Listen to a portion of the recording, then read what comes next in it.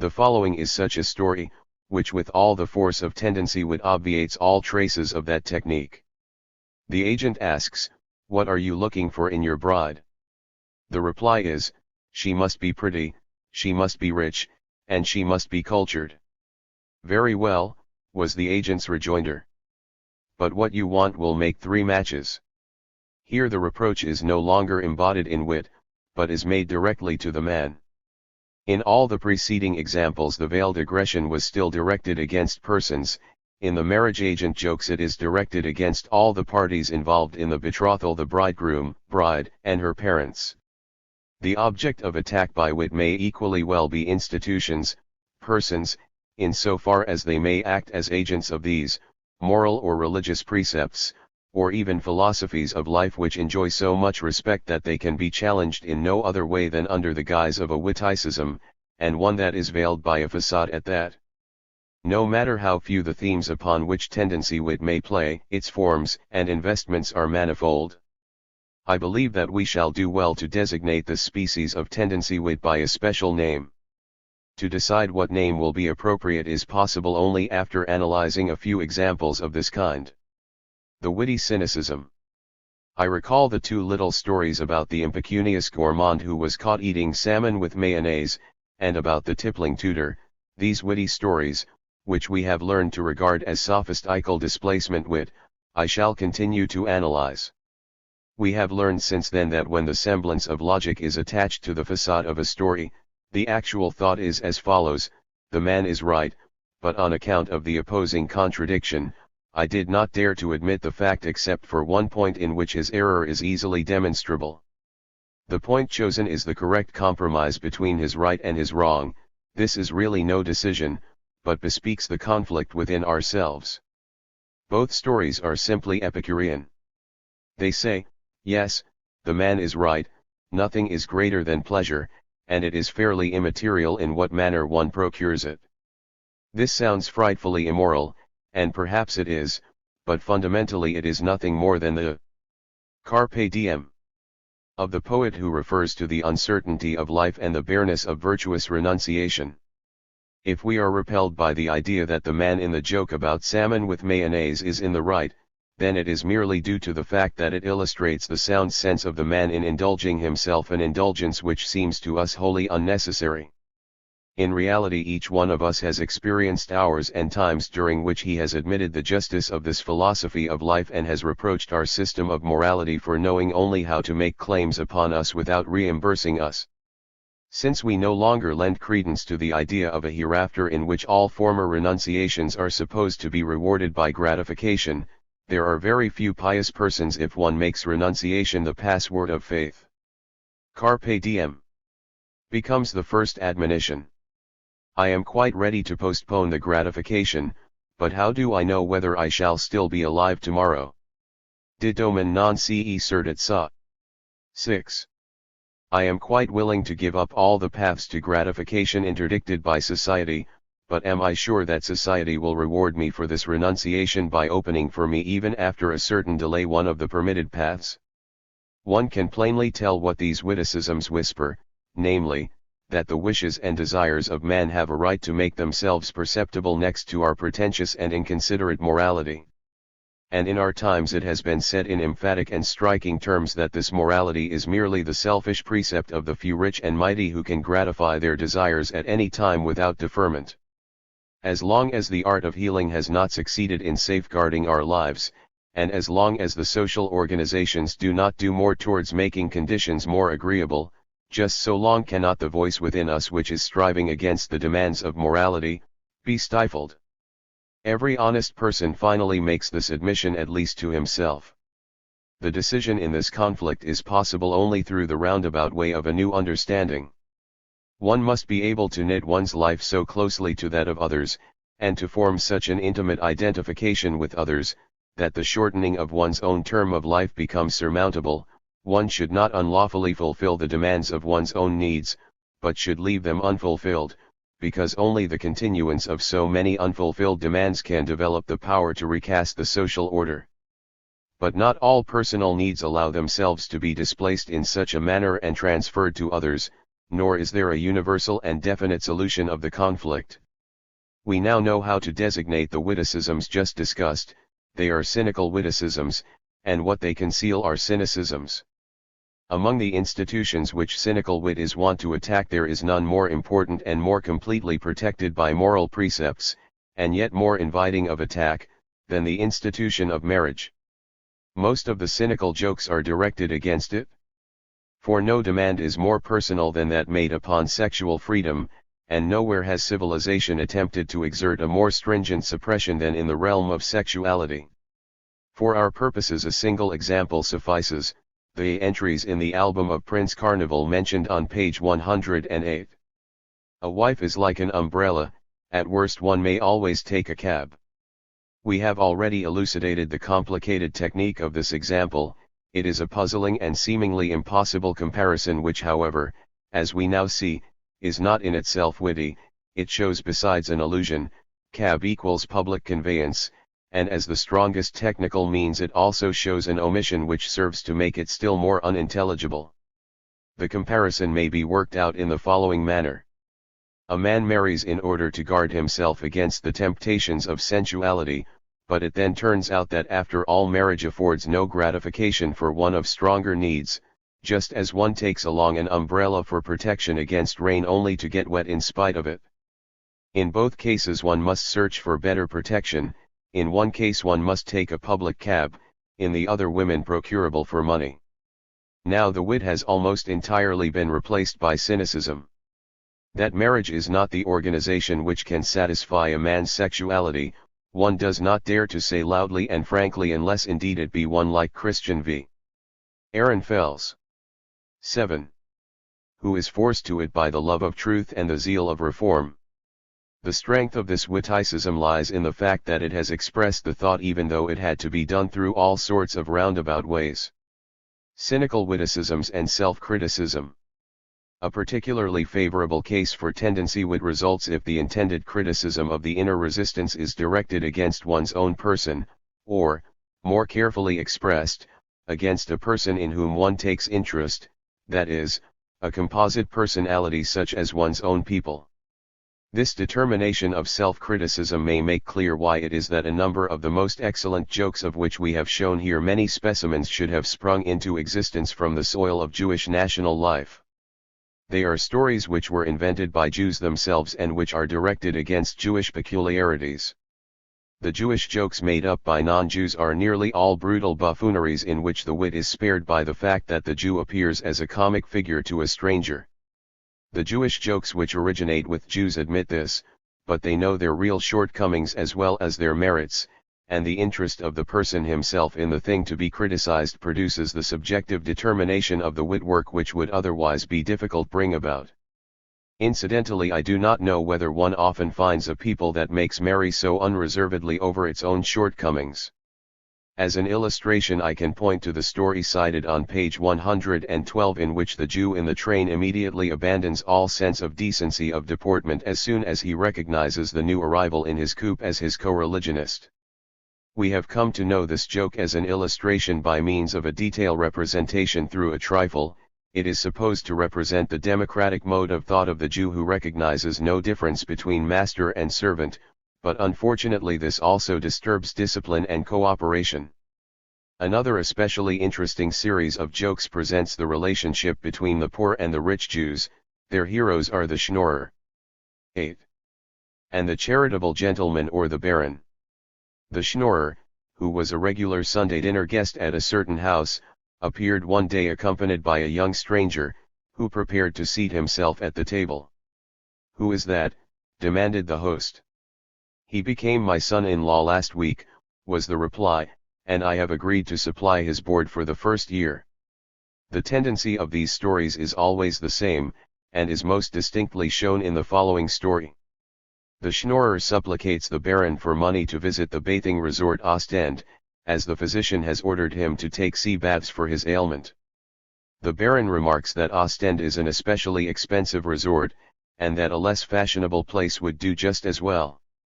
But the schnorrer rejects that proposition by saying, "Herr Baron, nothing is too expensive for my health." That is an excellent displacement witticism which we could have taken as a model of its kind.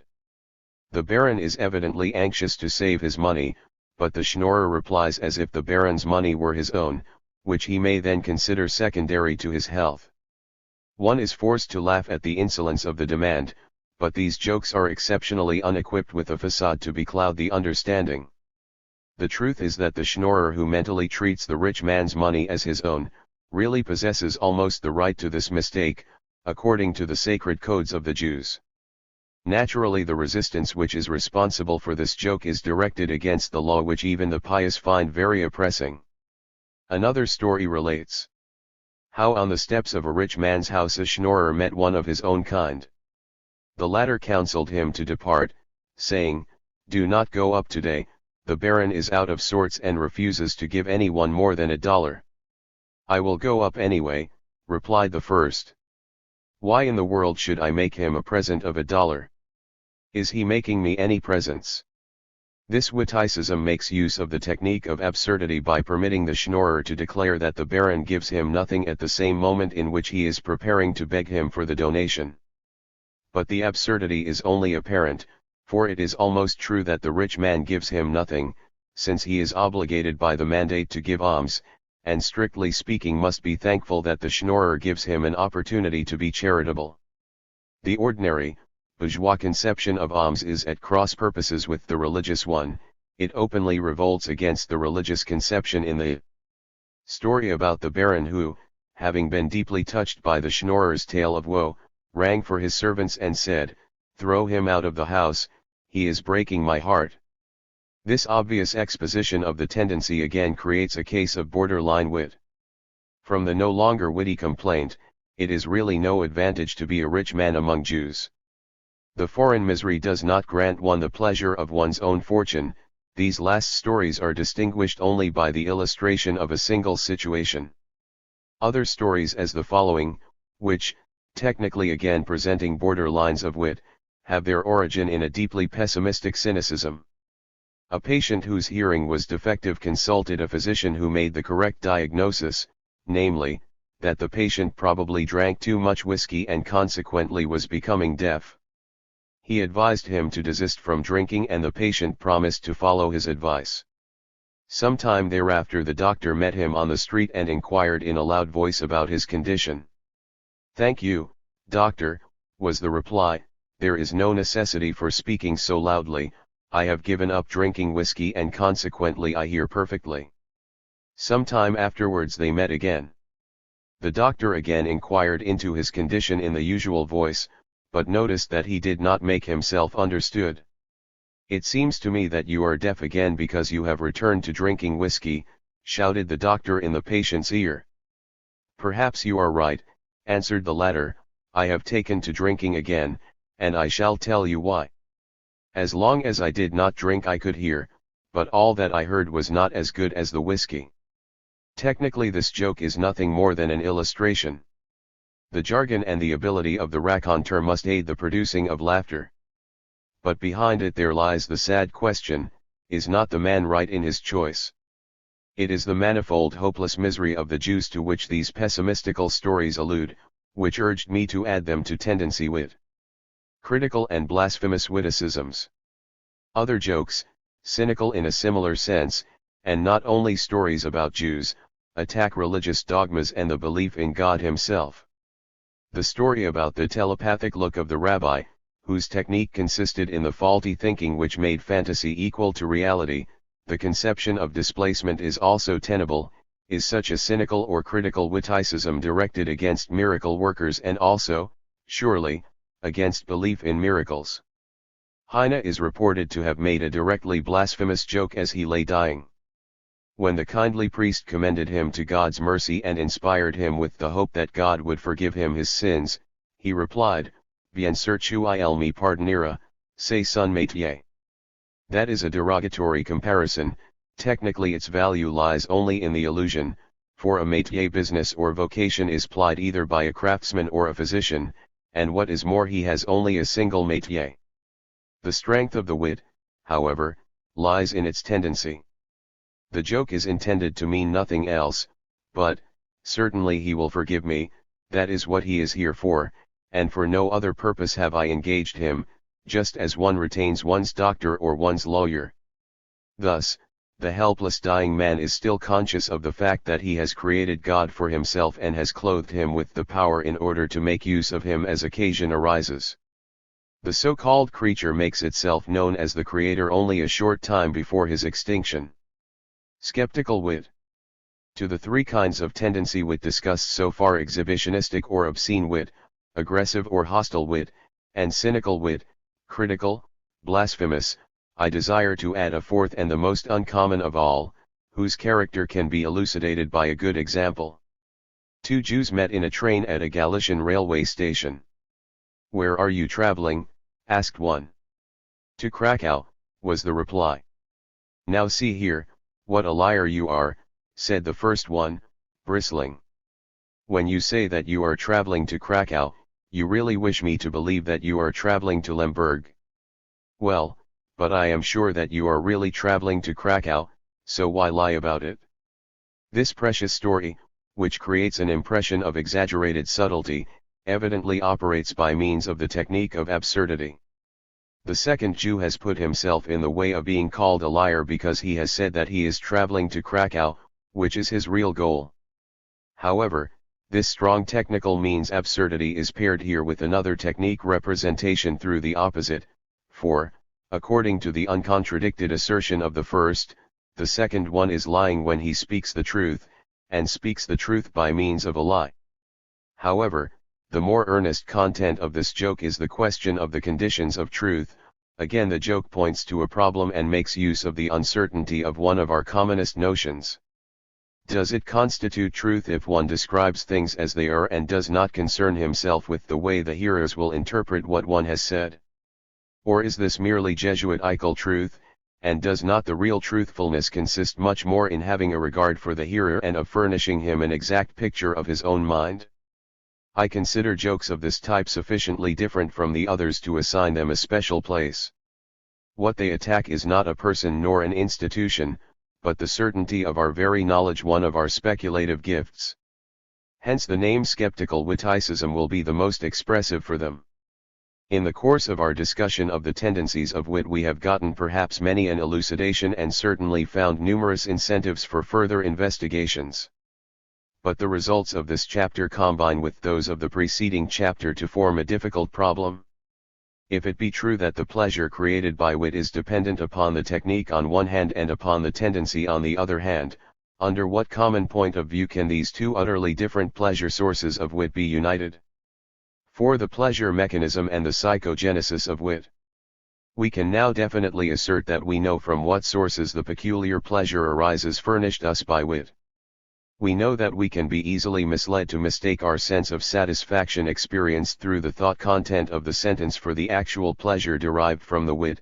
On the other hand, the latter itself has two intrinsic sources, namely, the wit technique and the wit tendency.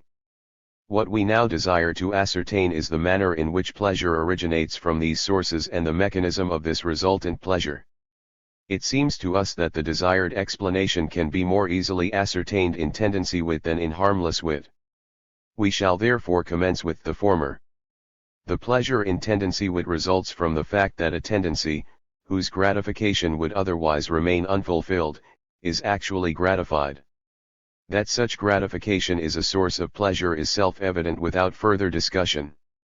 But the manner in which wit brings about gratification is connected with special conditions from which we may perhaps gain further information. Here two cases must be differentiated. The simpler case is the one in which the gratification of the tendency is opposed by an external hindrance which is eluded by the wit. This process we found, for example, in the reply which Serenissimius received to his query whether the mother of the stranger he addressed had ever sojourned in his home, and likewise in the question of the art critic who asked, "And where is the Saviour?"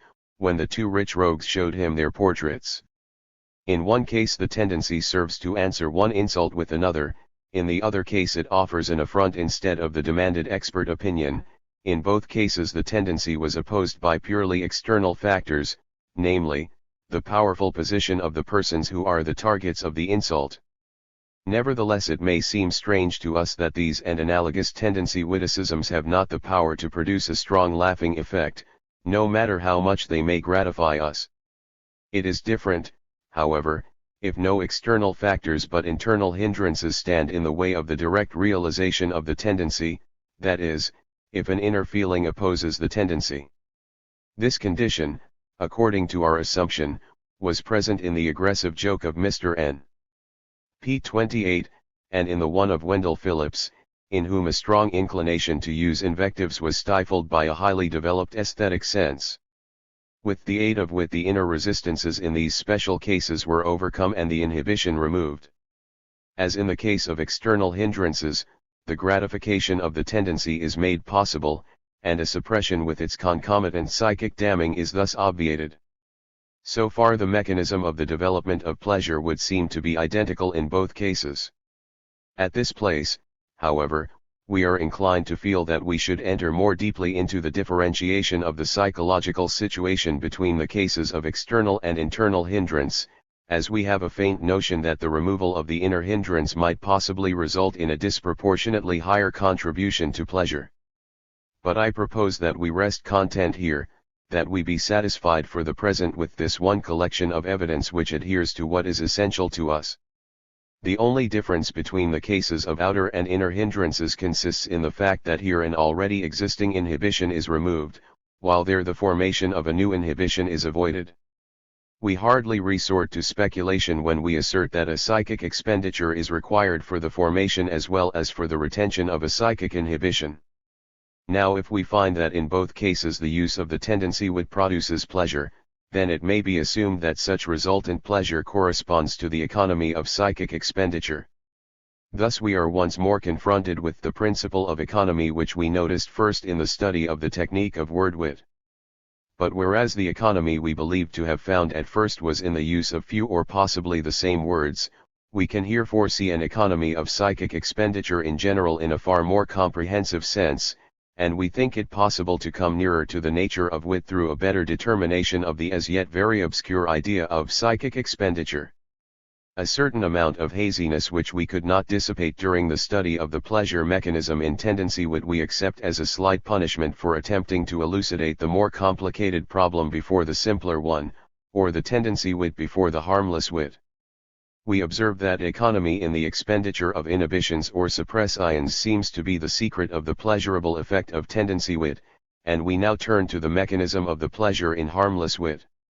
While examining appropriate examples of harmless witticisms, in which we had no fear of false judgment through content or tendency, we were forced to the conclusion that the techniques of wit themselves are pleasure sources. Now we wish to ascertain whether the pleasure may be traced to the economy in psychic expenditure.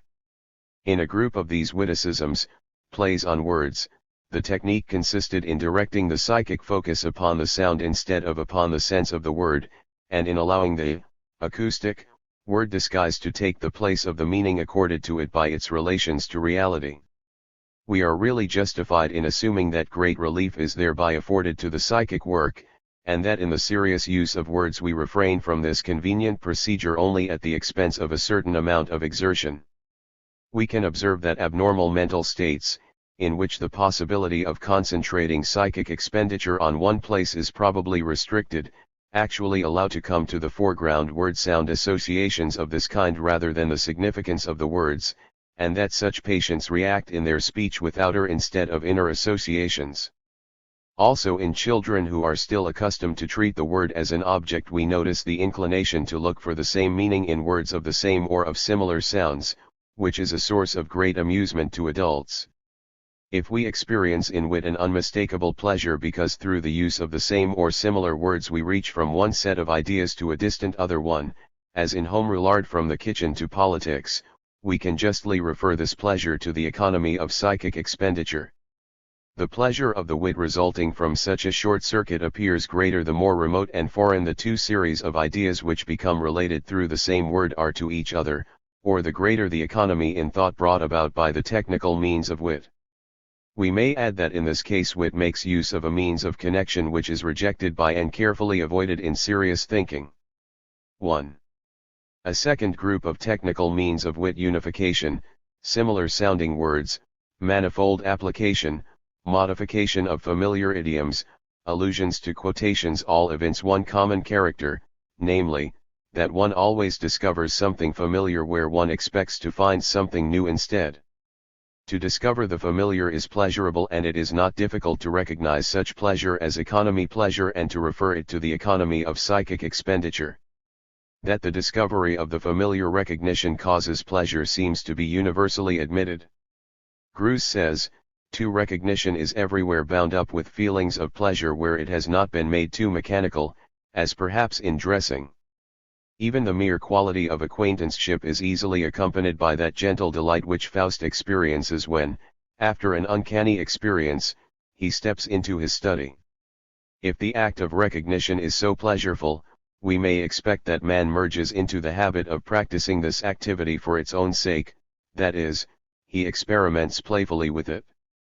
In fact, Aristotle recognized in the joy of rediscovery the basis of artistic pleasure, and it cannot be denied that this principle must not be overlooked even if it has not such a far-reaching significance as Aristotle assumes.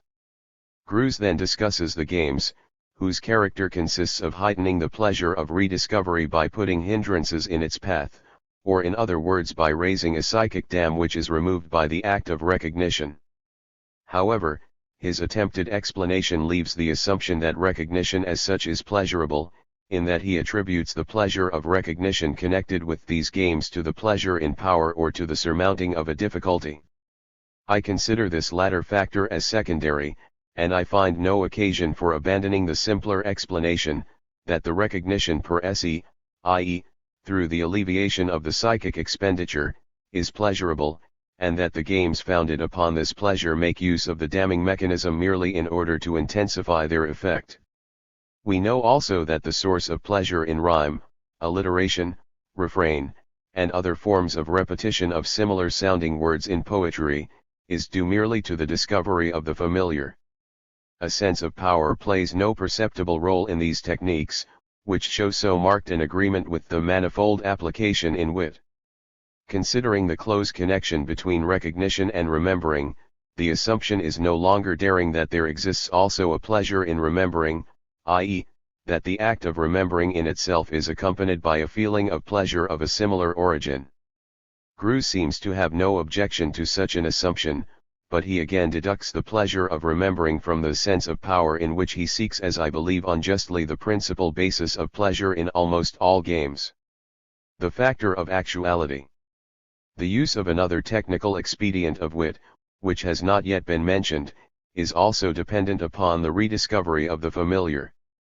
I refer to the factor of actuality, dealing with actual persons, things, or events, which in many witticisms provides a prolific source of pleasure and explains several peculiarities in the life history of wit. There are witticisms which are entirely free from this condition, and in a treatise on wit it is incumbent upon us to make use of such examples almost exclusively. But we must not forget that we laugh perhaps more heartily over such perennial witticisms than over others, witticisms whose application now would be difficult, because they would require long commentaries, and even with that aid the former effect could not be attained. These latter witticisms contained allusions to persons and occurrences which were actual at the time, which had stimulated general interest and were endowed with tension. After the cessation of this interest, after the settlement of these particular affairs, the witticisms lost a part of their pleasurable effect, and a very considerable. Thus, for example, the joke which my friendly host made when he called the dish that was being served a home roulade, seems to me by no means as good now as when the question of home rule was a continuous headline in the political columns of our newspaper. If I now attempt to express my appreciation of this joke by stating that this one word led us from the idea of the kitchen to the distant field of politics, and saved us a long mental detour, I should have been forced at that time to change this description as follows: that this word led us from the idea of the kitchen to the very distant field of politics, but that our lively interest was all the keener because this question was constantly absorbing us. The same thing is true of another joke: this girl reminds me of Dreyfus. The army does not believe in her innocence, which has become blurred in spite of the fact that its technical means has remained unchanged. The confusion arising from the comparison with, and the double meaning of the word innocence cannot do away with the fact that the illusion, which at that time touched upon a matter pregnant with excitement, now recalls an interest set at rest. The many irresistible jokes about the present war will sink in our estimation in a very short time. A great many witticisms in circulation reach a certain age, or rather go through a course composed of a flourishing season and a mature season, and then sink into complete oblivion. The need that people feel to draw pleasure from their mental processes continually creates new witticisms which are supported by current interests of the day. The vitality of actual witticisms is not their own, it is borrowed by way of allusion from those other interests, the expiration of which determines the fate of the witticism. The factor of actuality which may be added as a transitory pleasure source of wit, although it is productive in itself, cannot be simply put on the same basis as the rediscovery of the familiar. It is much more a question of a special qualification of the familiar which must be aided by the quality of freshness and recency, and which has not been affected by forgetfulness. In the formation of the dream one also finds that there is a special preference for what is recent, and one cannot refrain from inferring that the association with what is recent is rewarded or facilitated by a special pleasure premium. Unification, which is really nothing more than repetition in the sphere of mental association instead of in material, has been accorded an especial recognition as a pleasure source of wit by G.T.H. Fechner. 3. He says, in my opinion the principle of uniform connection of the manifold, plays the most important role in the field under discussion.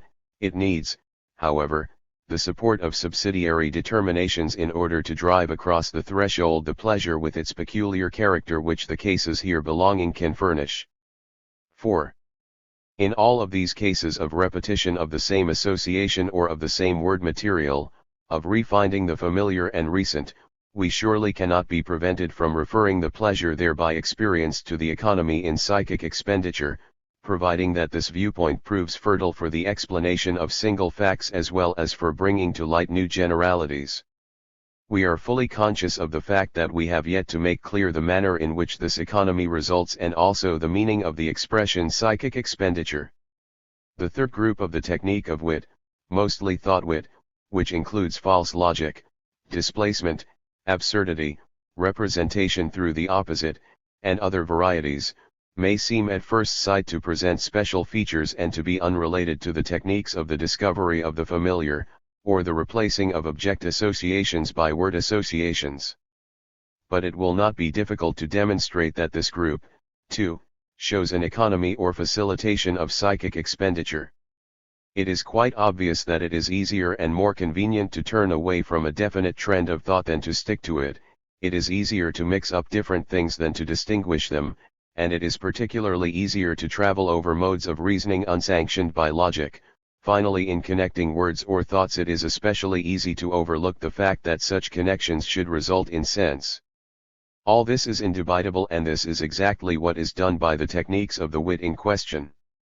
It will sound strange, however, to assert that such processes in the wit work may produce pleasure, since outside of wit we can experience only unpleasant feelings of defense against all these kinds of inferior achievement of our mental activity.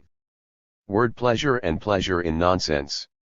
The pleasure in nonsense, as we may call it for short, is, in the seriousness of our life, crowded back almost to the vanishing point. To demonstrate it we must enter into the study of two cases, in one of which it is still visible and in the other becomes visible for the second time. I refer to the behavior of the learning child and to the behavior of the adult under unstable toxic influences. When the child learns to control the vocabulary of its mother tongue, it apparently takes great pleasure in experimenting playfully with that material, grooves.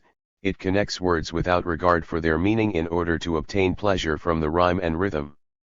Gradually the child is deprived of this pleasure until only the senseful connection of words is allowed him.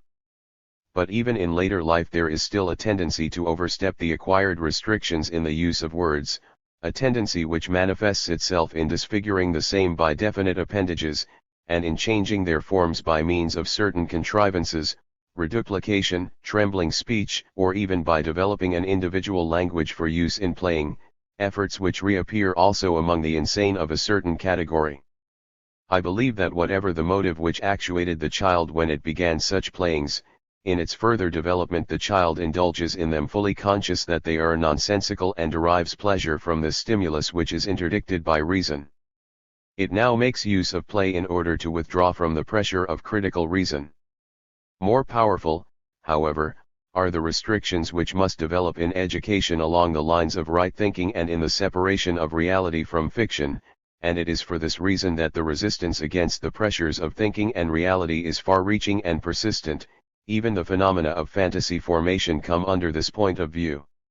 The power of reason usually grows so strong during the later part of childhood and during that period of education which extends over the age of puberty, that the pleasure in freed nonsense rarely dares manifest itself. One fears to utter nonsense, but it seems to me that the inclination characteristic of boys to act in a contradictory and inexpedient manner is a direct outcome of this pleasure in nonsense. In pathological cases one often sees this tendency so accentuated that it again controls the speeches and answers of the pupils. In the case of some college students who merged into neuroses, I could convince myself that the unconscious pleasure derived from the nonsense produced by them is just as much responsible for their mistakes as their actual ignorance. Reproduction of old liberties. The student does not give up his demonstrations against the pressures of thinking and reality whose domination becomes unceasingly intolerant and unrestricted. A good part of the tendency of students to skylarking is responsible for this reaction. Man is an untiring pleasure seeker. I can no longer recall which author coined this happy expression and finds it extremely difficult to renounce pleasure once experienced. With the hilarious nonsense of sprees, bierschafel, college cries, and songs, the student attempts to preserve that pleasure which results from freedom of thought, a freedom of which he is more and more deprived through scholastic discipline. Even much later, when as a mature man he meets with others at scientific congresses and class reunions and feels himself a student again, he must read at the end of the session the Nebenzeitung, or the comic college paper, which distorts the newly gained knowledge into the nonsensical and thus compensates him for the newly added mental inhibitions. The very terms bierschafel and Nebenzeitung are proof that the reason which has stifled the pleasure in nonsense has become so powerful that not even temporarily can it be abandoned without toxic agency. The change in the state of mind is the most valuable thing that alcohol offers man, and that is the reason why this poison is not equally indispensable for all people. The hilarious humor, whether due to endogenous origin or whether produced toxically, weakens the inhibiting forces among which is reason and thus again makes accessible pleasure sources which are burdened by suppression. It is very instructive to see how the demand made upon wit sinks with the rise in spirits. The latter actually replace wit, just as wit must make an effort to replace the mental state in which the otherwise inhibited pleasure possibilities, pleasure in nonsense among the rest, assert themselves. With little wit and much comfort. Under the influence of alcohol the adult again becomes a child who derives pleasure from the free disposal of his mental stream without being restricted by the pressure of logic. We hope we have shown that the technique of absurdity in wit corresponds to a source of pleasure. We need hardly repeat that this pleasure results from the economy of psychic expenditure or alleviation from the pressure of reason. On reviewing again the wit technique classified under three headings, we notice that the first and last of these groups, the replacement of object association by word association, and the use of absurdity as a restorer of old liberties and as a relief from the pressure of intellectual upbringing, can be taken collectively. Psychic relief may in a way be compared to economy, which constitutes the technique of the second group. Alleviation of the already existing psychic expenditure, and economy in the yet-to-be-offered psychic expenditure, are two principles from which all techniques of wit and with them all pleasure in these techniques can be deduced. The two forms of the technique and the resultant pleasures correspond more or less in general to the division of wit into word and thought witticisms. Play and jest. The preceding discussions have led us unexpectedly to an understanding of the history of the development of psychogenesis of wit, which we shall now examine still further. We have become acquainted with the successive steps in wit, the development of which up to tendency wit will undoubtedly reveal new relationships between the different characters of wit. Antedating wit there exists something which we may designate as play or jest. Play. We shall retain this name appears in children while they are learning how to use words and connect thoughts. This playing is probably the result of an impulse which urges the child to exercise its capacities, GRUs. During this process it experiences pleasurable effects which originate from the repetition of similarities, the rediscovery of the familiar, sound associations, etc., which may be explained as an unexpected economy of psychic expenditure. Therefore it surprises no one that these resulting pleasures urge the child to practice playing and impel it to continue without regard for the meaning of words or the connections between sentences. Playing with words and thoughts, motivated by certain pleasures in economy, would thus be the first step of wit. This playing is stopped by the growing strength of a factor which may well be called criticism or reason. The play is then rejected as senseless or as directly absurd, and by virtue of reason it becomes impossible. Only accidentally is it now possible to derive pleasure from those sources of rediscovery of the familiar, etc., which is explained by the fact that the maturing person has then merged into a playful mood which, as in the case of merriment in the child, removes inhibitions. In this way only is the old pleasure-giving playing made possible, but as men do not wish to wait for these propitious occasions and also hate to forego this pleasure, they seek means to make themselves independent of these pleasant states. The further development of wit is directed by these two impulses, the one striving to elude reason and the other to substitute for the adult and infantile state of mind. This gives rise to the second stage of wit, the jest, scherz. The object of the jest is to bring about the resultant pleasure of playing and at the same time appease the protesting reason which strives to suppress the pleasant feeling. There is but one way to accomplish this. The senseless combination of words or the absurd linking of thoughts must make sense after all. The whole process of wit production is therefore directed towards the discovery of words and thought constellations which fulfill these conditions. The jest makes use of almost all the technical means of wit, and usage of language makes no consequential distinction between jest, scherz, and wit, wits.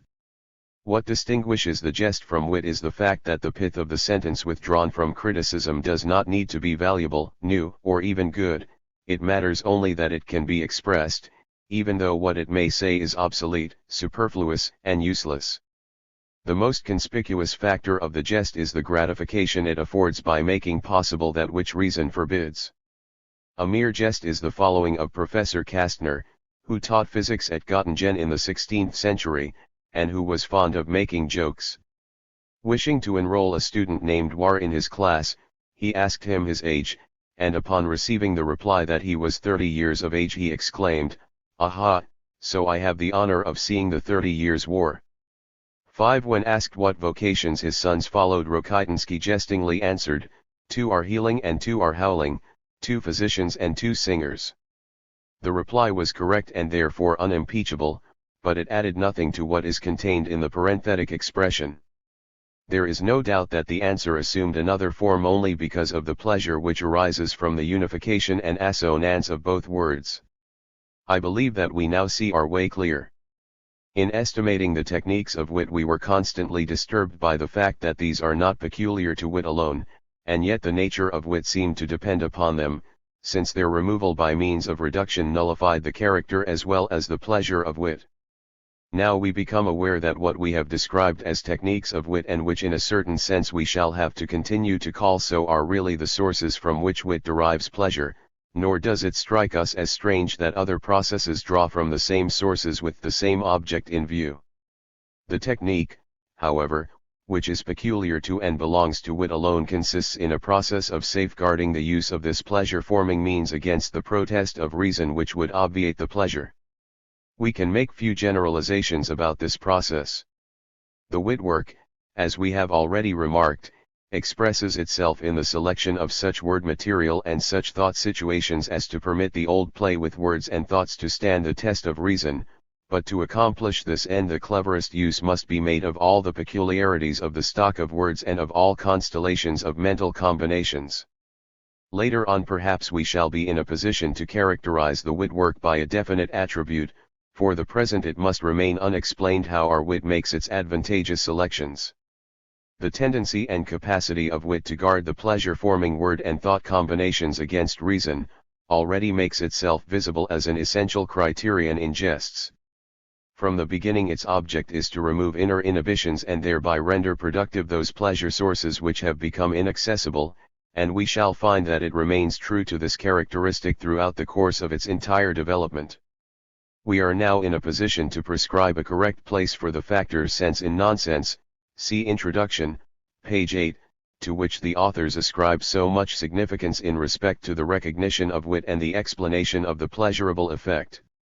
The two firmly established points in the determination of wit, its tendency to carry through the pleasureful play, and its effort to guard it against the criticism of reason, make it perfectly clear why the individual witticism, even though it appear nonsensical from one point of view, must appear full of meaning or at least acceptable from another. How it accomplishes this is the business of the wit work. If it is not successful, it is relegated to the category of nonsense. Nor do we find it necessary to deduce the resultant pleasure of wit from the conflict of feelings which emerge either directly or by way of confusion and clearness, from the simultaneous sense and nonsense of the wit. There is just as little necessity for our delving deeper into the question how pleasure can come from the succession of that part of the wit considered senseless and from that part recognized as senseful. The psychogenesis of wit has taught us that the pleasure of wit arises from wordplay or from the liberation of nonsense, and that the sense of wit is meant only to guard this pleasure against suppression through reason. Jest and wit. Thus the problem of the essential character of wit could almost be explained by means of the jest. We may follow the development of the jest until it reaches its height in the tendency wit. The jest gives tendency a prior position when it is a question of supplying us with pleasure, and it is content when its utterance does not appear utterly senseless or insipid. But if this utterance is substantial and valuable, the jest changes into wit. A thought, which would have been worthy of our interest even when expressed in the most unpretentious form, is now invested in a form which must in itself excite our sense of satisfaction. Such an association, we cannot help thinking, certainly has not come into existence unintentionally. We must make effort to divine the intention at the bottom of the formation of wit. An incidental observation, made once before, will put us on the right track.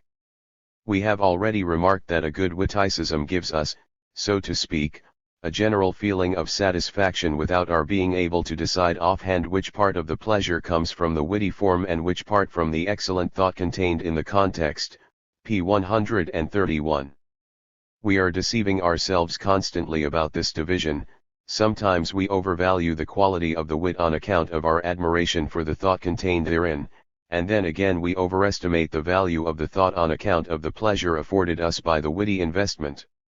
We know not what gives us pleasure nor at what we are laughing. This uncertainty of our judgment, assuming it to be a fact, may have given the motive for the formation of wit in the literal sense. The thought seeks the witty disguise because it thereby recommends itself to our attention and can thus appear to us more important and valuable than it really is, but above all because this disguise fascinates and confuses our reason. We are apt to attribute to the thought the pleasure derived from the witty form, and we are not inclined to consider improper what has given us pleasure, and in this way deprive ourselves of a source of pleasure. For if wit made us laugh, it was because it established in us a mood most unfavorable to reason, which in turn has forced upon us that state of mind which was once contented with mere playing and which wit has attempted to replace with all the means at its command. Although we have already established the fact that such wit is harmless and does not yet show a tendency, we may not deny that, strictly speaking, it is the jest alone which shows no tendency, that is, it serves to produce pleasure only. For wit is really never purposeless even if the thought contained therein shows no tendency and merely serves a theoretical, intellectual interest. Wit carries out its purpose in advancing the thought by magnifying it and by guarding it against reason.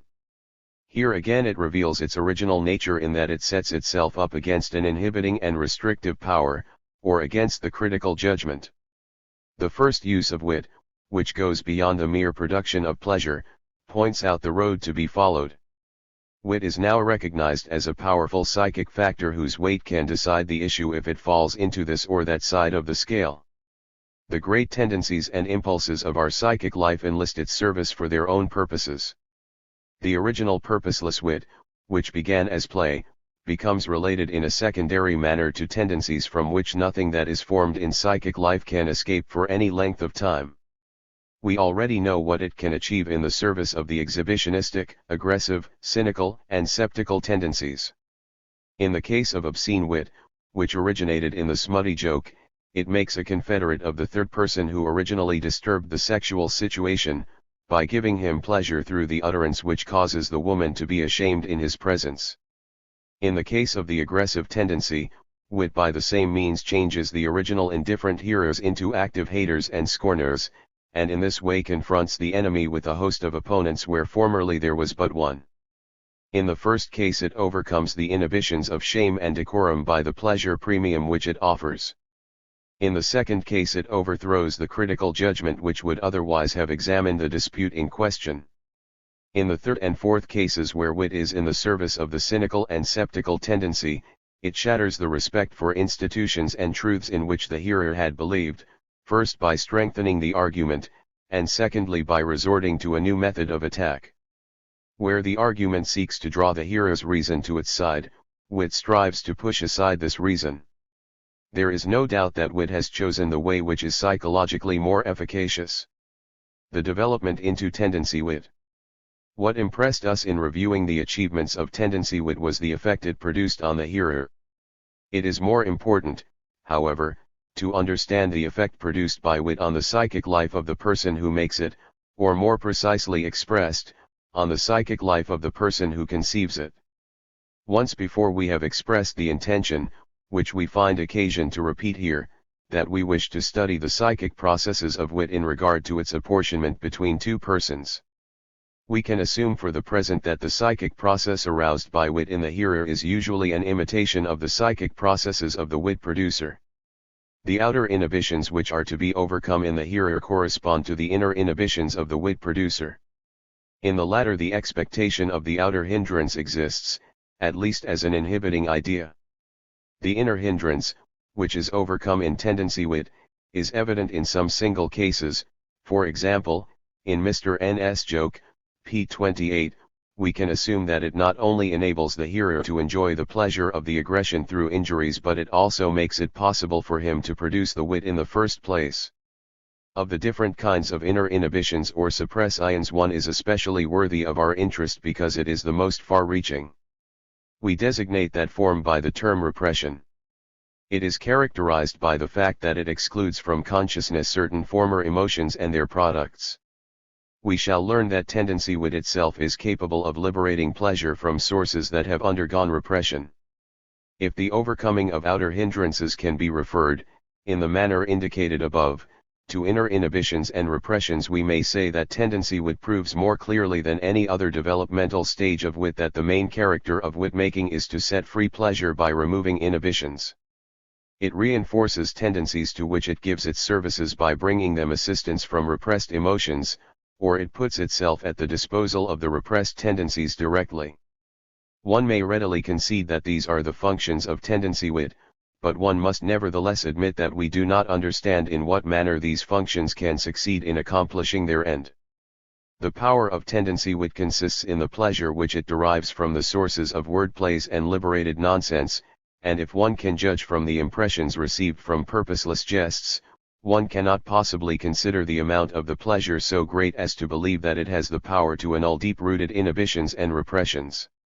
As a matter of fact, we do not deal here with a simple propelling power but rather with a more complicated mechanism. Instead of covering the long circuitous route through which I arrived at an understanding of this relationship, I shall endeavor to demonstrate it by a short synthetic route. G. Th. Fechner has established the principle of aesthetic assistance or enhancement, which he explains in the following words: from the unopposed meeting of pleasurable states, Bedingungen, which individually accomplish little, there results a greater, often much greater resultant pleasure than is warranted by the sum of the pleasure values of the separate states, or a greater result than could be accounted for as the sum of the individual effects. In fact, the mere meeting of this kind can result in a Positive pleasure product which overflows the threshold of pleasure when the factors taken separately are too weak to accomplish this.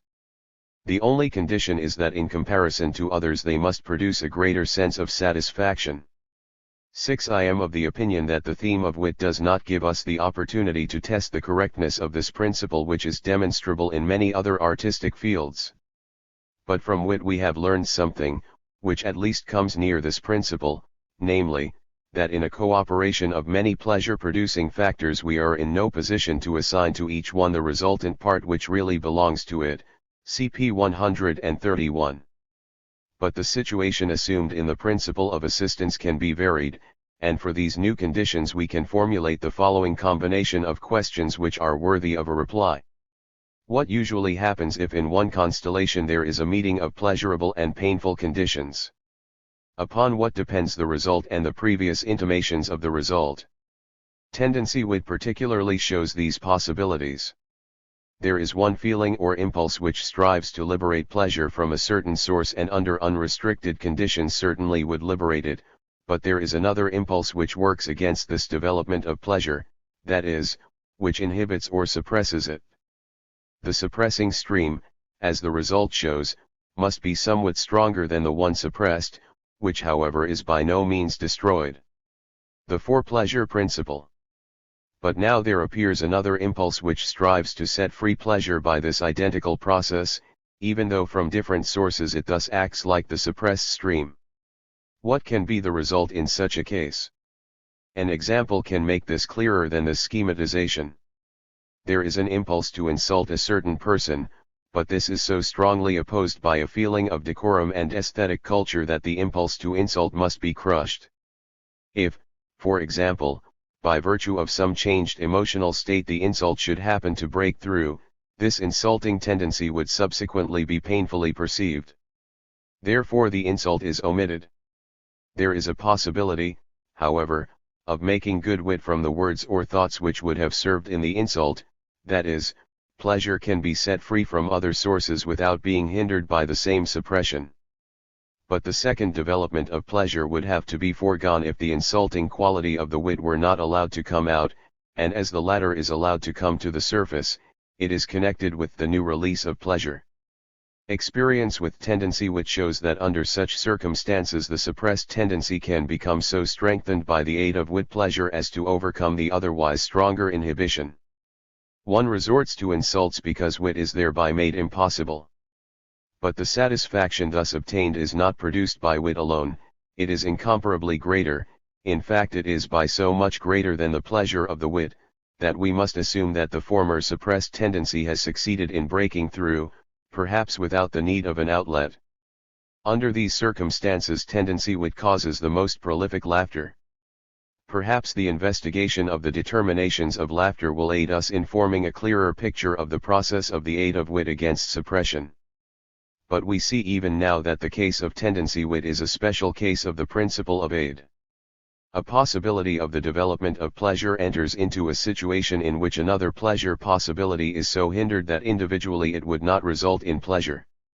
The result is a development of pleasure which is greater by far than the added possibility. The latter acted, as it were, as an alluring premium, with the aid of a small sum of pleasure a very large and almost inaccessible amount is obtained. I have good grounds for thinking that this principle corresponds to an arrangement which holds true in many widely separated spheres of the psychic life, and I consider it appropriate to designate the pleasure serving to liberate the large sum of pleasure as for-pleasure and the principle as the principle of for-pleasure. Play pleasure and removal pleasure. The effect of tendency wit may now be formulated as follows: it enters the service of tendencies in order to produce new pleasure by removing suppressions and repressions. This it does, using wit pleasure as for-pleasure.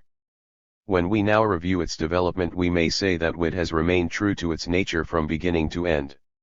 It begins as play in order to obtain pleasure from the free use of words and thoughts. As soon as the growing reason forbids this senseless play with words and thoughts, it turns to the jest or joke in order to hold to these sources of pleasure and in order to be able to gain new pleasure from the liberation of the absurd. In the role of harmless wit it assists the thoughts and fortifies them against the impugnment of the critical judgment, whereby it makes use of the principle of intermingling the pleasure sources. Finally, it enters into the great struggling suppressed tendencies in order to remove inner inhibitions in accordance with the principle of for-pleasure. Reason, critical judgment, and suppression, these are the forces which it combats in turn. It firmly holds on to the original word pleasure sources, and beginning with the stage of the jest opens for itself new pleasure sources by removing inhibition.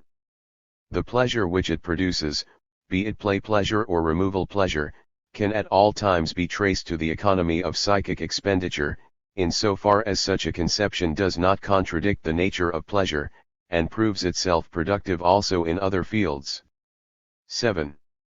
Endnotes. 1. If I may be permitted to anticipate what later is discussed in the text, I can here throw some light upon the condition which seems to be authoritative in the usage of language when it is a question of calling a joke good or poor. If by means of a double meaning or slightly modified word I have gotten from one idea to another by a short route, and if this does not also simultaneously result in senseful association between the two ideas, then I have made a poor joke. In this poor joke one word or the point forms the only existing association between the two widely separated ideas. The joke Homerulard used above is such an example. But a good joke results if the infantile expectation is right in the end, and if with the similarity of the word another essential similarity in meaning is really simultaneously produced, as in the examples traduttore traditor, translator traitor, and amantes amants, lovers lunatics. The two disparate ideas which are here linked by an outer association are held together besides by a senseful connection which expresses an important relationship between them. The outer association only replaces the inner connection, it serves to indicate the latter or to clarify it. Not only does translator sound somewhat similar to traitor, but he is a sort of a traitor whose claims to that name are good. The same may be said of amantes amants. Not only do the words bear a resemblance, but the similarity between love and lunacy has been noted from time immemorial. The distinction made here agrees with the differentiation, to be made later, between a witticism and a jest. However, it would not be correct to exclude examples like Homerulard from the discussion of the nature of wit. As soon as we take into consideration the peculiar pleasure of wit, we discover that the poor witticisms are by no means poor as witticisms, i.e., they are by no means unsuited for the production of pleasure. 2. Die Spiellieder Menschen, 1899, p. 153. 3. Vorschullieder Ästhetik, 1, 17. 4. Chapter 17. 5. Klein Paul, Die Ratzelder Sprach, 1890. 6. Vorschullieder Ästhetik, Volume 1, v. p. 51, 2nd ed., Leipzig, 1897. 7. The nonsense witticisms, which have been somewhat slighted in this treatise, deserve a short supplementary comment. In view of the significance attributed by our conception to the factor sense in nonsense, one might be tempted to demand that every witticism should be a nonsense joke. But this is not necessary, because only the play with thoughts inevitably leads to nonsense, whereas the other source of wit pleasure, the play with words, makes this impression incidental and does not regularly invoke the criticism connected with it. The double root of wit pleasure from the play with words and thoughts, which corresponds to the most important division into word and thought witticism, sets its face against a short formulation of general principles about wit as a tangible aggravation of difficulties. The play with words produces laughter, as is well known, in consequence of the factor of recognition described above, and therefore suffers suppression only in a small degree. The play with thoughts cannot be motivated through such pleasure, it has suffered a very energetic suppression, and the pleasure which it can give is only the pleasure of released inhibitions. Accordingly, one may say that wit pleasure shows a kernel of the original play pleasure and a shell of removal pleasure. Naturally, we do not grant that the pleasure in nonsense wit is due to the fact that we have succeeded in making nonsense despite the suppression, while we do notice that the play with words gives us pleasure. Nonsense, which has remained fixed in thought wit, acquires secondarily the function of stimulating our attention through confusion. It serves as a reinforcement of the effect of wit, but only when it is insistent, so that the confusion can anticipate the intellect by a definite fraction of time. That nonsense in wit may also be employed to represent a judgment contained within the thought has been demonstrated by the example on p. 73. But even this is not the primal signification of nonsense in wit. A series of wit-like productions for which we have no appropriate name, but which may lay claim to the designation of witty nonsense, may be added to the nonsense jokes. They are very numerous, but I shall cite only 2 examples. As the fish was served to a guest at the table, he put both hands twice into the mayonnaise and then ran them through his hair. Being looked at by his neighbor with astonishment, he seemed to have noticed his mistake and excused himself, saying, "Pardon me, I thought it was spinach." Or, "Life is like a suspension bridge," said the one. "How is that?" asked the other. "How should I know?" was the answer. These extreme examples produce an effect through the fact that they give rise to the expectation of wit, so that one makes the effort to find the hidden sense behind the nonsense. But none is found, they are really nonsense. Under that deception it was possible for one moment to liberate the pleasure in nonsense. These witticisms are not altogether without tendencies, they furnish the narrator a certain pleasure in that they deceive and annoy the hearer. The latter then calms his anger by resolving that he himself should take the place of the narrator. V. The motives of wit and wit as a social process. It seems superfluous to speak of the motives of wit, since the purpose of obtaining pleasure must be recognized as a sufficient motive of the wit work. But on the one hand it is not impossible that still other motives participate in the production of wit, and on the other hand, in view of certain well-known experiences, the theme of the subjective determination of wit must be discussed. 2 things above all urge us to it. Though wit-making is an excellent means of obtaining pleasure from the psychic processes, we know that not all persons are equally able to make use of it. Wit-making is not at the disposal of all. In general there are but a few persons to whom one can point and say that they are witty. Here wit seems to be a special ability somewhere within the region of the old psychic faculties, and this shows itself in its appearance as fairly independent of the other faculties such as intelligence, fantasy, memory, etc. A special talent or psychic determination permitting or favoring wit-making must be presupposed in all wit-makers. I am afraid that we shall not get very far in the exploration of this theme. Only now and then do we succeed in proceeding from the understanding of a single witticism to the knowledge of the subjective determinations in the mind of the wit-maker. It is quite accidental that the example of wit with which we began our investigation of the wit technique permits us also to gain some insight into the subjective determination of the witticism. I am referring to Heine's witticism, to which also Hymans and Lips have paid attention. I was sitting next to Solomon Rothschild and he treated me just as an equal, quite familiar, Bader von Leucott. Subjective determination of the familiar witticism. Heine put this word in the mouth of a comical person, Hirsch Hyacinth, collector, operator and tax appraiser from Hamburg, and valet of the aristocratic baron, Cristoforo Gumpolino, formerly Gumpel. Evidently the poet has experienced great pleasure in these productions, for he allows Hirsch Hyacinth to talk big and puts in his mouth the most amusing and most candid utterances. He positively endows him with the practical wisdom of a Sancho Panza. It is a pity that Heine, as it seems, had no liking for this dramatic figure and that he drops the delightful character so soon. From many passages it would seem that the poet himself is speaking behind the transparent mask of Hirsch Hyacinth, and we are quite convinced that this person is nothing but a parody of the poet himself. Hirsch tells of reasons why he has discarded his former name and now calls himself Hyacinth.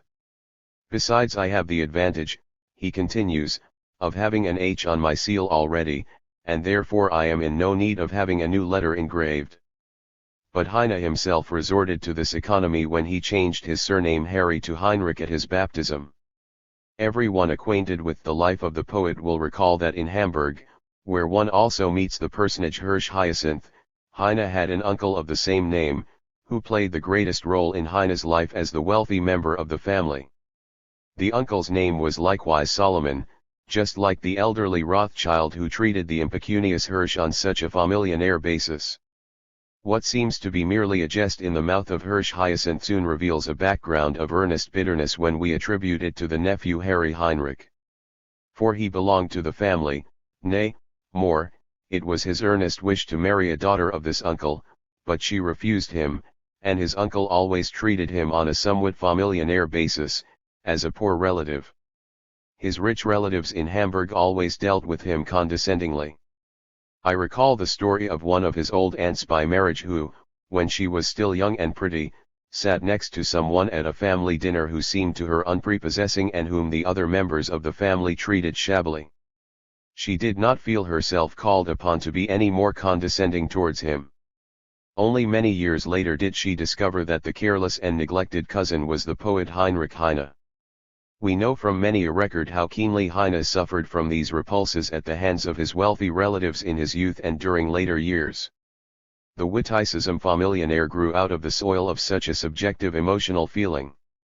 One may suspect similar subjective determinations in many other witticisms of the great scoffers, but I know of no other example by which one can show this in such a convincing way.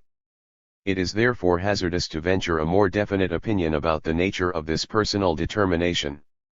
Furthermore, one is not inclined in the first place to claim similar complicated conditions for the origin of each and every witticism. Neither are the witty productions of other celebrated men better suited to give us the desired insight into the subjective determination of wit.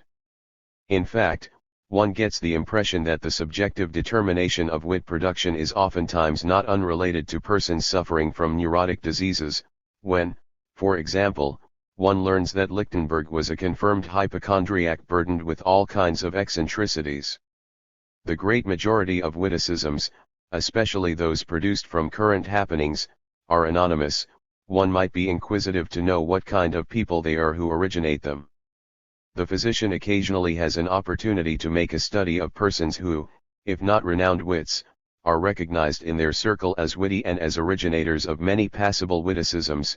He is often surprised to find such persons showing dissociated personalities and a predisposition to nervous affections. However, owing to insufficient data, we certainly cannot maintain that such a psychoneurotic constitution is a regular or necessary subjective condition for wit-making. A clearer case is afforded by Jewish witticisms which, as before mentioned, are made exclusively by Jews themselves, whereas Jewish stories of different origin rarely rise above the level of the comical strain or of brutal mockery, p. 166. The determination for the self-participation here, as in Heine's joke familiar, seems to be due to the fact that the person finds it difficult to express directly his criticism or aggression and is thus compelled to resort to byways. Other subjective determinations or favorable conditions for wit-making are less shrouded in darkness. The motive for the production of harmless wit is usually the ambitious impulse to display one's spirit or to show off. It is an impulse comparable to the impulse toward sexual exhibition. The existence of numerous inhibited impulses whose suppression retains some weakness produces a state favorable for the production of tendency wit. Thus certain single components of the sexual constitution may appear as motives for wit formation.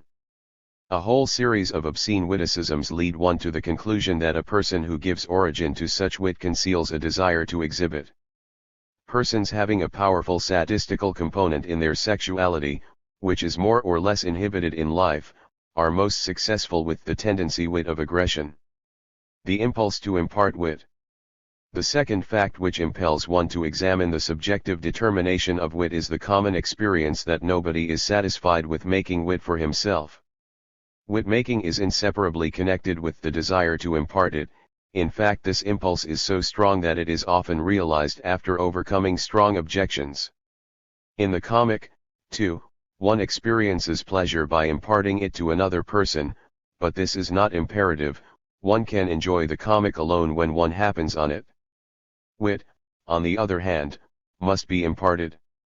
Apparently the process of wit formation does not end with the conception of wit.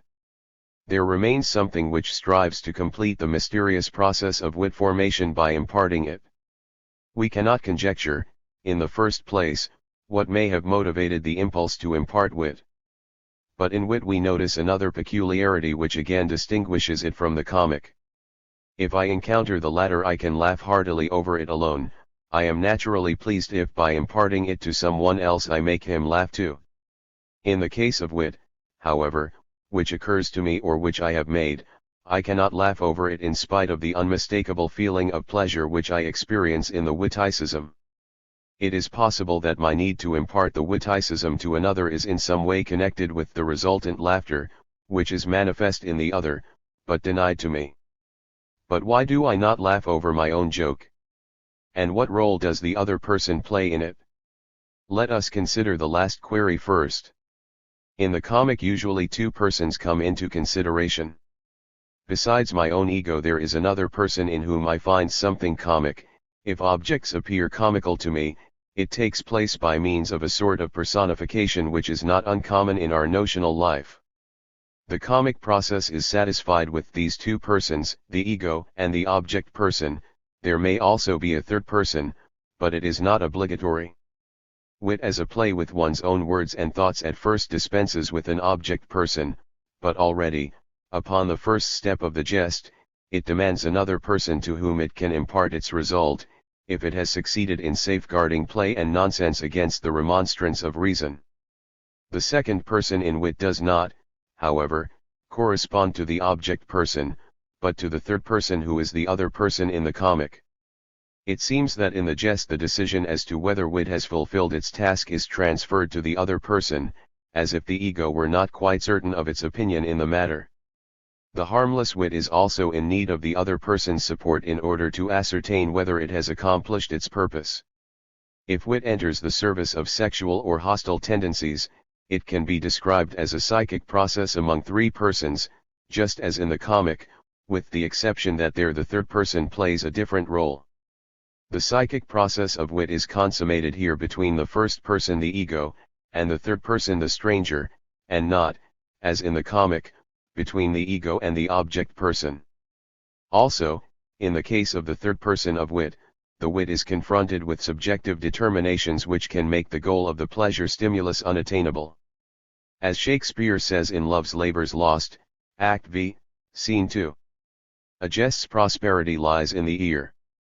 Of him that hears it, never in the tongue. Of him that makes it.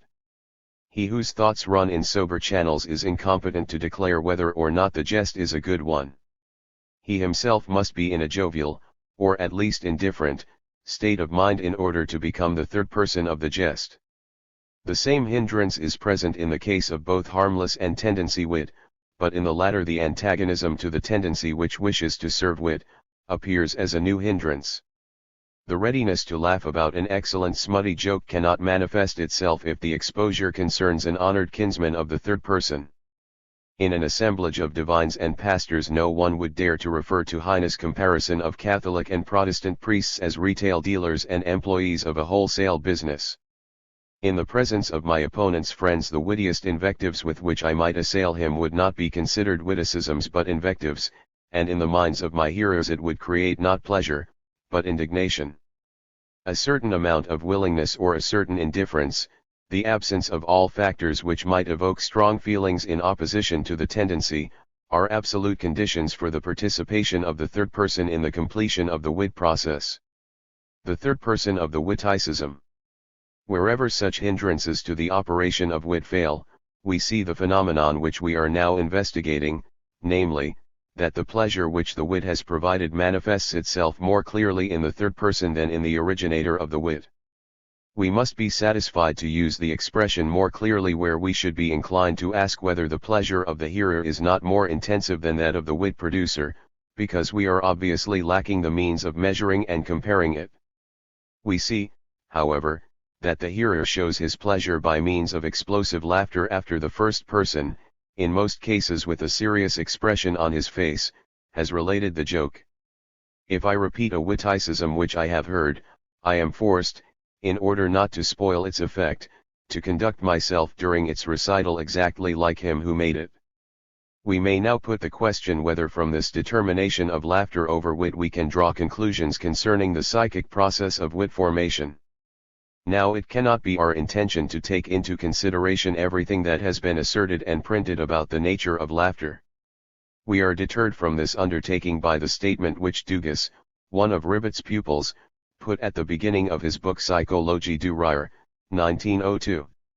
ILN est pas de fait plus banal et plus étude que le rire, ILNN est pas qui est eule don d'exciter davantage la curiosité du vulgaire et celle de philosophes, ILNN est pas sur l'équal en être recueilli plus d'observations et bâti plus de théories, et avec cela ILNN est pas qui demeure plus inexplique, on serait tent de dire avec les sceptiques tu il faut être content de rire et de ne pas chercher à savoir pourquoi on rit, d'autant que peut être les réflexions Tuesday les rire, et tu il. Serait alors contradictoire tu en découvrir les causes, page 1. On the other hand, we must make sure to utilize for our purposes a view of the mechanism of laughter which fits our own realm of thought excellently. I refer to the attempted explanation of H. Spencer in his essay entitled Physiology of Laughter. 1.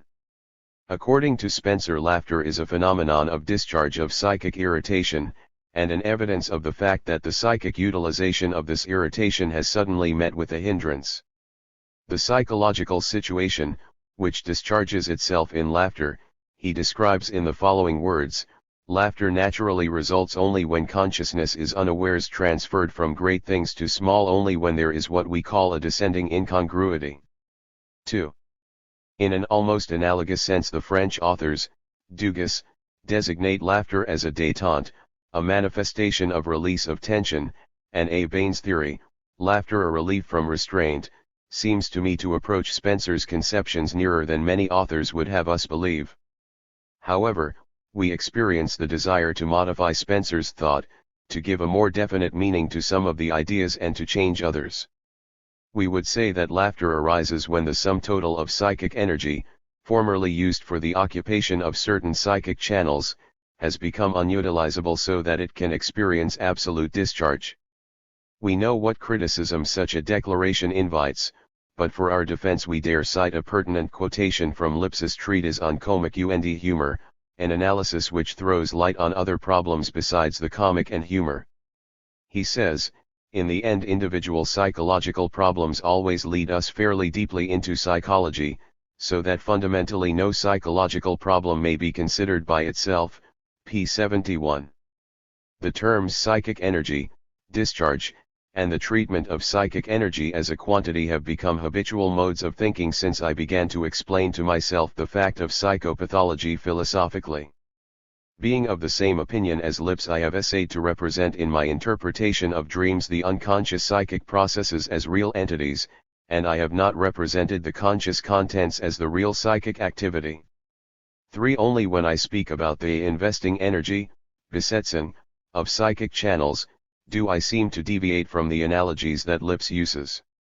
The knowledge that I have gained about the fact that psychic energy can be displaced from one idea to another along certain association channels, and about the almost indestructible conservation of the traces of psychic processes, have actually made it possible for me to attempt such a representation of the unknown. In order to obviate the possibility of a misunderstanding, I must add that I am making no attempt to proclaim that cells and fibers, or the neuron system in vogue nowadays, represent these psychic paths, even if such paths would have to be represented by the organic elements of the nervous system in a manner which cannot yet be indicated. Laughter as a discharge. Thus, according to our assumption, the conditions for laughter are such that a sum of psychic energy hitherto employed in the occupation of some paths may experience free discharge. And since not all laughter, but surely the laughter of wit, is a sign of pleasure, we shall be inclined to refer this pleasure to the release of previously existing static energy, Besetzungsenergie. When we see that the hearer of the witticism laughs, while the creator of the same cannot, then that must indicate that in the hearer a sum of damning energy has been released and discharged, whereas during the wit formation, either in the release or in the discharge, inhibitions resulted. One can characterize the psychic process in the hearer, in the third person of the witticism, hardly more pointedly than by asserting that he has bought the pleasure of the witticism with very little expenditure on his part. One might say that it is presented to him. The words of the witticism which he hears necessarily produce in him that idea or thought connection whose formation in him was also resisted by great inner hindrances. He would have had to make an effort of his own in order to bring it about spontaneously like the first person, or he would have had to put forth at least as much psychic expenditure as to equalize the force of the suppression or repression of the inhibition. This psychic expenditure he has saved himself. According to our former discussion, p. 80, we should say that his pleasure corresponds to this economy. Following our understanding of the mechanism of laughter, we should be more likely to say that the static energy utilized in the inhibition has now suddenly become superfluous and neutralized because a forbidden idea came into existence on the way to auditory perception and is therefore ready to be discharged through laughter. Essentially both statements amount to the same thing, for the economized expenditure corresponds exactly to the now superfluous inhibition. The latter statement is more obvious, for it permits us to say that the hearer of the witticism laughs with the amount of psychic energy which was liberated by the suspension of inhibition energy, that is, he laughs away, as it were, this amount of psychic energy. Why the first person does not laugh? If the person in whom the witticism is formed cannot laugh, then it indicates, as we have just remarked, that there is a deviation from the process in the case of the third person which concerns either the suspension of the inhibition energy or the discharge possibility of the same. But the first of the two cases is inconclusive, as we must presently see. The inhibition energy of the first person must have been dissipated, for otherwise there would have been no witticism, the formation of which had to overcome just such a resistance. Otherwise, too, it would have been impossible for the first person to experience the wit pleasure which the removal of the inhibition forced us to deduce. But there remains a second possibility, namely, that even though he experienced pleasure the first person cannot laugh, because the possibility of discharge has been disturbed. In the production of laughter such discharge is essential. An interruption in the possibility of discharge might result from the attachment of the freed occupation energy to some immediate endopsychic possibility. It is well that we have become cognizant of this possibility, we shall soon pay more attention to it. But with the wit maker still another condition leading to the same result is possible. Perhaps, after all, no appreciable amount of energy has been liberated, in spite of the successful release of occupation energy. In the first person of the witticism wit work actually takes place which must correspond to a certain amount of fresh psychic expenditure. Thus the first person contributes the power which removes the inhibitions and which surely results in a gain of pleasure for himself. In the case of tendency wit it is indeed a very big gain, since the pleasure gained from the wit work takes upon itself the further removal of inhibitions. But the expenditure of the wit work is, in every case, derived from the gain which is the result of the removal of inhibitions. It is the same expenditure which escapes from the hearer of the witticism. To confirm what was said above, it may be added that the witticism loses its laughter effect in the third person as soon as an expenditure of mental work is exacted of him. The illusions of the witticism must be striking, and the omissions easily supplemented. With the awakening of conscious interest in thinking, the effect of the witticism is regularly made impossible. Here lies the real distinction between the witticism and the riddle. It may be that the psychic constellations during wit work are not at all favorable to the free discharge of the energy gained. We are not here in a position to gain a deeper understanding. Our inquiry as to why the third person laughs we have been able to clear up better than the question why the first person does not laugh. At any rate, if we have well in mind these views about the conditions of laughter and about the psychic process in the third person, we have arrived at a place where we can satisfactorily elucidate an entire series of peculiarities which are familiar in wit, but which have not been understood. Before an amount of interlocked energy, capable of discharge, is to be liberated in the third person, there are several conditions which must be fulfilled or which at least are desirable. 1. It must be definitely established that the third person really produces this expenditure of energy. 2. Care must be taken that when the latter becomes freed that it should find another psychic use instead of offering itself to the motor discharge. 3. It can be of advantage only if the energy to be liberated in the third person is first strengthened and heightened. Certain processes of wit work which we can gather together under the caption of secondary or auxiliary techniques serve all these purposes. The first of these conditions determines one of the qualifications of the third person as hearer of the witticism. He must throughout be so completely in psychic harmony with the first person that he makes use of the same inner inhibitions which the wit work has overcome in the first person.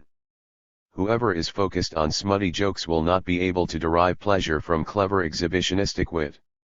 Mr. N's aggressions will not be understood by uncultured people who are wont to give free rein to their pleasure gained by insulting others. Every witticism thus demands its own public, and to laugh over the same witticisms is a proof of absolute psychic agreement. We have indeed arrived at a point where we are at liberty to examine even more thoroughly the process in the third person's mind. The latter must be able habitually to produce the same inhibition which the joke has surmounted in the first person, so that, as soon as he hears the joke, there awakens within him compulsively and automatically a readiness for this inhibition.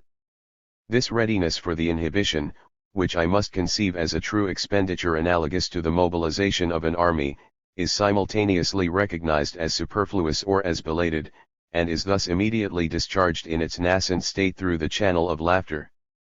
4. The second condition for the production of the free discharge, a cutting off of any other outlets for the liberated energy, seems to me of far greater importance. It furnishes the theoretical explanation for the uncertainty of the effect of wit.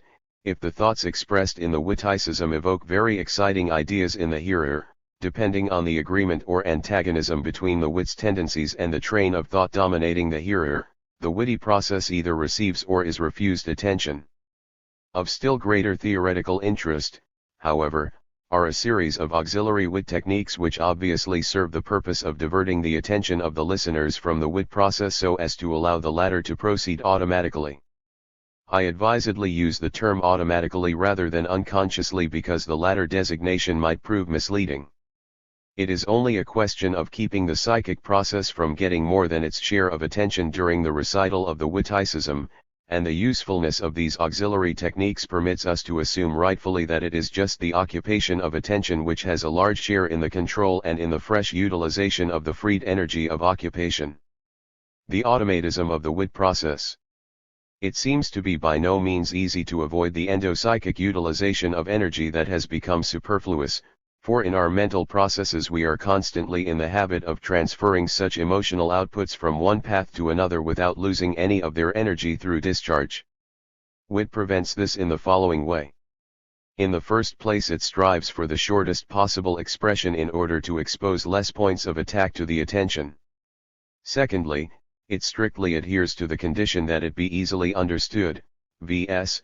for as soon as it has recourse to mental effort or demands a choice between different mental paths, it imperils the effect not only through the unavoidable mental expenditure, but also through the awakening of attention.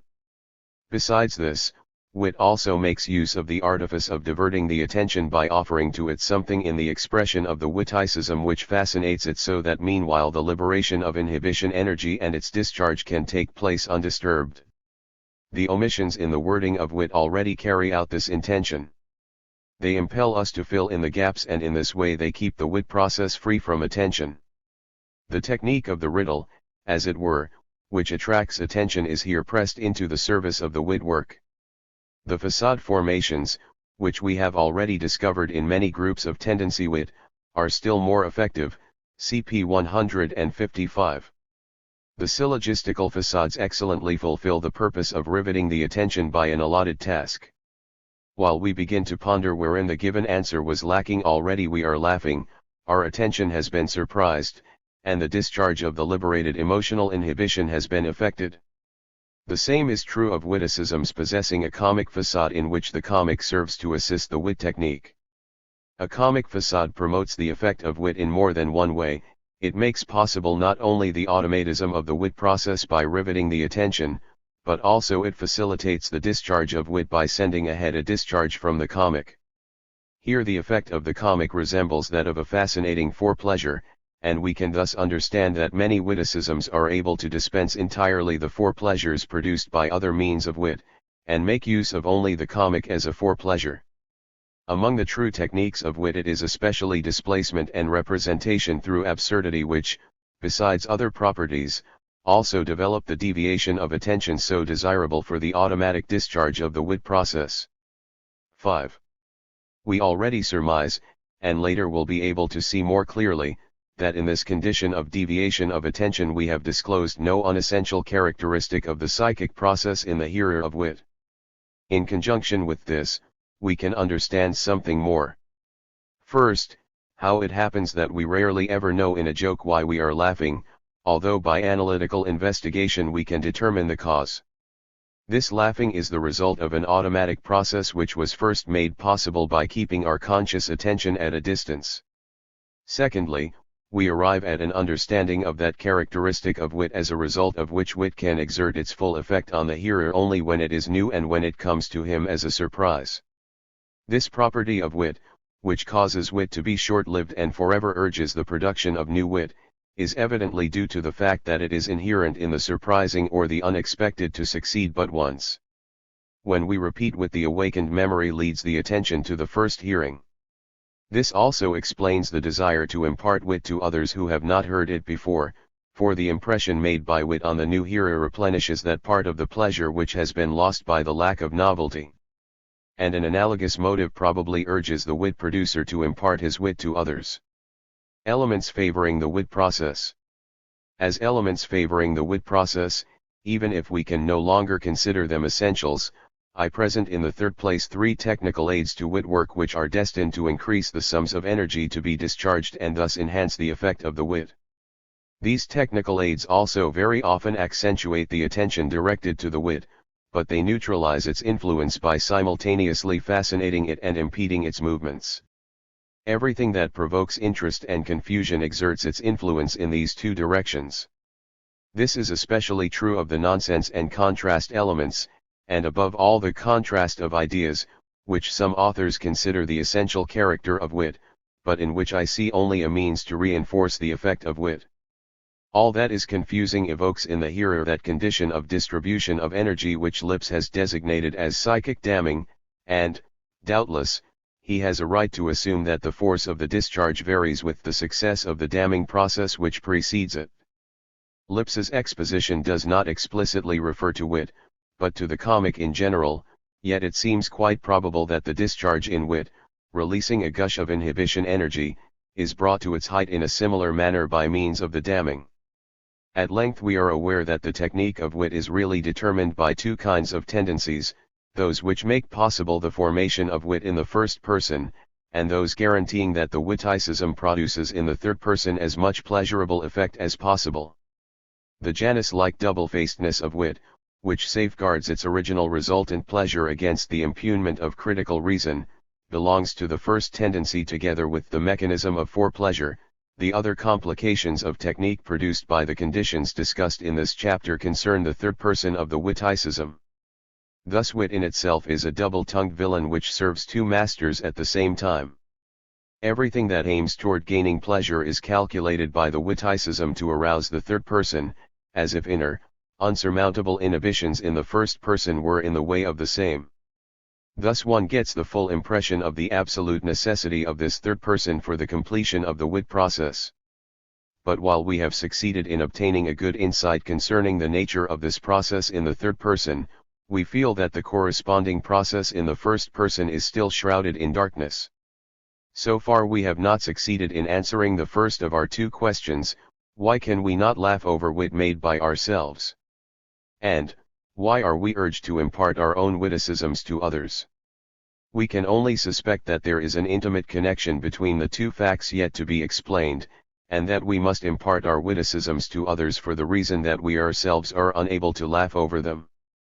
From our examinations of the conditions in the third person for pleasure gaining and pleasure discharging, we can draw the conclusion that in the first person the conditions for discharge are lacking and that those for gaining pleasure are only incompletely fulfilled. Thus it is not to be disputed that we enhance our pleasure in that we attain the to us impossible laughter in this roundabout way from the impression of the person who was stimulated to laughter.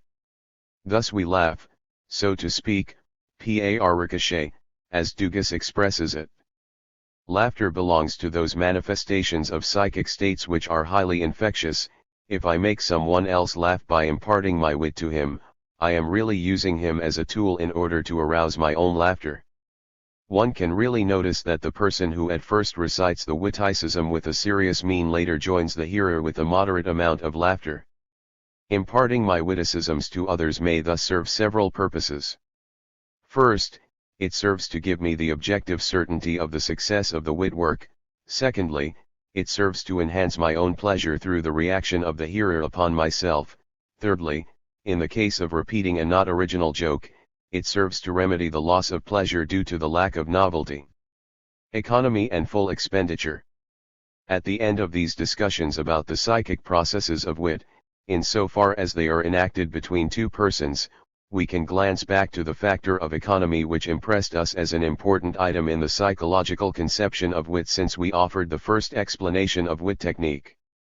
Long ago we dismissed the nearest but also the simplest conception of this economy, where it was a matter of avoiding psychic expenditure in general by a maximum restriction in the use of words and by the production of associations of ideas. We had then already asserted that brevity and laconisms are not witty in themselves. The brevity of wit is a peculiar one, it has to be a witty brevity. The original pleasure gain produced by playing with words and thoughts resulted, to be sure, from simple economy in expenditure, but with the development of play into wit the tendency to economize also had to shift its goals, for whatever might be saved by the use of the same words or by avoiding new thought connections would surely be of no account when compared to the colossal expenditure of our mental activity. We may be permitted to make a comparison between the psychic economy and a business enterprise. So long as the latter's transactions are very small, good policy demands that expenses be kept low and that the costs of operation be minimized as much as possible. The economy still follows the absolute height of the expenditure. Later on, when the volume of business has increased, the importance of the business expenses dwindles.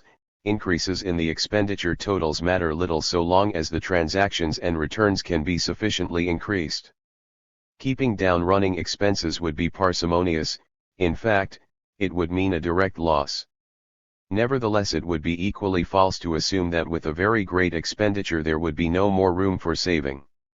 The manager inclined to economize would now make an effort to save on particular things and would feel satisfied if the same establishment, with its costly upkeep, could reduce its expenses at all, no matter how small the saving would seem in comparison to the entire expenditure. In quite an analogous manner, the detailed economy in our complicated psychic affairs remains a source of pleasure, as may be shown by everyday occurrences. Whoever used to have a gas lamp in his room, but now uses electric light, will experience for a long time a definite feeling of pleasure when he presses the electric light button. This pleasure continues as long as at that moment he remembers the complicated arrangements necessary to light the gas lamp. Similarly, the economy of expenditure in psychic inhibition brought about by wit, small though it may be in comparison to the sum total of psychic expenditure, will remain a source of pleasure for us, because we thereby save a particular expenditure which we were wont to make and which as before we were ready to make. That the expenditure is expected and prepared for is a factor which stands unmistakably in the foreground. A localized economy, as the one just considered, will not fail to give us momentary pleasure, but it will not bring about a lasting alleviation so long as what has been saved here can be utilized in another place. Only when this disposal into a different path can be avoided, will the special economy be transformed into a general alleviation of the psychic expenditures. Thus, with clearer insight into the psychic processes of wit, we see that the factor of alleviation takes the place of economy. Obviously, the former gives us the greater feeling of pleasure. The process in the first person of the witticism produces pleasure by removing inhibitions and by diminishing local expenditure. It does not, however, seem to come to rest until it succeeds through the intervention of the third person in attaining general relief through discharge. See Theories of Wit. 6. The relation of wit to dreams and to the unconscious.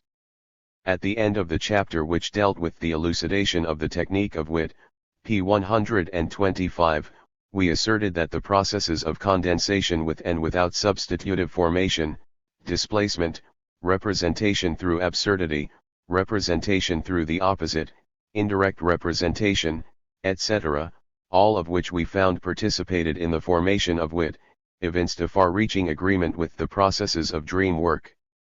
We promised, at that time, first to examine more carefully these similarities, and secondly, so far as such indications point to search for what is common to both wit and dreams.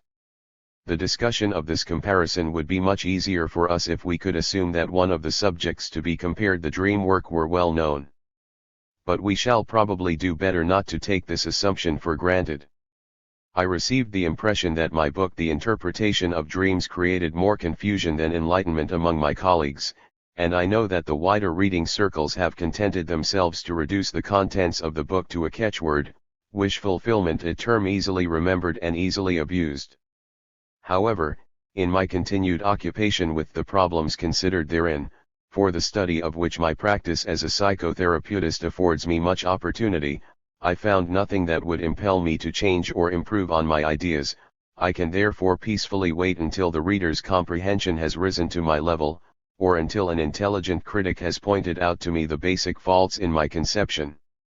For the purposes of comparison with wit, I shall briefly review the most important features of dreams and dream work. We know dreams by the recollection, which usually seems fragmentary and which occurs upon awakening. It is then a structure made up mostly of visual or other sensory impressions, which represents to us a deceptive picture of an experience, and may be mingled with mental processes, the knowledge in the dream, and emotional manifestations. What we thus remember as a dream I call the manifest dream content. The latter is often altogether absurd and confused, at other times it is merely one part or another that is so affected. But even if it be entirely coherent, as in the case of some anxiety dreams, it stands out in our psychic life as something strange, for the origin of which one cannot account. Until recently, the explanation for these peculiarities of the dream has been sought in the dream itself, in that it was considered, roughly speaking, an indication of a muddled, dissociated, and sleepy activity of the nervous elements.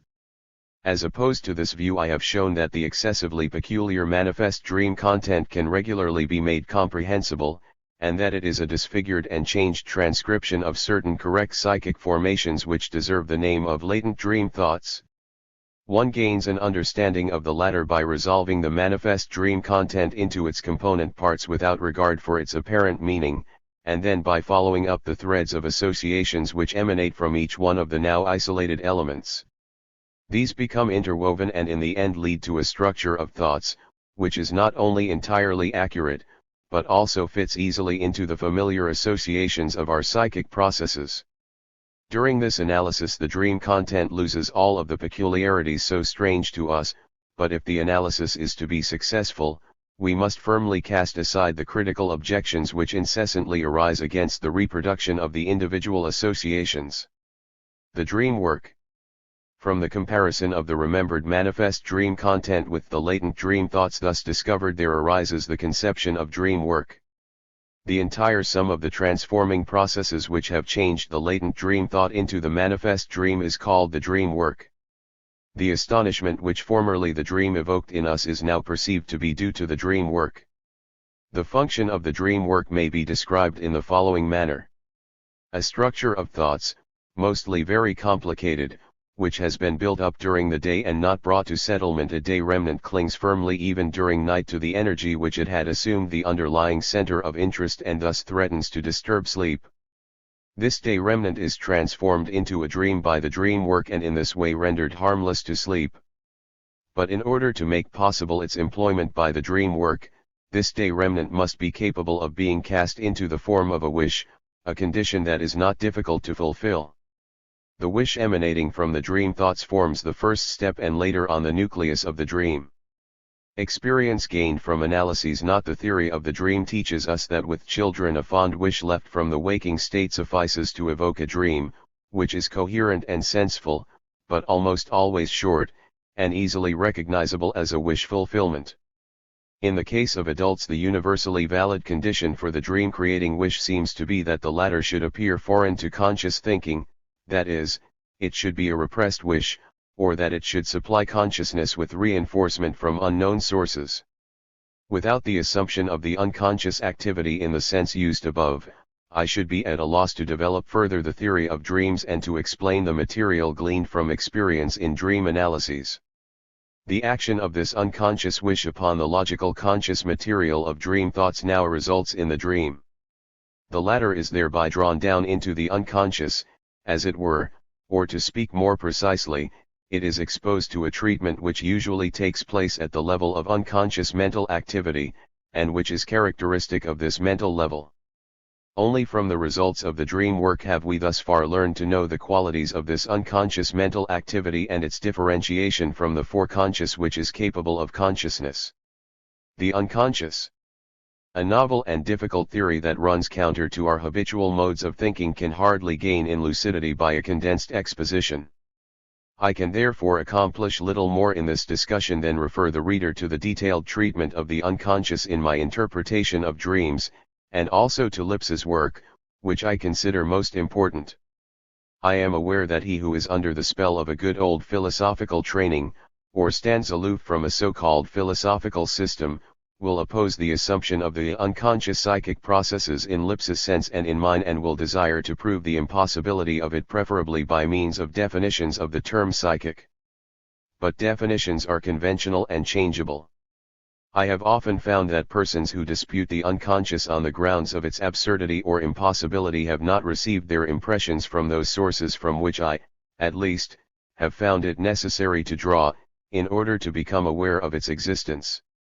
These opponents had never witnessed the effect of a post-hypnotic suggestion, and they were immensely surprised at the evidence I imparted to them gleaned from my analysis of unhypnotized neurotics.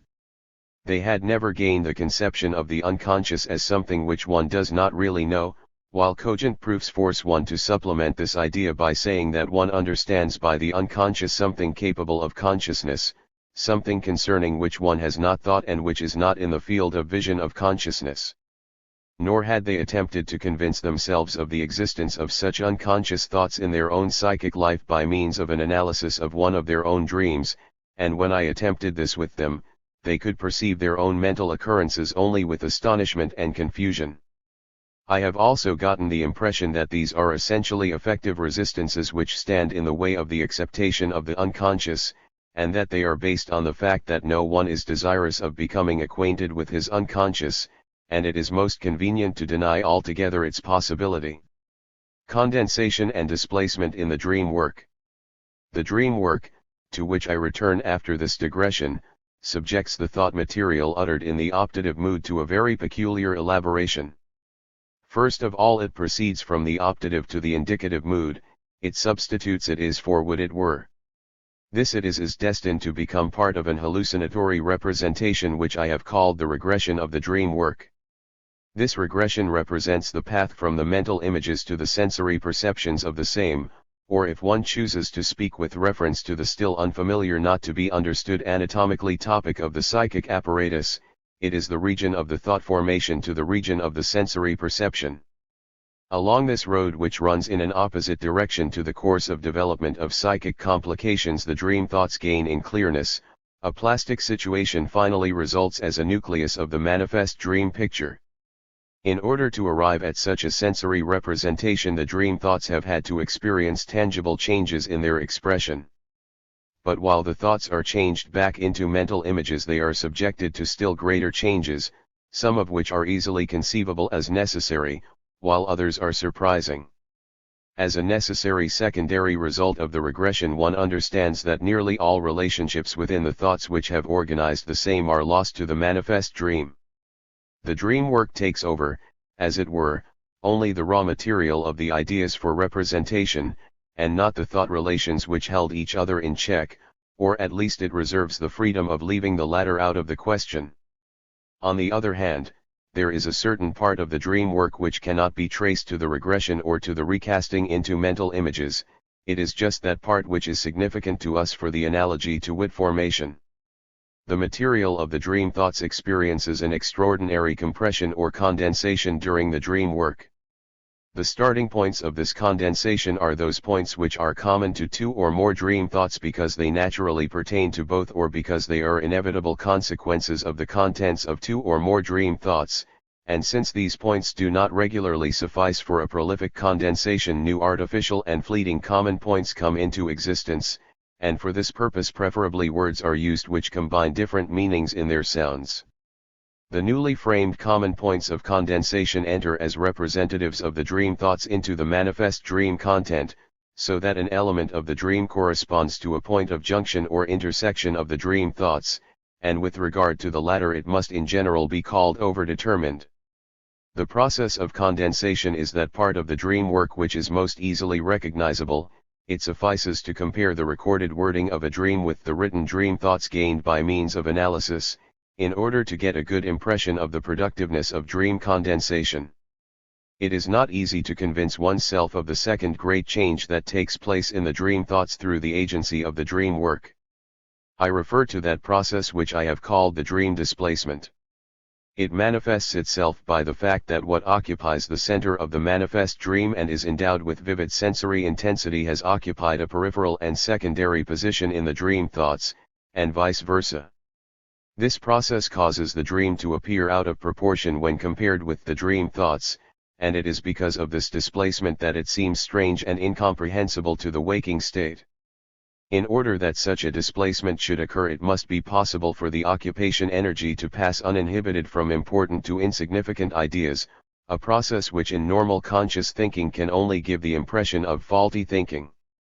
Transformation into expressive activity, condensation, and displacement are the three great functions which we can ascribe to the dream work. A fourth, to which too little attention was given in the interpretation of dreams, does not come into consideration here for our purpose. In a consistent elucidation of the ideas dealing with the topic of the psychic apparatus and regression, which alone can lend value to these working hypotheses, an effort would have to be made to determine at what stages of regression the various transformations of the dream thoughts occur. As yet no serious effort has been made in this direction, but at least we can speak definitely about displacement when we say that it must arise in the thought material while the latter is in the level of the unconscious processes. One will probably have to think of condensation as a process that extends over the entire course up to the outposts of the perceptive region, but in general it suffices to assume that there is a simultaneous activity of all the forces which participate in the formation of dreams. In view of the reserve which one must naturally exercise in the treatment of such problems, and in consideration of the inability to discuss here the main objections to these problems, I should like to trust somewhat to the assertion that the process of the dream work which prepares the dream is situated in the region of the unconscious. Roughly speaking, one can distinguish three general stages in the formation of the dream. First, the transference of the conscious day remnants into the unconscious, a transference in which the conditions of the sleeping state must cooperate. Secondly, the actual dream work in the unconscious, and thirdly, the regression of the elaborated dream material to the region of perception, whereby the dream becomes conscious. The forces participating in the dream formation may be recognized as the following: the wish to sleep, the sum of occupation energy which still clings to the day remnants after the depression brought about by the state of sleep, the psychic energy of the unconscious wish forming the dream, and the opposing force of the censor which exercises its authority in our waking state, and is not entirely abolished during sleep. The task of dream formation is, above all, to overcome the inhibition of the censor, and it is just this task that is fulfilled by the displacement of the psychic energy within the material of the dream thoughts. The formula for wit work. Now we recall what caused us to think of the dream while investigating wit.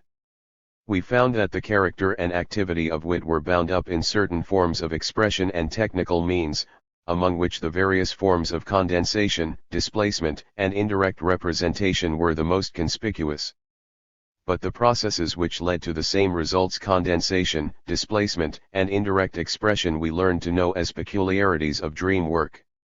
Does not this analogy almost force us to the conclusion that wit work and dream work must be identical at least in one essential point?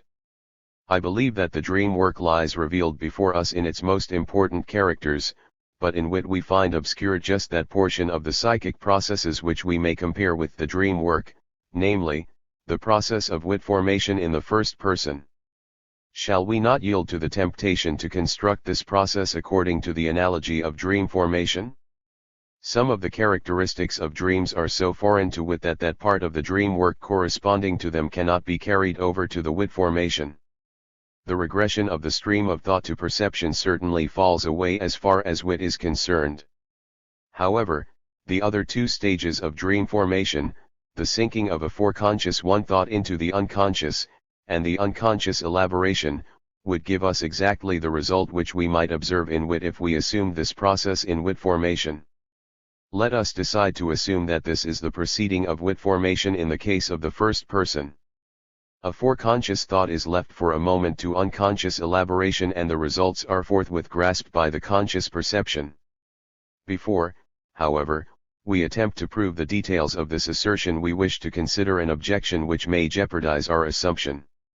We start with the fact that the techniques of wit point to the same processes which become known to us as peculiarities of dream work. Now it is an easy matter to say in opposition that we would not have described the techniques of wit as condensation, displacement, etc., nor would we have arrived at such a comprehensive agreement in the means of representation of wit and dreams, if our previous knowledge of dream work had not influenced our conception of the technique of wit, so that at the bottom we find that wit confirms only those tentative theories which we brought to it from our study of dreams. Such a genesis of agreement would be no certain guarantee of its stability beyond our preconceived judgment.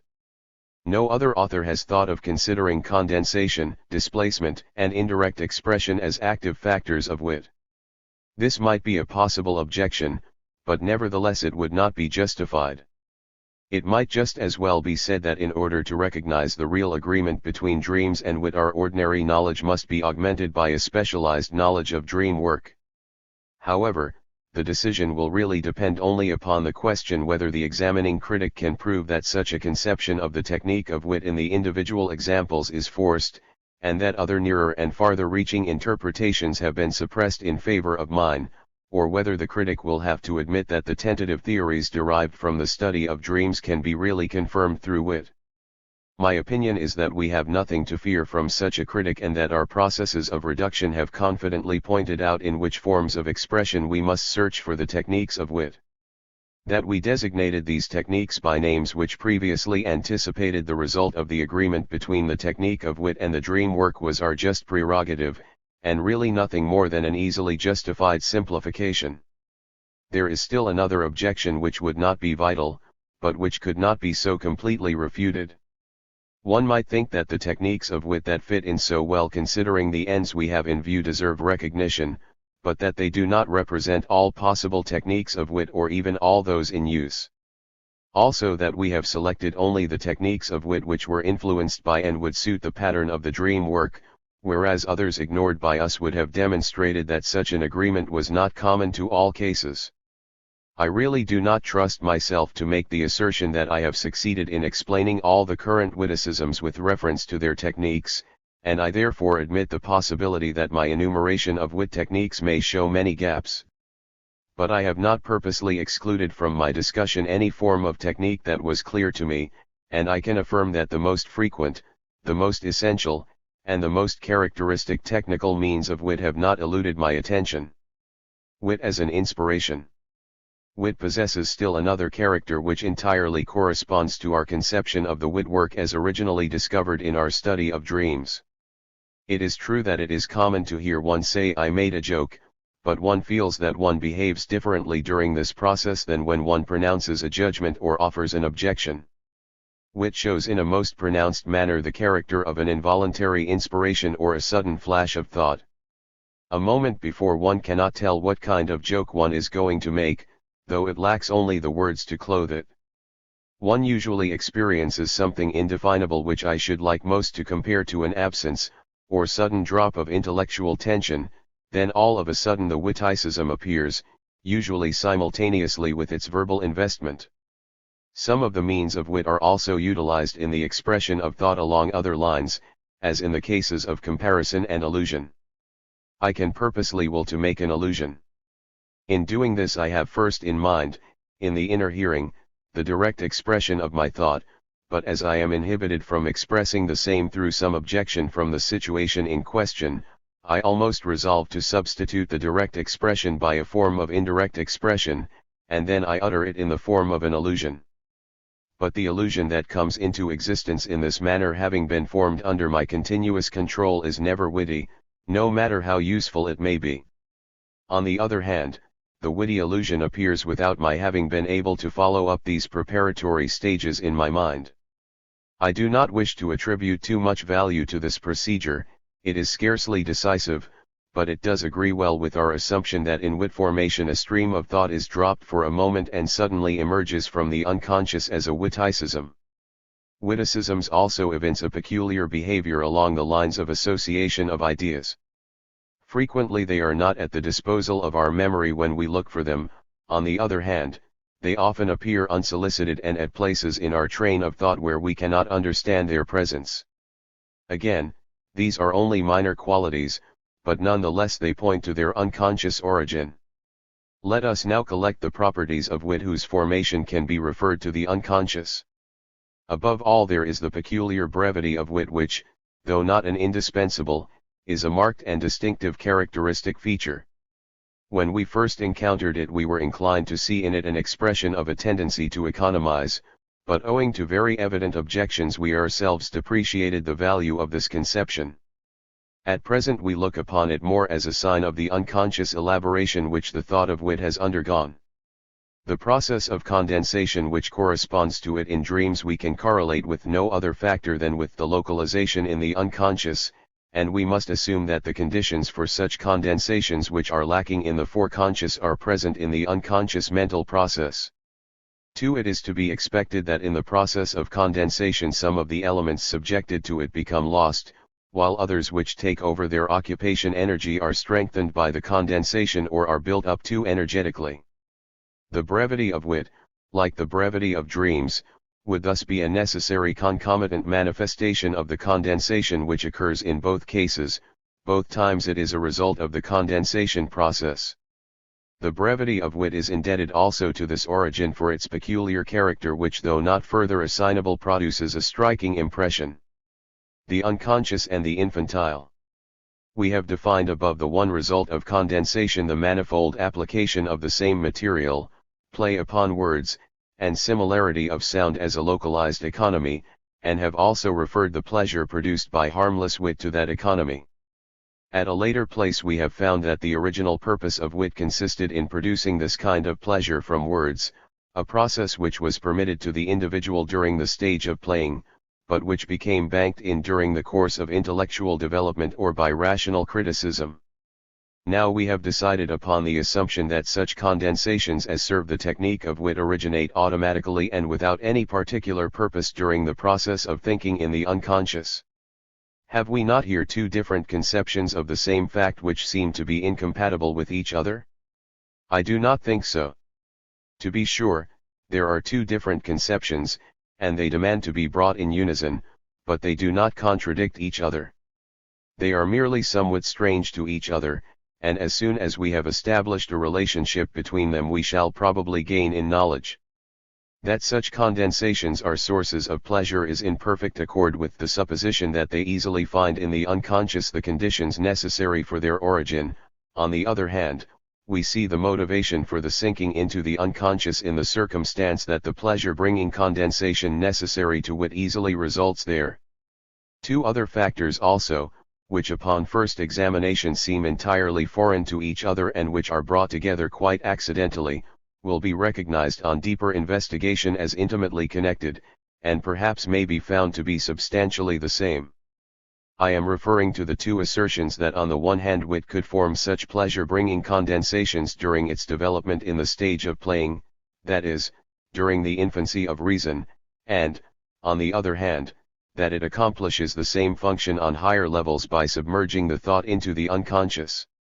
For the infantile is the source of the unconscious. The unconscious mental processes are no others than those which are solely produced during infancy. The thought which sinks into the unconscious for the purpose of wit formation only revisits there the old homestead of the former playing with words. The thought is put back for a moment into the infantile state in order to regain in this way childish pleasure sources. If, indeed, one were not already acquainted with it from the investigation of the psychology of the neuroses, wit would surely impress one with the idea that the peculiar unconscious elaboration is nothing else but the infantile type of the mental process. Only it is by no means an easy matter to grasp, in the unconscious of the adult, this peculiar infantile manner of thinking, because it is usually corrected, so to say, statu nascendi. However, it is successfully grasped in a series of cases, and then we always laugh about the childish stupidity. In fact, every exposure of such an unconscious fact affects us in a comical manner. 3. It is easier to comprehend the character of these unconscious mental processes in the utterances of patients suffering from various psychic disturbances. It is very probable that, following the assumption of old Greasing we would be in a position to understand the deliria of the insane and to turn them to good account as valuable information, if we would not make the demands of conscious thinking upon them, but instead treat them as we do dreams by means of our art of interpretation. For in the dream, too, we were able to show the return of psychic life to the embryonal state. 5. In discussing the processes of condensation we have entered so deeply into the signification of the analogy between wit and dreams that we can here be brief. As we know that displacements in dream work point to the influence of the censor of conscious thought, we will consequently be inclined to assume that an inhibiting force also plays a part in the formation of wit when we find the process of displacement among the techniques of wit. We also know that this is commonly the case. The endeavor of wit to revive the old pleasure in nonsense or the old pleasure in wordplay meets with resistance in every normal state, a resistance which is exerted by the protest of critical reason, and which must be overcome in each individual case. But a radical distinction between wit and dreams is shown in the manner in which the wit work solves this difficulty. In the dream work the solution of this task is brought about regularly through displacements and through the choice of ideas which are remote enough from the objectionable ones to secure passage through the censor. The latter themselves are but offsprings of those whose psychic energy they have taken upon themselves through full transference. The displacements are therefore not lacking in any dream and are far more comprehensive. They not only comprise the deviations from the trend of thought but also all forms of indirect expression, the substitution for an important but offensive element of one seemingly indifferent and harmless to the censor which form very remote allusions to the first. They include substitution also occurring through symbols, comparisons, or trifles. It is not to be denied that parts of this indirect representation really originate in the foreconscious thoughts of the dream, as, for example, symbolical representation and representation through comparisons, because otherwise the thought would not have reached the state of the foreconscious expression. Such indirect expressions and allusions, whose reference to the original thought is easily findable, are really permissible and customary means of expression even in our conscious thought. The dream work, however, exaggerates the application of these means of indirect expression to an unlimited degree. Under the pressure of the censor any kind of association becomes good enough for substitution by allusion, the displacement from one element to any other is permitted.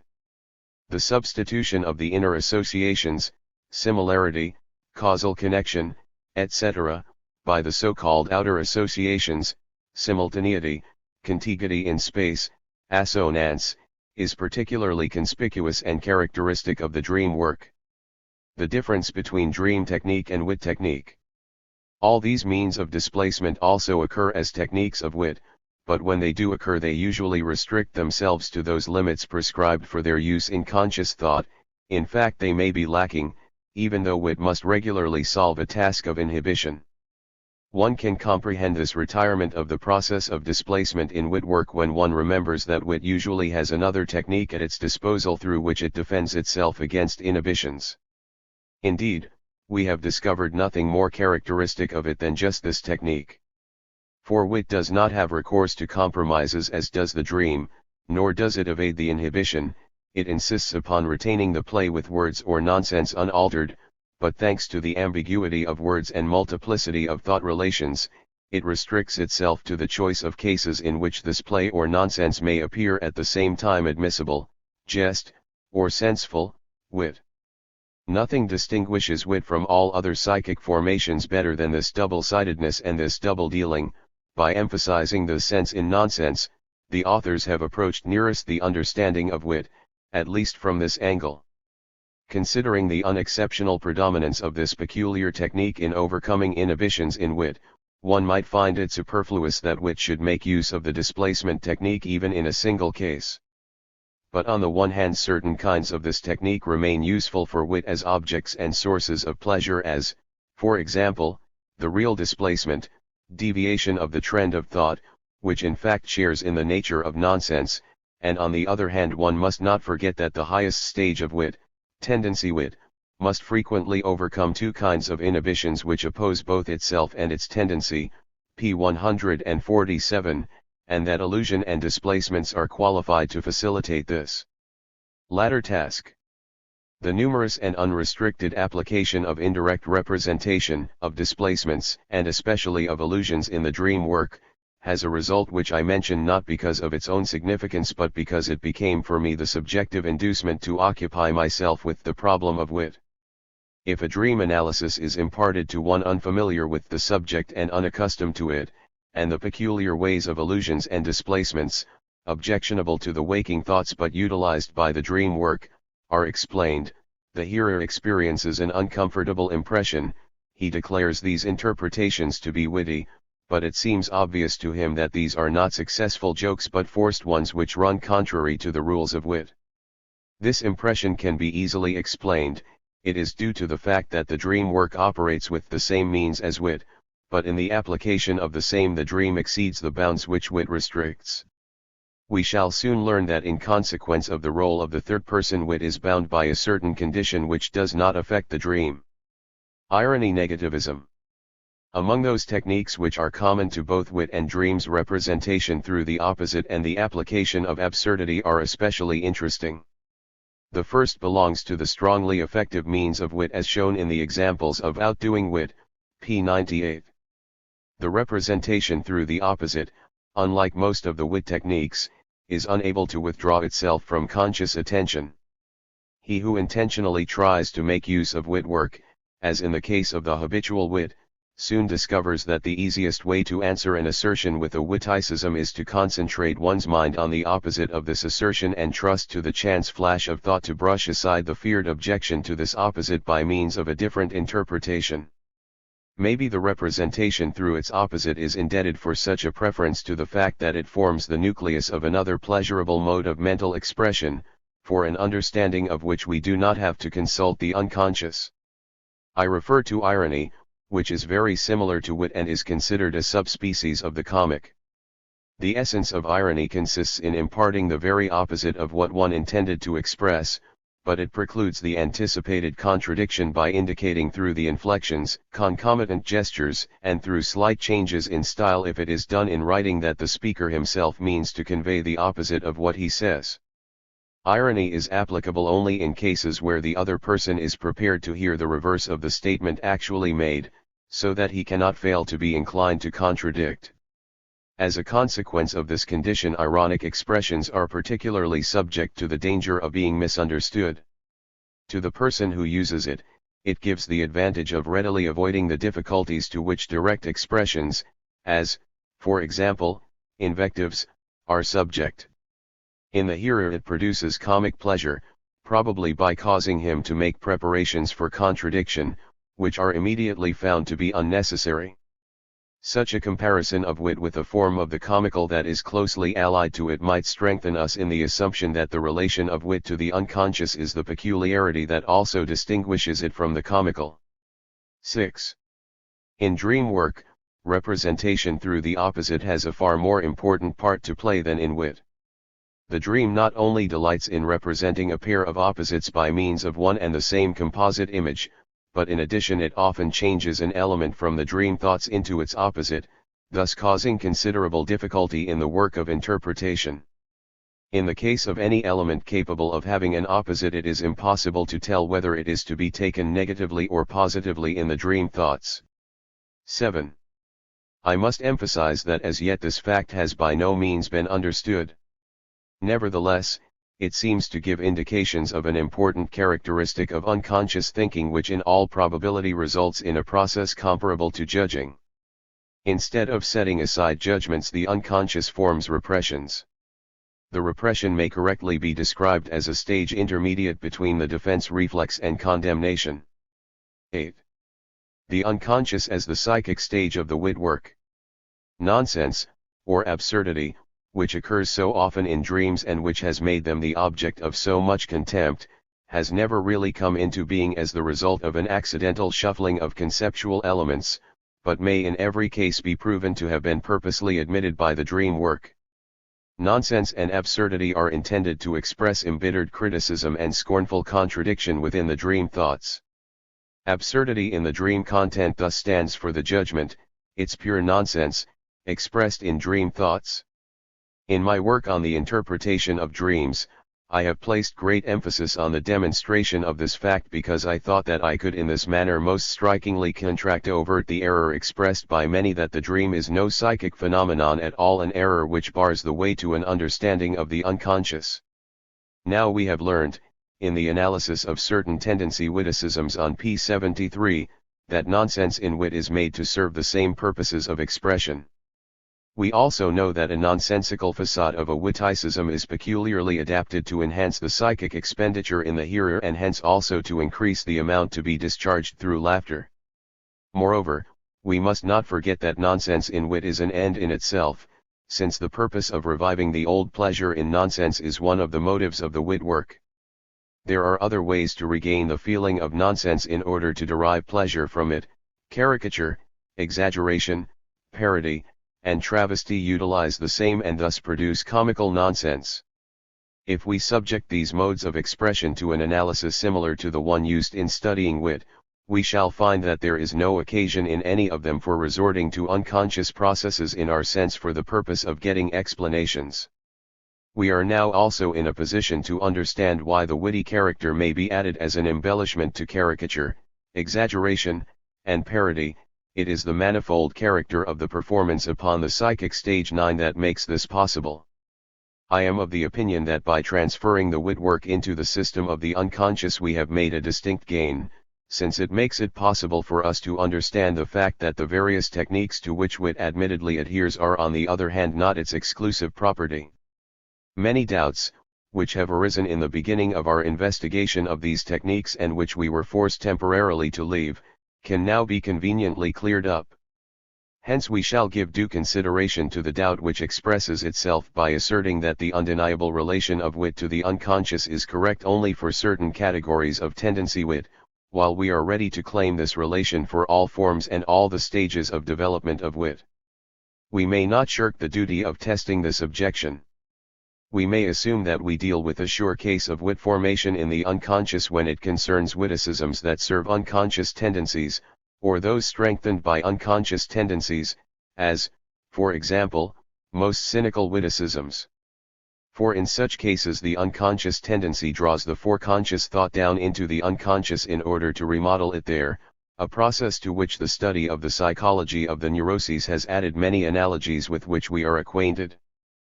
But in the case of tendency wit of other varieties, namely, harmless wit and the jest, this power seems to fall away, and the relation of the wit to the unconscious is an open question.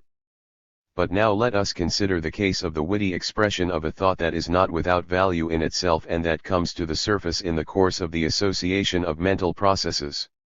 In order that this thought may become a witticism, it is of course necessary that it make a choice among the possible forms of expression in order to find the exact form that will bring along the gain in word pleasure. We know from self-observation that this choice is not made by conscious attention, but the selection will certainly be better if the occupation energy of the foreconscious thought is lowered to the unconscious. For in the unconscious, as we have learned from the dream work, the paths of association emanating from a word are treated on a par with associations from objects. The occupation energy from the unconscious presents by far the more favorable conditions for the selection of the expression. Moreover, we may assume without going farther that the possible expression which contains the gain in word pleasure exerts a lowering effect on the still fluctuating self-command of the foreconscious, similar to that exerted in the first case by the unconscious tendency. As an explanation for the simpler case of the jest, we may imagine that an ever-watchful intention of attaining the gain in word pleasure seizes the opportunity offered in the foreconscious of again drawing the investing energy down into the unconscious, according to the familiar scheme. I earnestly wish that it were possible for me on the one hand to present one decisive point in my conception of wit more clearly, and on the other hand to fortify it with compelling arguments. But as a matter of fact, it is not a question here of two failures, but of one and the same failure. I can give no clearer exposition because I have no further testimony on behalf of my conception. The latter has developed as the result of my study of the technique and of comparison with dream work, and indeed from this one side only. I now find that the dream work is altogether excellently adapted to the peculiarities of wit. This conception is now concluded, if the conclusion leads us not to a familiar province, but rather to one that is strange and novel to our modes of thought, the conclusion is called a hypothesis, and the relation of the hypothesis to the material from which it is drawn is justly not accepted as proof. The hypothesis is admitted as proved only if it can be reached by other ways and if it can be shown to be the junction point for other associations. But such proof, in view of the fact that our knowledge of unconscious processes has hardly begun, cannot be had. Realizing then that we are on soil still virgin, we shall be content to project from our viewpoint of observation one narrow slender plank into the unexplored region. We shall not build a great structure on such a foundation as this. If we correlate the different stages of wit to the mental dispositions favorable to them, we may say, the jest has its origin in the happy mood. What seems to be peculiar to it is an inclination to lower the psychic static energies, besetzungen. The jest already makes use of all the characteristic techniques of wit and satisfies the fundamental conditions of the same through the choice of such an assortment of words or mental associations as will conform not only to the requirements for the production of pleasure, but also conform to the demands of the intelligent critic. We shall conclude that the sinking of the mental energy to the unconscious stage, a process facilitated by the happy mood, has already taken place in the case of the jest. The mood does away with this requirement in the case of harmless wit connected with the expression of a valuable thought. Here we must assume a particular personal adaptation which finds it as easy to come to expression as it is for the foreconscious thought to sink for a moment into the unconscious. An ever-watchful tendency to renew the original resultant pleasure of wit exerts thereby a lowering effect upon the still fluctuating foreconscious expression of the thought. Most people are probably capable of making jests when in a happy mood. Aptitude for joking independent of the mood is found only in a few persons. Finally, the most powerful incentive for wit work is the presence of strong tendencies which reach back into the unconscious and which indicate a particular fitness for witty productions.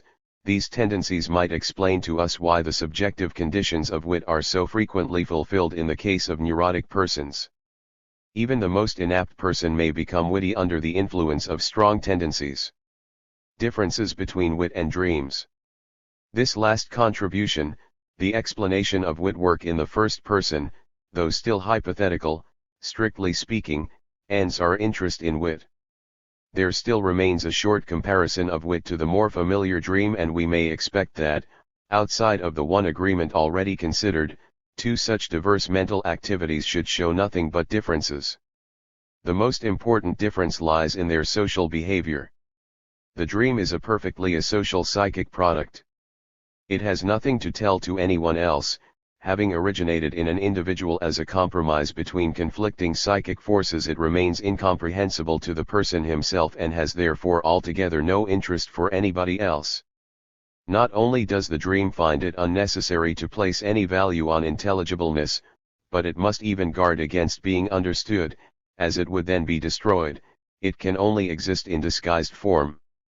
For this reason the dream may make use freely of the mechanism that controls unconscious thought processes to the extent of producing undecipherable disfigurements.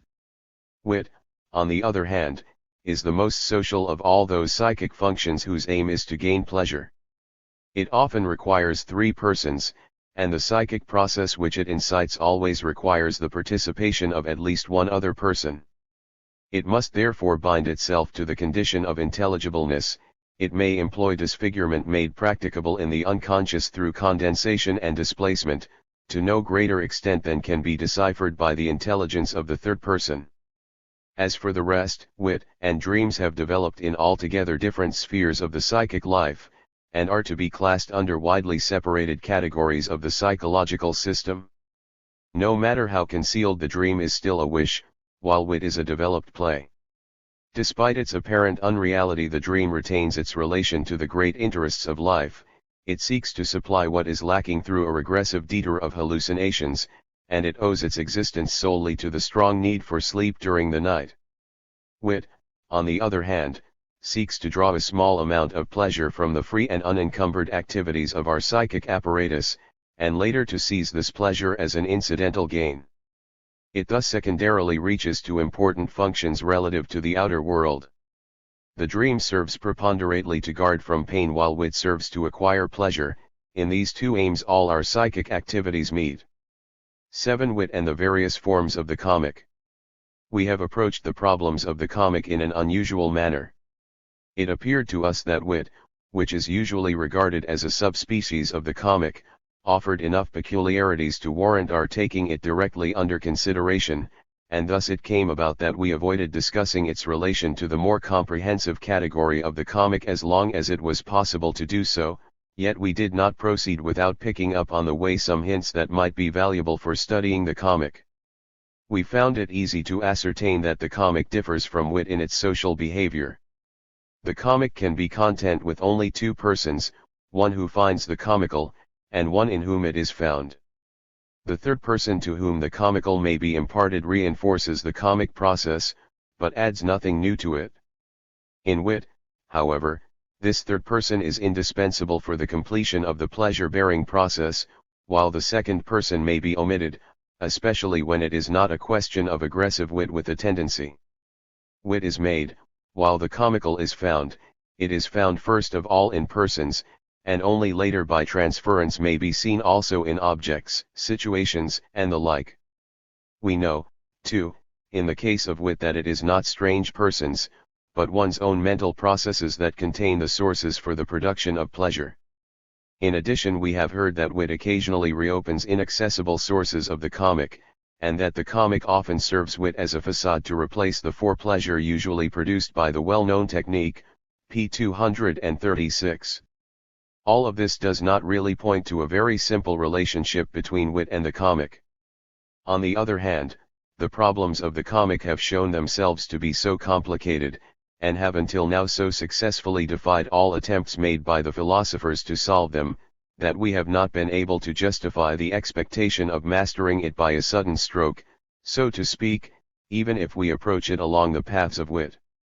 Incidentally, we came provided with an instrument for investigating wit that had not yet been made use of by others, namely, the knowledge of dream work. We have no similar advantage at our disposal for comprehending the comic, and we may therefore expect that we shall learn nothing about the nature of the comic other than that which we have already become aware of in wit, in so far as wit belongs to the comic and retains certain features of the same unchanged or modified in its own nature. The naive. The species of the comic that is most closely allied to wit is the naive. Like the comic, the naive is found universally and is not made like in the case of wit. The naive cannot be made at all, while in the case of the pure comic the question of making or evoking the comical may be taken into account. The naive must result without our intervention from the speech and actions of other persons who take the place of the second person in the comic or in wit.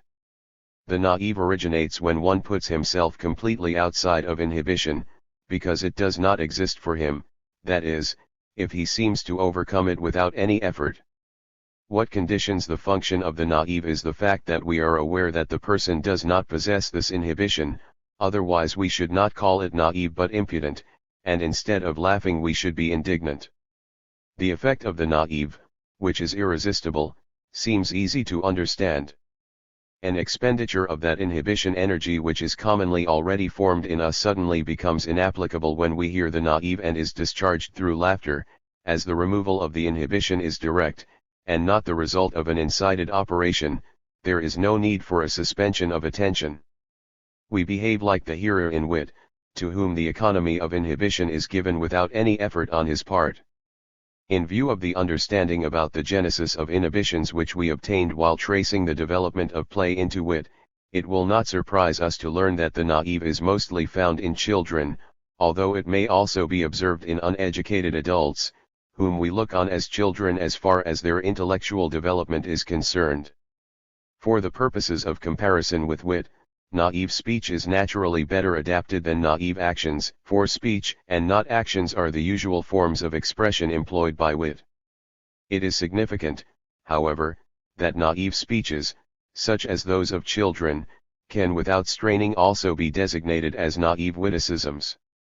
The points of agreement as well as demonstration between wit and naivete will become clear to us upon consideration of a few examples. 1. A little girl of 3 years was accustomed to hear from her German nurse the exclamatory word Gesundheit, God bless you, literally, may you be healthy, whenever she happened to sneeze. While suffering from a severe cold during which the profuse coughing and sneezing caused her considerable pain, she pointed to her chest and said to her father, Daddy, Gesundheit hurts. Another little girl of 4 years heard her parents refer to a Jewish acquaintance as a Hebrew, and on later hearing the latter's wife referred to as Mrs. X, she corrected her mother, saying, No, that is not her name, if her husband is a Hebrew she is a Shebrew. In the first example the wit is produced through the use of a contiguous association in the form of an abstract thought for the concrete action. The child so often heard the word Gesundheit associated with sneezing that she took it for the act itself. While the second example may be designated as word wit formed by the technique of sound similarity. The child divided the word Hebrew into Hebrew, and having been taught the genders of the personal pronouns, she naturally imagined that if the man is a Hebrew his wife must be a Shebrew. Both examples could have originated as real witticisms upon which we would have unwillingly bestowed a little mild laughter. But as examples of naivete they seem excellent and cause loud laughter. But what is it here that produces the difference between wit and naivete? Apparently it is neither the wording nor the technique, which is the same for both wit and the naive, but a factor which at first sight seems remote from both. It is simply a question whether we assume that the speakers had the intention of making a witticism or whether we assume that they the children wished to draw an earnest conclusion, a conclusion held in good faith though based on uncorrected knowledge. Only the latter case is one of naivete. It is here that our attention is first called to the mechanism in which the second person places himself into the psychic process of the person who produces the wit. The investigation of a third example will confirm this opinion. A brother and a sister, the former 10 and the latter 12 years old, produce a play of their own composition before an audience of uncles and aunts. The scene represents a hut on the seashore. In the first act the two dramatist actors, a poor fisherman and his devoted wife, complain about the hard times and the difficulty of getting a livelihood. The man decides to sail over the wide ocean in his boat in order to seek wealth elsewhere, and after a touching farewell the curtain is drawn. The second act takes place several years later. The fisherman has come home rich with a big bag of money and tells his wife, whom he finds waiting in front of the hut, what good luck he has had in the far countries. His wife interrupts him proudly, saying, Nor have I been idle in the meanwhile, and opens the hut, on whose floor the fisherman sees 12 large dolls representing children asleep. At this point of the drama the performers were interrupted by an outburst of laughter on the part of the audience, a thing which they could not understand. They stared dumbfounded at their dear relatives, who had thus far behaved respectably and had listened attentively. The explanation of this laughter lies in the assumption on the part of the audience that the young dramatists know nothing as yet about the origin of children, and were therefore in a position to believe that a wife would actually boast of bearing offspring during the prolonged absence of her husband, and that the husband would rejoice with her over it. But the results achieved by the dramatists on the basis of this ignorance may be designated as nonsense or absurdity. These examples show that the naive occupies a position midway between wit and the comic. As far as wording and contents are concerned, the naive speech is identical with wit. It produces a misuse of words, a bit of nonsense, or an obscenity. But the psychic process of the first person or producer which, in the case of wit, offered us so much that was interesting and puzzling, is here entirely absent. The naive person imagines that he is using his thoughts and expressions in a simple and normal manner, he has no other purpose in view, and receives no pleasure from his naive production. All the characteristics of the naive lie in the conception of the hearer, who corresponds to the third person in the case of wit. The producing person creates the naive without any effort. The complicated technique, which in wit serves to paralyze the inhibition produced by the critical reason, does not exist here, because the person does not possess this inhibition, and he can therefore readily produce the senseless and the obscene without any compromise. The naive may be added to the realm of wit if it comes into existence after the important function of the censor, as observed in the formula for wit formation, has been reduced to zero. If the effective determination of wit consists in the fact that both persons should be subject to about the same inhibitions or inner resistances, we may say now that the determination of the naive consists in the fact that one person should have inhibitions which the other lacks.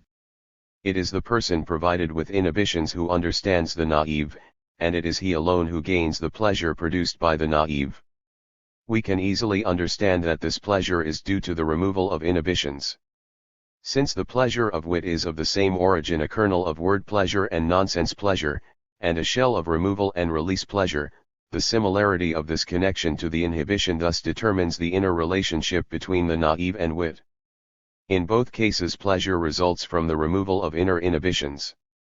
But the psychic process of the recipient person, which in the naive regularly corresponds with our ego, whereas in wit we may also put ourselves in place of the producing person, is by as much more complicated in the case of the naive as it is simpler in the producing person in wit. For one thing, the naive must produce the same effect upon the receiving person as wit does. This may be fully confirmed by our examples, for just as in wit the removal of the censor has been made possible by the mere effort of hearing the naive. But only a part of the pleasure created by the naive admits of this explanation. In other cases of naive utterances, even this portion would be endangered, as, for example, while listening to naive obscenities. We would react to a naive obscenity with the same indignation felt toward a real obscenity, were it not for the fact that another factor saves us from this indignation and at the same time furnishes the more important part of the pleasure derived from the naive. This other factor is the result of the condition mentioned before, namely, that in order to recognize the naive we have to be cognizant of the fact that there are no inner inhibitions in the producing person.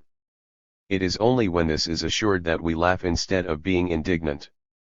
Hence we take into consideration the psychic state of the producing person, we imagine ourselves in this same psychic state and endeavor to understand it by comparing it to our own.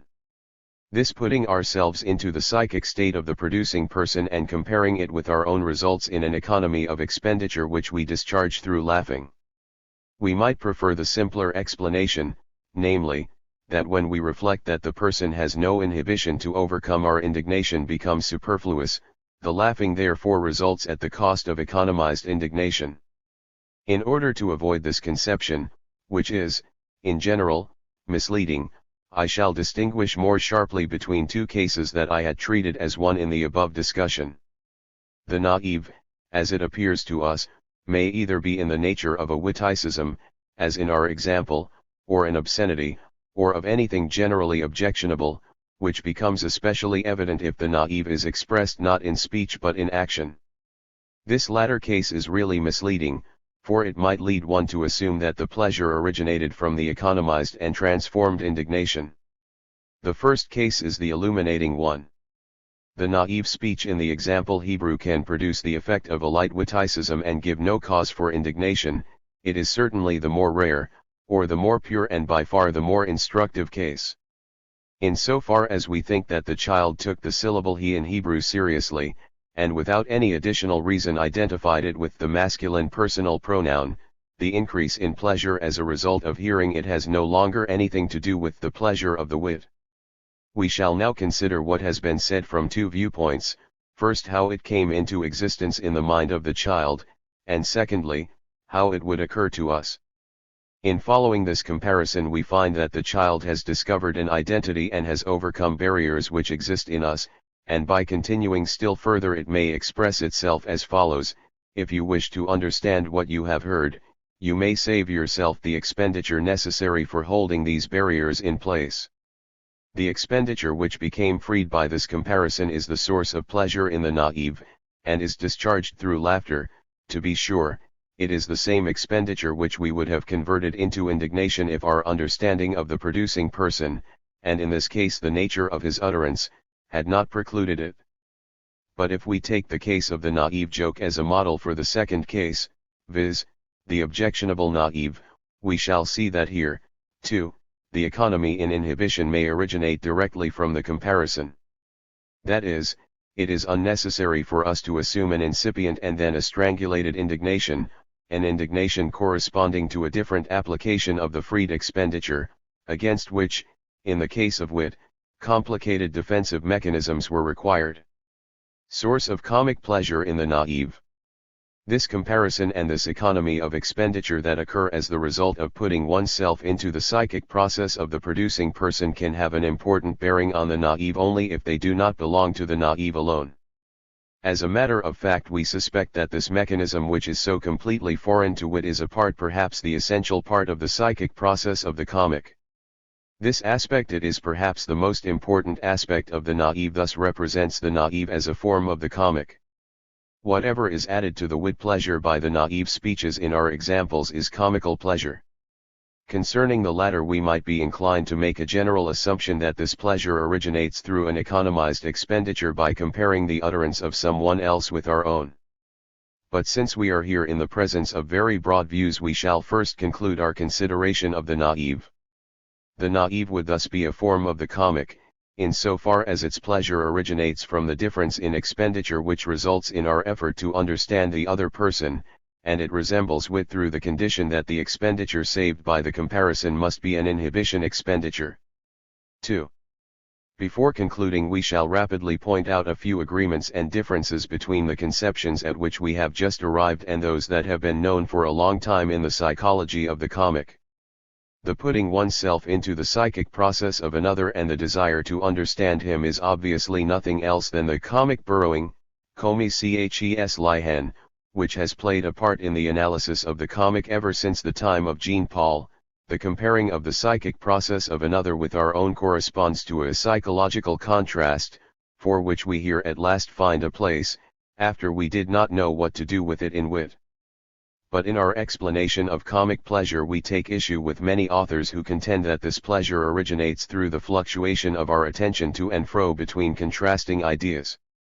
We are unable to see how such a mechanism could produce pleasure, and we point to the fact that in the comparing of contrasts there results a difference in expenditure which, if not used for anything else, becomes capable of discharge and hence a source of pleasure. 3. It is with misgiving only that we approach the problem of the comic. It would be presumptuous to expect from our efforts any decisive contribution to the solution of this problem after the works of a large number of excellent thinkers have not resulted in an explanation that is in every respect satisfactory. As a matter of fact, we intend simply to follow out into the province of the comic certain observations that have been found valuable in the study of wit. Occurrence and origin of the comic. The comical appears primarily as an unintentional discovery in the social relations of human beings. It is found in persons, that is, in their movements, shapes, actions, and characteristic traits. In the beginning it is found probably only in their psychical peculiarities and later on in their mental qualities, especially in the expression of these latter. Even animals and inanimate objects become comical as the result of a widely used method of personification. However, the comical can be considered apart from the person in whom it is found, if the conditions under which a person becomes comical can be discerned. Thus arises the comical situation, and this knowledge enables us to make a person comical at will by putting him into situations in which the conditions necessary for the comic are bound up with his actions. The discovery that it is in our power to make another person comical opens the way to unsuspected gains in comic pleasure, and forms the foundation of a highly developed technique. It is also possible to make oneself just as comical as others. The means which serve to make a person comical are transference into comic situations, imitations, disguise, unmasking, caricature, parody, travesty, and the like. It is quite evident that these techniques may enter into the service of hostile or aggressive tendencies. A person may be made comical in order to render him contemptible or in order to deprive him of his claims to dignity and authority. But even if such a purpose were regularly at the bottom of all attempts to make a person comical, this need not necessarily be the meaning of the spontaneous comic. As a result of this superficial survey of the manifestations of the comic, we can readily see that the comic originates from widespread sources, and that conditions so specialized as those found in the naive cannot be expected in the case of the comic. In order to get a clue to the conditions that are applicable to the comic, the selection of the first example is most important. We will examine first the comic movement because we remember that the most primitive stage performance, the pantomime, uses this means to make us laugh. The answer to the question, why do we laugh at the actions of clowns, would be that they appear to us immoderate and inappropriate, that is, we really laugh over the excessive expenditure of energy. Let us look for the same condition outside of the manufactured comic, that is, under circumstances where it may unintentionally be found. The child's motions do not appear to us comical, even if it jumps and fidgets, but it is comical to see a little boy or girl follow with the tongue the movement of his pen holder when he is trying to master the art of writing. We see in these additional motions a superfluous expenditure of energy which under similar conditions we should save. In the same way we find it comical to see unnecessary motions or even marked exaggeration of expressive motions in adults. Among the genuinely comic cases we might mention the motions made by the bowler after he has released the ball while he is following its course as though he were still able to control it. All grimaces which exaggerate the normal expression of the emotions are comical, even if they are involuntary, as in the case of persons suffering from St. Vitus dance, chorea. The impassioned movements of a modern orchestra leader will appear comical to every unmusical person, who cannot understand why they are necessary. Indeed, the comic element found in bodily shapes and physiognomy is a branch of the comic of motion, in that they are conceived as though they were the result of motion that either has been carried too far or is purposeless. Wide exposed eyes, a crook-shaped nose bent towards the mouth, handle-like ears, a hunchback, and all similar physical defects probably produce a comical impression only in so far as the movements that would be necessary to produce these features are imagined, whereby the nose and other parts of the body are pictured as more movable than they actually are. It is certainly comical if someone can wiggle his ears, and it would undoubtedly be a great deal more comical if he could raise and lower his nose. A large part of the comical impression that animals make upon us is due to the fact that we perceive in them movements which we cannot imitate. Comic of motion. But how does it come about that we laugh as soon as we have recognized that the actions of someone else are immoderate and inappropriate? I believe that we laugh because we compare the motions observed in others with those which we ourselves should produce if we were in their place. The two persons must naturally be compared in accordance with the same standard, but this standard is my own innervation expenditure connected with my idea of motion in the one case as well as the other. This assertion is in need of discussion and amplification. What we are here putting into juxtaposition is, on the one hand, the psychic expenditure of a given idea, and on the other hand, the content of this idea. We maintain that the former is not primarily and principally independent of the latter, the content of the idea, particularly because the idea of something great requires a larger expenditure than the idea of something small. As long as we are concerned only with the idea of different course movements, we shall encounter no difficulties in the theoretical determination of our thesis or in establishing its proof through observation. It will be shown that in this case an attribute of the idea actually coincides with an attribute of the object conceived, although psychology warns us of confusions of this sort. I obtain an idea of a definite course movement by performing this motion or by imitating it, and in so doing I set a standard for this motion in my feelings of innervation. 4. Now if I perceive a similar more or less coarse motion in someone else, the surest way to the understanding to apperception of the same is to carry it out imitatively, and the comparison will then enable me to decide in which motion I expended more energy. Such an impulse to imitate certainly arises on perceiving a movement. but in reality I do not carry out the imitation any more than I still spell out words simply because I have learned to read by means of spelling. Instead of imitating the movement by my muscles, I substitute the idea of the same through my memory traces of the expenditures necessary for similar motions. Perceiving, or thinking, differs above all from acting or carrying out things by the fact that it entails a very much smaller displacement of energy and keeps the main expenditure from being discharged.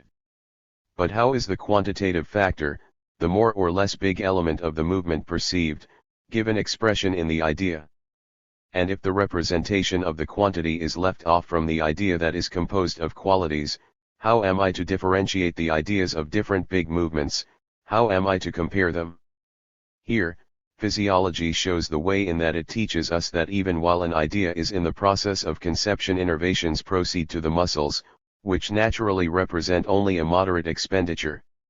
It is now easy to assume that this expenditure of innervation which accompanies the conception of the idea is utilized to represent the quantitative factor of the idea, and that when a great motion is imagined it is greater than it would be in the case of a small one. The conception of greater motions would thus actually be greater, that is, it would be a conception accompanied by greater expenditure. Ideational mimicry. Observation shows directly that human beings are in the habit of expressing the big and small things in their ideation content by means of a manifold expenditure or by means of a sort of ideational mimicry. When a child or a person of the common people or one belonging to a certain race imparts or depicts something, one can easily observe that he is not content to make his ideas intelligible to the hearer through the choice of correct words alone, but that he also represents the contents of the same through his expressive motions.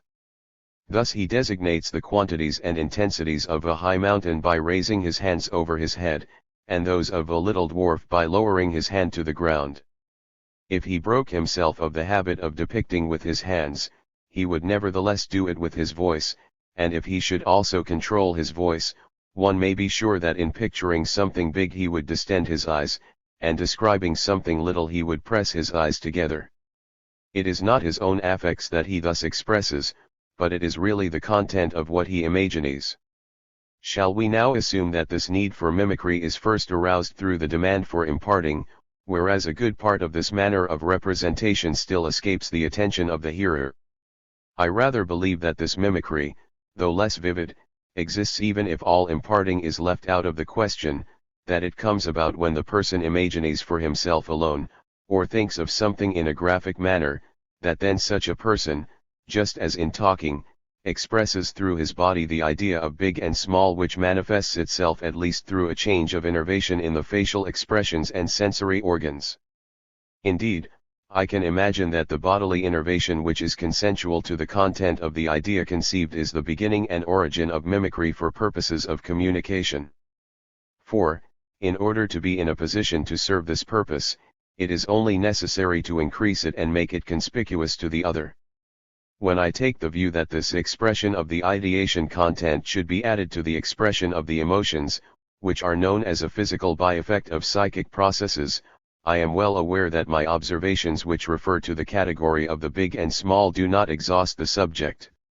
I myself could add still other things, even before reaching to the phenomenon of tension through which a person physically indicates the accumulation of his attention and the niveau of abstraction upon which his thoughts happen to rest. I maintain that this subject is very important, and I believe that tracing the ideation mimicry in other fields of aesthetics would be just as useful for the understanding of the comic as it is here. To return to the comic movement, I repeat that with the perception of a certain motion the impulse to conceive it will be given through a certain expenditure. In the desire to understand, in the apperception of this movement I produce a certain expenditure, and I behave in this part of the psychic process just as if I put myself in the place of the person observed. Simultaneously I probably grasp the aim of the motion, and through former experiences I am able to estimate the amount of expenditure necessary to attain this aim. I thereby drop out of consideration the person observed and behave as if I myself wished to attain the aim of the motion. These two ideational possibilities depend on a comparison of the motion observed with my own inhibited motion. In the case of an immoderate or inappropriate movement on the part of the other, my greater expenditure for understanding becomes inhibited statu nascendi during the mobilization, as it were, it is declared superfluous and stands free for further use or for discharge through laughing.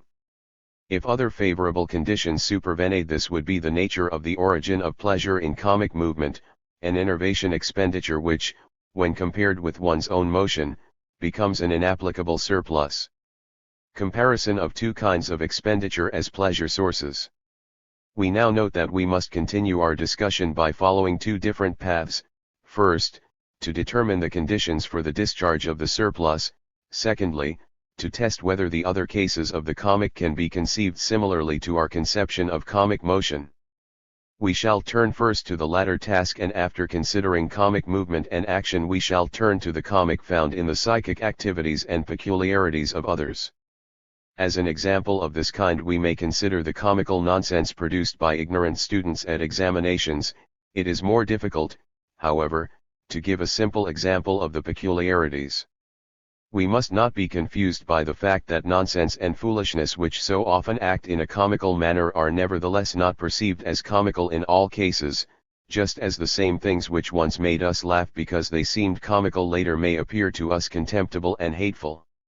This fact, which we must not forget to take into account, seems only to show that besides the comparison familiar to us, other relations come into consideration for the comic effect, conditions which we can investigate in other connections. The comic found in the mental and psychic attributes of another person is apparently again the result of a comparison between him and my own ego. But it is remarkable that it is a comparison which mostly furnishes the result opposite to that obtained through comic movement and action. In the latter case it is comical if the other person assumes a greater expenditure than I believe to be necessary for me. In the case of psychic activity it is just the reverse.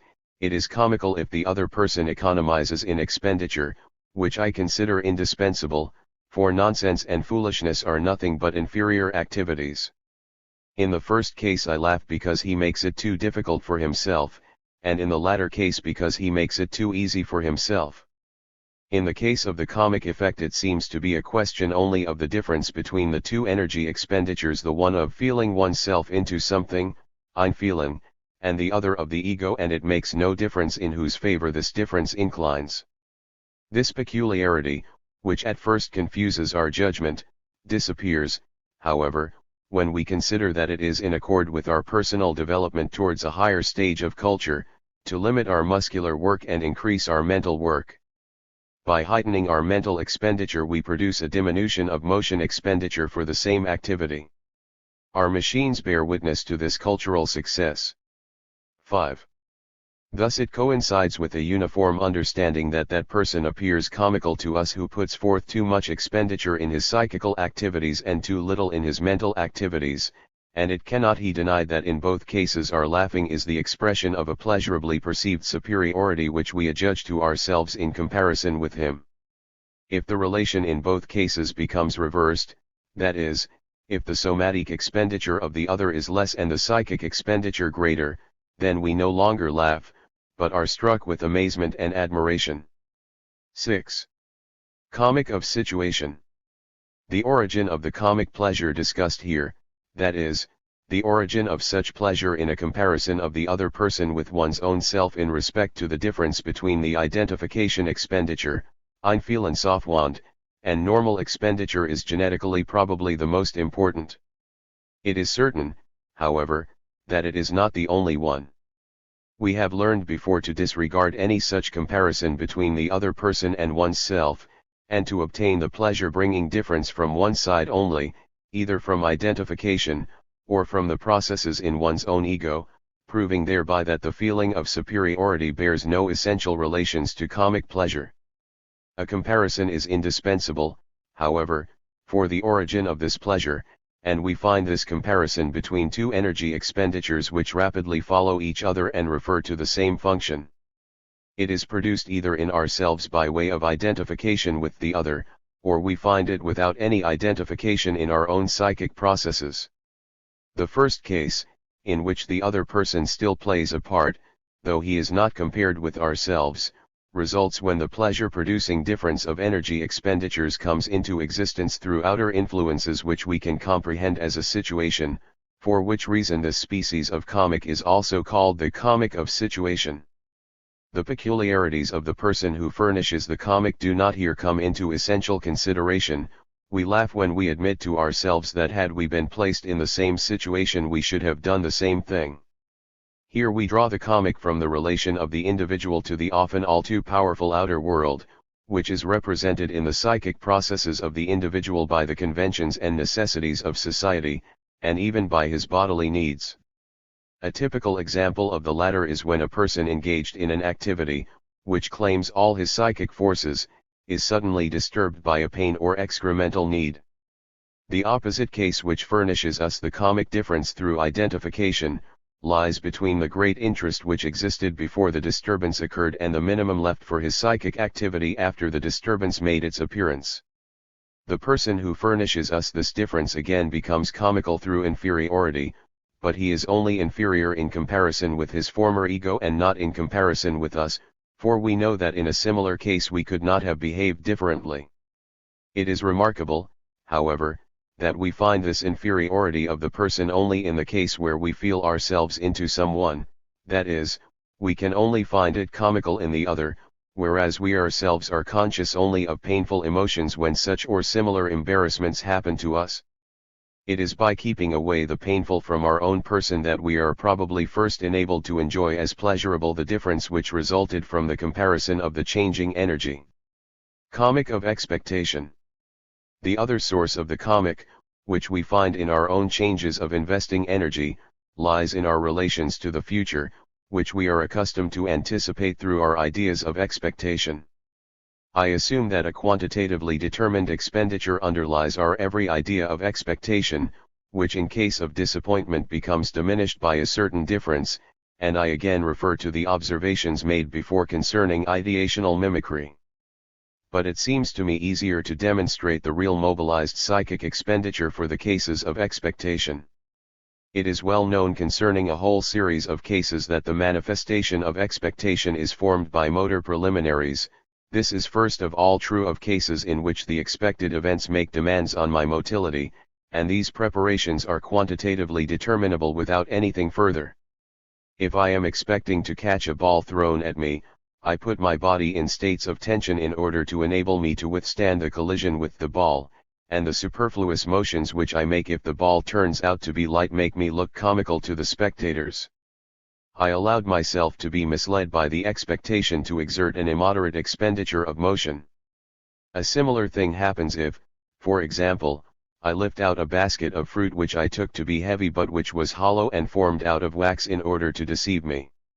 By its upward jerk my arm betrays the fact that I have prepared a superfluous innervation for this purpose, and hence I am laughed at.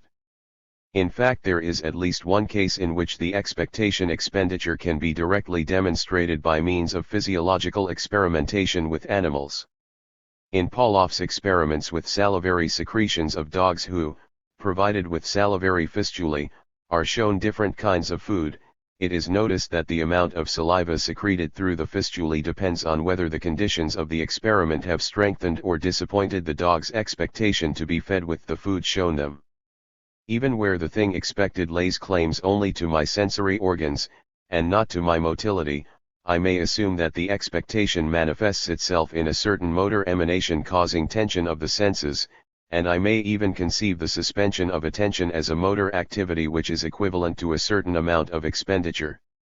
Moreover, I can presuppose that the preparatory activity of expectation is not independent of the amount of the expected impression, but that I represent mimically the bigness and smallness of the same by means of a greater or smaller preparatory expenditure, just as in the case of imparting something and in the case of thinking when there is no expectation.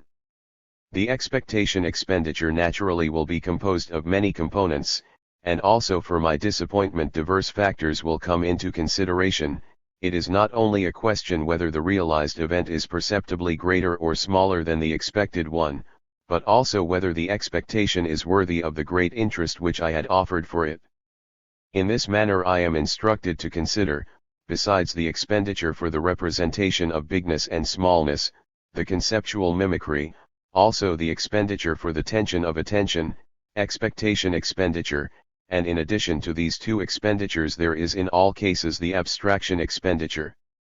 But these other forms of expenditure can easily be reduced to the one of bigness and smallness, for what we call more interesting, more sublime, and even more abstract, are only particularly qualified special cases of what is greater.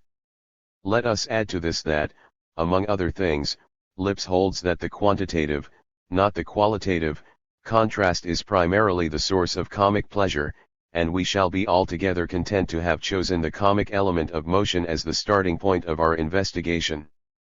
In working out Kant's thesis, the comic is an expectation dwindled into nothing, Lipps made the attempt in his book, often cited here, to trace the comic pleasure altogether to expectation.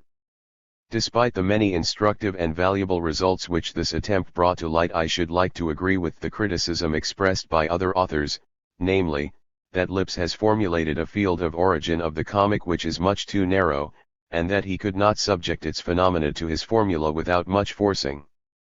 Caricature. Human beings are not satisfied with enjoying the comic as they encounter it in life, but they aim to produce it purposely. Thus we discover more of the nature of the comic by studying the methods employed in producing the comic. Above all, one can produce comical elements in one's personality for the amusement of others, by making oneself appear awkward or stupid. One then produces the comic exactly as if one were really so, by complying with the condition of comparison which leads to the difference of expenditure, but one does not make himself laughable or contemptible through this. Indeed, under certain circumstances one can even secure admiration. The feeling of superiority does not come into existence in the other when he knows that the actor is only shamming, and this furnishes us a good new proof that the comic is independent in principle of the feeling of superiority.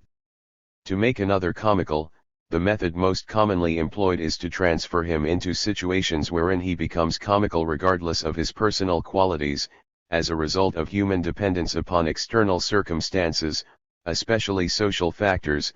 In other words, one resorts to the comical situation. This transferring into a comic situation may be real as in practical jokes, such as placing the foot in front of one so that he falls like a clumsy person, or making one appear stupid by utilizing his credulity to make him believe some nonsense, etc., or it can be feigned by means of speech or play. It is a good aid in aggression, in the service of which production of the comic is wont to place itself in order that the comic pleasure may be independent of the reality of the comic situation. Thus every person is really defenseless against being made comical. But there are still other means of making one comical which deserve special attention and which in part also show new sources of comic pleasure. Imitation, for example, belongs here.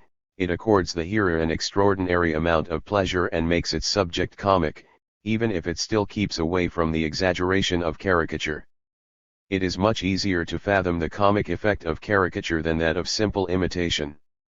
Caricature, parody and travesty, like their practical counterpart unmasking, range themselves against persons and objects who command authority and respect and who are exalted in some sense. These are procedures tending towards degradation.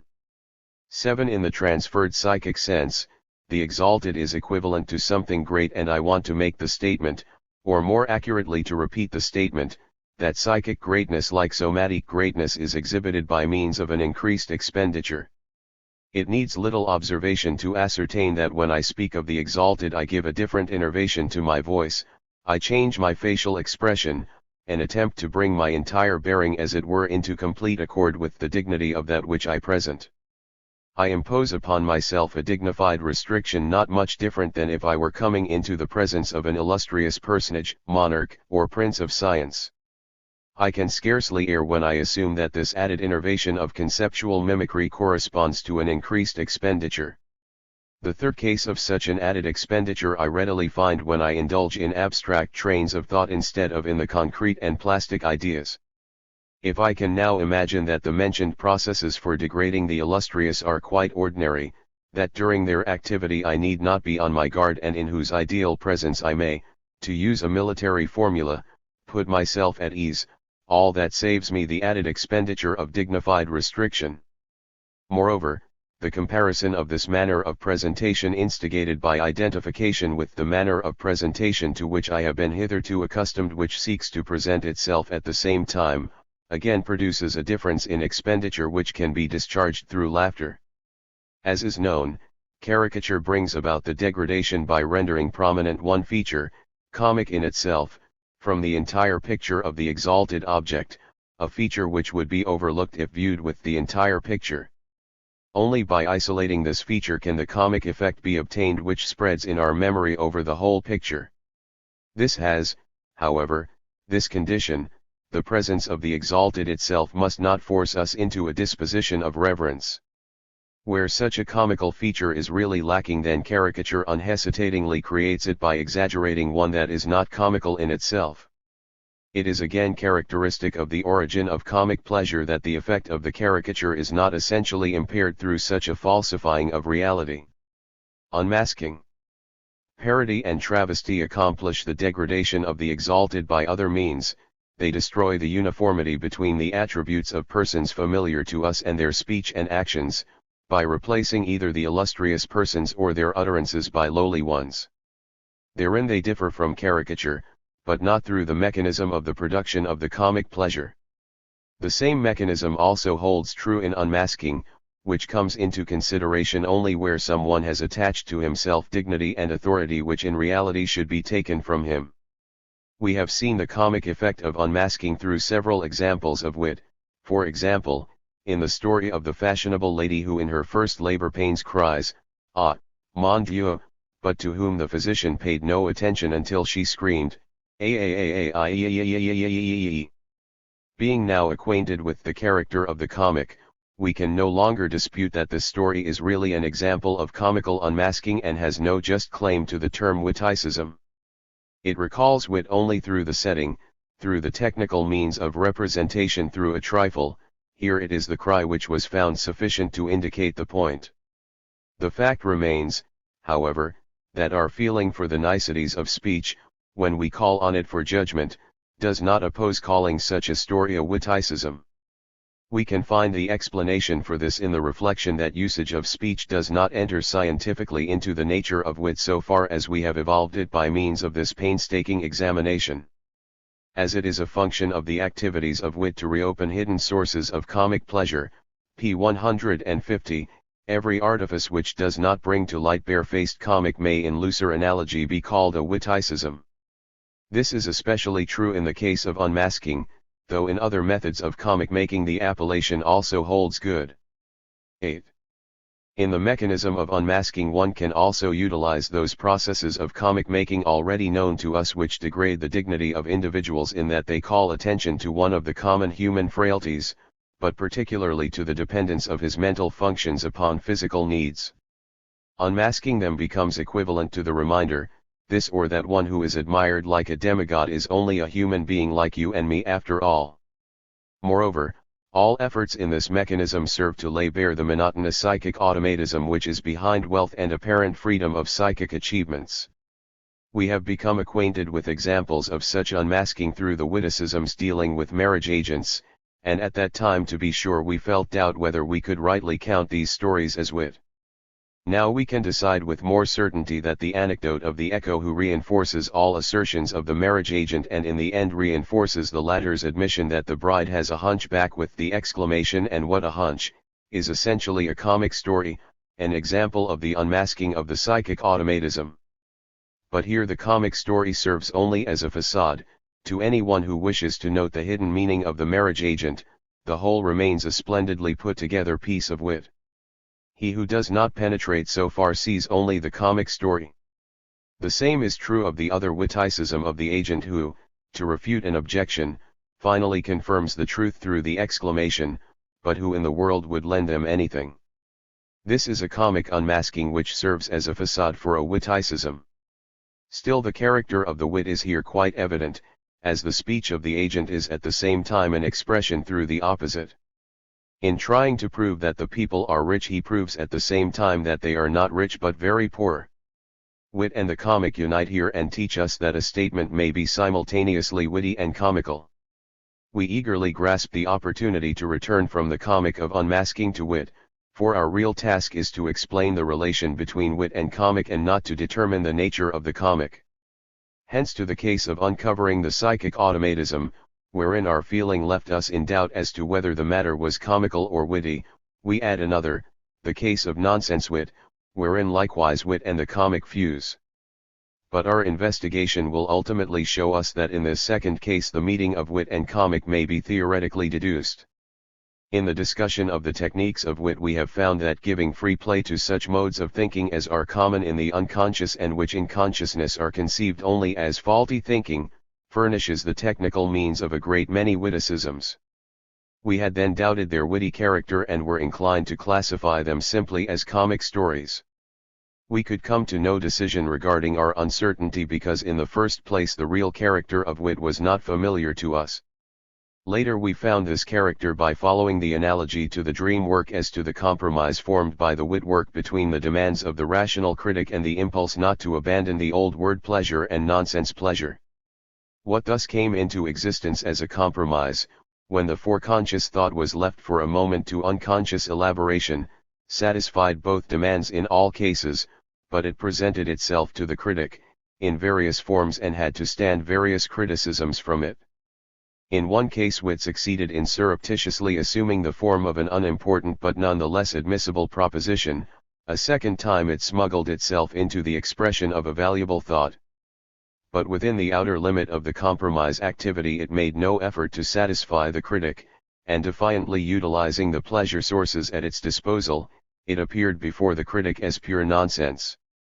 It had no fear of provoking contradiction because it could rely on the fact that the hearer would decipher the disfigurement of the expression through the operation of his unconscious and thus give back to it its meaning. Now in what case will wit appear to the critic as nonsense? Particularly when it makes use of those modes of thought, which are common in the unconscious, but forbidden in conscious thought, that is, when it resorts to faulty thinking. Some of the modes of thinking, of the unconscious, have also been retained in conscious thinking, for example, many forms of indirect expression, allusions, etc., even though their conscious use has to be much restricted. Using these techniques wit will arouse little or no opposition on the part of the critic, but this only happens when it also uses that technical means with which conscious thought no longer cares to have anything to do. Wit can still further avoid offending if it disguises the faulty thinking by investing it with a semblance of logic, as in the story of the fancy cake and liqueur, salmon with mayonnaise, and similar ones. But should it present the faulty thinking undisguised, the critic is sure to protest. The meeting of wit and the comic. In this case, something else comes to the aid of wit. The faulty thinking, which as a form of thinking of the unconscious, wit utilizes for its technique, appears comical to the critic, although this is not necessarily the case. The conscious giving of free play to the unconscious and to those forms of thinking which are rejected as faulty, furnishes a means for the production of comic pleasure. This can be easily understood, as a greater expenditure is surely needed for the production of the foreconscious investing energy than for the giving of free play to the unconscious. When we hear the thought which is formed like one from the unconscious we compare it to its correct form, and this results in a difference of expenditure which gives origin to comic pleasure. A witticism which makes use of such faulty thinking as its technique and therefore appears absurd can produce a comic impression at the same time. If we do not strike the trail of the wit, there remains to us only the comic or funny story. The story of the borrowed kettle, which showed a hole on being returned, whereupon the borrower excused himself by stating that in the first place he had not borrowed the kettle, secondly, that it already had a hole when he borrowed it, and thirdly, that he had returned it intact without any hole, p. 82, is an excellent example of a purely comic effect through giving free play to one's unconscious modes of thinking. Just this mutual neutralization of several thoughts, each of which is well motivated in itself, is the province of the unconscious. Corresponding to this, the dream in which the unconscious thoughts become manifest, also shows an absence of either or. 9. These are expressed by putting the thoughts next to one another. In that dream example given in my interpretation of dreams, 10, which in spite of its complication I have chosen as a type of the work of interpretation, I seek to rid myself of the reproach that I have not removed the pains of a patient by psychic treatment. My arguments are, 1. She is herself to blame for her illness, because she does not wish to accept my solution. 2. Her pains are of organic origin, therefore none of my concern. 3. Her pains are connected with her widowhood, for which I am certainly not to blame, for her pains resulted from an injection with a dirty syringe, which was given by another. All these motives follow one another just as though one did not exclude the other. In order to escape the reproach that it was nonsense, I had to insert the words either or instead of the end of the dream. A similar comical story is the one which tells of a blacksmith in a Hungarian village who has committed a crime punishable by death.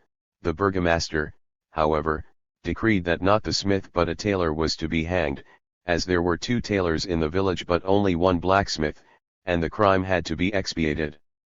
Such a displacement of guilt from one person to another naturally contradicts all laws of conscious logic, but in no ways the mental trends of the unconscious.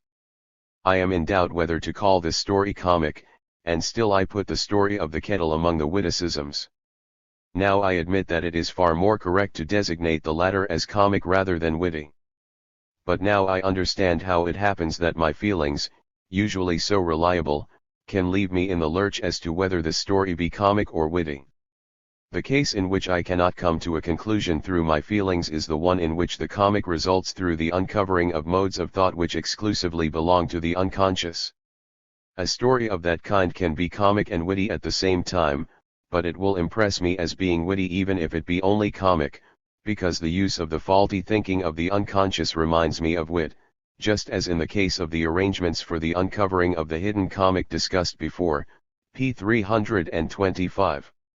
I must lay great stress upon making clear this most delicate point of my analysis, namely, the relation of wit to the comic, and will therefore supplement what has been said with some negative statements. First of all, I call attention to the fact that the case of the meeting of wit and comic treated here, p. 327, is not identical with the preceding one. I grant it is a fine distinction, but it can be drawn with certainty.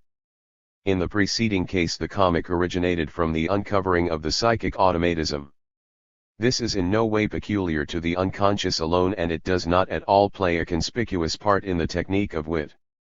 Unmasking appears only accidentally in relation with wit, in that it serves another technique of wit, namely, representation through the opposite. But in the case of giving free play to unconscious ways of thinking, the union of wit and comic is an essential one, because the same method which is used by the first person in wit as the technique of releasing pleasure will naturally produce comic pleasure in the third person. We might be tempted to generalize this last case and seek the relation of wit to the comic in the fact that the effect of wit upon the third person follows the mechanism of comic pleasure. But there is no question about that. Contact with the comic is not in any way found in all nor even in most witticisms. In most cases wit and the comic can be cleanly separated. As often as wit succeeds in escaping the appearance of absurdity, which is to say in most witticisms of double meaning or of illusion, one cannot discover any effect in the hearer resembling the comic. One can make the test with examples previously cited or with some new ones given here. Congratulatory telegram to be sent to a gambler on his 70th birthday. Trente et quarante 11, word division with illusion. Madame de Maintenon was called Madame de Maintenent, modification of a name. We might further believe that at least all jokes with nonsense facades appear comical and must impress us as such. But I recall here the fact that such witticisms often have a different effect on the hearer, calling forth confusion and a tendency to rejection. See footnote, p. 212. Therefore it evidently depends whether the nonsense of the wit appears comical or common plain nonsense, and the conditions for this we have not yet investigated. Accordingly we hold to the conclusion that wit, judging by its nature, can be separated from the comic, and that it unites with it on the one hand only in certain special cases, on the other in the tendency to gain pleasure from intellectual sources. In the course of these examinations concerning the relations of wit and the comic there revealed itself to us that distinction which we must emphasize as most significant, and which at the same time points to a psychologically important characteristic of the comic. We had to transfer to the unconscious the source of wit pleasure. There is no occasion which can be discovered for the same localization of the comic. On the contrary, all analyses which we have made thus far indicate that the source of comic pleasure lies in the comparison of two expenditures, both of which we must adjudge to the foreconscious. Wit and the comic can above all be differentiated in the psychic localization. Wit is, so to speak, the contribution to the comic from the sphere of the unconscious. Comic of imitation. We need not blame ourselves for digressing from the subject, for the relation of wit to the comic is really the occasion which urged us to the examination of the comic. But it is time for us to return to the point under discussion, to the treatment of the means which serve to produce the comic. We have advanced the discussion of caricature and unmasking, because from both of them we can borrow several points of similarity for the analysis of the comic of imitation. Imitation is mostly replaced by caricature, which consists in the exaggeration of certain otherwise not striking traits, and also bears the character of degradation. Still, this does not seem to exhaust the nature of imitation. It is incontestable that in itself it represents an extraordinarily rich source of comic pleasure, for we laugh particularly over faithful imitations. It is not easy to give a satisfactory explanation of this if we do not accept Bergson's view, 12, according to which the comic of imitation is put next to the comic produced by uncovering the psychic automatism. Bergson believes that everything gives a comic impression which manifests itself in the shape of a machine-like inanimate movement in the human being. His law is that the attitudes, gestures, and movements of the human body are laughable in exact proportion as that body reminds us of a mere machine. He explains the comic of imitation by connecting it with the problem formulated by Pascal in his thoughts: why is it that we laugh at the comparison of two faces that are alike although neither of them excites laughter by itself? The truth is that a really living life should never repeat itself. Wherever there is repetition or complete similarity, we always suspect some mechanism at work behind the living. Analyze the impression you get from two faces that are too much alike, and you will find that you are thinking of two copies cast in the same mold, or two impressions of the same soul, or two reproductions of the same negative, in a word, of some manufacturing process or other. This deflection of life towards the mechanical is here the real cause of laughter. LC, p. 34. We might say, it is the degradation of the human to the mechanical or inanimate. If we accept these winning arguments of Bergson, it is moreover not difficult to subject his view to our own formula. Taught by experience that every living being is different and demands a definite amount of expenditure from our understanding, we find ourselves disappointed when, as a result of a perfect agreement or deceptive imitation, we need no new expenditure. But we are disappointed in the sense of being relieved, and the expenditure of expectation which has become superfluous is discharged through laughter. The same formula will also cover all cases of comic rigidity considered by Bergson, such as professional habits, fixed ideas, and modes of expression which are repeated on every occasion. All these cases aim to compare the expenditure of expectation with what is commonly required for the understanding, whereby the greater expectation depends on observation of individual variety and human plasticity. Hence in imitation the source of comic pleasure is not the comic of situation but that of expectation. As we trace the comic pleasure in general to comparison, it is incumbent upon us to investigate also the comic element of the comparison itself, which likewise serves as a means of producing the comic. Our interest in this question will be enhanced when we recall that in the case of comparison the feeling as to whether something was to be classed as witty or merely comical often left us in the lurch. VP 114. The subject really deserves more attention than we can bestow upon it.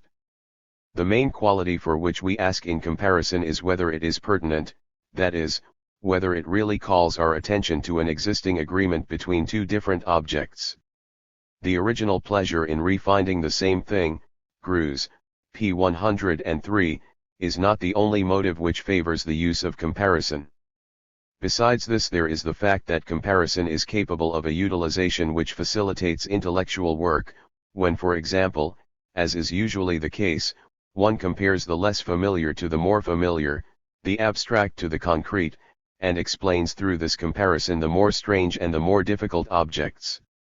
With every such comparison, especially of the abstract to the concrete, there is a certain degradation and a certain economy in abstraction expenditure, in the sense of a conceptual mimicry, yet this naturally does not suffice to render prominent the character of the comic.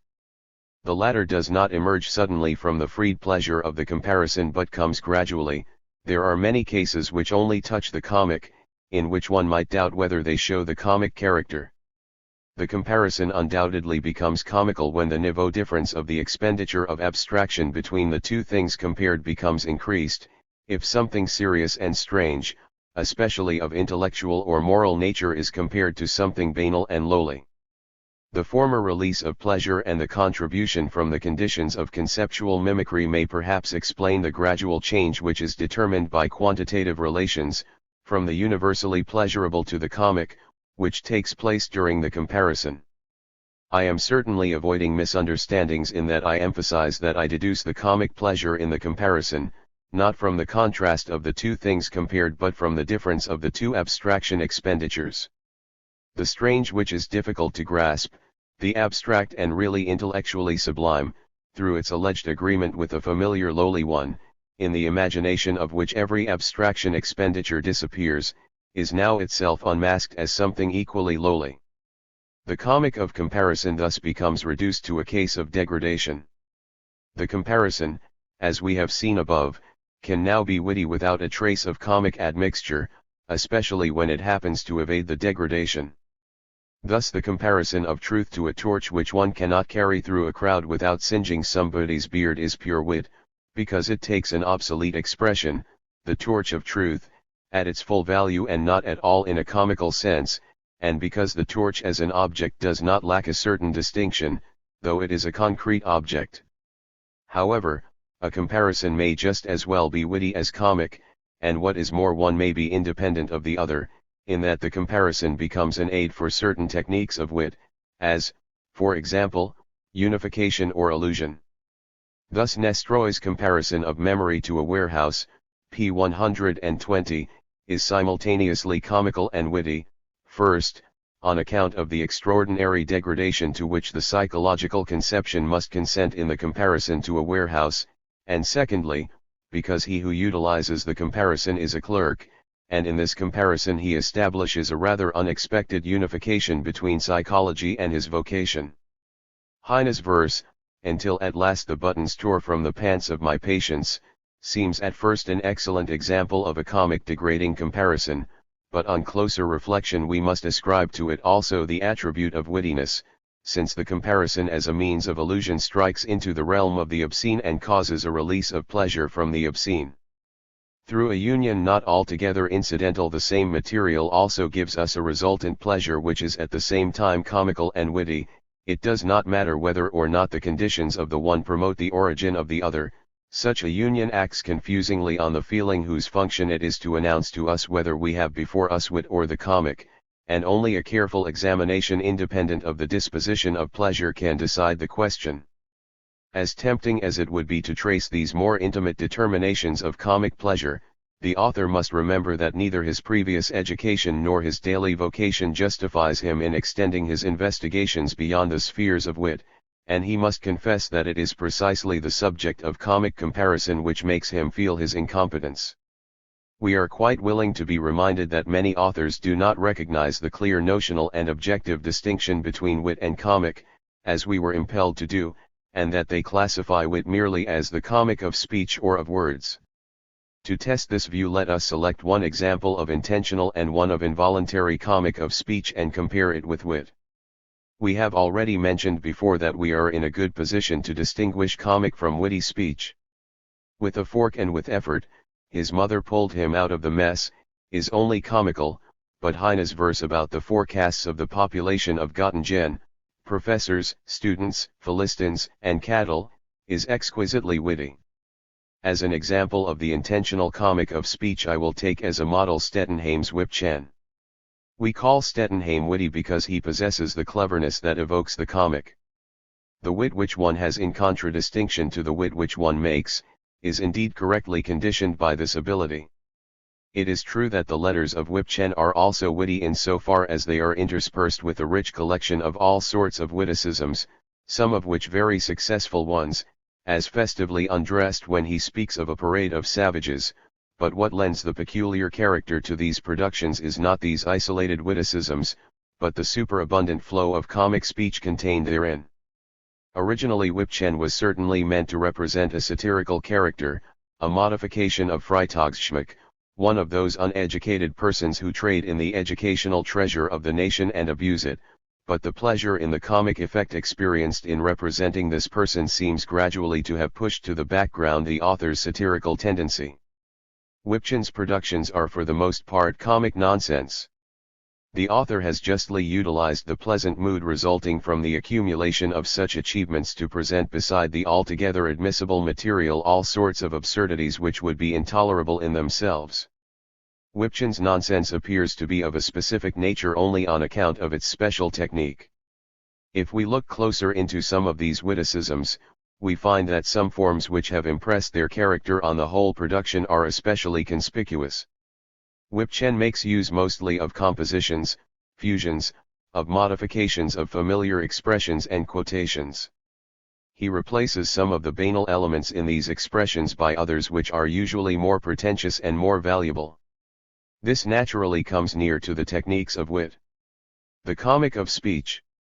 Some of the fusions taken from the preface and the first pages are the following: Turkey's money is like the hay of the sea.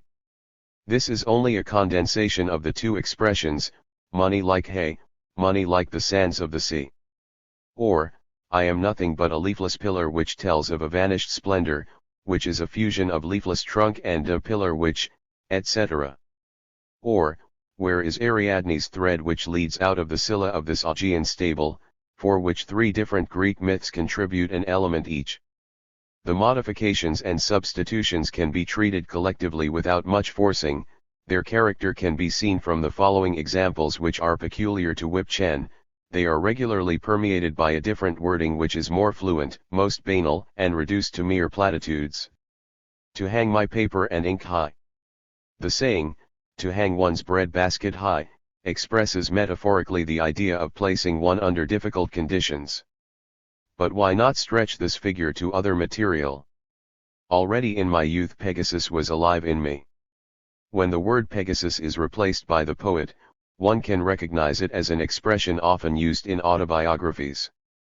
Naturally Pegasus is not the proper word to replace the words the poet, but it has thought associations to it and is a high-sounding word. From Wipchen's other numerous productions some examples can be shown which present the pure comic. As an example of comic disillusionment the following can be cited: 4 hours the battle raged, finally it remained undecisive.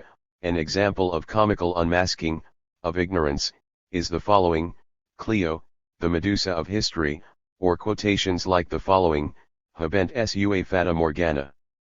But our interest is aroused more by the fusions and modifications because they recall familiar techniques of wit. We may compare them to such modification witticisms as the following: he has a great future behind him, and Lichtenberg's modification witticisms such as, new baths heal well, etc. Should Wipchen's productions having the same technique be called witticisms, or what distinguishes them from the latter? It is surely not difficult to answer this. Let us remember that wit presents to the hearer a double face, and forces him to two different views.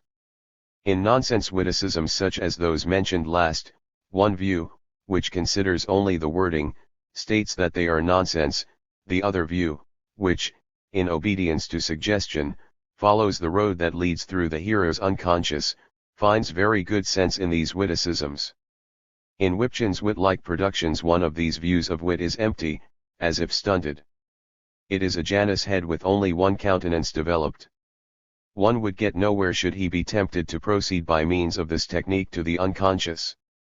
The condensations lead to no case in which the two fused elements really result in a new sense; they fall to pieces when an attempt is made to analyze them. As in wit, the modifications and substitutions lead to a current and familiar wording, but they themselves tell us little else and as a rule nothing that is of any possible use.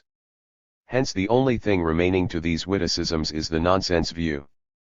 Whether such productions, which have freed themselves from one of the most essential characters of wit, should be called bad wit or not wit at all, every one must decide as he feels inclined. There is no doubt that such stunted wit produces a comic effect for which we can account in more than one way.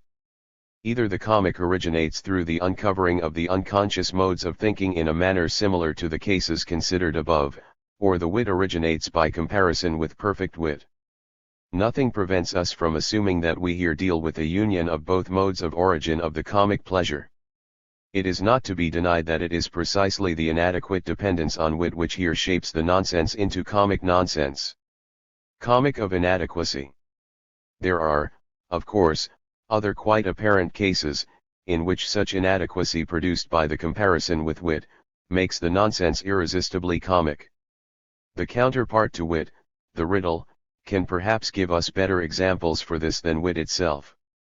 A facetious question states, "What is this? It hangs on the wall and one can dry his hands on it?" It would be a foolish riddle if the answer were, "A towel." On the contrary, this answer is rejected with the statement, "No, it is a herring, but, for mercy's sake," is the objection, "a herring does not hang on the wall." But you can hang it there, but who wants to dry his hands on a herring? Well, is the soft answer, you don't have to. This explanation given through two typical displacements show how much this question lacks of being a real riddle, and because of this absolute insufficiency it impresses one as irresistibly comic, rather than mere nonsensical foolishness. Through such means, that is, by not restricting essential conditions, wit, riddles, and other forms, which in themselves produce no comic pleasure, can be made into sources of comic pleasure. It is not so difficult to understand the case of the involuntary comic of speech, which we can perhaps find realized with as much frequency as we like in the poems of Friederike Kempner. 13. Anti-vivisection. Fraternal sentiment should urge us to champion the guinea pig. For has it not a soul like ours? Although most likely not as big? Or a conversation between a loving couple. The contrast.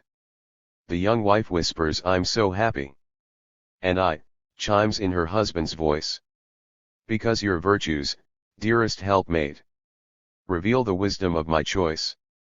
There is nothing here which makes one think of wit. Doubtless, however, it is the inadequacy of these poetic productions, as the very extraordinary clumsiness of the expressions which recall the most commonplace or newspaper style, the ingenious poverty of thoughts, the absence of every trace of poetic manner of thinking or speaking, it is all these inadequacies which make these poems comic. Nevertheless, it is not at all self-evident that we should find Kempner's poems comical.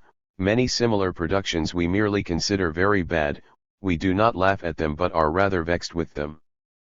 But here it is the great disparity in our demand of a poem which impels us to the comic conception, where this difference is less, we are inclined to criticize rather than laugh. The comic effect of Kempner's poetic productions is furthermore assured by the additional circumstances of the lady author's unmistakably good intentions, and by the fact that her helpless phrases disarm our feeling of mockery and anger. We are now reminded of a problem the consideration of which we have so far postponed. The difference of expenditure is surely the main condition of the comic pleasure, but observation teaches that such difference does not always produce pleasure. What other conditions must be added, or what disturbances must be checked in order that pleasure should result from the difference of expenditure? But before proceeding with the answers to these questions, we wish to verify what was said in the conclusions of the former discussion, namely, that the comic of speech is not synonymous with wit, and that wit must be something quite different from speech comic. As we are about to attack the problem just formulated, concerning the conditions of the origin of comic pleasure from the difference of expenditure, we may permit ourselves to facilitate this task so as to cause ourselves some pleasure. To give a correct answer to this question would amount to an exhaustive presentation of the nature of the comic, for which we are fitted neither by ability nor authority. We shall therefore again be content to elucidate the problem of the comic only so far as it distinctly separates itself from wit. All theories of the comic were objected to by the critics on the ground that in defining the comic these theories overlooked the essential element of it. This can be seen from the following theories, with their objections. The comic depends on a contrasting idea, yes, insofar as this contrast affects one comically and in no other way. The feeling of the comic results from the dwindling away of an expectation, yes, if the disappointment does not prove to be painful. There is no doubt that these objections are justified, but they are overestimated if one concludes from them that the essential characteristic mark of the comic has hitherto escaped our conception. What depreciates the general validity of these definitions are conditions which are indispensable for the origin of the comic pleasure, but which will be searched in vain for the nature of comic pleasure. The rejection of the objections and the explanations of the contradictions to the definitions of the comic will become easy for us, only after we trace back comic pleasure to the difference resulting from a comparison of two expenditures.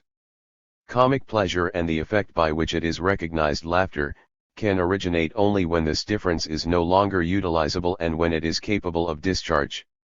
We gain no pleasurable effect, or at most a flighty feeling of pleasure in which the comic does not appear, if the difference is put to other use as soon as it is recognized.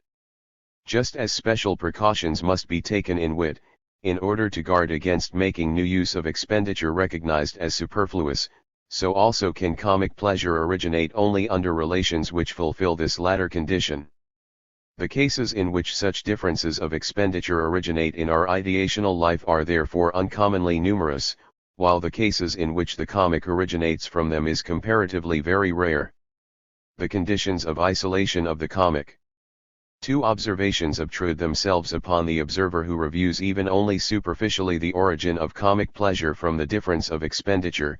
First, that there are cases in which the comic appears regularly and as if necessarily, and, in contrast to these cases, others in which this appearance depends on the conditions of the case and on the viewpoint of the observer, but secondly, that unusually large differences very often triumph over unfavorable conditions, so that the comic feeling originates in spite of it. In reference to the first point, one may set up two classes, the inevitable comic and the accidental comic, although one will have to be prepared from the beginning to find exceptions in the first class to the inevitableness of the comic. It would be tempting to follow the conditions which are essential to each class. What is important in the second class are the conditions of which one may be designated as the isolation of the comic case. A closer analysis renders conspicuous relations something like the following. A. The favorable condition for the origin of comic pleasure is brought about by a general happy disposition in which one is in the mood for laughing. In happy toxic states almost everything seems comic, which probably results from a comparison with the expenditure in normal conditions. For wit, the comic, and all similar methods of gaining pleasure from the psychic activities, are nothing but ways to regain this happy state euphoria from one single point, when it does not exist as a general disposition of the psyche. B. A similar favorable condition is produced by the expectation of the comic or by putting oneself in the right mood for comic pleasure. Hence, when the intention to make things comical exists and when this feeling is shared by others, the differences required are so slight that they probably would have been overlooked had they been experienced in unpremeditated occurrences. He who decides to attend a comic lecture or a farce at the theater is indebted to this intention for laughing over things which in his everyday life would hardly produce in him a comic effect. He finally laughs at the recollection of having laughed, at the expectation of laughing, and at the appearance of the one who is to present the comic, even before the latter makes the attempt to make him laugh. It is for this reason that people admit that they are ashamed of that which made them laugh at the theater. C. Unfavorable conditions for the comic result from the kind of psychic activity which may occupy the individual at the moment. Imaginative or mental activity tending towards serious aims disturbs the discharging capacity of the investing energies which the activity needs for its own displacements, so that only unexpected and great differences of expenditure can break through to form comic pleasure. All manner of mental processes far enough removed from the obvious to cause a suspension of ideational mimicry are unfavorable to the comic. In abstract contemplation there is hardly any room left for the comic, except when this form of thinking is suddenly interrupted. D. The occasion for releasing comic pleasure vanishes when the attention is fixed on the comparison capable of giving rise to the comic. Under such circumstances the comic force is lost from that which is otherwise sure to produce a comic effect. A movement or a mental activity cannot become comical to him whose interest is fixed at the time of comparing this movement with a standard which distinctly presents itself to him. Thus the examiner does not see the comical in the nonsense produced by the student in his ignorance, he is simply annoyed by it, whereas the offender's classmates who are more interested in his chances of passing the examination than in what he knows, laugh heartily over the same nonsense. The teacher of dancing or gymnastics seldom has any eyes for the comic movements of his pupils, and the preacher entirely loses sight of humanity's defects of character, which the writer of comedy brings out with so much effect. The comic process cannot stand examination by the attention, it must be able to proceed absolutely unnoticed in a manner similar to wit.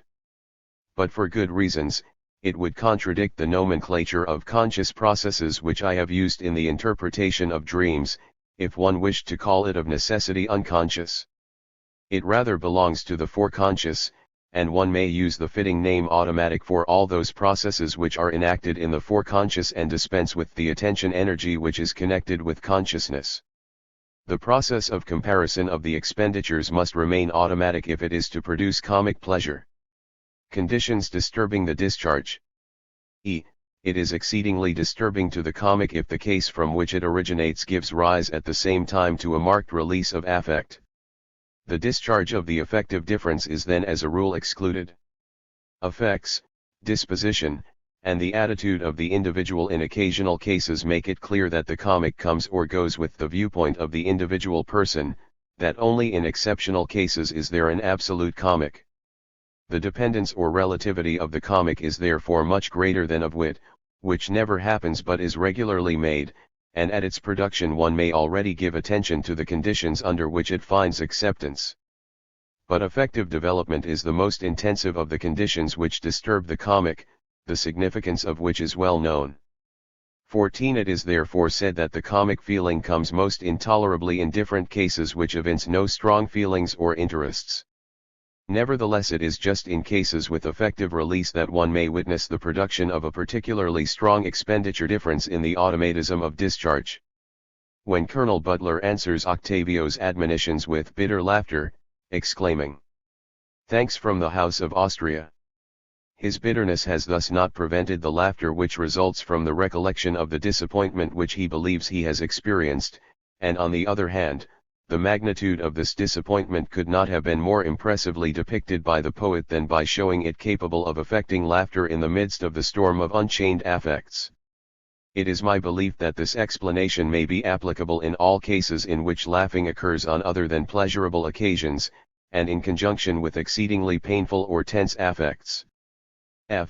If we also mention that the development of the comic pleasure can be promoted by means of any other pleasurable addition to the case which acts like a sort of contact effect, after the manner of the fore-pleasure principle in the tendency wit, then we have discussed surely not all the conditions of comic pleasure, yet enough of them to serve our purpose.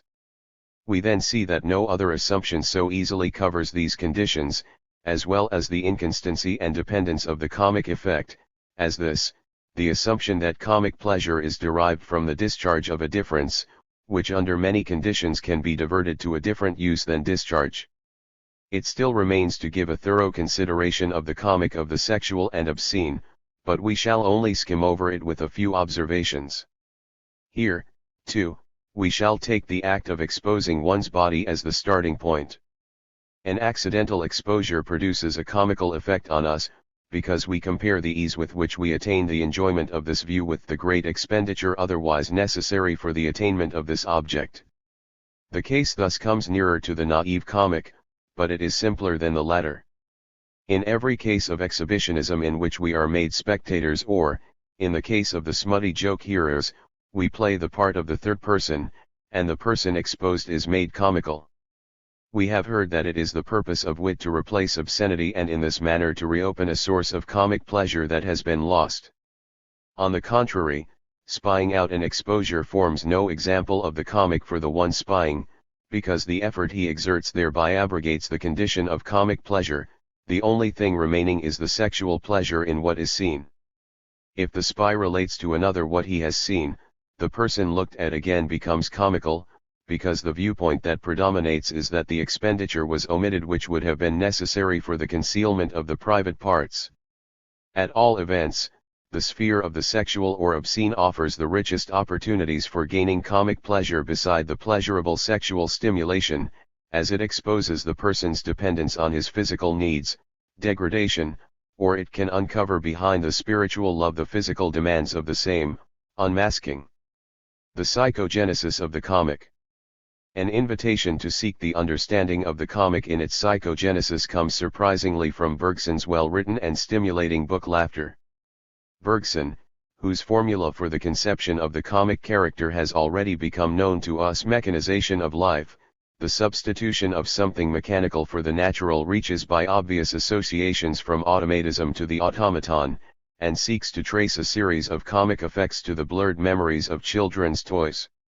In this connection he once reaches this viewpoint, which, to be sure, he soon drops. He seeks to trace the comic to the after effect of childish pleasure. Perhaps we ought even to carry simplification still farther, and, going back to our earliest recollection, try to discover in the games that amused us as children the first faint traces of the combinations that make us laugh as grown-up persons. Above all, we are too apt to ignore the childish element, so to speak, latent in most of our joyful emotions, p. 67. As we have now traced wit to that childish playing with words and thoughts which is prohibited by the rational critic, we must be tempted to trace also these infantile roots of the comic, conjectured by Bergson. As a matter of fact, we meet a whole series of conditions which seem most promising, when we examine the relation of the comic to the child. The child itself does not by any means seem comic to us, although its character fulfills all conditions which, in comparison to our own, would result in a comic difference. Thus we see the immoderate expenditure of motion as well as the slight psychic expenditure, the control of the psychic activities through bodily functions, and other features. The child gives us a comic impression only when it does not behave as a child but as an earnest grown-up, and even then it affects us only in the same manner as other persons in disguise, but as long as it retains the nature of the child our perception of it furnishes us a pure pleasure, which perhaps recalls the comic. We call it naive in so far as it displays to us the absence of inhibitions, and we call naive comic those of its utterances which in another we would have considered obscene or witty. On the other hand, the child lacks all feeling for the comic.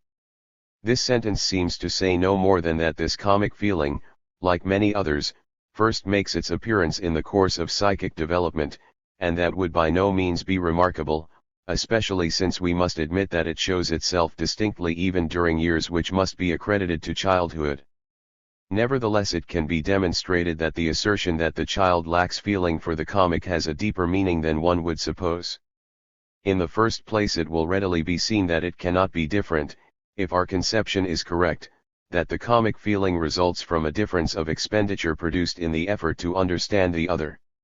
Let us again take comic motion as an example. The comparison which furnishes the difference reads as follows: when put in conscious formulas, so he does it, and, so I would do it, or so I have done it. But the child lacks the standard contained in the second sentence. It understands simply through imitation, it just does it. Education of the child furnishes it with the standard, so you shall do it, and if it now makes use of the same in comparisons, the nearest conclusion is, he has not done it right, and I can do it better. In this case it laughs at the other, it laughs at him with a feeling of superiority.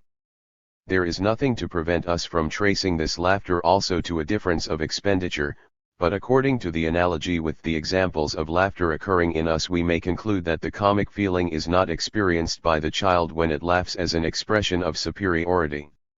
It is a laughter of pure pleasure. In our own case, whenever the judgment of our own superiority occurs, we smile rather than laugh, or if we laugh, we are still able to distinguish clearly this conscious realization of our superiority from the comic which makes us laugh. It is probably correct to say that in many cases which we perceive as comical and which we cannot explain, the child laughs out of pure pleasure, whereas the child's motives are clear and assignable. If, for instance, Someone slips on the street and falls, we laugh because this impression we know not why is comical. The child laughs in the same case out of a feeling of superiority or out of joy over the calamity of others. It amounts to saying, "You fell, but I did not." Certain pleasure motives of the child seems to be lost for us grown-ups, but as a substitute for these we perceive under the same conditions the comic feeling. The infantile and the comic. If we were permitted to generalize, it would seem very tempting to transfer the desired specific character of the comic into the awakening of the infantile, and to conceive the comic as a regaining of lost infantile laughing. One could then say, I laugh every time over a difference of expenditure between the other and myself, when I discover in the other the child. Or expressed more precisely, the whole comparison leading to the comic would read as follows. He does it this way, I do it differently. He does it just as I did when I was a child. This laughter would thus result every time from the comparison between the ego of the grown-up and the ego of the child. The uncertainty itself of the comic difference, causing now the lesser and now the greater expenditure to appear comical to me, would correspond to the infantile determination. The comic therein is actually always on the side of the infantile. This is not contradicted by the fact that the child itself as an object of comparison does not make a comic impression on me but a purely pleasurable one, nor by the fact that this comparison with the infantile produces a comic effect only when any other use of the difference is avoided. For the conditions of the discharge come thereby into consideration. Everything that confines a psychic process in an association of ideas works against the discharge of the surplus occupation of energy and directs the same to other utilization. Whatever isolates a psychic act favors the discharge. By consciously focusing on the child as the person of comparison, the discharge necessary for the production of comic pleasure therefore becomes impossible. Only in foreconscious energetic states is there a similar approach to the isolation which we may moreover also ascribe to the psychic processes in the child. The addition to the comparison, thus I have also done it as a child, from which the comic effect would emanate, could come into consideration for the average difference only when no other association could obtain control over the freed surplus. If we still continue with our attempt to find the nature of the comic in the foreconscious association of the infantile, we have to go a step further than Bergson and admit that the comparison resulting in the comic need not necessarily awake old childish pleasure and play, but that it is enough if it touches the childish nature in general, perhaps even childish pain. Herein we deviate from Bergson, but remain consistent with ourselves, when we connect the comic pleasure not with remembered pleasure but always with a comparison. This is possible, for cases of the first kind comprise in a measure those which are regularly and irresistibly comic. Let us now draw up the scheme of the comic possibilities instanced above.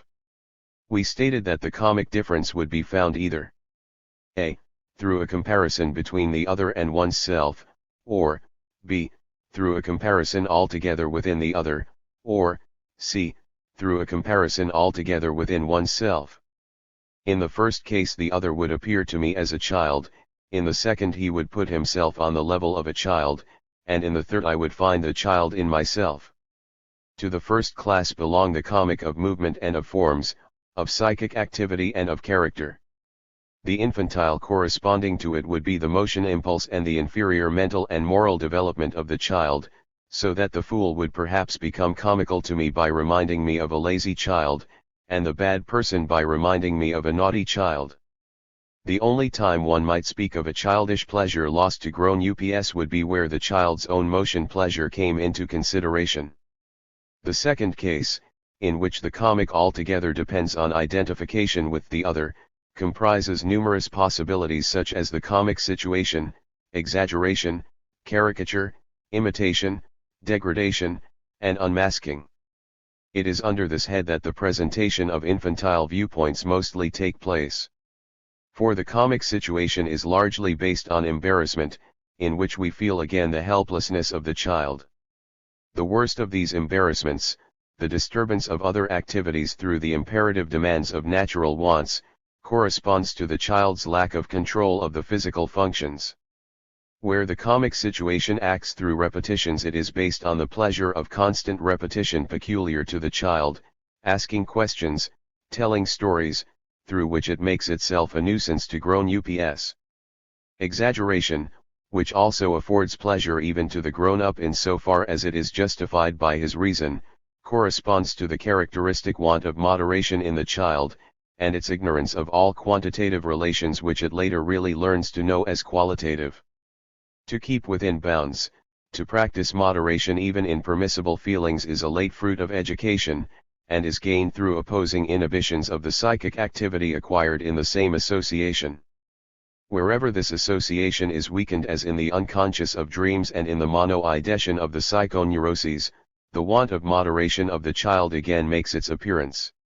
The understanding of comic imitation has caused us many difficulties so long as we left out of consideration the infantile factor. But imitation is the child's best art and is the impelling motive of most of its playing. The child's ambition is not so much to distinguish himself among his equals as to imitate the big fellows. The relation of the child to the grown-up determines also the comic of degradation, which corresponds to the lowering of the grown-up in the life of the child. Few things can afford the child greater pleasure than when the grown-up lowers himself to its level, disregards his superiority, and plays with the child as its equal.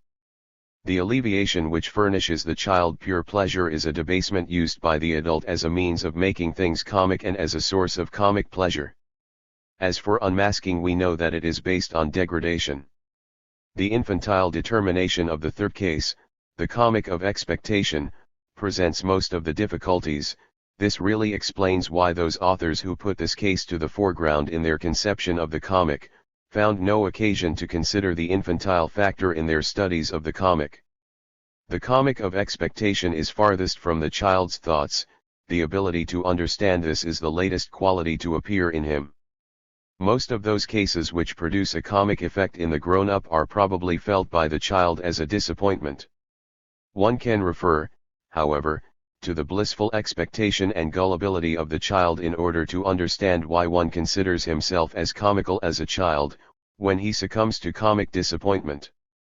If the preceding remarks produce a certain probability that the comic feeling may be translated into the thought, everything is comic that does not fit the grown-up, I still do not feel bold enough, in view of my whole position to the problem of the comic, to defend this last proposition with the same earnestness as those that I formulated before. I am unable to decide whether the lowering to the level of the child is only a special case of comic degradation, or whether everything comical fundamentally depends on the degradation to the level of the child. 15. Humor. An examination of the comic, however superficial it may be, would be most incomplete if it did not devote at least a few remarks to the consideration of humor. There is so little doubt as to the essential relationship between the two that a tentative explanation of the comic must furnish at least one component for the understanding of humor. It does not matter how much appropriate and important material was presented as an appreciation of humor, which, as one of the highest psychic functions, enjoys the special favor of thinkers, we still cannot elude the temptation to express its essence through an approach to the formulae given for wit and the comic. We have heard that the release of painful emotions is the strongest hindrance to the comic effect.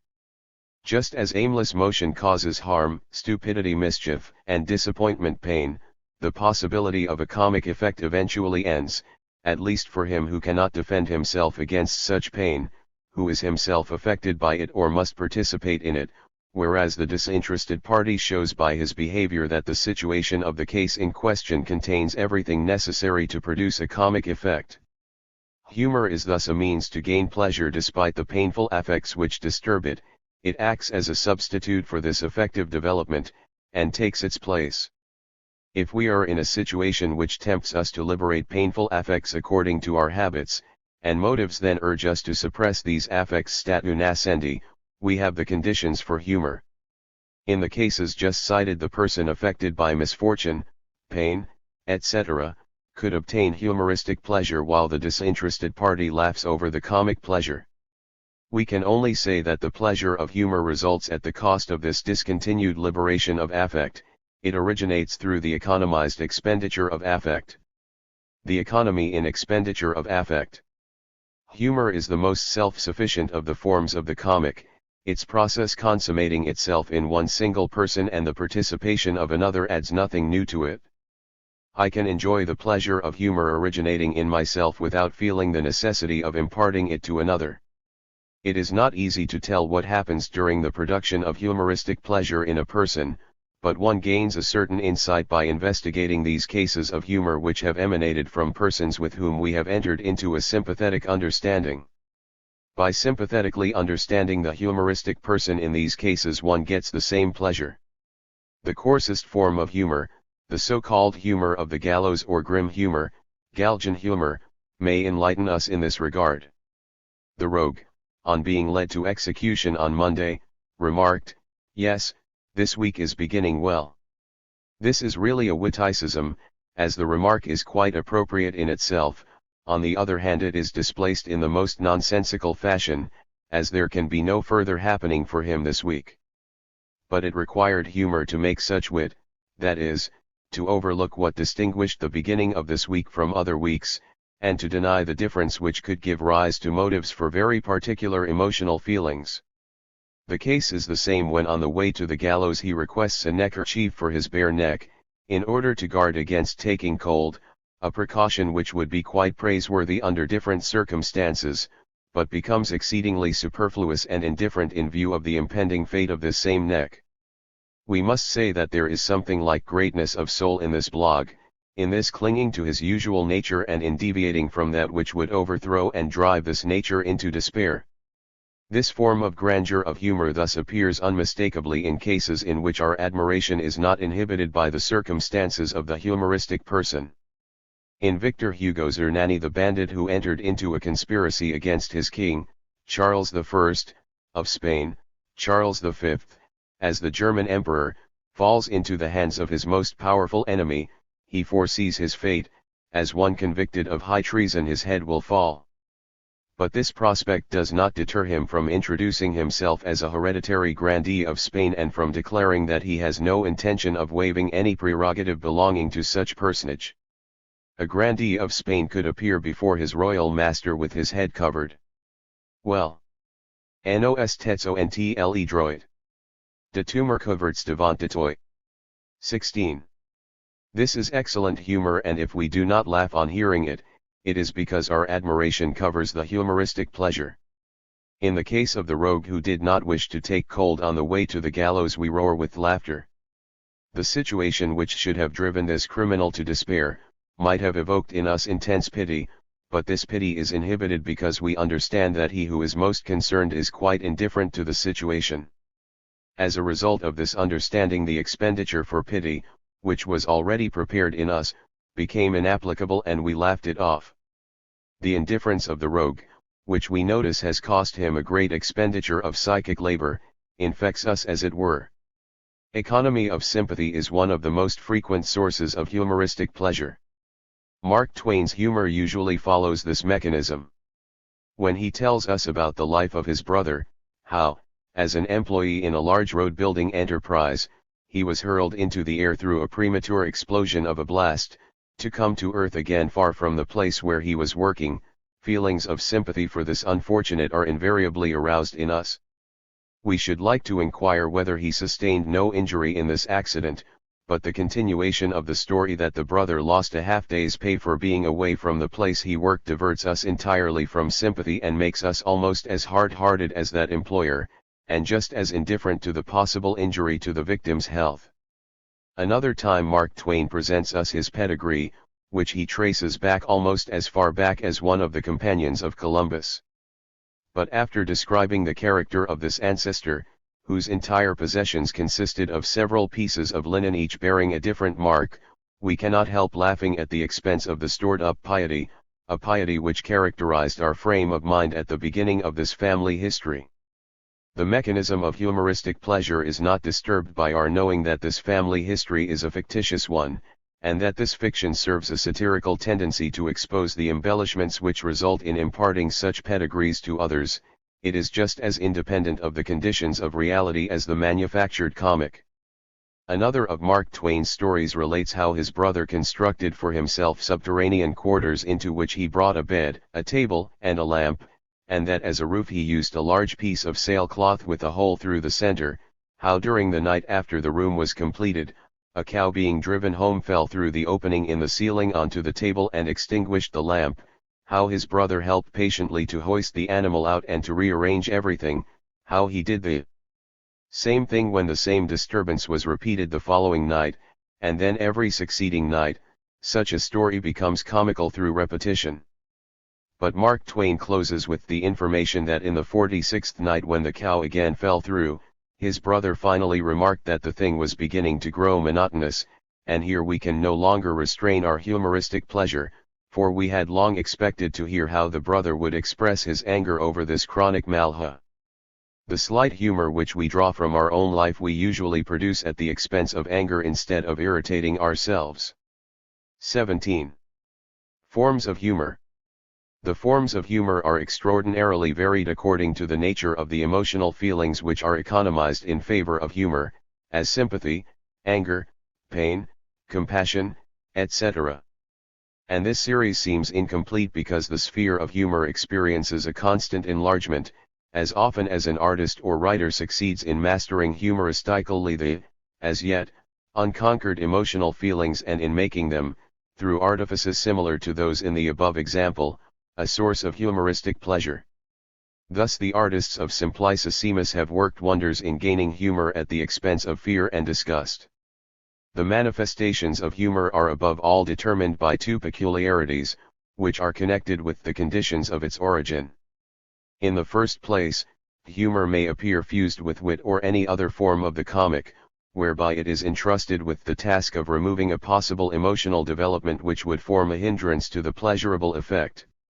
Secondly, it can entirely set aside this emotional development or only partially, which is really the more frequent case, because the simpler function and the different forms of broken 18 humor, results in that humor which smiles under its tears. It withdraws from the affect a part of its energy and gives instead the accompanying humoristic sound. As may be noticed by former examples, the humoristic pleasure gained by entering into sympathy with a thing results from a special technique resembling displacement through which the liberation of affect held ready is disappointed and the energy occupation is deflected to other, and, not often, to secondary matters. This does not help us, however, to understand the process by which the displacement from the development of affect proceeds in the humoristic person himself. We see that the recipient intimates the producer of the humor in his psychic processes, but we discover nothing thereby concerning the forces which make this process possible in the latter. We can only say, when, for example, somebody succeeds in paying no heed to a painful affect because he holds before himself the greatness of the world's interest as a contrast to his own smallness, that we see in this no function of humor but one of philosophic thinking, and we gain no pleasure even if we put ourselves into his train of thought. The humoristic displacement is therefore just as impossible in the light of conscious attention as is the comic comparison. Like the latter, it is connected with the condition to remain in the foreconscious, that is to say, to remain automatic. One reaches some solution of humoristic displacement if one examines it in the light of a defense process. The defense processes are the psychic correlates of the flight reflex and follow the task of guarding against the origin of pain from inner sources. In fulfilling this task they serve the psychic function as an automatic adjustment, which finally proves harmful and therefore must be subjected to the control of the conscious thinking. A definite form of this defense, the failure of repression, I have demonstrated as the effective mechanism in the origin of the psychoneuroses. Humor can now be conceived as the loftiest variant of this defense activity. It disdains to withdraw from conscious attention the ideas which are connected with the painful affect, as repression does, and thus it overcomes the defense automatism. It brings this about by finding the means to withdraw the energy resulting from the liberation of pain which is held in readiness and through discharge changes the same into pleasure. It is even credible that it is again the connection with the infantile that puts at humor's disposal the means for this function. Only in childhood did we experience intensively painful affects over which today as grown ups we would laugh, just as a humorist laughs over his present painful affects. The elevation of his ego, of which humoristic displacement gives evidence, the translation of which would read, I am too big to have these causes affect me painfully, he could find in the comparison of his present ego with his infantile ego. This conception is to some extent confirmed by the role which falls to the infantile in the neurotic processes of repression. The relation of humor to wit and comic. On the whole, humor is closer to the comic than wit. Like the former, its psychic localization is in the foreconscious, whereas wit, as we had to assume, is formed as a compromise between the unconscious and the foreconscious. On the other hand, humor has no share in the peculiar nature in which wit and the comic meet, a peculiarity which perhaps we have not hitherto emphasized strongly enough. It is a condition for the origin of the comic that we be induced to apply either simultaneously or in rapid succession to the same thought function two different modes of ideas, between which the comparison then takes place and thus forms the comic difference. Such differences originate between the expenditure of the stranger and one's own, between the usual expenditure and the emergency expenditure, between an anticipated expenditure and one which has already occurred. 19. The difference between two forms of conception resulting simultaneously, which work with different expenditures, comes into consideration in wit, in respect to the hearer. The one of these two conceptions, by taking the hints contained in the witticism, follows the train of thought through the unconscious, while the other conception remains on the surface and presents the witticism like any wording from the foreconscious which has become conscious. Perhaps it would not be considered an unjustified statement if we should refer the pleasure of the witticism heard to the difference between these two forms of presentation. Concerning wit, we here repeat our former statement concerning its Janus-like double-facedness, a simile we used when the relation between wit and the comic still appeared to us unsettled. 20. The character thus put into the foreground becomes indistinct when we deal with humor. To be sure, we feel the humoristic pleasure where an emotional feeling is evaded, which we might have expected as a pleasure usually belonging to the situation, and in so far humor really falls under the broadened conception of the comic of expectation. But in humor it is no longer a question of two different kinds of presentations having the same content. The fact that the situation comes under the domination of a painful emotional feeling which should have been avoided, puts an end to possible comparison with the nature in the comic and in wit. The humoristic displacement is really a case of that different kind of utilization of a freed expenditure which proved to be so dangerous for the comic effect. Formulae for wit, comic, and humor. Now, that we have reduced the mechanism of humoristic pleasure to a formula analogous to the formula of comic pleasure and of wit, we are at the end of our task. It has seemed to us that the pleasure of wit originates from an economy of expenditure in inhibition, of the comic from an economy of expenditure in thought, and of humor from an economy of expenditure in feeling. All three activities of our psychic apparatus derive pleasure from economy. They all strive to bring back from the psychic activity a pleasure which has really been lost in the development of this activity. For the euphoria which we are thus striving to obtain is nothing but the state of a bygone time in which we were wont to defray our psychic work with slight expenditure. It is the state of our childhood in which we did not know the comic, were incapable of wit, and did not need humor to make us happy. Delusions and Dreams in JENSEN'S GRADIVA. Translated by Helen M. Downey. Written in 1907, Delusion and Dream in JENSEN'S GRADIVA subjects the novel Gradiva by Wilhelm Jensen, and especially its protagonist, to psychoanalysis.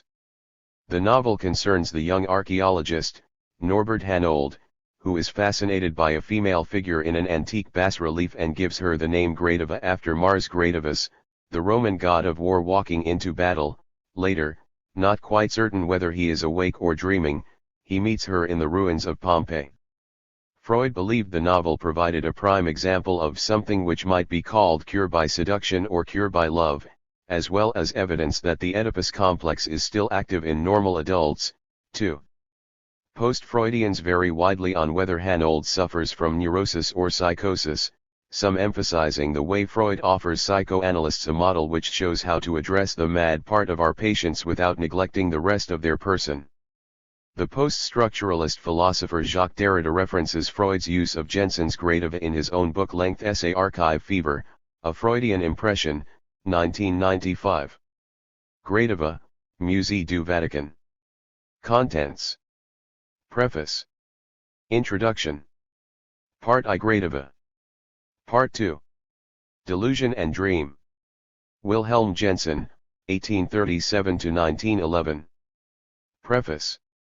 To Dr. G. Stanley Hall, President of Clark University, who first called to my attention the charm of Gradiva by Wilhelm Jensen, and suggested the possibility of the translation and publication combined with the translation of Freud's commentary, I am deeply grateful for his kindly interest and effort in connection with the publication of the book, and his assistance with the technical terms of psychopathology. In this connection I am also indebted to Dr. Smith Ely Jelloff, who gave many helpful suggestions as a result of his thorough reading of the manuscript of the commentary. I wish also to express my profound appreciation to my friend, Miss M. Evelyn Fitzsimmons, for her generous help with the original manuscript and other valuable comments offered while she was reading the entire proof. Helen M. Downey. Worcester, Mass. Introduction. Jensen's brilliant and unique story of Gradiva has not only literary merit of very high order, but may be said to open up a new field for romance. It is the story of a young archaeologist who suffered a very characteristic mental disturbance and was gradually but effectively cured by a kind of native psychotherapeutic instinct, which probably inheres in all of us, but which in this case was found in the girl he formerly loved but had forgotten, and who restored at the same time his health and his old affection for her. Perhaps the most extraordinary thing about the work is that the author knew nothing of psychotherapy as such, but wrought his way through the labyrinth of mechanisms that he in a sense rediscovered and set to work, so that it needed only the application of technical terms to make this romance at the same time a pretty good key to the whole domain of psychoanalysis. In a sense it is a dream story, but no single dream ever began to be so true to the typical nature of dreams. It is a clinical picture, but I can think of no clinical picture that had its natural human interest so enhanced by a moving romance. Gradiva might be an introduction to psychoanalysis, and is better than anything else we can think of to popularize it. It might be added that while this romance has been more thoroughly analyzed than any other, and that by Freud himself, it is really only one of many which in the literature of the subject have been used to show forth the mysterious ways of the unconscious. It indicates that psychoanalysis has a future in literary criticism, if not that all art and artists have, from the beginning, more or less anticipated as they now illustrate it. The translator is thoroughly competent and has done her work with painstaking conscientiousness, and she has had the great advantage of having it revised, especially with reference to the translation of technical terms from the German, by no less an eminent expert in psychotherapy than Dr. Smith Ely Jelloff. G. Stanley Hall. Part I. Gradiva. A Pompeian Fancy. By Wilhelm Jensen. Gradiva. On a visit to one of the great antique collections of Rome, Norbert Hanold had discovered a bas-relief which was exceptionally attractive to him, so he was much pleased, after his return to Germany, to be able to get a splendid plaster cast of it. This had now been hanging for some years on one of the walls of his workroom, all the other walls of which were lined with bookcases. Here it had the advantage of a position with the right light exposure, on a wall visited, though but briefly, by the evening sun. About 1/3 life-size, the bas-relief represented a complete female figure in the act of walking. She was still young, but no longer in childhood and, on the other hand, apparently not a woman, but a Roman virgin about in her 20th year. In no way did she remind one of the numerous extant bas-reliefs of a Venus, a Diana, or other Olympian goddess, and equally little of a Psyche or nymph. In her was embodied something humanly commonplace, not in a bad sense, to a degree a sense of present time, as if the artist, instead of making a pencil sketch of her on a sheet of paper, as is done in our day, had fixed her in a clay model quickly, from life, as she passed on the street, a tall, slight figure, whose soft, wavy hair a folded kerchief almost completely bound. Her rather slender face was not at all dazzling, and the desire to produce such effect was obviously equally foreign to her. in the delicately formed features was expressed a nonchalant equanimity in regard to what was occurring about her. Her eye, which gazed calmly ahead, bespoke absolutely unimpaired powers of vision and thoughts quietly withdrawn. So the young woman was fascinating, not at all because of plastic beauty of form, but because she possessed something rare in antique sculpture, a realistic, simple, maidenly grace which gave the impression of imparting life to the relief. This was effected chiefly by the movement represented in the picture.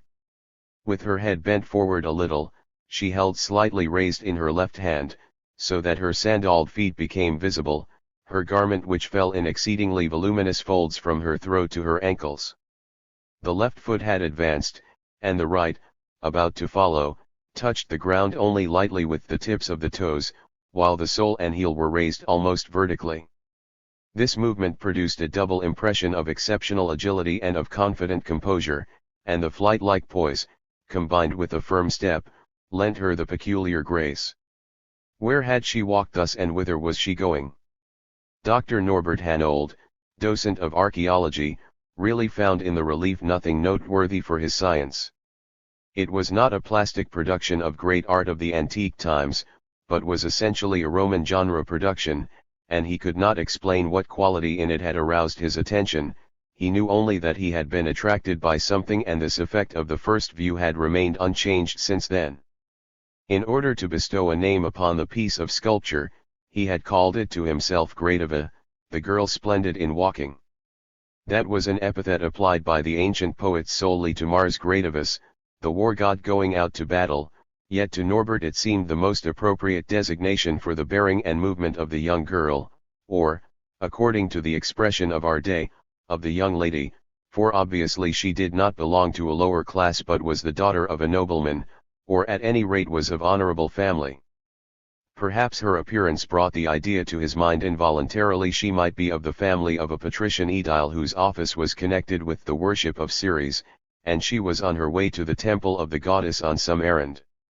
Yet it was contrary to the young archaeologist's feeling to put her in the frame of great, noisy, cosmopolitan Rome.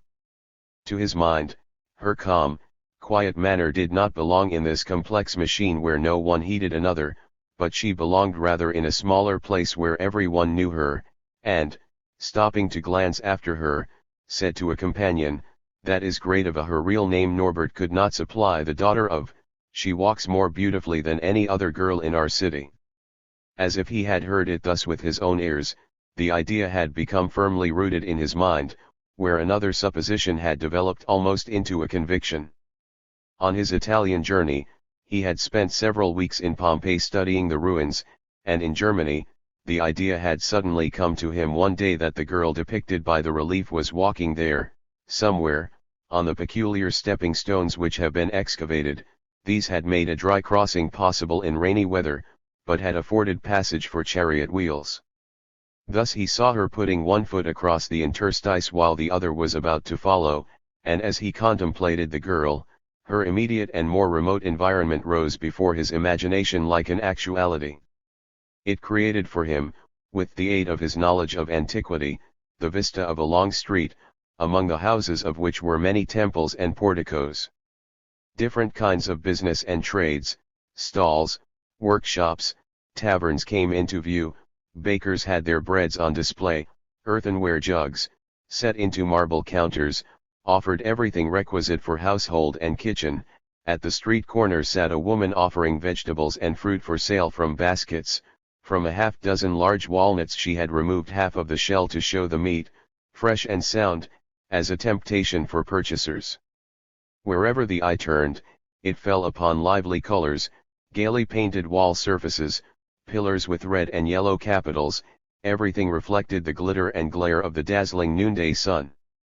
Farther off on a high base rose a gleaming, white statue, above which, in the distance, half veiled by the tremulous vibrations of the hot air, loomed Mount Vesuvius, not yet in its present cone shape and brown aridity, but covered to its furrowed, rocky peak with glistening verdure.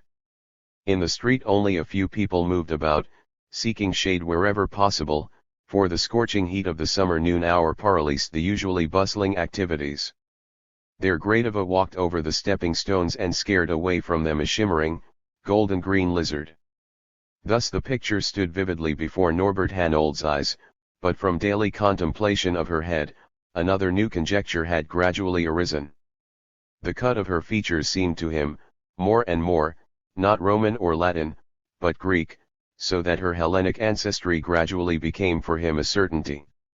The ancient settlement of all southern Italy by Greeks offered sufficient ground for that, and more ideas pleasantly associated with the settlers developed.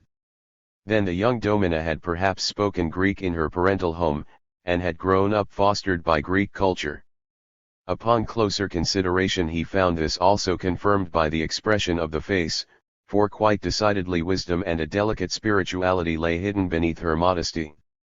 These conjectures or discoveries could, however, establish no real archaeological interest in the little relief, and Norbert was well aware that something else, which no doubt might be under the head of science, made him return to frequent contemplation of the likeness.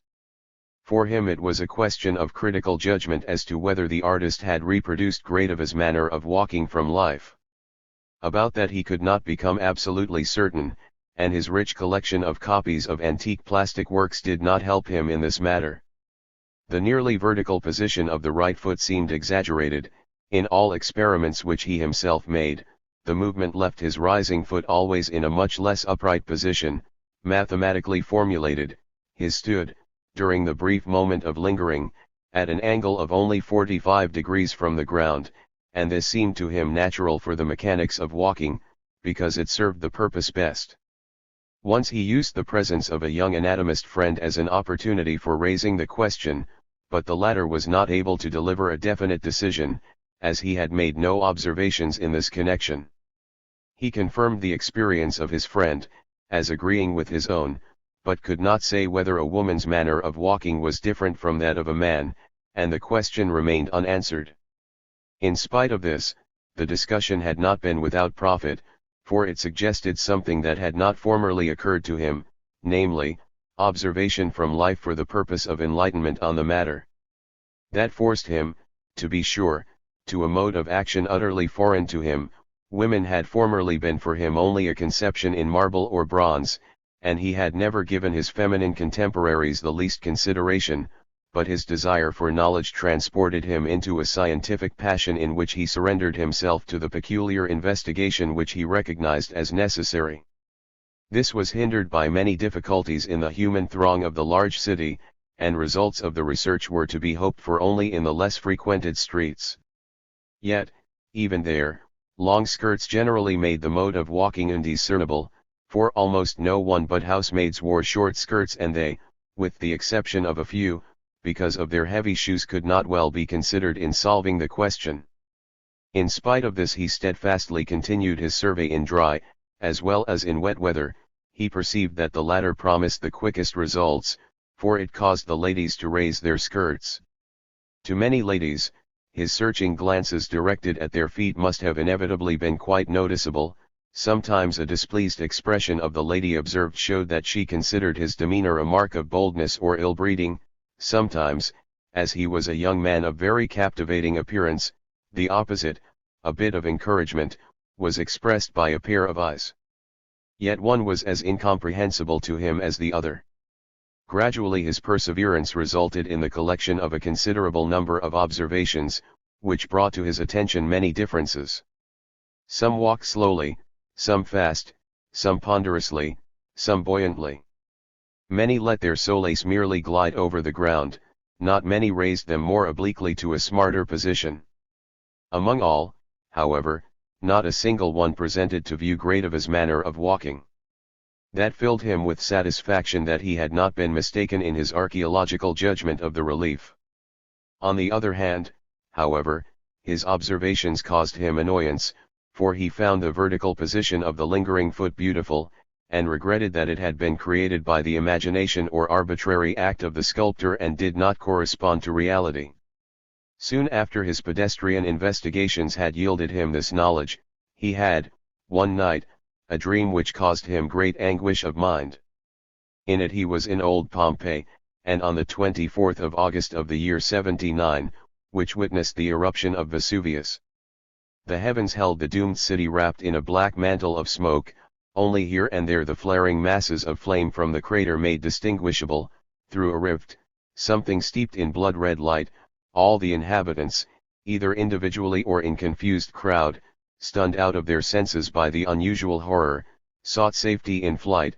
The pebbles and the rain of ashes fell down on Norbert also, but, after the strange manner of dreams, they did not hurt him, and in the same way, he smelled the deadly sulfur fumes of the air without having his breathing impeded by them. As he stood thus at the edge of the forum near the Jupiter temple, he suddenly saw Gradiva a short distance in front of him.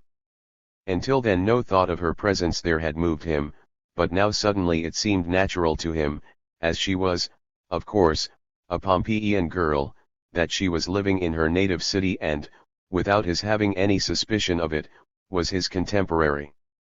He recognized her at first glance. The stone model of her was splendidly striking in every detail, even to her gait. Involuntarily he designated this as lente festinens. So with buoyant composure and the calm unmindfulness of her surroundings peculiar to her, she walked across the flagstones of the forum to the temple of Apollo.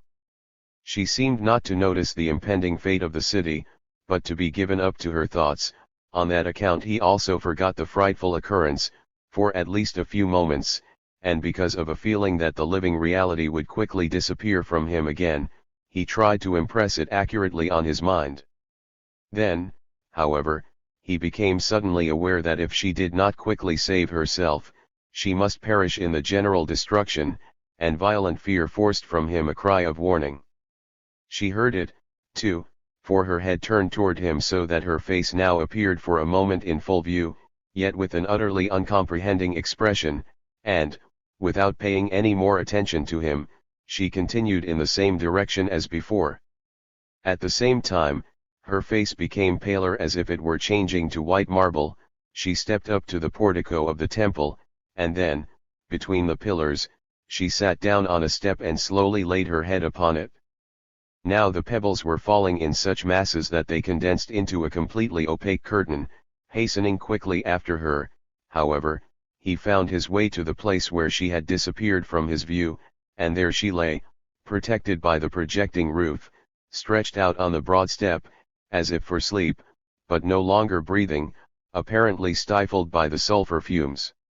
From Vesuvius the red glow flared over her countenance, which, with closed eyes, was exactly like that of a beautiful statue.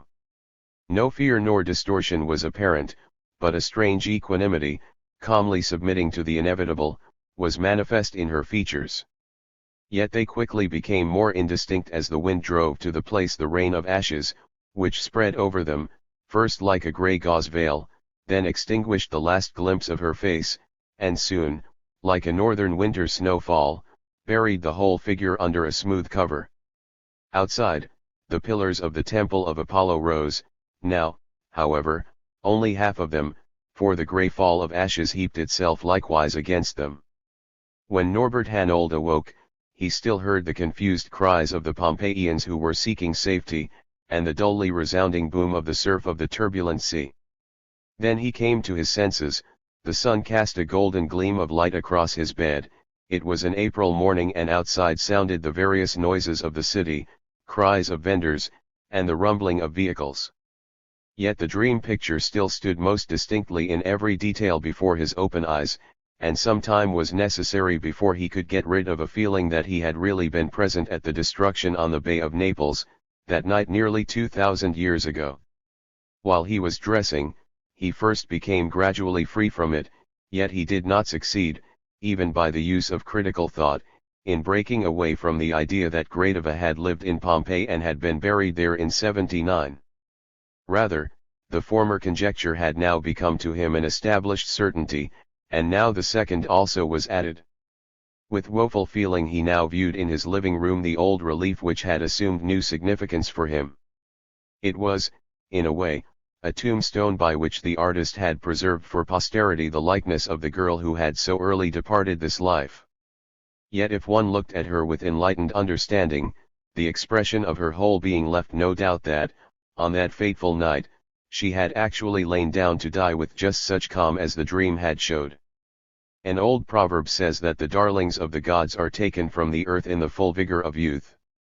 Without having yet put on a collar, in morning array, with slippers on his feet, Norbert leaned on the open window and gazed out.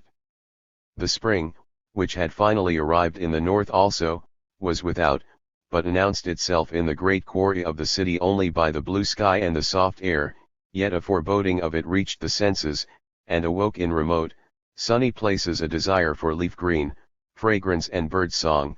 A breath of it came as far as this place. The market women on the street had their baskets adorned with a few bright wild flowers, and at an open window, a canary in a cage warbled his song.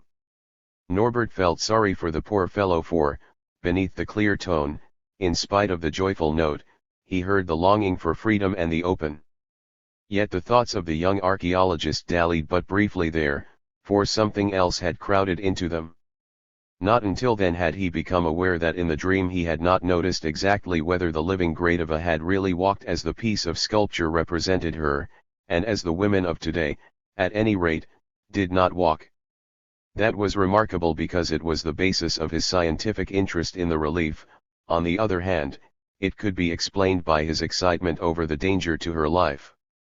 He tried, in vain, however, to recall her gait. Then suddenly something like a thrill passed through him. In the first moment he could not say whence. But then he realized, down in the street, with her back toward him, a female, from figure and dress undoubtedly a young lady, was walking along with easy, elastic step. Her dress, which reached only to her ankles, she held lifted a little in her left hand, and he saw that in walking the sole of her slender foot, as it followed, rose for a moment vertically on the tips of the toes.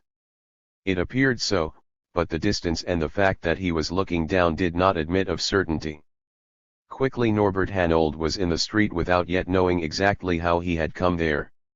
He had, like a boy sliding down a railing, flown like lightning down the steps, and was running down among the carriages, carts and people.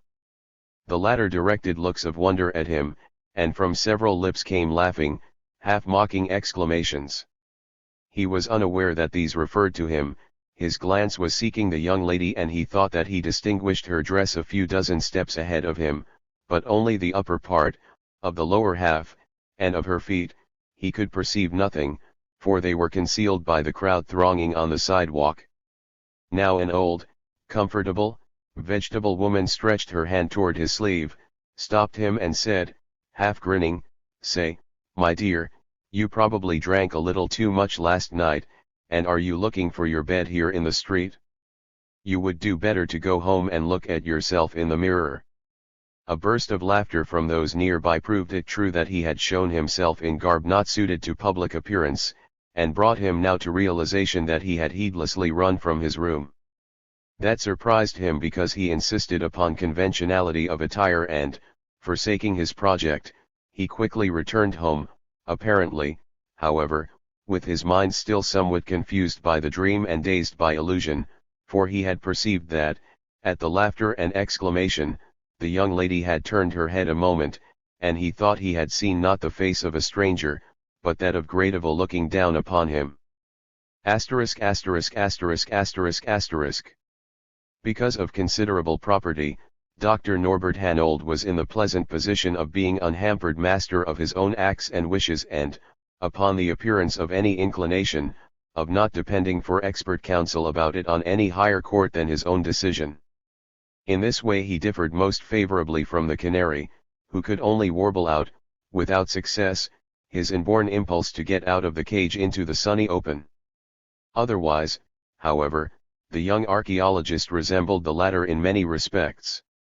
He had not come into the world and grown up in natural freedom, but already at birth had been hedged in by the grating with which family tradition, by education and predestination, had surrounded him.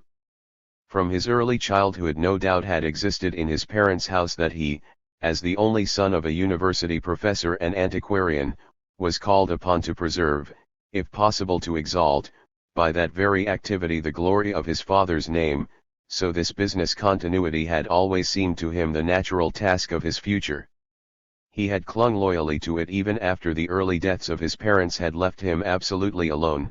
In connection with his brilliantly passed examination in philology, he had taken the prescribed student trip to Italy and had seen in the original a number of old works of art whose imitations, only, had formerly been accessible to him.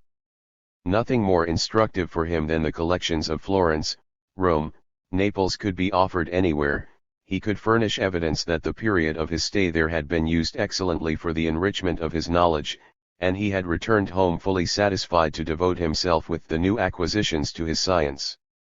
That besides these objects from the distant past, the present still existed round about him, he felt only in the most shadowy way, for his feelings marble and bronze were not dead, but rather the only really vital thing which expressed the purpose and value of human life, and so he sat in the midst of his walls, books, and pictures, with no need of any other intercourse, but whenever possible avoiding the latter as an empty squandering of time and only very reluctantly submitting occasionally to an inevitable party, attendance at which was required by the connections handed down from his parents. Yet it was known that at such gatherings he was present without eyes or ears for his surroundings, and as soon as it was any way permissible, he always took his leave, under some pretext, at the end of the lunch or dinner, and on the street he greeted none of those whom he had sat with at the table.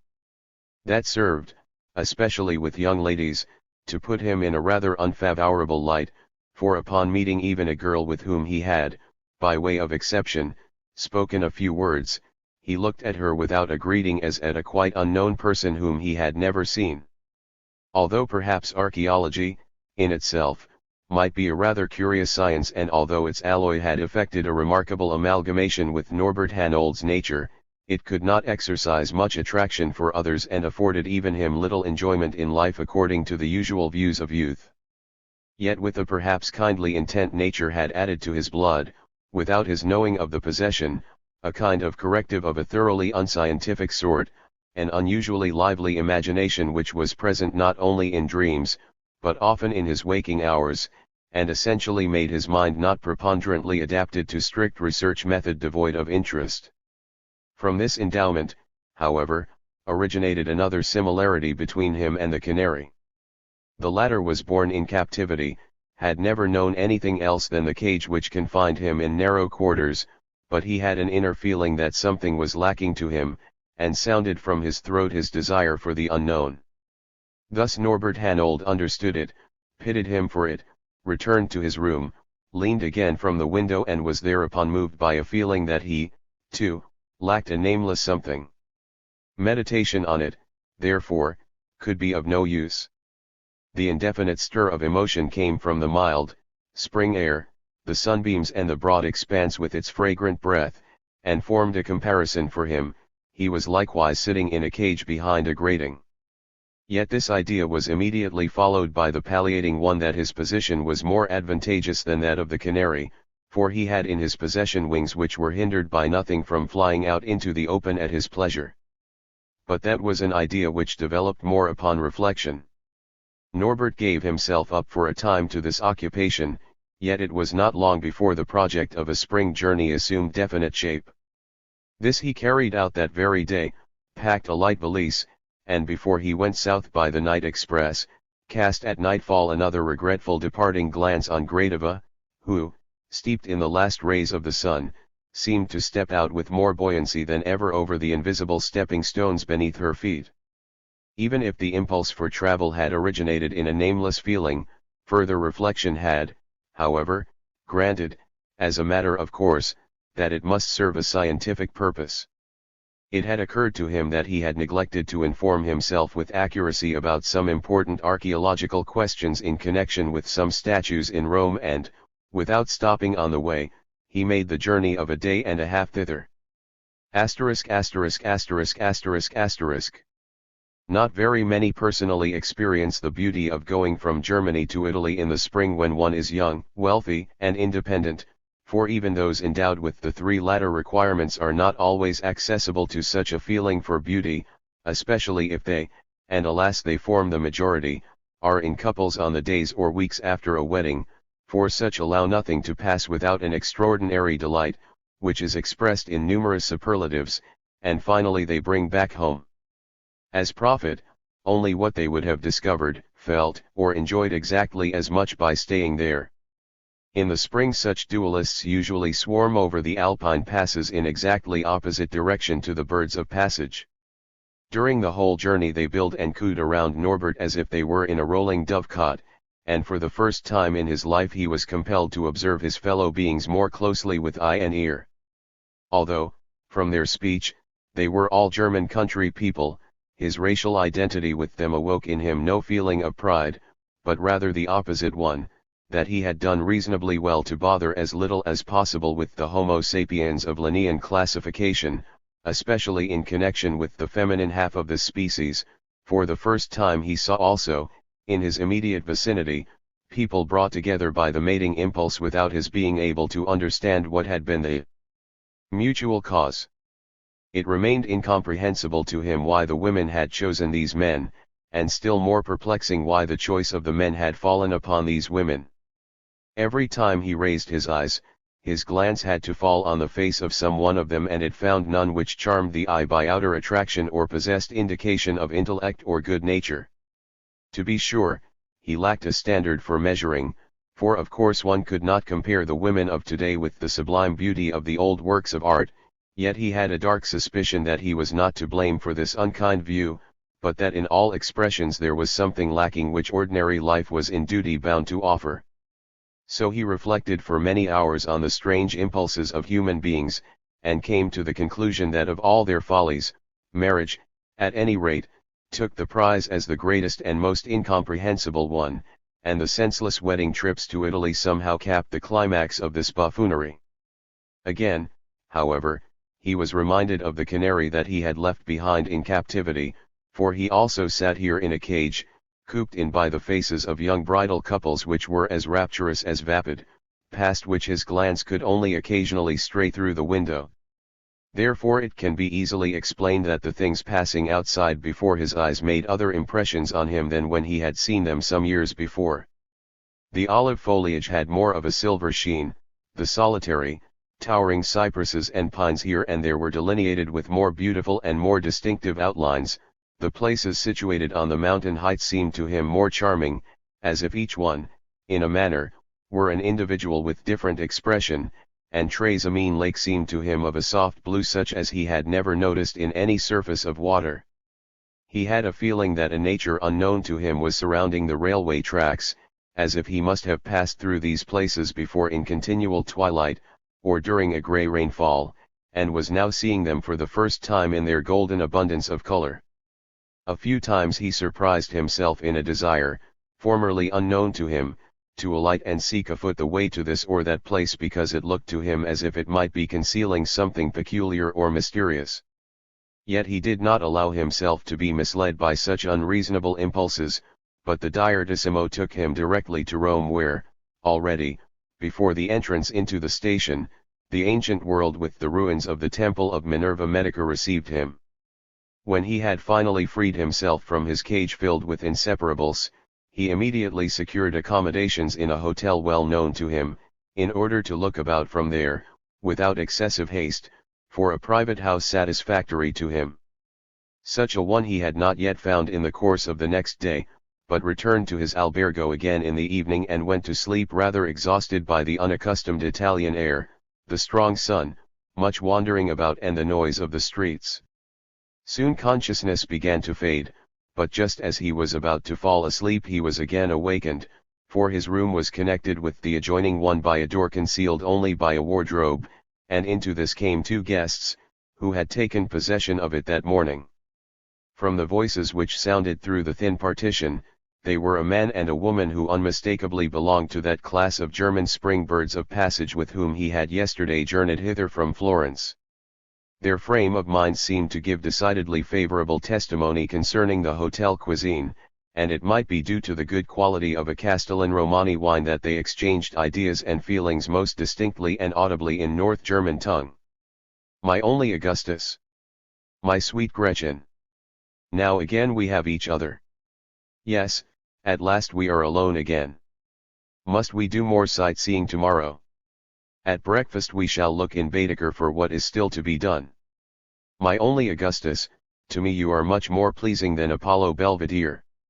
And I have often thought, my sweet Gretchen, that you are much more beautiful than the Capitoline Venus.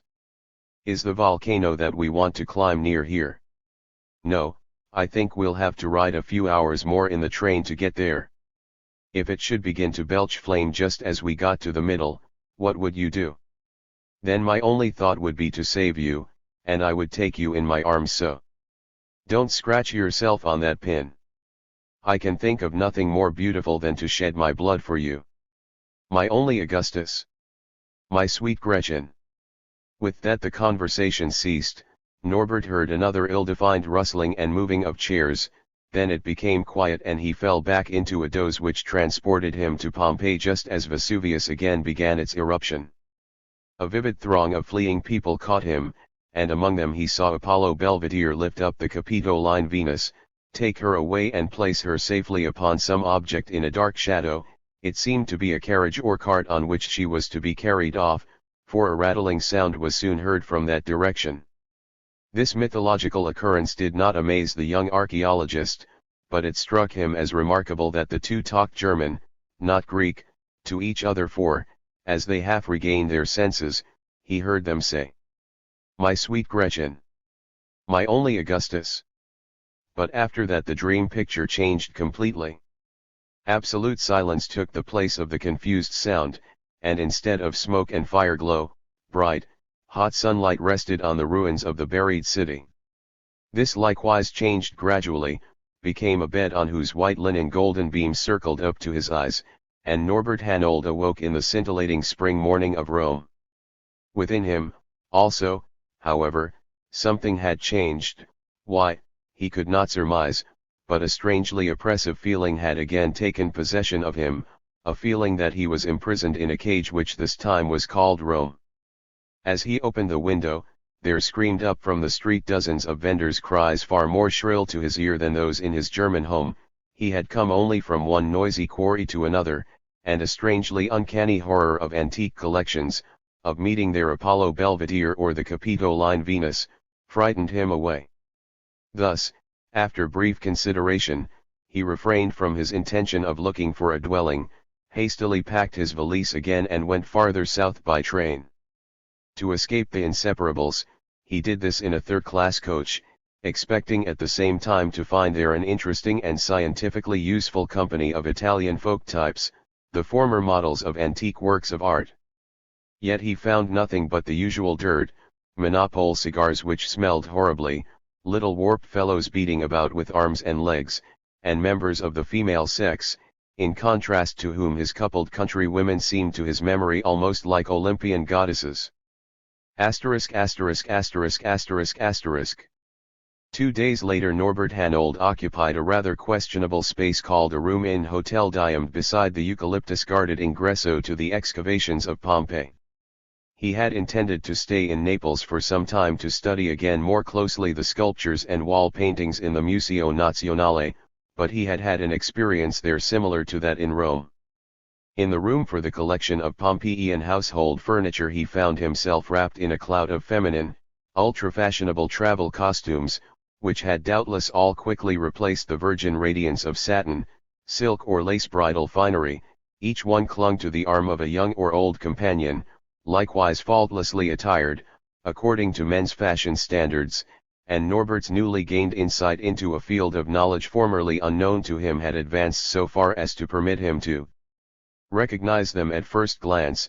Every man was Augustus, every girl was Gretchen. Only this came to light here by means of other forms of conversation tempered, moderated and modified by the ear of publicity. "Oh, look, that was practical of them, we'll surely have to get a meat warmer like that, too." "Yes, but for the food that my wife cooks it must be made of silver." "How do you know that what I cook will taste so good to you?" The question was accompanied by a roguish, arch glance and was answered in the affirmative, with a glance varnished with lacquer. "What you serve to me can be nothing but delicious." "No, that surely is a thimble." "Did the people of those days have needles?" "It almost seems so, but you could not have done anything with that, my darling, it would be much too large even for your thumb." Do you really think that? And do you like slender fingers better than broad ones? Yours I do not need to see, by touch I could discover them, in the deepest darkness, among all the others in the world. That is really awfully interesting. Do we still really have to go to Pompeii also?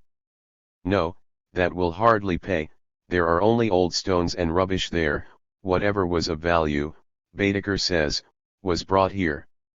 I fear the sun there would be too hot for your delicate complexion, and I could never forgive myself that. What if you should suddenly have a negress for a wife? No, my imagination fortunately does not reach that far, but a freckle on your little nose would make me unhappy. I think, if it is agreeable to you, we'll go to Capri tomorrow, my dear. There everything is said to be very comfortable, and in the wonderful light of the Blue Grotto I shall first realize completely what a great prize I have drawn in the lottery of happiness. If anyone hears that, I shall be almost ashamed. But wherever you take me, it is agreeable to me, and makes no difference, for I have you with me. Augustus and Gretchen over again, somewhat toned down and tempered for eye and ear. It seemed to Norbert Hanold that he had had thin honey poured upon him from all sides and that he had to dispose of it swallow by swallow. A sick feeling came over him, and he ran out of the Museo Nazionale to the nearest osteria to drink a glass of vermouth. Again and again the thought intruded itself upon his mind, why did these hundredfold dualities fill the museums of Florence, Rome, Naples, instead of devoting themselves to their plural occupations in their native Germany? Yet from a number of chats and tender talks, it seemed to him that the majority of these bird couples did not intend to nest in the rubbish of Pompeii, but considered a side trip to Capri much more profitable, and thence originated his sudden impulse to do what they did not do. There was at any rate offered to him a chance to be freed from the main flock of this migration and to find what he was vainly seeking here in Italy. That was also a duality, not a wedding duality, but two members of the same family without cooing bills, silence and science, two calm sisters with whom only one could count upon satisfactory shelter. His desire for them contained something formerly unknown to him. If it had not been a contradiction in itself, he could have applied to this impulse the epithet passionate, and an hour later he was already sitting in a carrozzella which bore him through the interminable Portici and Resina. The journey was like one through a street splendidly adorned for an old Roman victor. To the right and left almost every house spread out to dry in the sun, like yellow tapestry hangings, a superabundant wealth of pasta di Napoli, the greatest dainty of the country, thick or thin macaroni, vermicelli, spaghetti, cannelloni, and fidilini, to which smoke of fats from cook shops, dust clouds, flies and fleas, the fish scales flying about in the air, chimney smoke, and other day and night influences lent the familiar delicacy of its taste. Then the cone of Vesuvius looked down close by across brown lava fields. At the right extended the gulf of shimmering blue, as if composed of liquid malachite and lapis lazuli. The little nutshell on wheels flew, as if whirled forth by a mad storm and as if every moment must be its last, over the dreadful pavement of Torre del Greco, rattled through Torre dell'Annunziata, reached the Dioscuri, Hotel Swiss and Hotel Diamond, which measured their power of attraction in a ceaseless, silent, but ferocious struggle, and stopped before the latter whose classic name, again, as on his first visit, had determined the choice of the young archaeologist. With apparently, at least, the greatest composure, however, the modern Swiss competitor viewed this event before its very door. It was calm because no different water from what it used was boiled in the pots of its classic neighbor, and the antique splendors temptingly displayed for sale over there had not come to light again after 2,000 years under the ashes, any more than the ones which it had. Thus Norbert Hanold, contrary to all expectations and intentions, had been transported in a few days from northern Germany to Pompeii, found the Diamond not too much filled with human guests, but on the other hand populously inhabited by the Muscodomestica communis, the common housefly. He had never been subject to violent emotions, yet a hatred of these two-winged creatures burned within him. He considered them the basest evil invention of nature, on their account much preferred the winter to the summer as the only time suited to human life, and recognized in them invincible proof against the existence of a rational world system? Now they received him here several months earlier than he would have fallen to their infamy in Germany, rushed immediately about him in dozens, as upon a patiently awaited victim, whizzed before his eyes, buzzed in his ears, tangled themselves in his hair, tickled his nose, forehead, and hands. Therein many reminded him of honeymoon couples, probably were also saying to each other in their language, "My only Augustus and my sweet Gretchen." In the mind of the tormented man rose a longing for a Scotchiamosk, a splendidly made fly-flapper like one unearthed from a burial vault, which he had seen in the Etruscan Museum in Bologna. Thus, in antiquity, this worthless creature had likewise been the scourge of humanity, more vicious and more inevitable than scorpions, venomous snakes, tigers, and sharks, which were bent upon only physical injury, rending or devouring the ones attacked. Against the former one could guard himself by thoughtful conduct.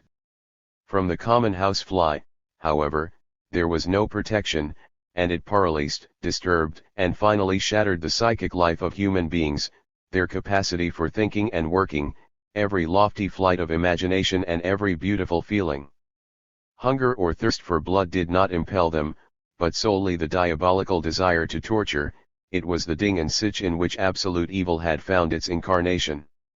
The Etruscan Scotchiamosk, a wooden handle with a bunch of fine leather strips fastened to it, proved the following: they had destroyed the most exalted poetic thoughts in the mind of Aeschylus, they had caused the chisel of Phidias to make an irremediable slip, had run over the brow of Zeus, the breast of Aphrodite, and from head to foot of all Olympian gods and goddesses, and Norbert felt in his soul that the service of a human being was to be estimated, above all, according to the number of flies which he had killed, pierced, burned up or exterminated in hecatombs during his life, as avenger of his whole race from remotest antiquity. For the achievement of such fame, he lacked here the necessary weapon, and like the greatest battle hero of antiquity, who had, however, been alone and unable to do otherwise, he left the field, or rather his room, in view of the hundredfold overwhelming number of the common foe.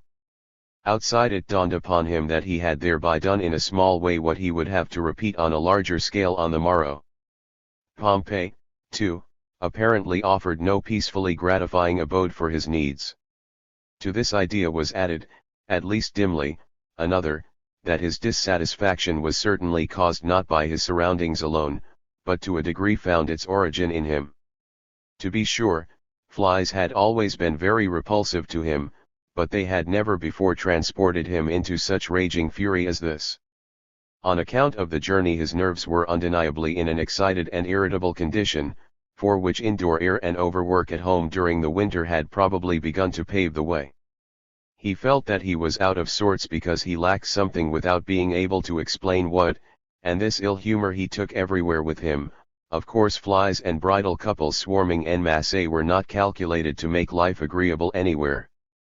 Yet if he did not wish to wrap himself in a thick cloud of self-righteousness, it could not remain concealed from him that he was traveling around Italy just as aimless, senseless, blind, and deaf as they, only with considerably less capacity for enjoyment. For his traveling companion, Science, had, most decidedly, much of an old Trappist about her, did not open her mouth when she was not spoken to, and it seemed to him that he was almost forgetting in what language he had communed with her. It was now too late in the day to go into Pompeii through the ingresso. Norbert remembered a circuit he had once made on the old city wall, and attempted to mount the ladder by means of all sorts of bushes and wild growth.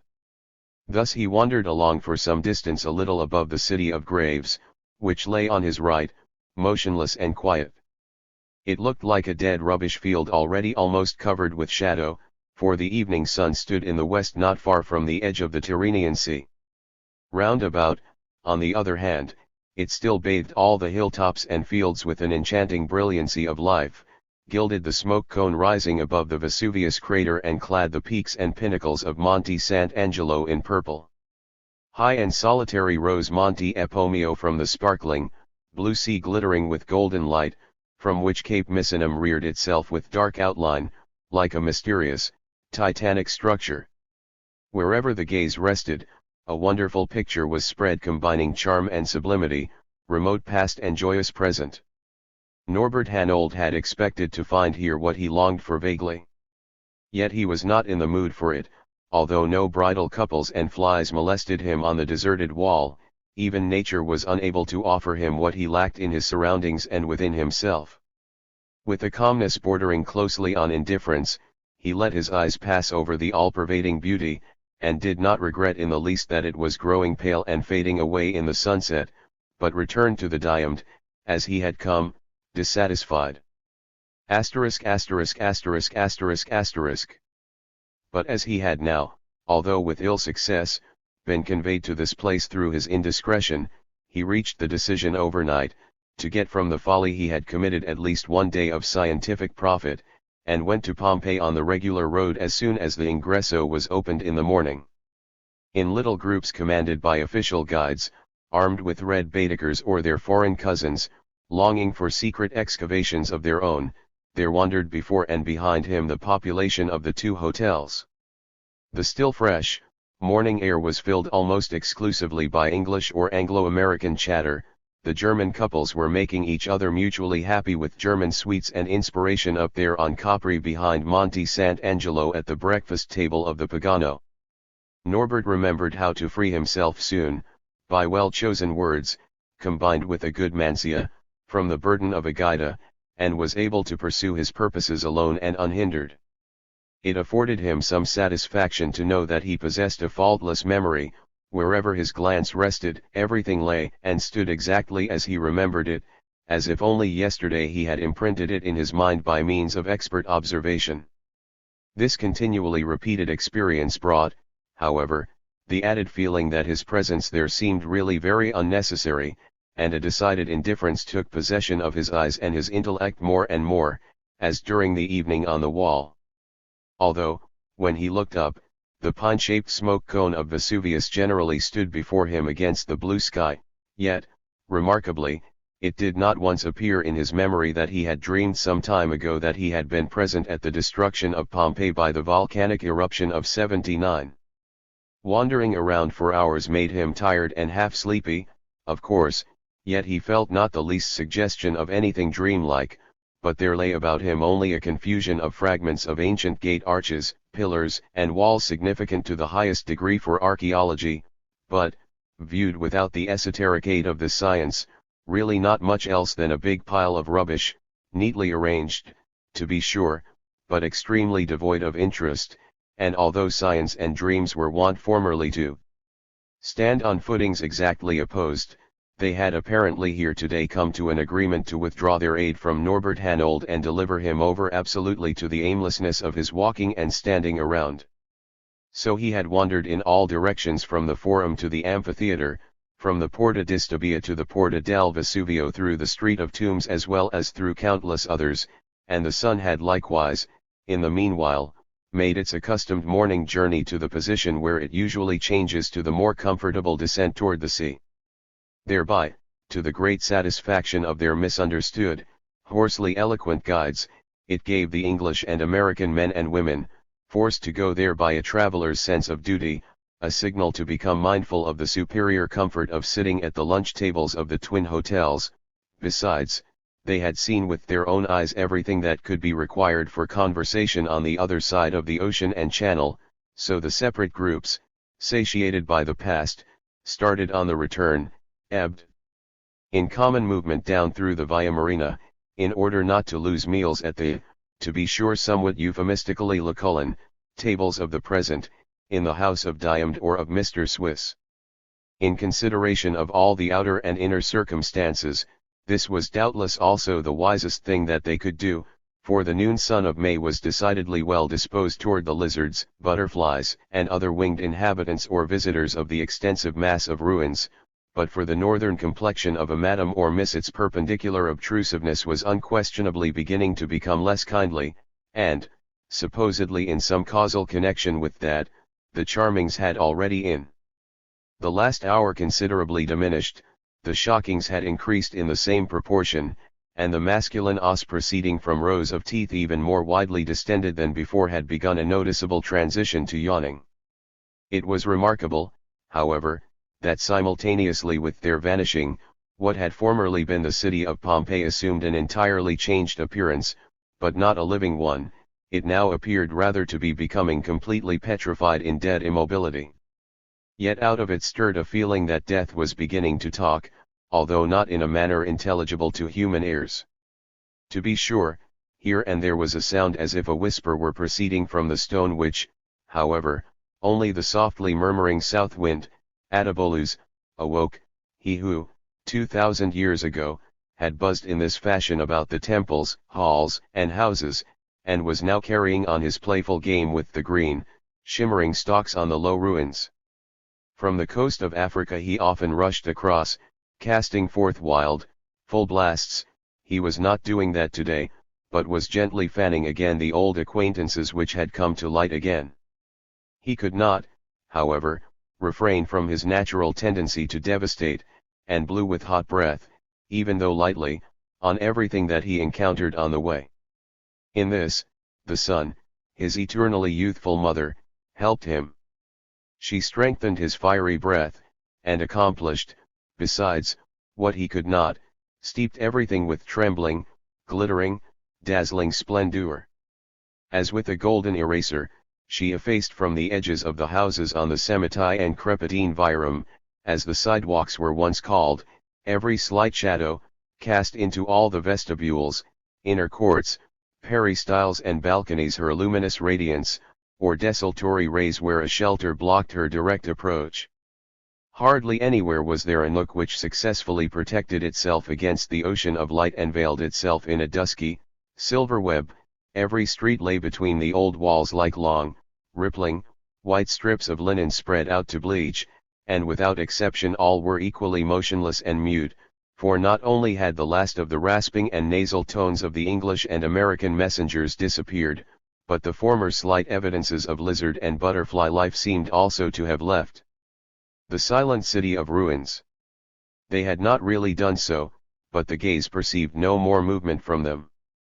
As had been the custom of their ancestors out on the mountain slopes and cliff walls for thousands of years, when the great Pan laid himself to sleep, here, too, in order not to disturb him, they had stretched themselves out motionless or, folding their wings, had squatted here and there, and it seemed as if, in this place, they felt even more strongly the command of the hot, holy, noonday quiet in whose ghostly hour life must be silent and suppressed, because during it the dead awake and begin to talk in toneless spirit language. This changed aspect which the things round about had assumed really thrust itself less upon the vision than it aroused the emotions, or, more correctly, an unnamed sixth sense.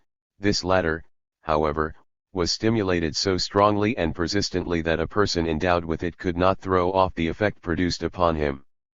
To be sure, of those estimable boarders already busy with their soup spoons at the two alberghi near the ingresso, hardly a man or woman would have been counted among those thus invested, but nature had once bestowed this great attention upon Norbert Hanold and he had to submit to its effects, not at all because he had an understanding with it, however, for he wished nothing at all and desired nothing more than that he might be sitting quietly in his study with an instructive book in his hand, instead of having undertaken this aimless spring journey.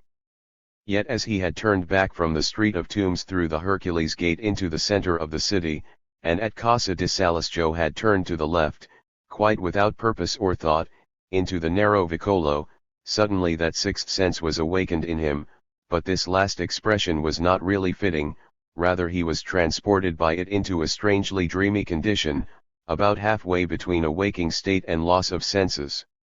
As if guarding a secret, everywhere round about him, suffused in light, lay deathly silence, so breathless that even his own lungs hardly dared to take in air.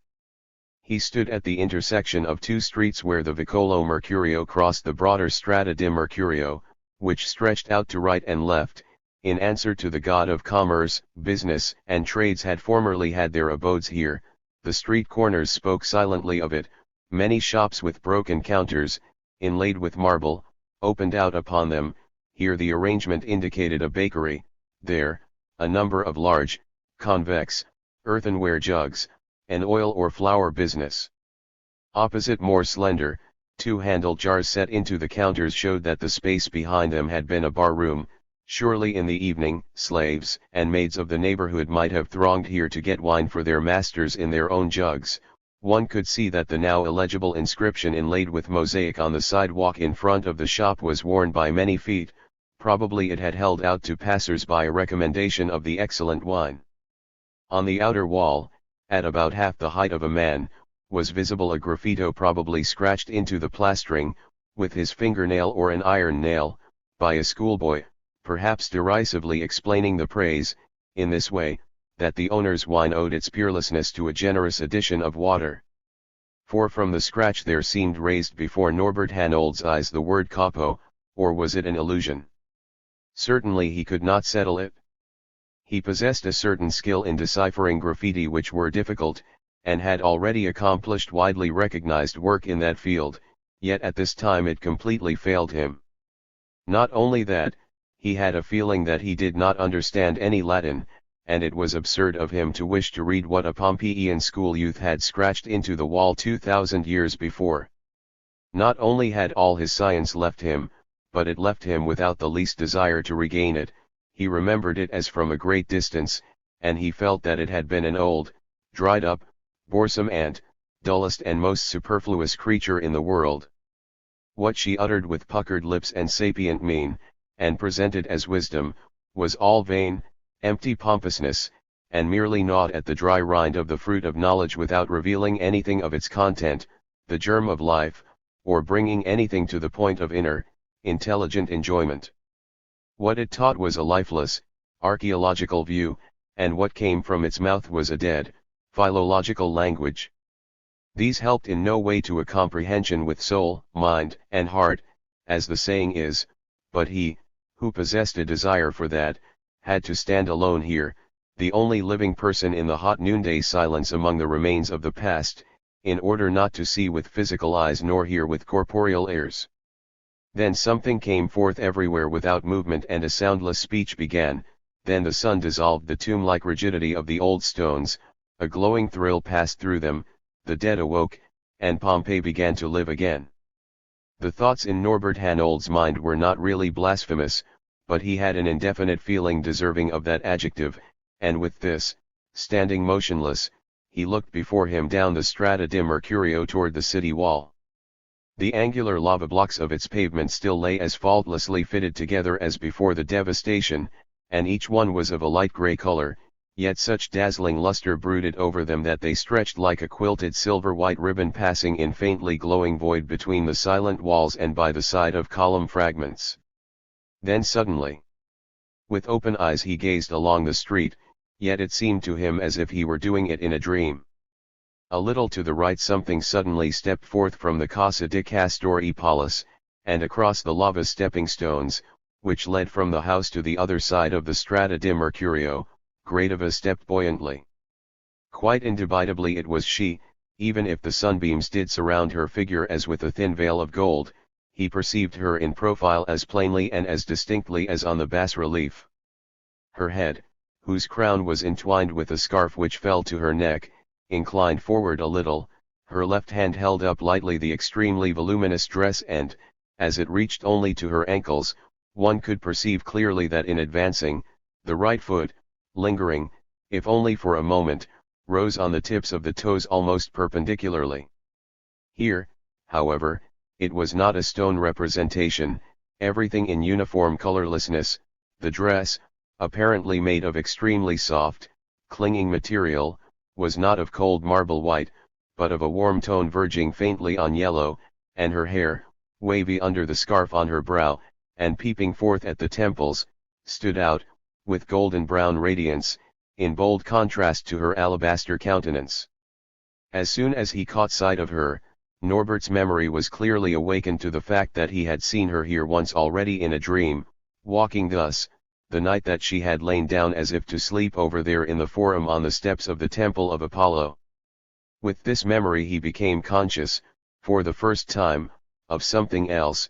He had, without himself knowing the motive in his heart, come to Italy on that account and had, without stop, continued from Rome and Naples to Pompeii to see if he could here find trace of her, and that in a literal sense, for, With her unusual gait, she must have left behind in the ashes a footprint different from all the others. Again it was a noonday dream picture that passed there before him, and yet also a reality. For that was apparent from an effect which it produced. On the last stepping stone on the farther side, there lay stretched out motionless, in the burning sunlight, a big lizard, whose body, as if woven of gold and malachite, glistened brightly to Norbert's eyes. Before the approaching foot, however, it darted down suddenly and wriggled away over the white, gleaming lava pavement. Gradiva crossed the stepping stones with her calm buoyancy, and now, turning her back, walked along on the opposite sidewalk. Her destination seemed to be the house of Adonis. Before it she stopped a moment, too, but passed then, as if after further deliberation, down farther through the Strada di Mercurio. On the left, of the more elegant buildings, there now stood only the Casa di Apollo, named after the numerous representations of Apollo excavated there, and, to the man who was gazing after her, it seemed again that she had also surely chosen the portico of the temple of Apollo for her death sleep. Probably she was closely associated with the cult of the sun god and was going there. Soon, however, she stopped again. Stepping stones crossed the street here, too, and she walked back again to the right side. Thus she turned the other side of her face toward him and looked a little different, for her left hand, which held up her gown, was not visible, and instead of her curved arm, the right one hung down straight.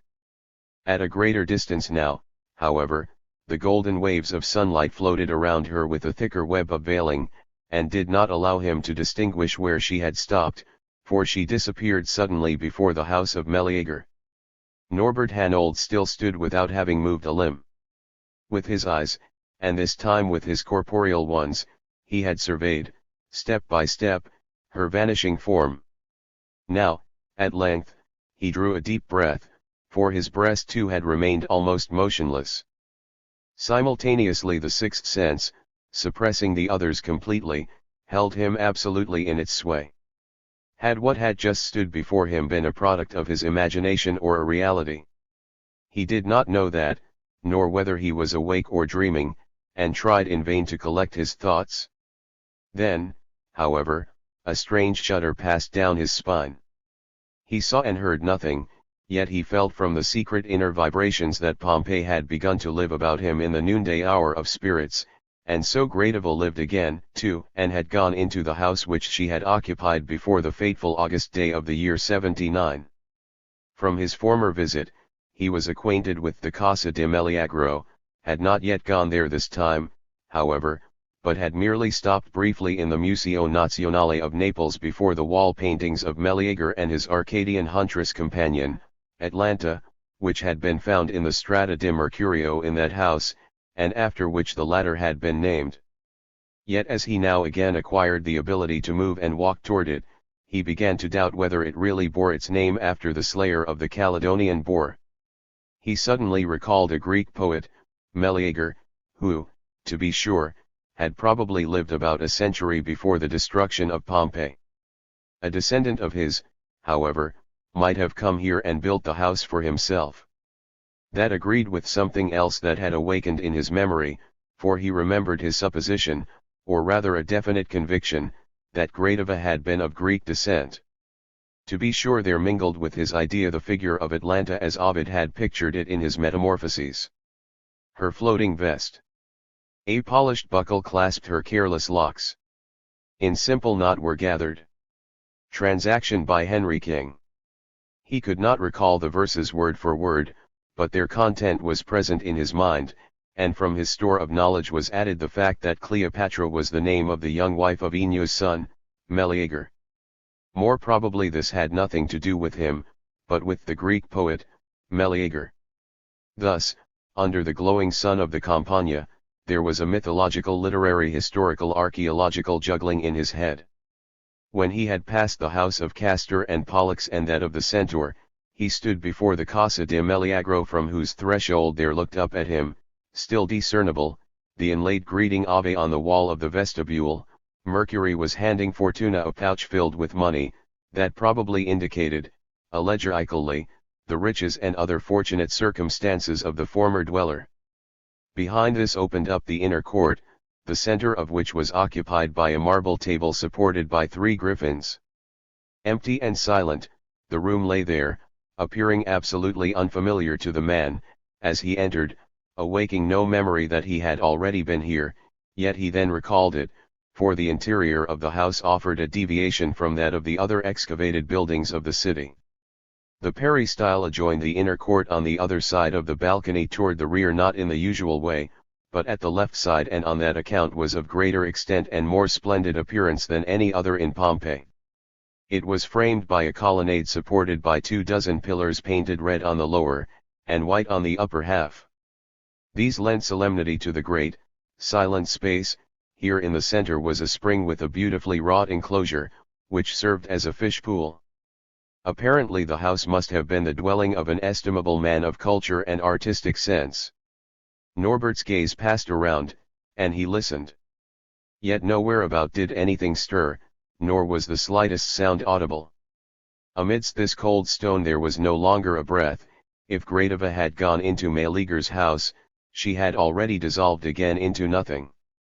At the rear of the peristyle was another room, an ekis, the former dining room, likewise surrounded on 3 sides by pillars painted yellow, which shimmered from a distance in the light, as if they were encrusted with gold. Between them, however, shone a red far more dazzling than that from the walls, with which no brush of antiquity, but young nature of the present had painted the ground. The former artistic pavement lay completely ruined, fallen to decay and weather-worn.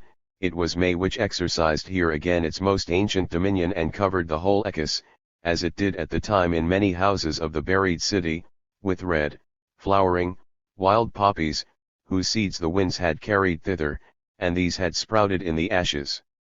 It was a wave of densely crowded blossoms, or so it appeared, although, in reality, they stood there motionless, for Atabolus found no way down to them, but only hummed away softly above. Yet the sun cast such flaming, radiant vibrations down upon them that it gave an impression of red ripples in a pond undulating hither and thither. Norbert Hanold's eyes had passed unheeding over a similar sight in other houses, but here he was strangely thrilled by it. The dream flower grown at the edge of Lethe filled the space, and Hypnose lay stretched in their midst dispensing sleep, which dulls the senses, with the saps which night has gathered in the red chalices. It seemed to the man who had entered the dining room through the portico of the peristyle as if he felt his temples touched by the invisible slumber wand of the old vanquisher of gods and men, but not with heavy stupor, only a dreamily sweet loveliness floated about his consciousness.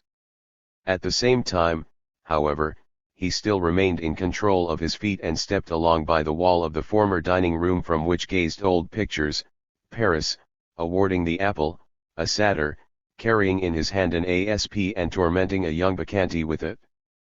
But there again suddenly, unforeseen only about 5 paces away from him in the narrow shadow cast down by a single piece of the upper part of the dining room portico, which still remained in a state of preservation, sitting on the low steps between 2 of the yellow pillars was a brightly clad woman who now raised her head.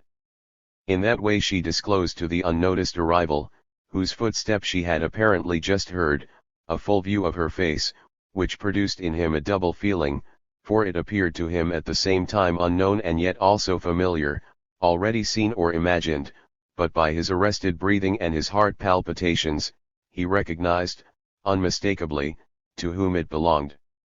He had found what he was looking for, what had driven him unconsciously to Pompeii. Gradiva continued her visible existence in the noonday spirit hour and sat here before him, as, in the dream, he had seen her on the steps of the temple of Apollo. Spread out on her knees lay something white, which he was unable to distinguish clearly. It seemed to be a papyrus sheet, and a red poppy blossom stood out from it in marked contrast. In her face surprise was expressed, under the lustrous, brown hair and the beautiful, alabaster brow, 2 rarely bright, star-like eyes looked at him with questioning amazement.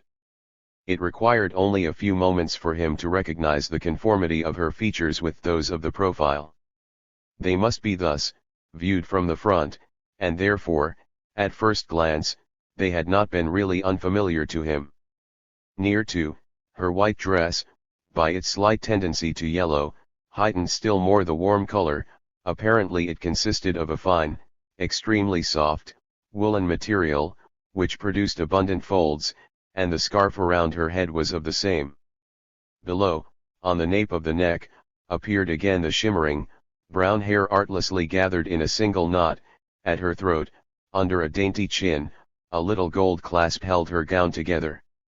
Norbert Hanold dimly perceived that involuntarily he had raised his hand to his soft Panama hat and removed it, and now he said in Greek, "Are you Atlanta, the daughter of Jason, or are you a descendant of the family of the poet, Meleager?" Without giving an answer, the lady addressed looked at him silently with a calmly wise expression in her eyes, and two thoughts passed through his mind: either her resurrected self could not speak, or she was not of Greek descent and was ignorant of the language. He therefore substituted Latin for it and asked, "Was your father a distinguished Pompeian citizen of Latin origin?" To this she was equally silent, only about her delicately curved lips there was a slight quiver as if she were repressing a burst of laughter. Now a feeling of fright came upon him. Apparently she was sitting there before him like a silent image, a phantom to whom speech was denied. Consternation at this discovery was stamped fully and distinctly upon his features. Then, however, her lips could no longer resist the impulse, a real smile played about them and at the same time a voice sounded from between them, "If you wish to speak with me, you must do so in German." That was really remarkable from the mouth of a Pompeian woman who had died 2 centuries before, or would have been so for a person hearing it in a different state of mind. Yet every oddity escaped Norbert because of 2 waves of emotion which had rushed over him, one because Gradiva possessed the power of speech, and the other was one which had been forced from his inmost being by her voice. It sounded as clear as was her glance, not sharp, but reminiscent of the tones of a bell. Her voice passed through the sunny silence over the blooming poppy field, and the young archaeologist suddenly realized that he had already heard it thus in his imagination, and involuntarily he gave audible expression to his feeling, "I knew that your voice sounded like that." One could read in her countenance that she was seeking comprehension of something, but was not finding it. To his last remark she now responded, "How could you? You have never talked with me." To him it was not at all remarkable that she spoke German, and, according to present usage, addressed him formally. As she did it, he understood completely that it could not have happened otherwise, and he answered quickly, "No, not talked, but I called to you when you lay down to sleep and stood near you. Then your face was as calmly beautiful as if it were of marble. May I beg you rest it again on the step in that way?" While he was speaking, something peculiar had occurred. A golden butterfly, faintly tinged with red on the inner edge of its upper wing, fluttered from the poppies toward the pillars, flitted a few times about Gradiva's head and then rested on the brown, wavy hair above her brow. At the same time, however, she rose, slender and tall, for she stood up with deliberate haste, curtly and silently directed at Norbert another glance, in which something suggested that she considered him demented. Then, thrusting her foot forward, she walked out in her characteristic way along the pillars of the old portico. Only fleetingly visible for a while, she finally seemed to have sunk into the earth. He stood up, breathless, as if stunned, yet with heavy understanding he had grasped what had occurred before his eyes. The noonday ghost hour was over, and in the form of a butterfly, a winged messenger had come up from the asphodel meadows of Hades to admonish the departed one to return. For him something else was associated with this, although in confused indistinctness. He knew that the beautiful butterfly of Mediterranean countries bore the name Cleopatra, and this had also been the name of Caledonian Meleager's young wife who, in grief over his death, had given herself as sacrifice to those of the lower world. From his mouth issued a call to the girl who was departing, "Are you coming here again tomorrow in the noon hour?" Yet she did not turn around, gave no answer, and disappeared after a few moments in the corner of the dining room behind the pillar.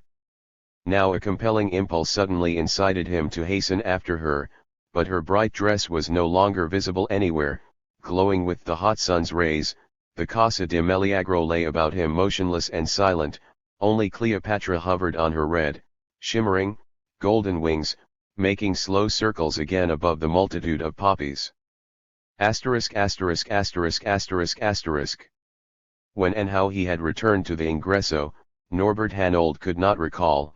In his memory he retained only the idea that his appetite had peremptorily demanded to be appeased, though very tardily, at the Diamond, and then he had wandered forth aimlessly on the first good street, had arrived at the beach north of Castellamore, where he had seated himself on a lava block, and the sea wind had blown around his head until the sun had set about halfway between Monte Sant'Angelo above Sorrento and Monte Epomeo on Ischia.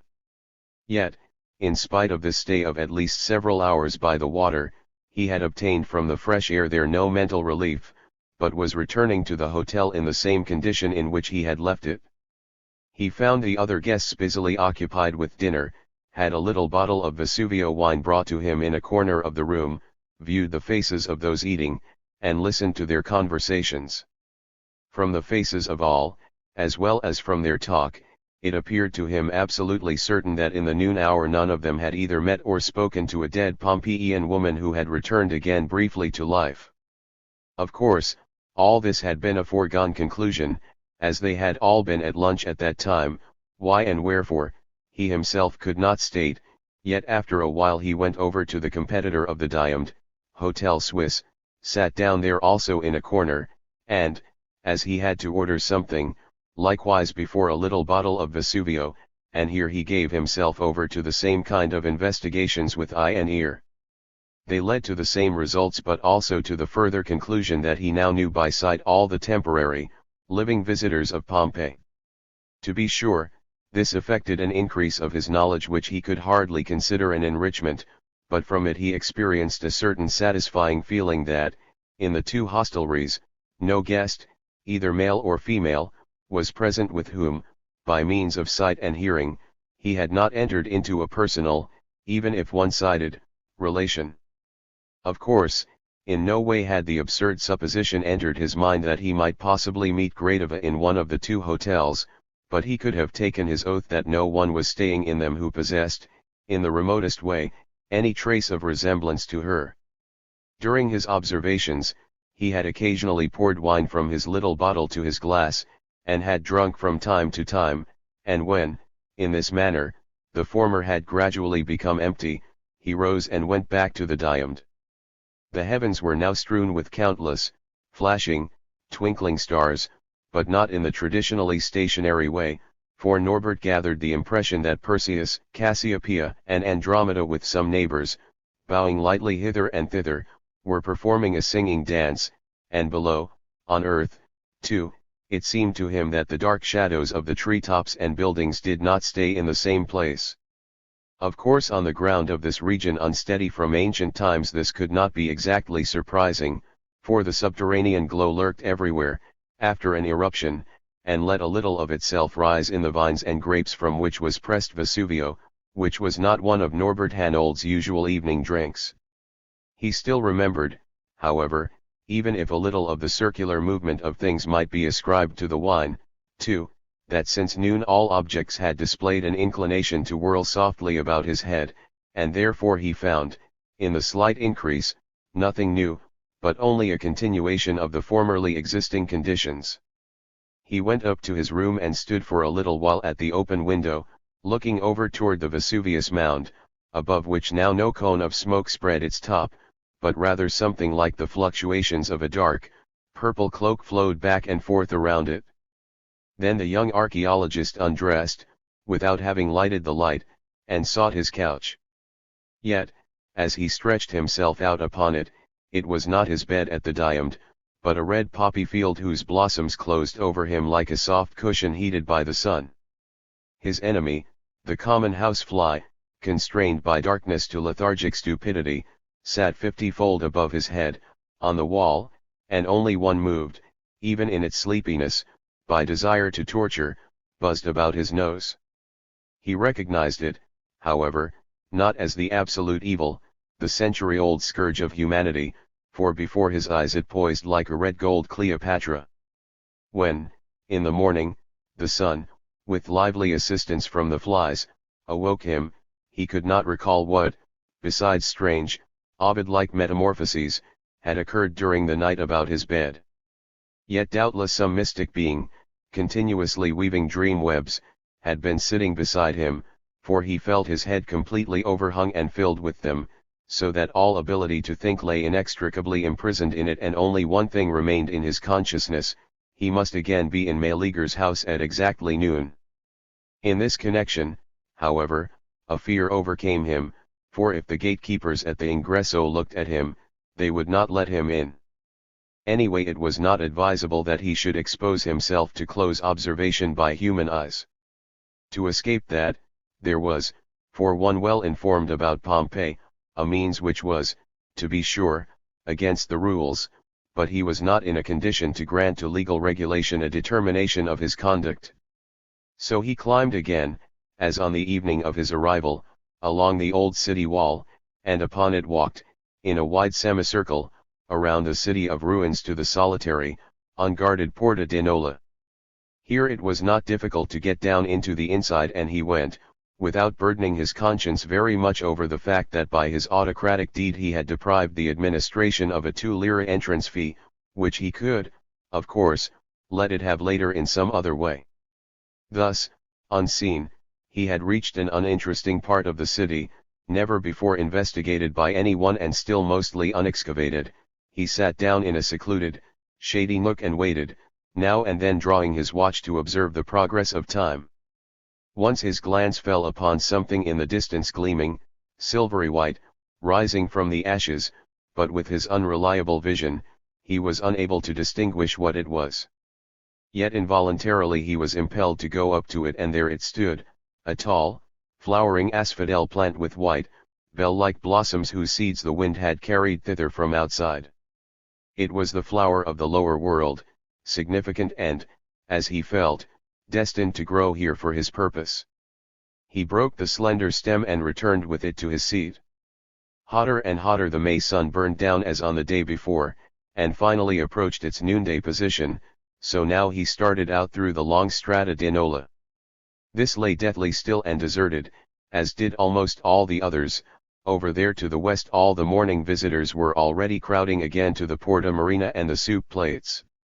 Only the air, suffused with heat, stirred, and in the dazzling glare the solitary figure of Norbert Hanold with the asphodel branch appeared like that of Hermes, Psyche's escort, in modern attire, starting out upon the journey to conduct a departed soul to Hades. Not consciously, yet following an instinctive impulse, he found his way through the Strada della Fortuna farther along to the Strada di Mercurio, and turning to the right arrived at the Casa di Meleagro. Just as lifelessly as yesterday, the vestibule, inner court, and peristyle received him, and between the pillars of the latter the poppies of the dining room flamed across to him. As he entered, however, it was not clear to him whether he had been here yesterday or 2,000 years ago to seek from the owner of the house some information of great importance to archaeology. What it was, however, he could not state, and besides, it seemed to him, even though in contradiction to the above, that all the science of antiquity was the most purposeless and indifferent thing in the world.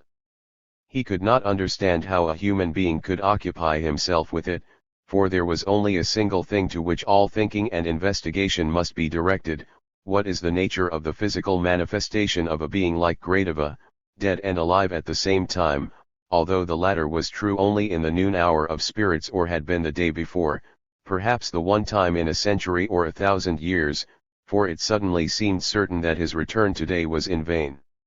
He did not meet the girl he was looking for, because she was not allowed to come again until a time when he too would have been dead for many years, and was buried and forgotten. Of course, as he walked now along by the wall below Paris awarding the apple, he perceived Gradiva before him, just as on yesterday, in the same gown, sitting between the same 2 yellow pillars on the same step. Yet he did not allow himself to be deceived by tricks of imagination, but knew that fancy alone was deceptively depicting before his eyes what he had really seen there the day before.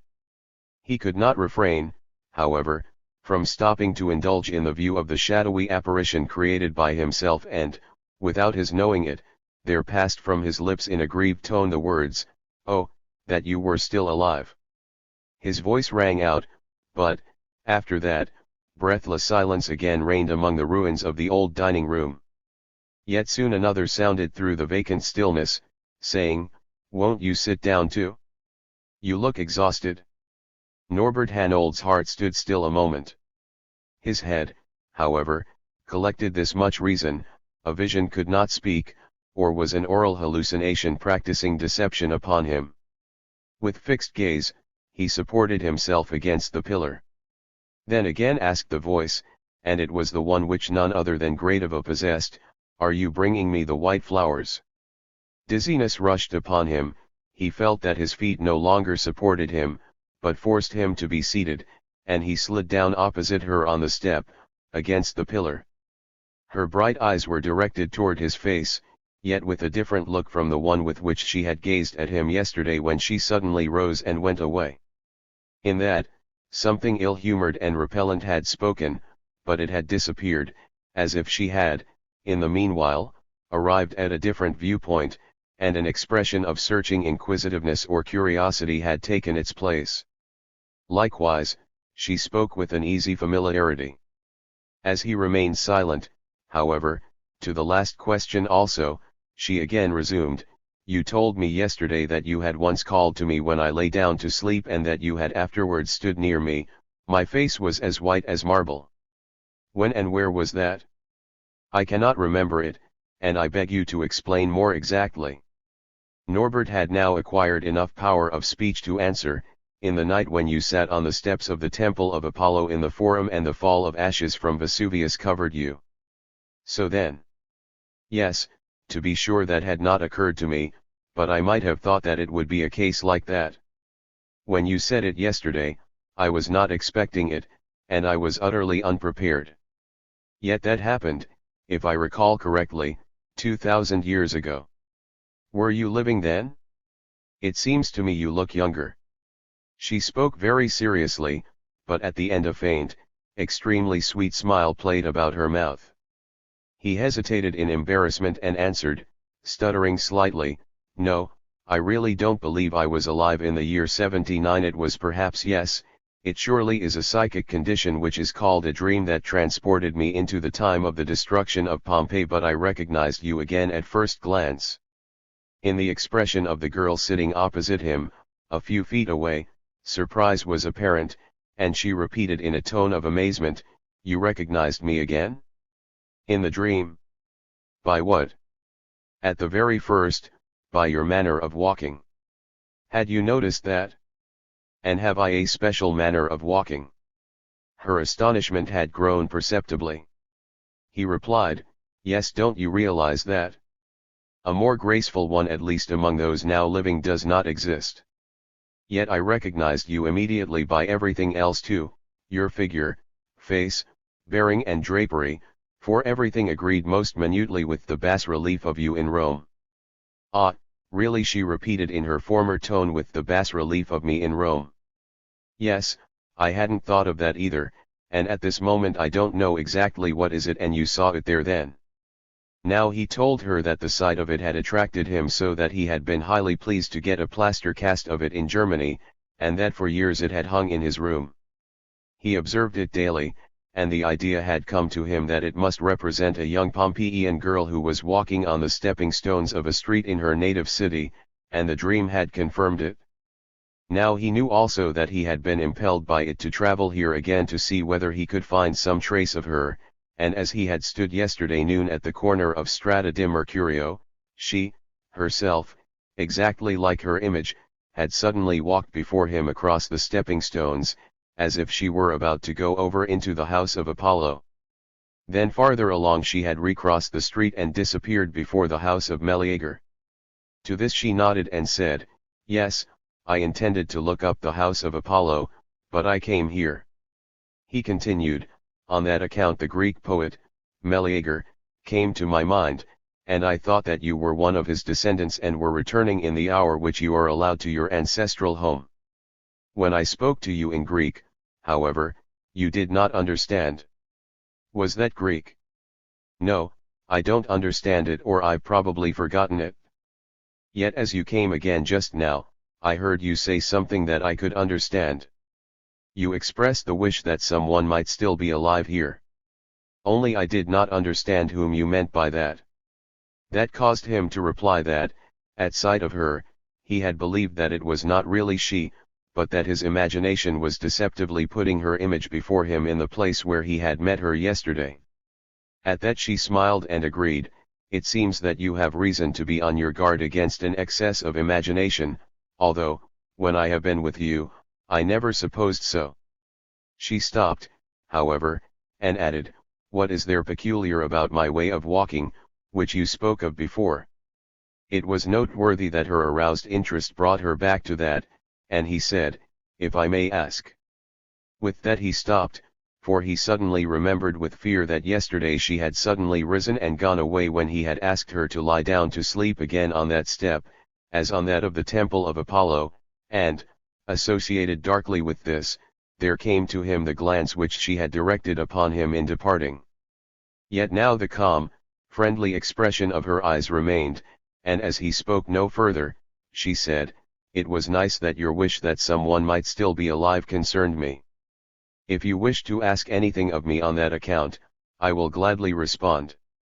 That overcame his fear, and he replied, "It would make me happy to get a close view of you walking as you do in the bas-relief."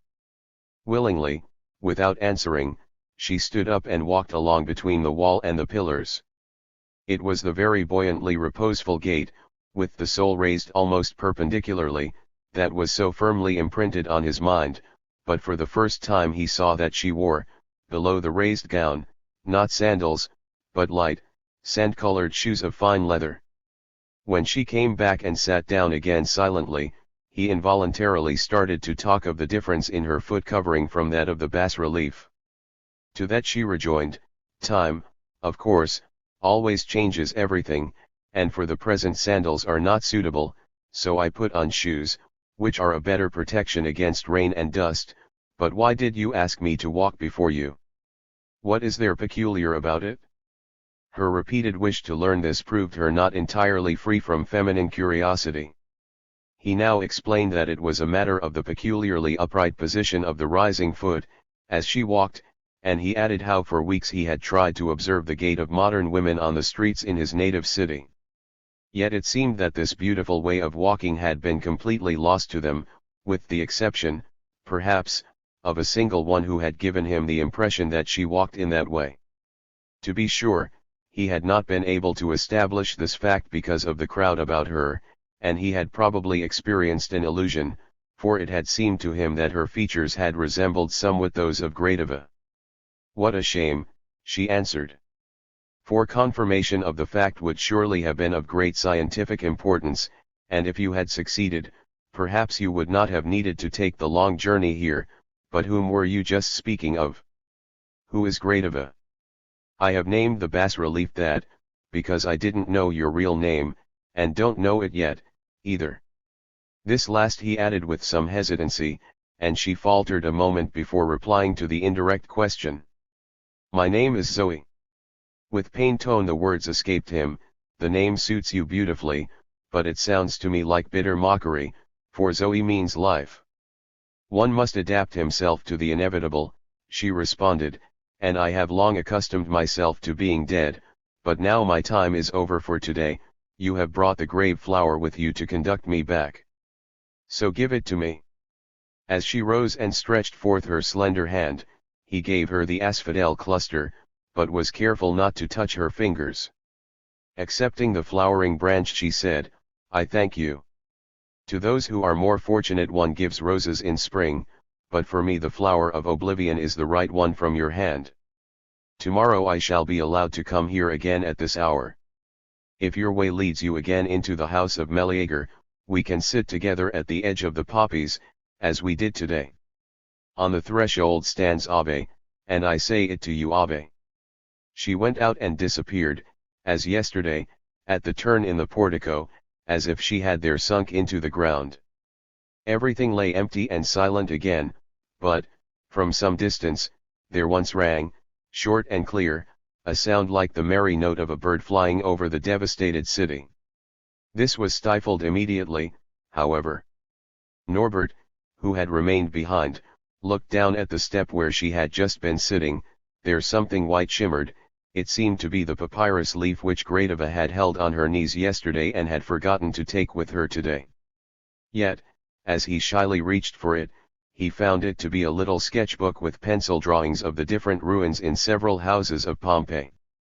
The page next to the last showed a drawing of the griffin table in the central court of the Casa di Meleagro, and on the last was the beginning of a reproduction of the view across the poppies of the dining room through the row of pillars of the Peri style. That the departed girl made drawings in a sketchbook of the present mode was as amazing as had been the fact that she expressed her thoughts in German.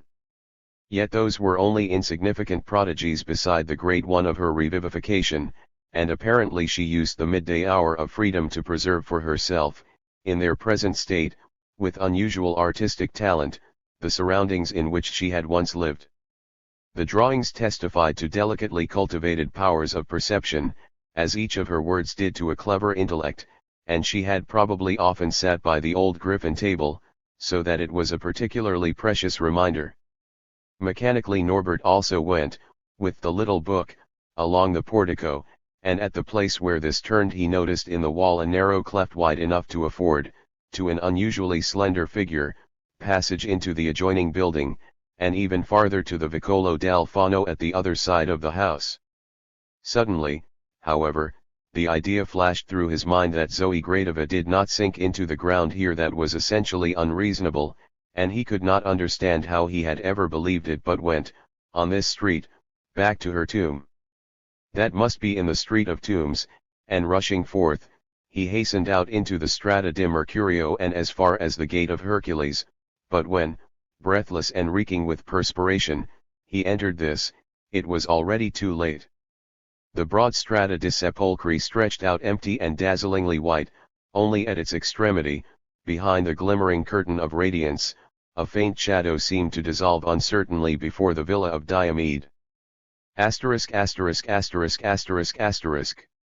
Norbert Hanold passed the second half of the day with a feeling that Pompeii was everywhere, or at least wherever he stopped, veiled in a cloud of mist. It was not grey, gloomy and melancholy as formerly, but rather cheerful and varicolored to an extraordinary degree, blue, red, and brown, chiefly a light yellowish white and alabaster white, interwoven with golden threads of sunbeams. This injured neither his power of vision nor that of hearing, only, because of it, thinking was impossible, and that produced a cloud wall whose effect rivaled the thickest mist. To the young archaeologist it seemed almost as if hourly, in an invisible and not otherwise noticeable way, there was brought to him a little bottle of Vesuvio wine, which produced a continuous whirling in his head. From this he instinctively sought to free himself by the use of correctives, on the one hand drinking water frequently, and on the other hand moving about as much and as far as possible. His knowledge of medicine was not comprehensive, but it helped him to the diagnosis that this strange condition must arise from excessive congestion of blood in his head, perhaps associated with accelerated action of the heart, for he felt the latter something formerly quite unknown to him occasionally beating fast against his chest. Otherwise, his thoughts, which could not penetrate into the outer world, were not in the least inactive within, or more exactly, there was only one thought there, which had come into sole possession and carried on a restless, though vain activity. It continually turned about the question of what physical nature Zoe Gradiva might possess, whether during her stay in the house of Meleager she was a corporeal being or only an illusory representation of what she had formerly been. For the former, physical, physiological, and anatomical facts seemed to argue that she had at her disposal organs of speech, and could hold a pencil with her fingers. Yet Norbert was overwhelmed with the idea that if he should touch her, even lightly place his hand on hers, he would then encounter only empty air. A peculiar impulse urged him to make sure of this, but an equally great timidity hindered him from even thinking of doing it. For he felt that the confirmation of either of the two possibilities must bring with it something inspiring fear. The corporeal existence of the hand would thrill him with horror, and its lack of substance would cause him deep pain. Occupied vainly with this problem, which was impossible to solve scientifically without experiment, he arrived, in the course of his extensive wanderings that afternoon, at the foothills of the big mountain group of Monte Sant'Angelo, rising south from Pompeii, and here he unexpectedly came upon an elderly man, already grey-bearded, who, from his equipment with all sorts of implements, seemed to be a zoologist or botanist, and appeared to be making a search on a hot, sunny slope. He turned his head as Norbert came close to him, looked at the latter in surprise for a moment and then said, "Are you interested in Farallionensis? I should hardly have supposed it, but it seems thoroughly probable that they are found, not only in the Faraglioni of Capri, but also dwell permanently on the mainland. The method suggested by my colleague, Eimer, is really good. I have already used it often with the best of success. Please remain quite still." The speaker stopped, stepped carefully forward a few paces and, stretched out motionless on the ground, held a little snare, made of a long grass blade, before a narrow crevice in the rock, from which the blue, chatoyant little head of a lizard peeped. Thus the man remained without the slightest movement, and Norbert Hanold turned about noiselessly behind him and returned by the way he had come. It seemed to him dimly that he had already seen the face of the lizard hunter once, probably in one of the two hotels. To this fact the latter's manner pointed. It was hardly credible what foolishly remarkable purposes could cause people to make the long trip to Pompeii, happy that he had succeeded in so quickly ridding himself of the snare-layer, and being again able to direct his thoughts to the problem of corporeal reality or unreality, he started on the return. Yet a side street misled him once to a wrong turn and took him, instead of to the west boundary, to the east end of the extensive old city wall. Buried in thought, he did not notice the mistake until he had come right up to a building which was neither the Diamond nor the Hotel Suisse. In spite of this it bore the sign of an hotel. Nearby he recognized the ruins of the large Pompeian amphitheater, and the memory came to him that near this latter there was another hotel, the Albergo del Sole, which, on account of its remoteness from the station, was sought out by only a few guests, and had remained unknown to even him. The walk had made him hot, besides, the cloudy whirling in his head had not diminished, so he stepped in through the open door and ordered the remedy deemed useful by him for blood congestion, a bottle of lime water.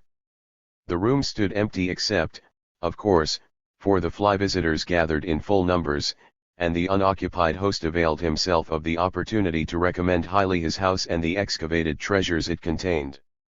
He pointed suggestively to the fact that there were, near Pompeii, people at whose places there was not a single genuine piece among the many objects offered for sale, but that all were imitations, while he, satisfying himself with a smaller number, offered his guests only things undoubtedly genuine.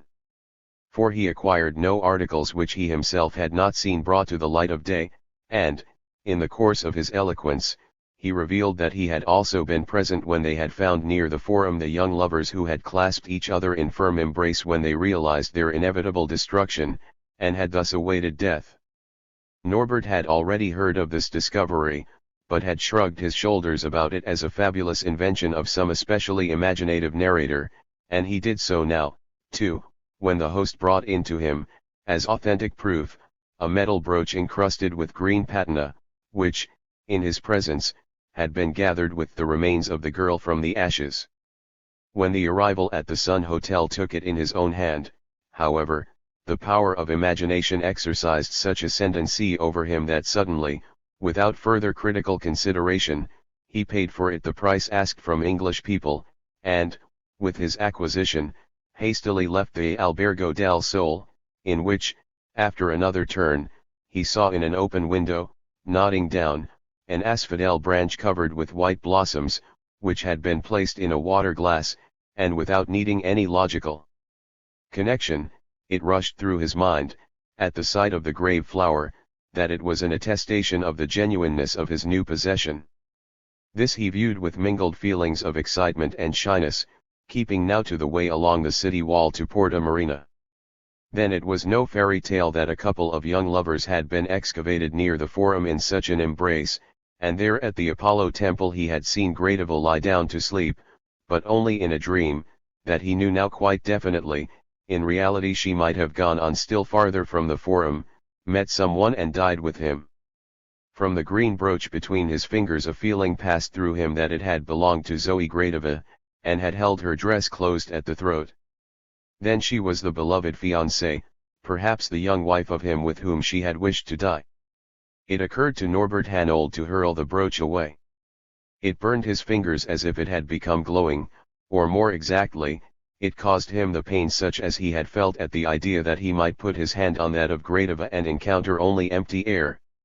Reason, nevertheless, asserted the upper hand. He did not allow himself to be controlled by imagination against his will. However probable it might be, there was still lacking invincible proof that the brooch had belonged to her and that it had been she who had been discovered in the young man's arms.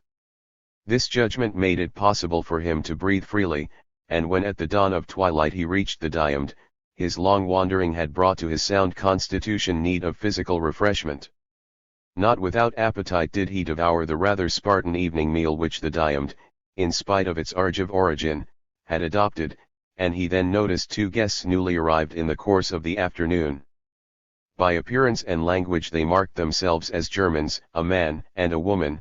They both had youthful, attractive features endowed with intellectual expressions.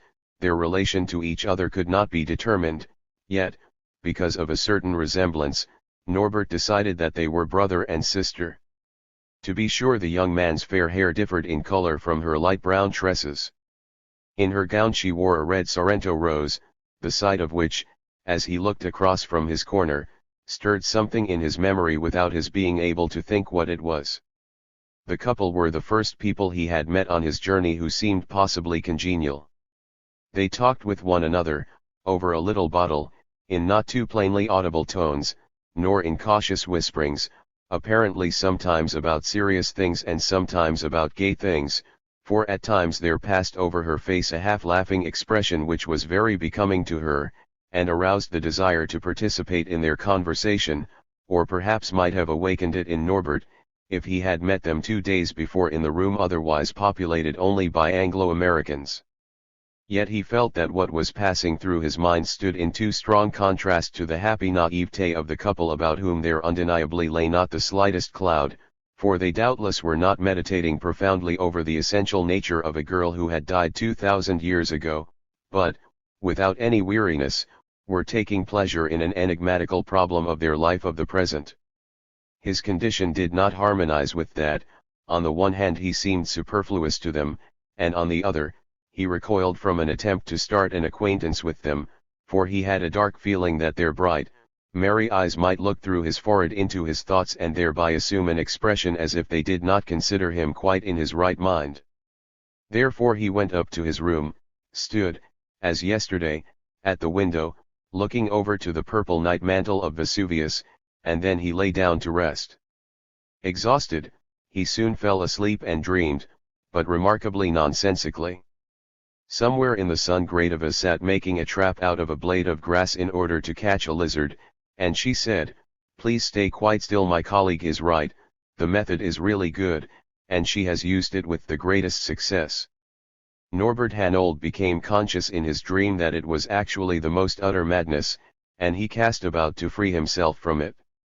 He succeeded in this by the aid of an invisible bird, who seemingly uttered a short, merry call, and carried the lizard away in its beak. Afterwards everything disappeared. Asterisk asterisk asterisk asterisk asterisk. On awakening he remembered that in the night a voice had said that in the spring one gave roses, or rather this was recalled to him through his eyes, for his gaze, passing down from the window, came upon a bright bush of red flowers.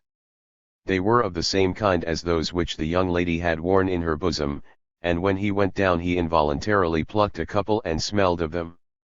In fact, there must be something peculiar about Sorrento roses, for their fragrance seemed to him not only wonderful, but quite new and unfamiliar, and at the same time he felt that they had a somewhat liberating effect upon his mind. At least they freed him from yesterday's timidity before the gatekeepers, for he went, according to directions, in through the ingresso to Pompeii, paid double the amount of admission fee, and quickly struck out upon streets which took him from the vicinity of other visitors. The little sketchbook from the house of Meleager he carried along with the green brooch and the red roses, but the fragrance of the latter had made him forget to eat breakfast, and his thoughts were not in the present, but were directed exclusively to the noon hour, which was still far off. He had to pass the remaining interval, and for this purpose he entered now one house, now another, as a result of which activity the idea probably occurred to him that Gradiva had also walked there often before or even now sought these places out. Sometimes his supposition that she was able to do it only at noon was tottering. Perhaps she was at liberty to do it in other hours of the day, possibly even at night in the moonlight. The roses strengthened this supposition strangely for him, when he inhaled, as he held them to his nose, and his deliberations, complacent and open to conviction, made advances to this new idea, for he could bear witness that he did not cling to preconceived opinions at all, but rather gave free rein to every reasonable objection, and such there was here without any doubt, not only logically, but desirably valid. Only the question arose whether, upon meeting her then, the eyes of others could see her as a corporeal being, or whether only his possessed the ability to do that. The former was not to be denied, claimed even probability for itself, transformed the desirable thing into quite the opposite, and transported him into a low-spirited, restless mood. The thought that others might also speak to her and sit down near her to carry on a conversation with her made him indignant, to that he alone possessed a claim, or at any rate a privilege, for he had discovered Gradiva, of whom no one had formerly known, had observed her daily, taken her into his life, to a degree, imparted to her his life strength, and it seemed to him as if he had thereby again lent to her life that she would not have possessed without him. Therefore he felt that there devolved upon him a right, to which he alone might make a claim, and which he might refuse to share with anyone else. The advancing day was hotter than the two preceding. The sun seemed to have set her mind today on a quite extraordinary feat, and made it regrettable, not only in an archaeological, but also in a practical connection, that the water system of Pompeii had lain burst and dried up for 2,000 years. Street fountains here and there commemorated it and likewise gave evidence of their informal use by thirsty passers-by, who had, in order to bend forward to the jet, leaned a hand on the marble railing and gradually dug out a sort of trough in the place, in the same way that dropping wears away stone. Norbert observed this at a corner of the Strada della Fortuna, and from that the idea occurred to him that the hand of Zoe Gradiva, too, might formerly have rested here in that way, and involuntarily he laid his hand into the little hollow, yet he immediately rejected the idea, and felt annoyance at himself that he could have done it. The thought did not harmonize at all with the nature and bearing of the young Pompeian girl of a refined family. There was something profane in the idea that she could have bent over so and placed her lips on the very pipe from which the plebeians drank with coarse mouths. In a noble sense, he had never seen anything more seemly than her actions and movements. He was frightened by the idea that she might be able to see by looking at him that he had had the incredibly unreasonable thought, for her eyes possessed something penetrating. A couple of times, when he had been with her, the feeling had seized him that she looked as if she were seeking for access to his inmost thoughts and were looking about them as if with a bright steel probe. He was obliged, therefore, to take great care that she might come upon nothing foolish in his mental processes. It was now an hour until noon, and in order to pass it, he went diagonally across the street into the Casa del Fauno, the most extensive and magnificent of all the excavated houses. Like no other, it possessed a double inner court and showed, in the larger one, on the middle of the ground, the empty base on which had stood the famous statue of the dancing faun after which the house had been named. Yet there stirred in Norbert Hanold not the least regret that this work of art, valued highly by science, was no longer here, but, together with the mosaic picture of the Battle of Alexander, had been transferred to the Museo Nazionale in Naples. He possessed no further intention nor desire than to let time move along, and he wandered about aimlessly in this place through the large building. Behind the peristyle opened a wider room, surrounded by numerous pillars, planned either as another repetition of the peristyle or as an ornamental garden, so it seemed at present, for, like the dining room of the Casa de Meleagro, it was completely covered with poppy blooms. Absent-mindedly the visitor passed through the silent dereliction.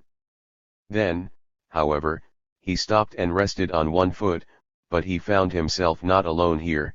At some distance his glance fell upon two figures, who first gave the impression of only one, because they stood as closely as possible to each other. They did not see him, for they were concerned only with themselves, and, in that corner, because of the pillars, might have believed themselves indiscoverable by any other eyes.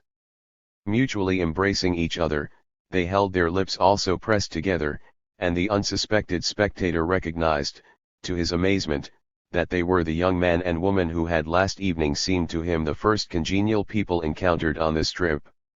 For brother and sister, their present position, the embrace and the kiss, it seemed to him had lasted too long.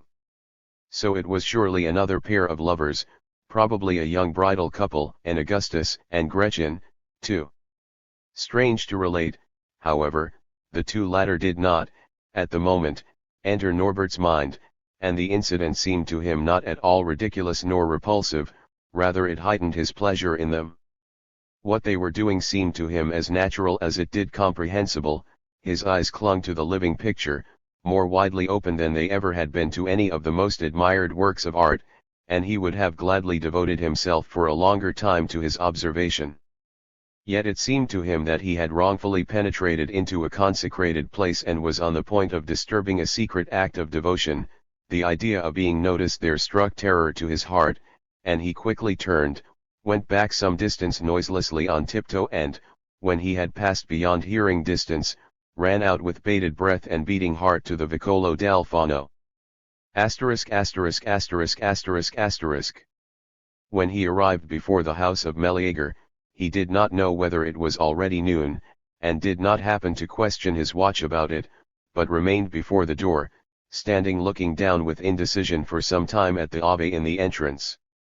A fear prevented him from stepping in, and strangely, he was equally afraid of not meeting Gradiva within, and of finding her there, for, during the last few moments, he had felt quite sure that, in the first case, she would be staying somewhere else with some younger man, and, in the second case, the latter would be in company with her on the steps between the pillars.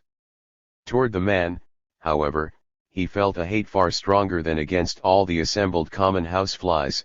Until today he had not considered it possible that he could be capable of such violent inner excitement. The duel, which he had always considered stupid nonsense, suddenly appeared to him in a different light. Here it became a natural right which the man injured in his own rights, or mortally insulted, made use of as the only available means to secure satisfaction or to part with an existence which had become purposeless. So he suddenly stepped forward to enter. He would challenge the bold man, and with this rushed upon him almost more powerfully express unreservedly to her that he had considered her something better, more noble, and incapable of such vulgarity.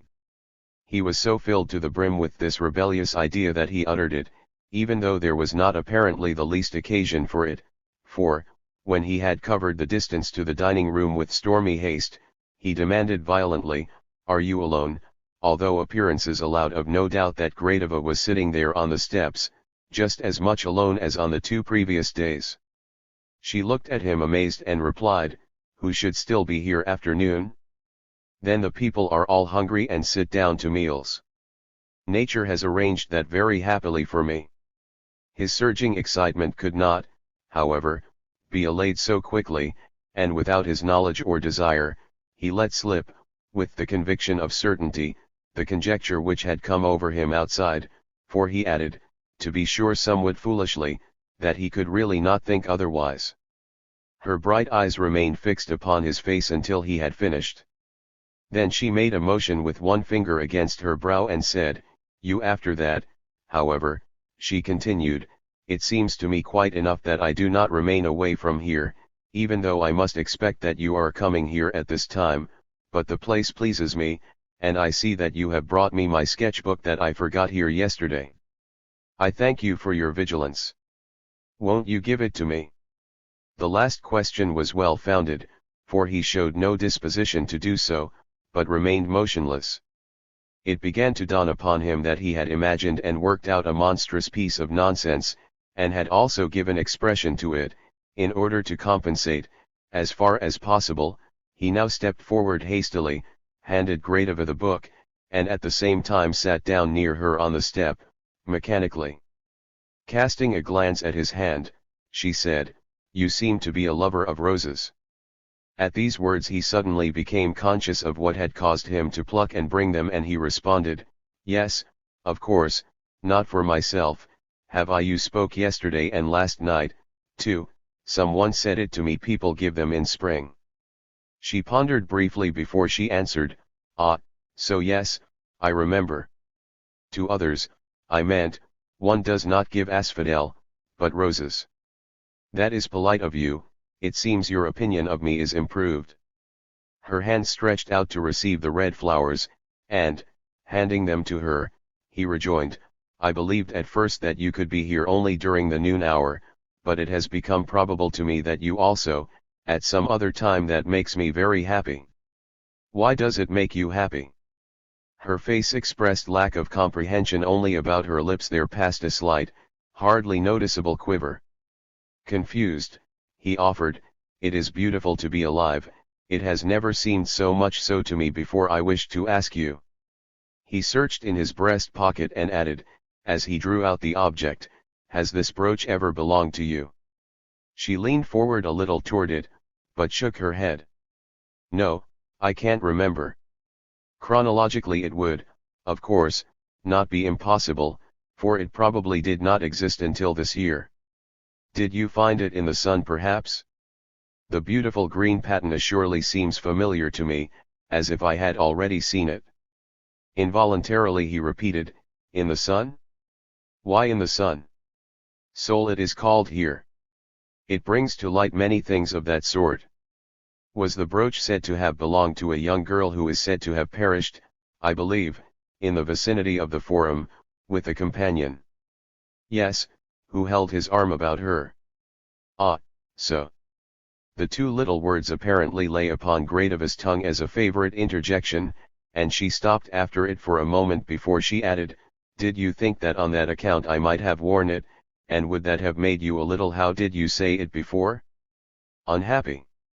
It was apparent that he felt extraordinarily relieved, and it was audible in his answer, "I am very happy about it, for the idea that the brooch belonged to you made me dizzy." "You seem to have a tendency for that. Did you perhaps forget to eat breakfast this morning?" "That easily aggravates such attacks. I do not suffer from them, but I make provision, as it suits me best to be here at noon. If I can help you out of your unfortunate condition a little by sharing my lunch with you." She drew out of her pocket a piece of white bread wrapped in tissue paper, broke it, put half into his hand, and began to devour the other with apparent appetite.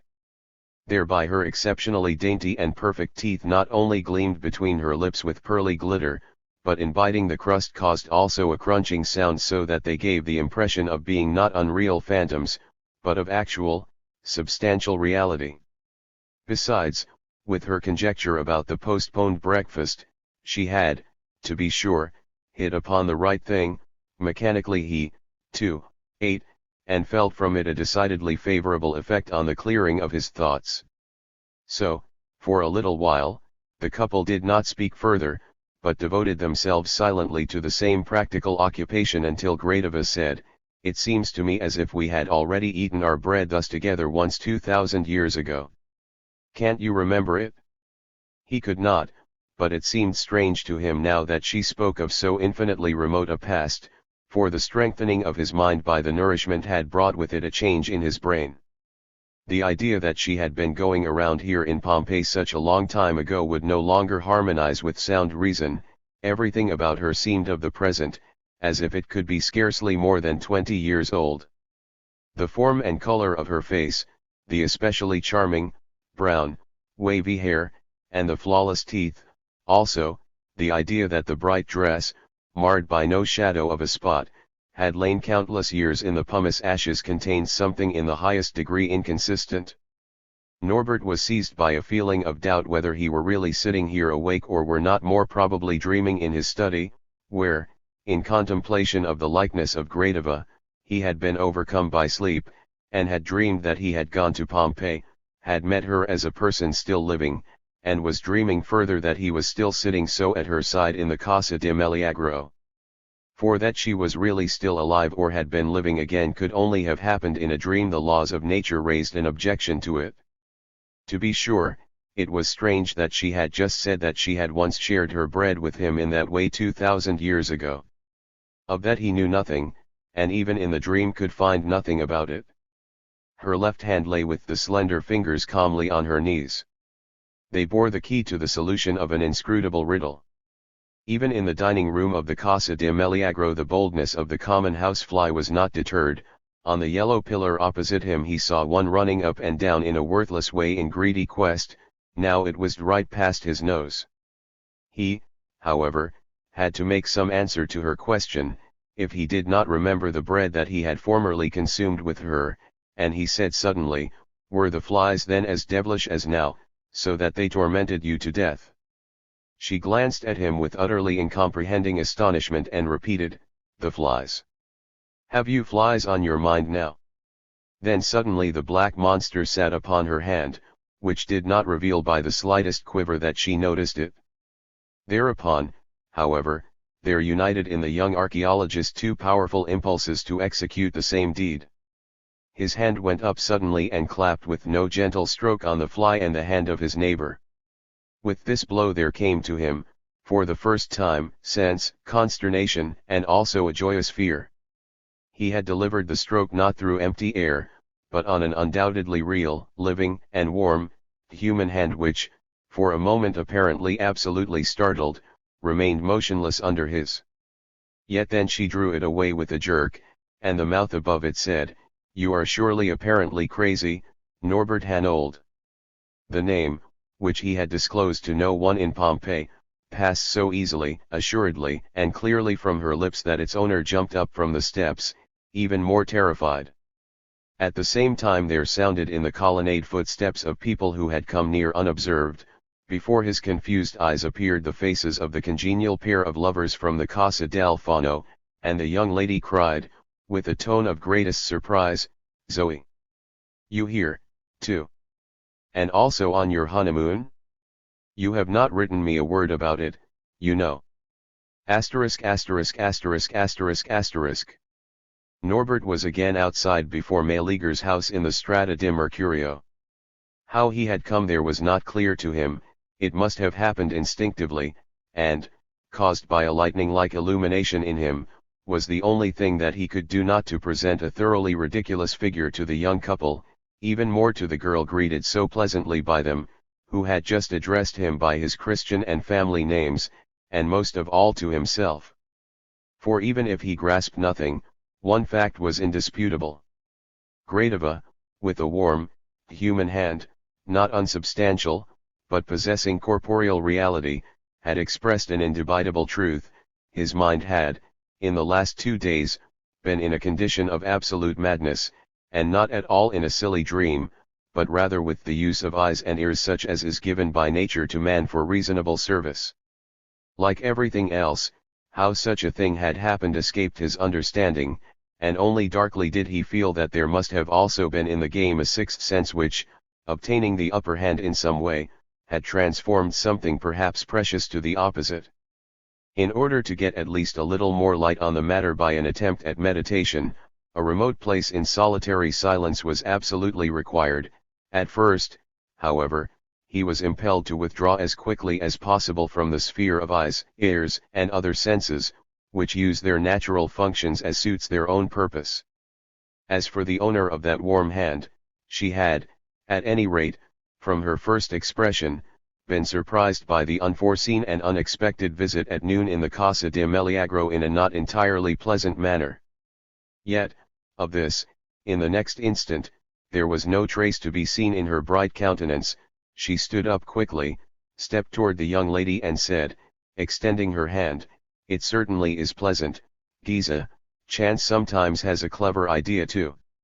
So this is your husband of 2 weeks? I am glad to see him, and, from the appearance of both of you, I apparently need not change my congratulations for condolence. Couples to whom that would be applied are at this time usually sitting at lunch in Pompeii. You are probably staying near the Ingresso, I shall look you up there this afternoon. No, I have not written you anything, you won't be offended at me for that, for you see my hand, unlike yours, is not adorned by a ring. The atmosphere here has an extremely powerful effect on the imagination, which I can see in you. It is better, of course, than if it made one too matter of fact. The young man who just went out is laboring also under a remarkable delusion. It seems to me that he believes a fly is buzzing in his head. Well, everyone has, of course, some kind of bee in his bonnet. As is my duty, I have some knowledge of entomology and can, therefore, be of a little service in such cases. My father and I live in the soul. He, too, had a sudden and pleasing idea of bringing me here with him if I would be responsible for my own entertainment, and make no demands upon him. I said to myself that I should certainly dig up something interesting alone here. Of course I had not reckoned at all on the find which I made, I mean the good fortune of meeting you, Giza, but I am talking away the time, as is usually the case with an old friend. My father comes in out of the sun at 2 o'clock to eat at the Soul, so I have to keep company there with his appetite and, therefore, I am sorry to say, must for the moment forego your society. You will, of course, be able to view the Casa de Meleagro without me, that I think likely, though I can't understand it, of course. Favorisca, signor. Arrivederci, Gisetta. That much Italian I have already learned, and one really does not need more. Whatever else is necessary one can invent, please, no, senza complimenti. This last entreaty of the speaker concerned a polite movement by which the young husband had seemed to wish to escort her. She had expressed herself most vividly, naturally, and in a manner quite fitting to the circumstances of the unexpected meeting of a close friend, yet with extraordinary celerity, which testified to the urgency of the declaration that she could not at present remain longer. So not more than a few minutes had passed since the hasty exit of Norbert Hanold, when she also stepped from the house of Meleager into the Strada di Mercurio. This lay, because of the hour, enlivened only here and there by a cringing lizard, and for a few moments the girl, hesitating, apparently gave herself over to a brief meditation. Then she quickly struck out in the shortest way to the Gate of Hercules, at the intersection of the Vicolo di Mercurio and the Strada di Saliscio, crossed the stepping stones with the gracefully buoyant Gradiva walk, and thus arrived very quickly at the two ruins of the side wall near the Porta Ercolanes. Behind this there stretched at some length the Street of Tombs, yet not dazzlingly white, nor overhung with glittering sunbeams, as 24 hours ago, when the young archaeologist had thus gazed down over it with searching eyes. Today the sun seemed to be overcome by a feeling that she had done a little too much good in the morning. She held a grey veil drawn before her, the condensation of which was visibly being increased, and, as a result, the cypresses, which grew here and there in the Strada di Sepolcri, rose unusually sharp and black against the heavens. It was a picture different from that of yesterday. The brilliance which mysteriously glittered over everything was lacking. The street also assumed a certain gloomy distinctness, and had at present a dead aspect which honored its name. This impression was not diminished by an isolated movement at its end, but was rather heightened by it. There, in the vicinity of the Villa of Diomede, a phantom seemed to be looking for its grave, and disappeared under one of the monuments. It was not the shortest way from the house of Meleager to the Albergo del Sole, rather the exactly opposite direction, but Zoe Gradiva must have also decided that time was not yet importuning so violently to lunch, for after a quite brief stop at the Hercules Gate, she walked farther along the lava blocks of the Street of Tombs, every time raising the sole of her lingering foot almost perpendicularly. Asterisk asterisk asterisk asterisk asterisk. The Villa of Diomede named thus, for people of the present, after a monument which a certain freedman, Marcus Arius Diomedes, formerly promoted to the directorship of this city section, had erected nearby for his lady, Aria, as well as for himself and his relatives. Was a very extensive building and concealed within itself a part of the history of the destruction of Pompeii not invented by imagination. A confusion of extensive ruins formed the upper part, below lay an unusually large sunken garden surrounded by a well-preserved portico of pillars with scanty remnants of a fountain and a small temple in the middle, and farther along 2 stairways led down to a circular cellar vault, lighted only dimly by gloomy twilight. The ashes of Vesuvius had penetrated into this also, and the skeletons of 18 women and children had been found here. Seeking protection they had fled, with some hastily gathered provisions, into the half-subterranean space, and the deceptive refuge had become the tomb of all.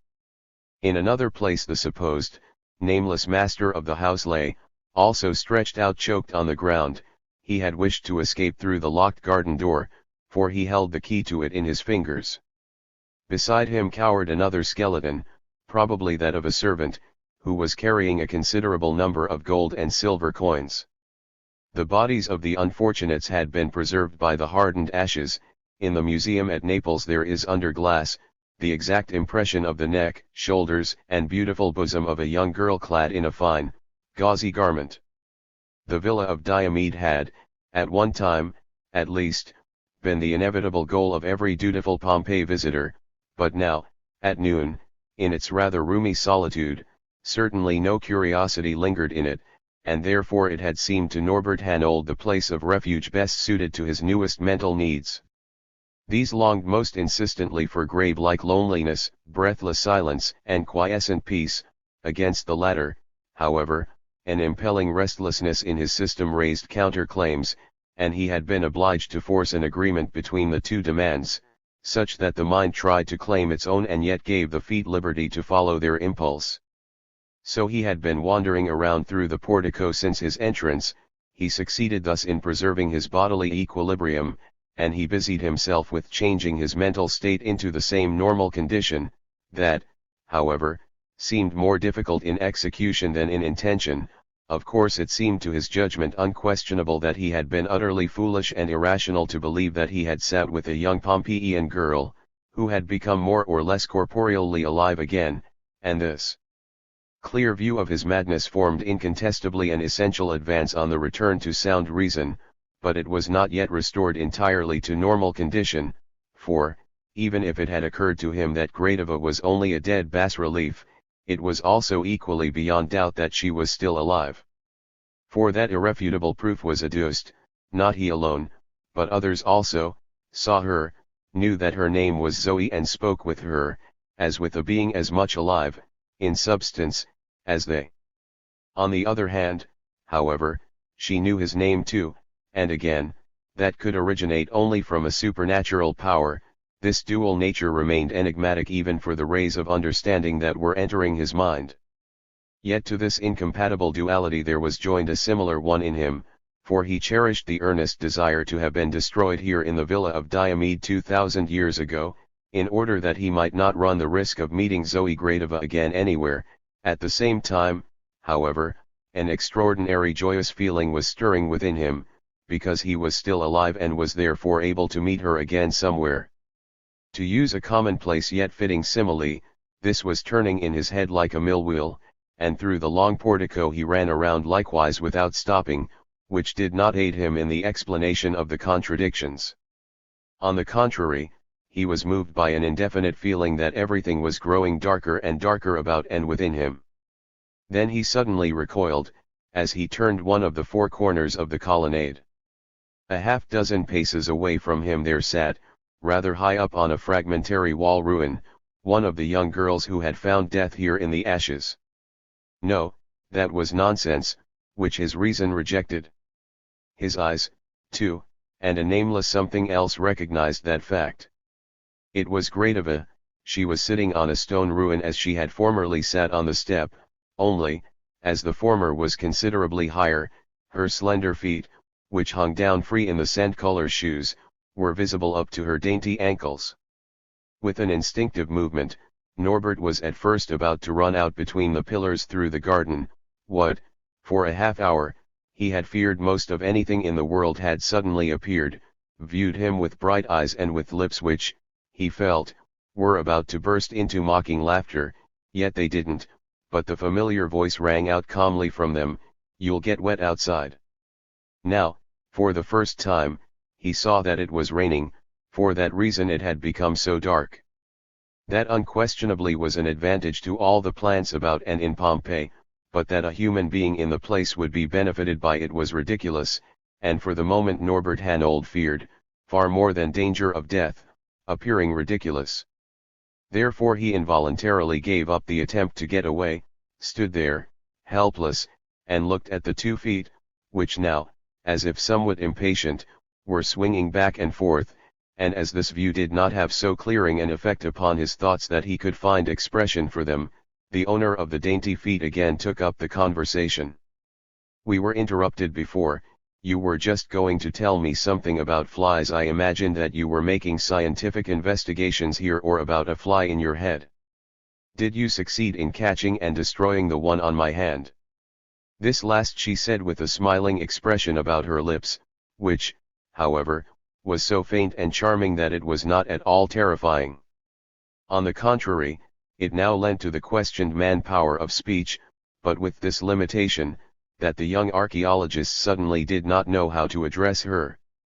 In order to escape this dilemma, he found it best to avoid that and replied, "I was, as they say, somewhat confused mentally and ask pardon that I the hand in that way. How I could be so stupid, I can't understand, but I can't understand either how its owner could use my name in upbraiding me for my madness." Gradiva's feet stopped moving and she rejoined, still addressing him familiarly, "Your power of understanding has not yet progressed that far, Norbert Hanold. Of course, I cannot be surprised, for you have long ago accustomed me to it. To make that discovery again I should not have needed to come to Pompeii, and you could have confirmed it for me a good 100 miles nearer." "100 miles nearer," he repeated, perplexed and half stuttering. "Where is that?" "Diagonally across from your house, in the corner house, in my window, in a cage, is a canary." Like a memory from far away this last word moved the hearer, who repeated, "A canary," and he added, stuttering more, he sings. "They usually do, especially in spring when the sun begins to seem warm again. In that house lives my father, Richard Bertgang, professor of zoology." Norbert Hanold's eyes opened to a width never before attained by them, and then he said, "Bertgang, then are you Miss Zoe Bertgang?" But she looked quite different. The 2 dangling feet began again to swing a little, and Miss Zoe Bertgang said in reply, "If you find that form of address more suitable between us, I can use it too, you know, but the other came to me more naturally. I don't know whether I looked different when we used to run about before with each other as friends every day, and occasionally beat and cuffed each other, for a change, but if, in recent years, you had favored me with even one glance, you might perhaps have seen that I have looked like this for a long time. No, now, as they say, it's pouring pitchforks, you won't have a dry stitch." Not only had the feet of the speaker indicated a return of impatience, or whatever it might be, but also in the tones of her voice there appeared a little didactic, ill-humored curtness, and Norbert had thereby been overwhelmed by a feeling that he was running the risk of slipping into the role of a big schoolboy scolded and slapped in the face. That caused him to again seek mechanically for an exit between the pillars, and to the movement which showed this impulse Miss Zoe's last utterance, indifferently added, had reference, and, of course, in an undeniably striking way, because for what was now occurring outside of the shelter, pouring was really a mild term. A tropical cloudburst such as only seldom took pity on the summer thirst of the meadows of the Campagna, was shooting vertically and rushing as if the Tyrrhenian Sea were pouring from heaven upon the villa of Diomede, and yet it continued like a firm wall composed of billions of drops gleaming like pearls and large as nuts. That, indeed, made escape out into the open air impossible, and forced Norbert Hanold to remain in the schoolroom of the portico while the young schoolmistress with the delicate, clever face made use of the hindrance for further extension of her pedagogical discussion by continuing, after a brief pause. "Then up to the time when people call us backfish, for some unknown reason, I had really acquired a remarkable attachment for you and thought that I could never find a more pleasing friend in the world. Mother, sister, or brother I had not, you know. To my father a slow worm in alcohol was far more interesting than I, and people, I count girls such, must surely have something with which they can occupy their thoughts and the like. Then you were that something, but when archaeology overcame you, I made the discovery that you excuse the familiarity, but your new formality sounds absurd to me. I was saying that I imagined that you had become an intolerable person, who had no longer, at least for me, an eye in his head, a tongue in his mouth, nor any of the memories that I retained of our childhood friendship. So I probably looked different from what I did formerly, for when, occasionally, I met you at a party, even last winter, you did not look at me and I did not hear your voice. In this, of course, there was nothing which marked me out especially, for you treated all the others in the same way. To you I was but air, and you, with your shock of light hair, which I had formerly pulled so often, were as boresome, dry, and tongue-tied as a stuffed cockatoo, and at the same time as grandiose as an Archaeopteryx.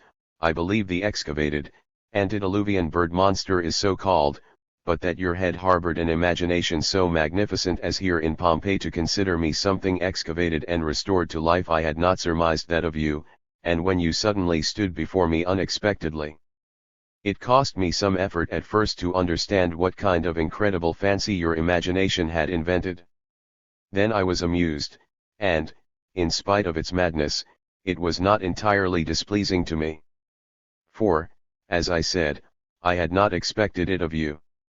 With that, her expression and tone somewhat mollified at the end, Miss Zoe Burtgang finished her unreserved, detailed and instructive lecture, and it was indeed notable how exactly she then resembled the figure of Gradiva on the bas-relief, not only in her features, her form, her eyes, expressive of wisdom, and her charmingly wavy hair, but also in her graceful manner of walking which he had often seen, her drapery, too, dress and scarf of a cream-colored, fine cashmere material which fell in soft, voluminous folds, completed the extraordinary resemblance of her whole appearance. There might have been much foolishness in the belief that a young Pompeian girl, destroyed 2,000 years ago by Vesuvius, could sometimes walk around alive again, speak, draw and eat bread, but even if the belief brought happiness, it assumed everywhere, in the bargain, a considerable amount of incomprehensibility, and in consideration of all the circumstances, there was incontestably present, in the judgment of Norbert Hanold, some mitigating ground for his madness in for 2 days. Considering Gradiva a resurrection. Although he stood there dry under the portico roof, there was established, not quite ineptly, a comparison between him and a wet poodle, who has had a bucketful of water thrown on his head, but the cold shower bath had really done him good. Without knowing exactly why, he felt that he was breathing much more easily. In that, of course, the change of tone at the end of the sermon, for the speaker sat as if in a pulpit chair, might have helped especially. At least thereat a transfigured light appeared in his eyes, such as awakened hope for salvation through faith produces in the eyes of an ardently affected church attendant, and as the rebuke was now over, and there seemed no necessity for fearing a further continuation, he succeeded in saying, "Yes, now I recognize. No, you have not changed at all. It is you, Zoe, my good, happy, clever comrade. It is most strange that a person must die to become alive again, but for archaeologists that is of course necessary. No, I mean your name. Why is it strange?" The young archaeologist showed himself familiar with not only the classical languages, but also with the etymology of German, and continued, "Because Burtgang has the same meaning as Gradiva and signifies the one splendid in walking." Miss Zoe Burtgang's 2 sandal-like shoes were, for the moment, because of their movement, reminiscent of an impatiently seesawing wagtail waiting for something, yet the possessor of the feet which walked so magnificently seemed not at present to be paying any attention to philological explanations. By her countenance she gave the impression of being occupied with some hasty plan, but was restrained from it by an exclamation of Norbert Hanold's which audibly emanated from deepest conviction. "What luck, though, that you are not Gradiva, but are like the congenial young lady." That caused an expression as of interested surprise to pass over her face, and she asked, "Who is that?" "Whom do you mean?" "The one who spoke to you in Meleager's house. Do you know her?" Yes, I had already seen her. She was the first person who seemed especially congenial to me. So? Where did you see her? This morning, in the house of the faun. There the couple were doing something very strange. What were they doing? They did not see me and they kissed each other. That was really very reasonable, you know. Why else are they in Pompeii on their wedding trip? At one blow with the last word the former picture changed before Norbert Hanold's eyes, for the old wall ruin lay there empty, because the girl, who had chosen it as a seat, teacher's chair and pulpit, had come down, or really flown, and with the same supple buoyancy as that of a wagtail swinging through the air, so that she already stood again on Gradiva feet, before his glance had consciously caught up with her descent, and continuing her speech directly, she said, "Well, the rain has stopped. Two severe rulers do not reign long. That is reasonable, too, you know, and thus everything has again become reasonable. I, not least of all, and you can look up Giza Hartleben, or whatever new name she has, to be of scientific assistance to her about the purpose of her stay in Pompeii. I must now go to the Albergo del Sole, for my father is probably waiting for me already at lunch. Perhaps we shall meet again sometime at a party in Germany or on the moon. Adieu." Zoe Bertgang said this in the absolutely polite, but also equally indifferent tone of a most well-bred young lady, and, as was her custom, placing her left foot forward, raised the sole of the right almost perpendicularly to pass out. As she lifted her dress slightly with her left hand, because of the thoroughly wet ground outside, the resemblance to Gradiva was perfect, and the man, standing hardly more than 2 arm lengths away, noticed for the first time a quite insignificant deviation in the living picture from the stone one. The latter lacked something possessed by the former, which appeared at the moment quite clear, a little dimple in her cheek, which produced a slight, indefinable effect. It puckered and wrinkled a little and could therefore express annoyance or a suppressed impulse to laugh, possibly both together. Norbert Hanold looked at it, and although from the evidence just presented to him he had completely regained his reason, his eyes had to again submit to an optical illusion.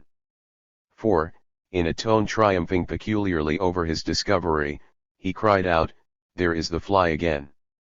It sounded so strange that from the incomprehending listener, who could not see herself, escaped the question, "The fly where?" "There on your cheek," and immediately the man, as he answered, suddenly twined an arm about her neck and snapped, this time with his lips, at the insect so deeply abhorrent to him, which vision juggled before his eyes deceptively in the little dimple.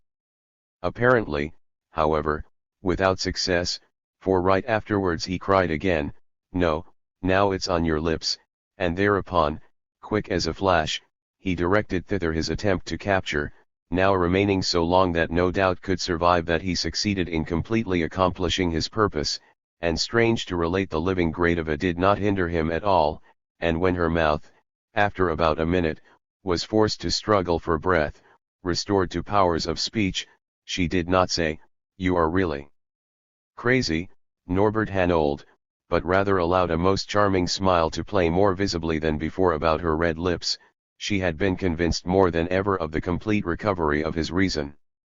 The villa of Diomede had 2000 years ago seen and heard horrible things in an evil hour, yet at the present it heard and saw, for about an hour, only things not at all suited to inspire horror. Then, however, a sensible idea became uppermost in Miss Zoe Bergang's mind, and as a result, she said, against her wishes, "Now, I must really go, or my poor father will starve. It seems to me you can today forego Giza Hartlben's company at noon, for you have nothing more to learn from her and ought to be content with us in the Sun Hotel." From this it was to be concluded that during that hour something must have been discussed, for it indicated a helpful desire to instruct, which the young lady vented on Norbert. Yet, from the reminding words, he did not gather this, but something which, for the first time, he was becoming terribly conscious of. This was apparent in the repetition, "Your father, what will he?" Miss Zoe, however, interrupted, without any sign of awakened anxiety, "Probably he will do nothing, I am not an indispensable piece in his zoological collection. If I were, my heart would probably not have clung to you so unwisely. Besides, from my early years, I have been sure that a woman is of use in the world only when she relieves a man of the trouble of deciding household matters. I generally do this for my father, and therefore you can also be rather at ease about your future.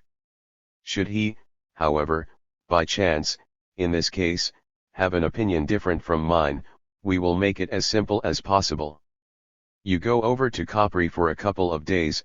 There, with a grass snare you can practice making them on my little finger catch a lizard Pharalionensis. Let it go here again, and catch it before his eyes. Then give him free choice between it and me, and you will have me so surely that I am sorry for you. Toward his colleague, Eimer, however, I feel today that I have formerly been ungrateful, for without his genial invention of lizard catching I should probably not have come into Meleager's house, and that would have been a shame, not only for you, but for me too. This last view she expressed outside of the villa of Diomede, and, alas, there was no person present on earth who could make any statements about the voice and manner of talking of Gradiva. Yet even if they had resembled those of Zoe Bertgang, as everything else about her did, they must have possessed a quite unusually beautiful and roguish charm. By this, at least, Norbert Hanold was so strongly overwhelmed that, exalted to poetic flights, he cried out, "Zoe, you dear life and lovely present, we shall take our wedding trip to Italy and Pompeii." That was a decided proof of how different circumstances can also produce a transformation in a human being and at the same time unite with it a weakening of the memory. For it did not occur to him at all that he would thereby expose himself and his companion on the journey to the danger of receiving, from misanthropic, ill-humored railway companions, the names Augustus and Gretchen, but at the moment he was thinking so little about it that they walked along hand in hand through the old street of tombs in Pompeii. Of course this, too, did not stamp itself into their minds at present as such, for a cloudless sky shone and laughed again above it, the sun stretched out a golden carpet on the old lava blocks, Vesuvius spread its misty pine cone, and the whole excavated city seemed overwhelmed, not with pumice and ashes, but with pearls and diamonds, by the beneficent rainstorm.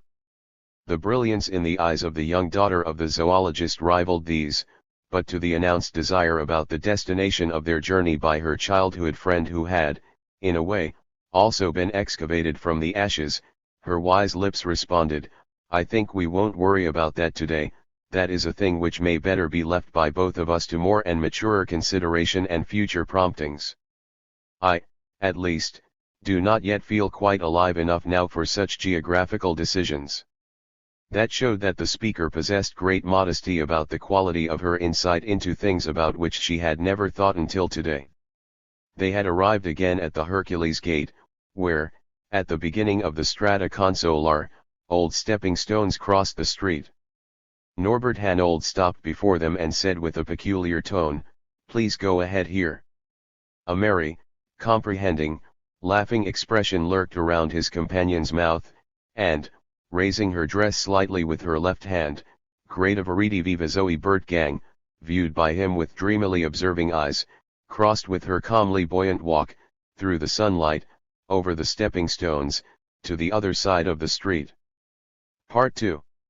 Delusion and Dream. In Wilhelm Jensen's Gradiva. By Dr. Sigmund Freud. Delusion and Dream. In a circle of men who take it for granted that the basic riddle of the dream has been solved by the efforts of the present writer, curiosity was aroused one day concerning those dreams which have never been dreamed, those created by authors, and attributed to fictitious characters in their productions. The proposal to submit this kind of dream to investigation might appear idle and strange, but from one viewpoint it could be considered justifiable. It is, to be sure, not at all generally believed that the dreamer dreams something senseful and significant. Science and the majority of educated people smile when one offers them the task of interpreting dreams. Only people still clinging to superstition, who give continuity, thereby, to the convictions of the ancients, will not refrain from interpreting dreams, and the writer of Traumdeutung has dared, against the protests of orthodox science, to take sides with the ancients and superstitious. He is, of course, far from accepting in dreams a prevision of the future, for the disclosure of which man has, from time immemorial, striven vainly. He could not, however, completely reject the connections of dreams with the future, for, after completing some arduous analysis, the dream seemed to him to represent the fulfillment of a wish of the dreamer, and who could dispute that wishes are preponderantly concerned with the future? I have just said that the dream is a fulfilled wish. Whoever is not afraid to toil through a difficult book, whoever does not demand that a complicated problem be insincerely and untruthfully presented to him as easy and simple, to save his own effort, may seek in the above-mentioned Traumdeutung ample proof of this statement, and may, until then, cast aside the objection that will surely be expressed against the equivalence of dreams and wish fulfillment. We have, however, anticipated.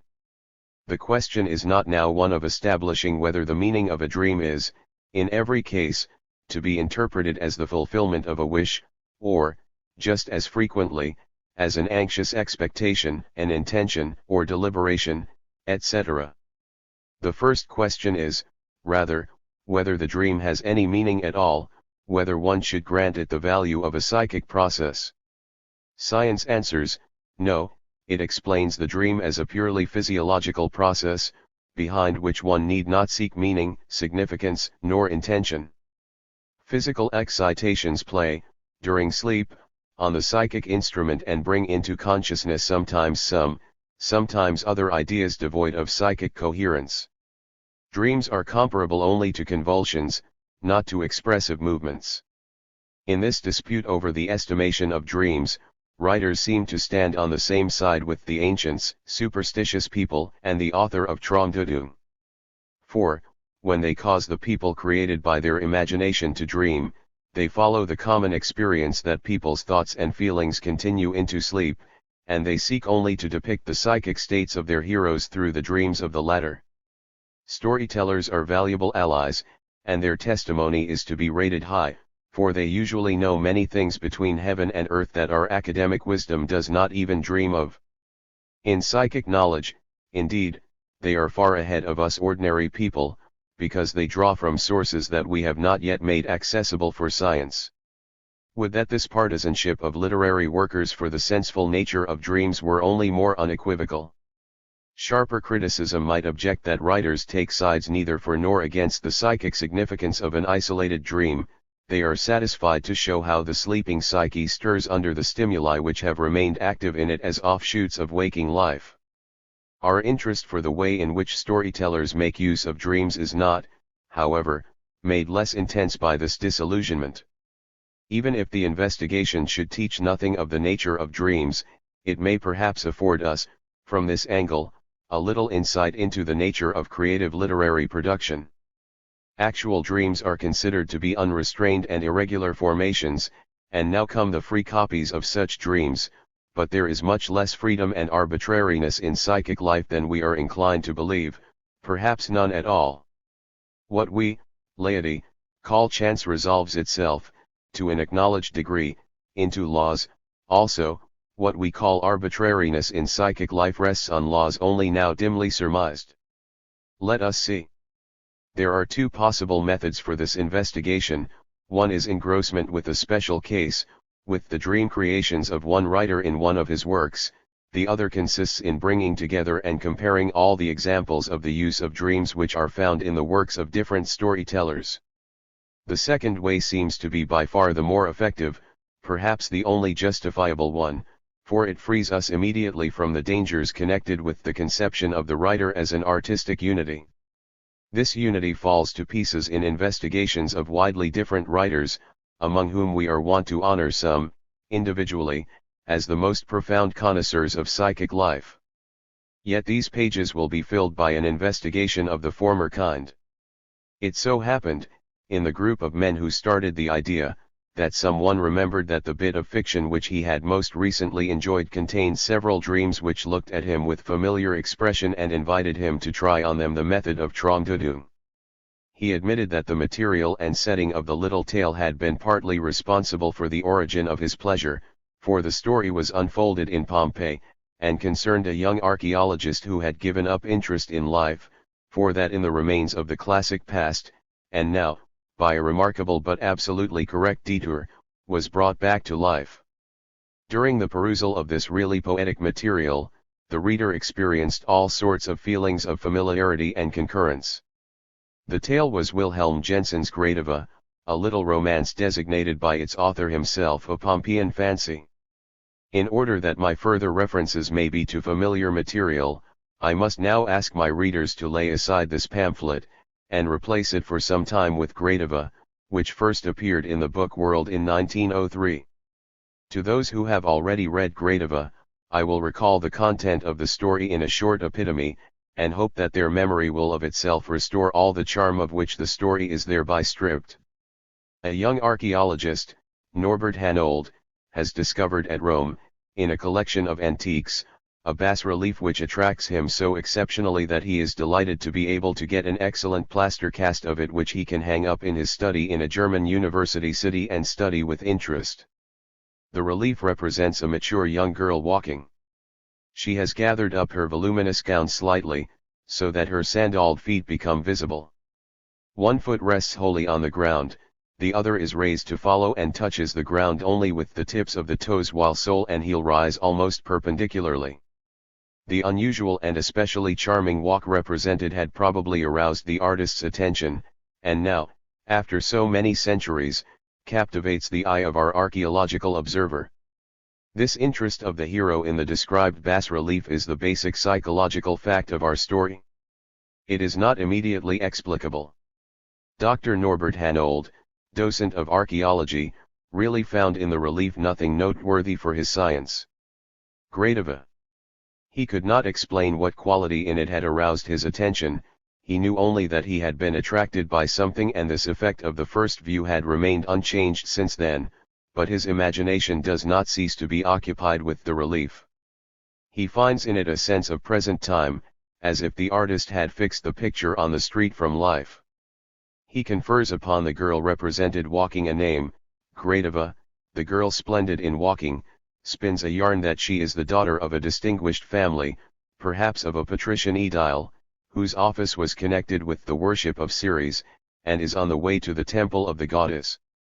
Then it is repulsive to him to place her in the mob of a metropolis, rather he convinces himself that she is to be transported to Pompeii, and is walking there somewhere on the peculiar stepping stones which have been excavated.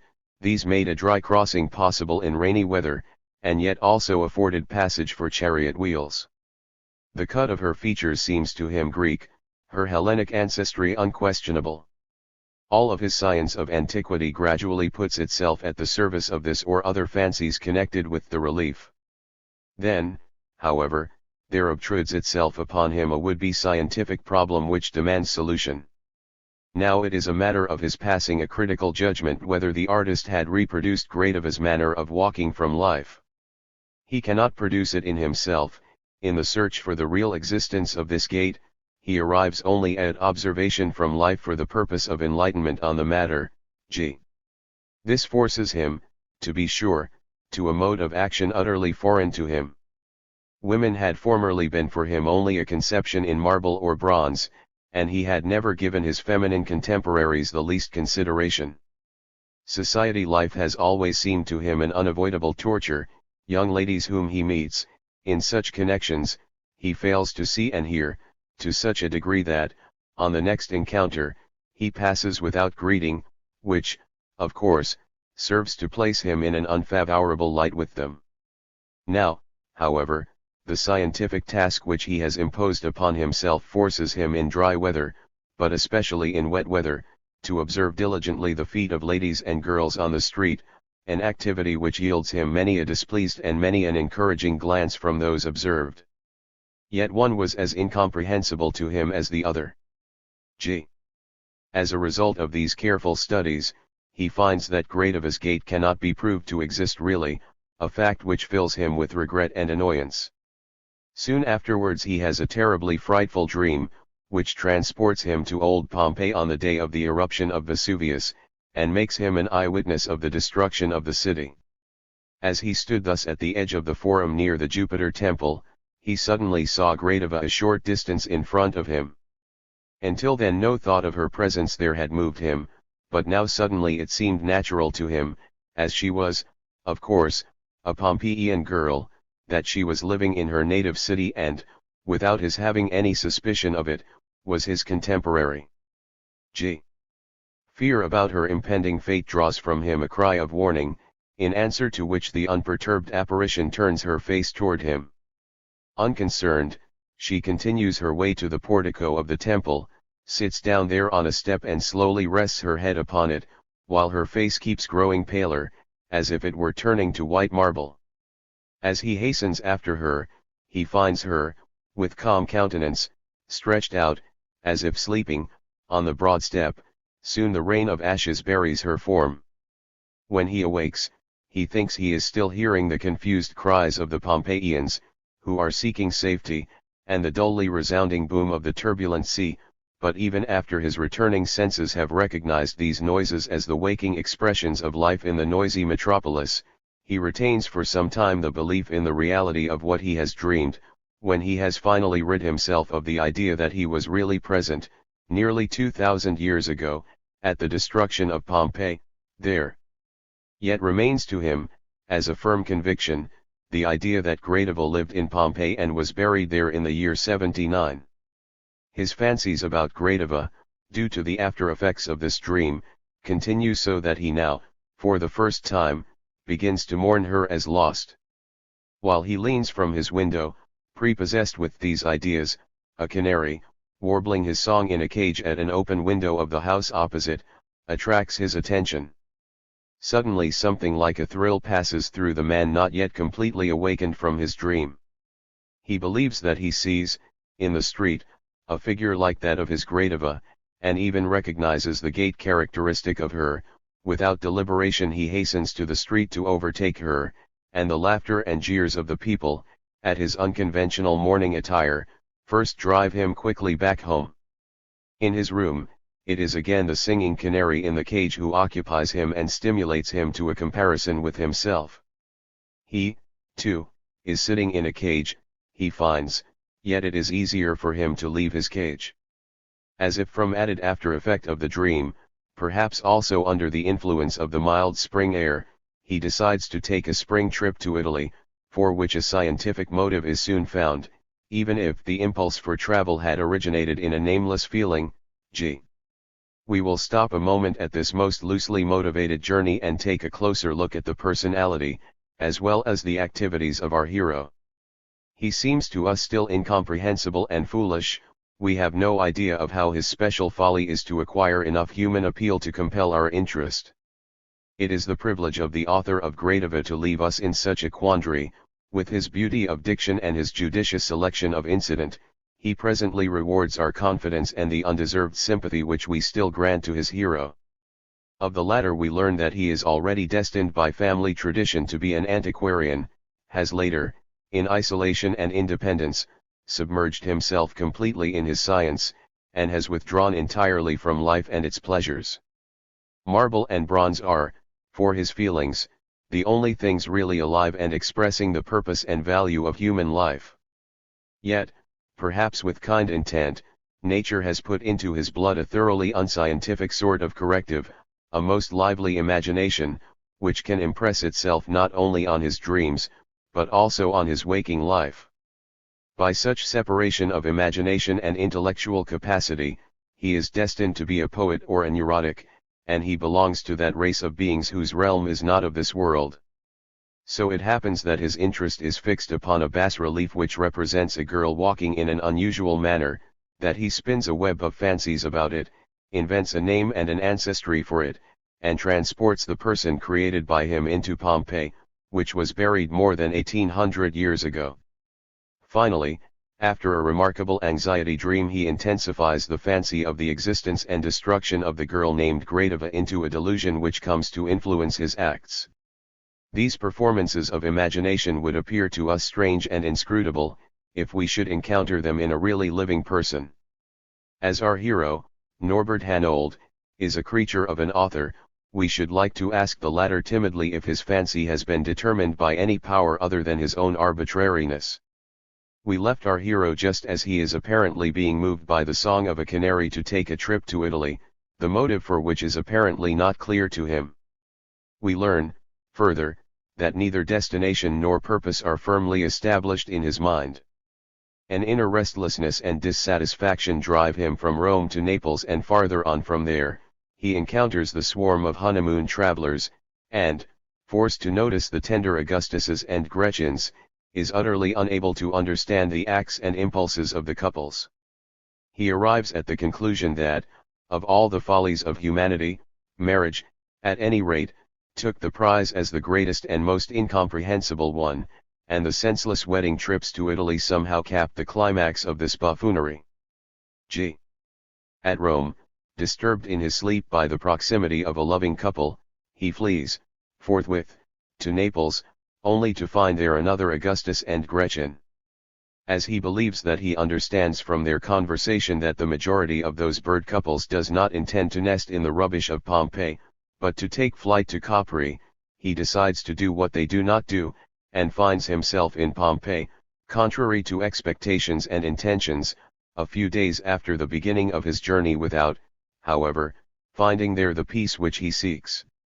The role which, until then, has been played by the honeymoon couples, who made him uneasy and vexed his senses, is now assumed by houseflies, in which he is inclined to see the incarnation of absolute evil and worthlessness.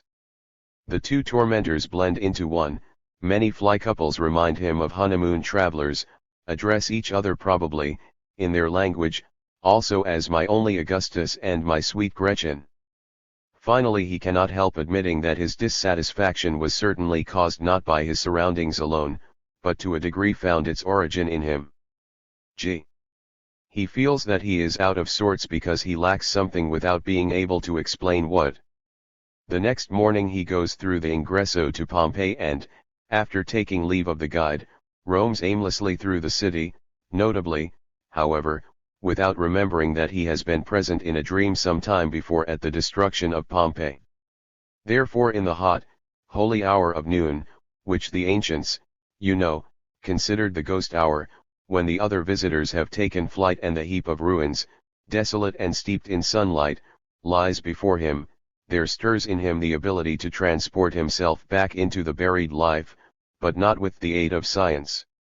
What it taught was a lifeless, archaeological view, and what came from its mouth was a dead, philological language. These helped in no way to a comprehension with soul, mind, and heart, as the saying is, but he, who possessed a desire for that, had to stand alone here, the only living person in the hot noonday silence, among the remains of the past, in order not to see with physical eyes nor hear with corporeal ears. Then the dead awoke, and Pompeii began to live again. G. While thus, by means of his imagination, he endows the past with life, he suddenly sees, indubitably, the Gradiva of his bas-relief step out of a house and buoyantly cross the lava stepping stones, just as he had seen her in the dream that night when she had lain down to sleep on the steps of the Apollo temple. With this memory he became conscious, for the first time, of something else. He had, without himself knowing the motive in his heart, come to Italy on that account, and had, without stop, continued from Rome and Naples to Pompeii to see if he could here find trace of her, and that in a literal sense, for, with her unusual gait, she must have left behind in the ashes a footprint different from all the others. G. The suspense, in which the author of Gradiva has kept us up to this point, mounts here, for a moment, to painful confusion. Not only because our hero has apparently lost his equilibrium, but also because, confronted with the appearance of Gradiva, who was formerly a plaster cast and then a creation of imagination, we are lost. Is it a hallucination of our deluded hero, a real ghost, or a corporeal person? Not that we need to believe in ghosts to draw up this list.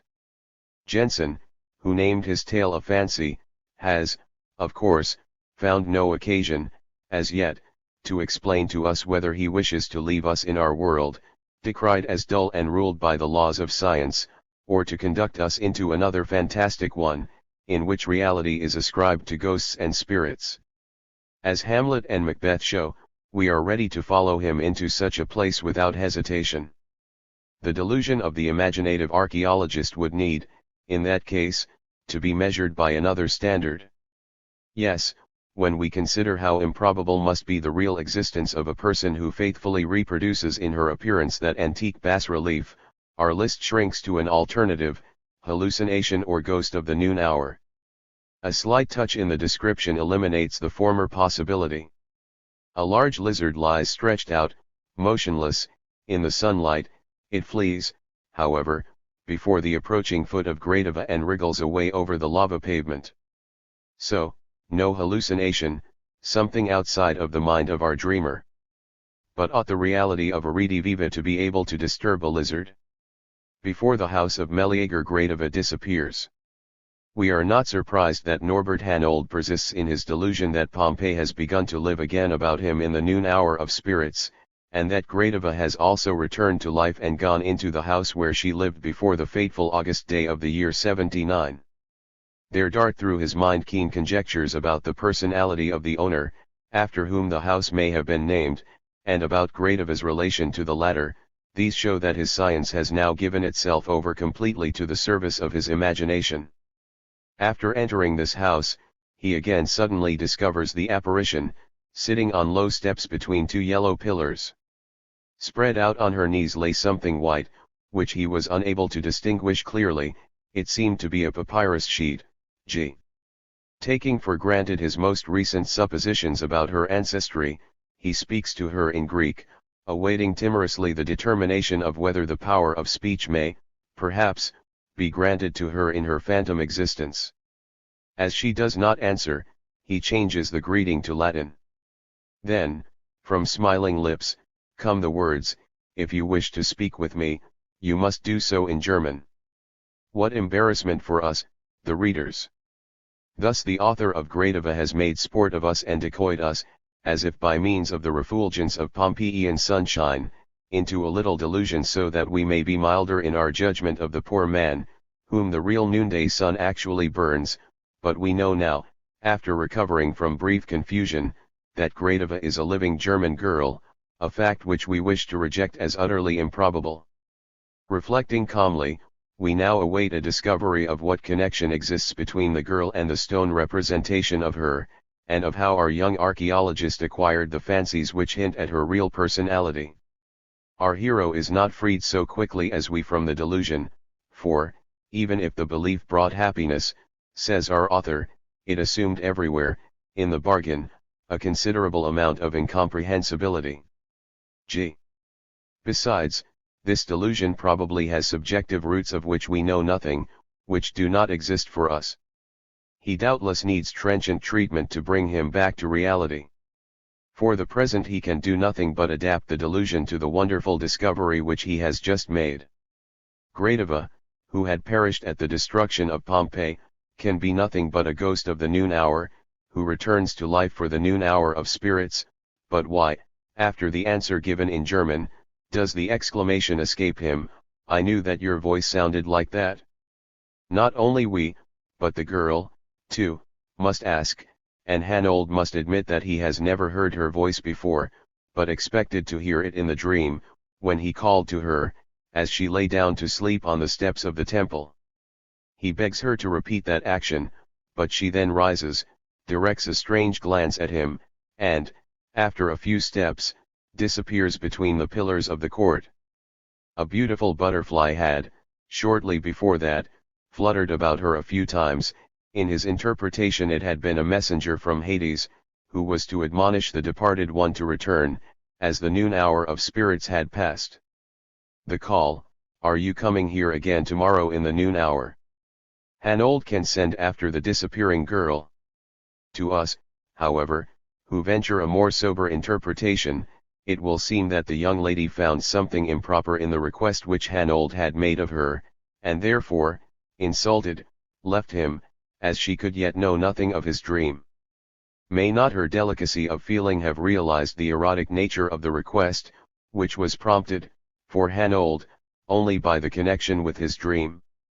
After the disappearance of Gradiva, Our hero examines all the guests at the Hotel Diem table and soon also those of Hotel Swiss, and can then assure himself that in neither of the only 2 lodgings known to him in Pompeii is a person to be found who possesses the most remote resemblance to Gradiva.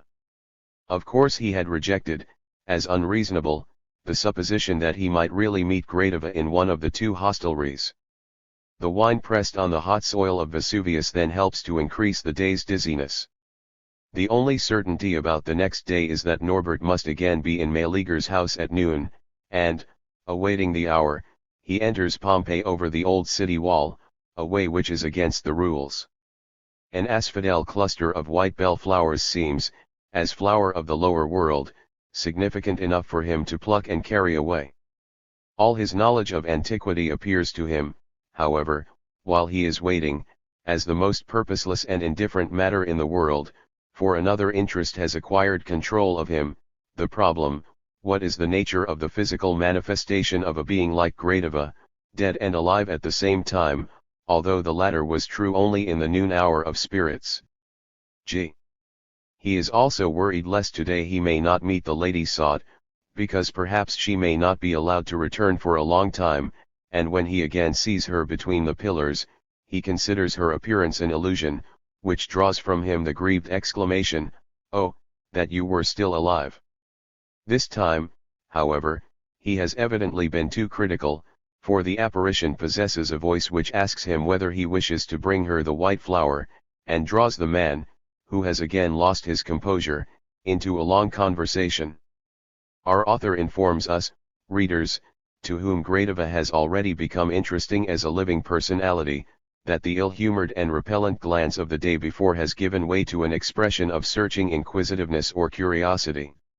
She really sounds him, demands, in explanation of his remark of the preceding day, when he had stood near her as she lay down to sleep, in this way learns of the dream in which she perished with her native city, then of the bas-relief, and of the position of the foot, which attracted the young archaeologist. Now she shows herself ready to demonstrate her manner of walking, whereby the substitution of light, sand-colored, fine leather shoes for the sandals, which she explains as adaptation to the present, is established as the only deviation from the original relief of Gradiva. Apparently she is entering into his delusion, whose whole range she elicits from him, without once opposing him. Only once she seems to have been wrested from her role by a peculiar feeling when, his mind on the bas-relief, he asserts that he has recognized her at first glance.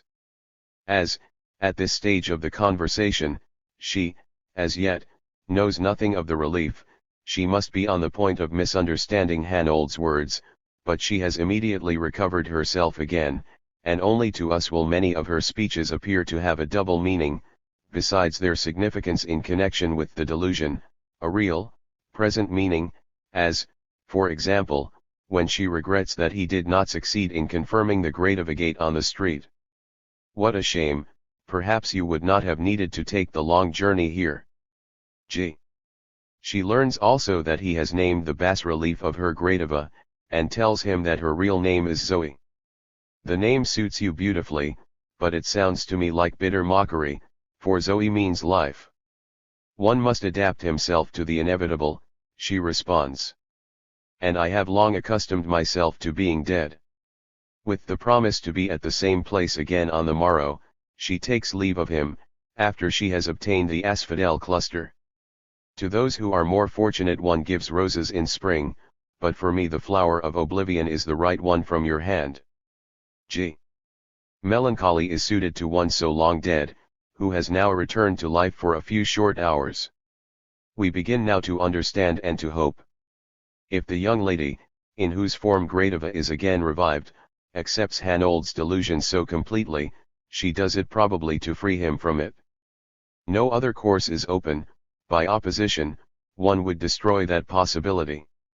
Even the serious treatment of a real condition of this kind could proceed no differently than to place itself first on the ground story of the delusion structure, and investigate it then as thoroughly as possible.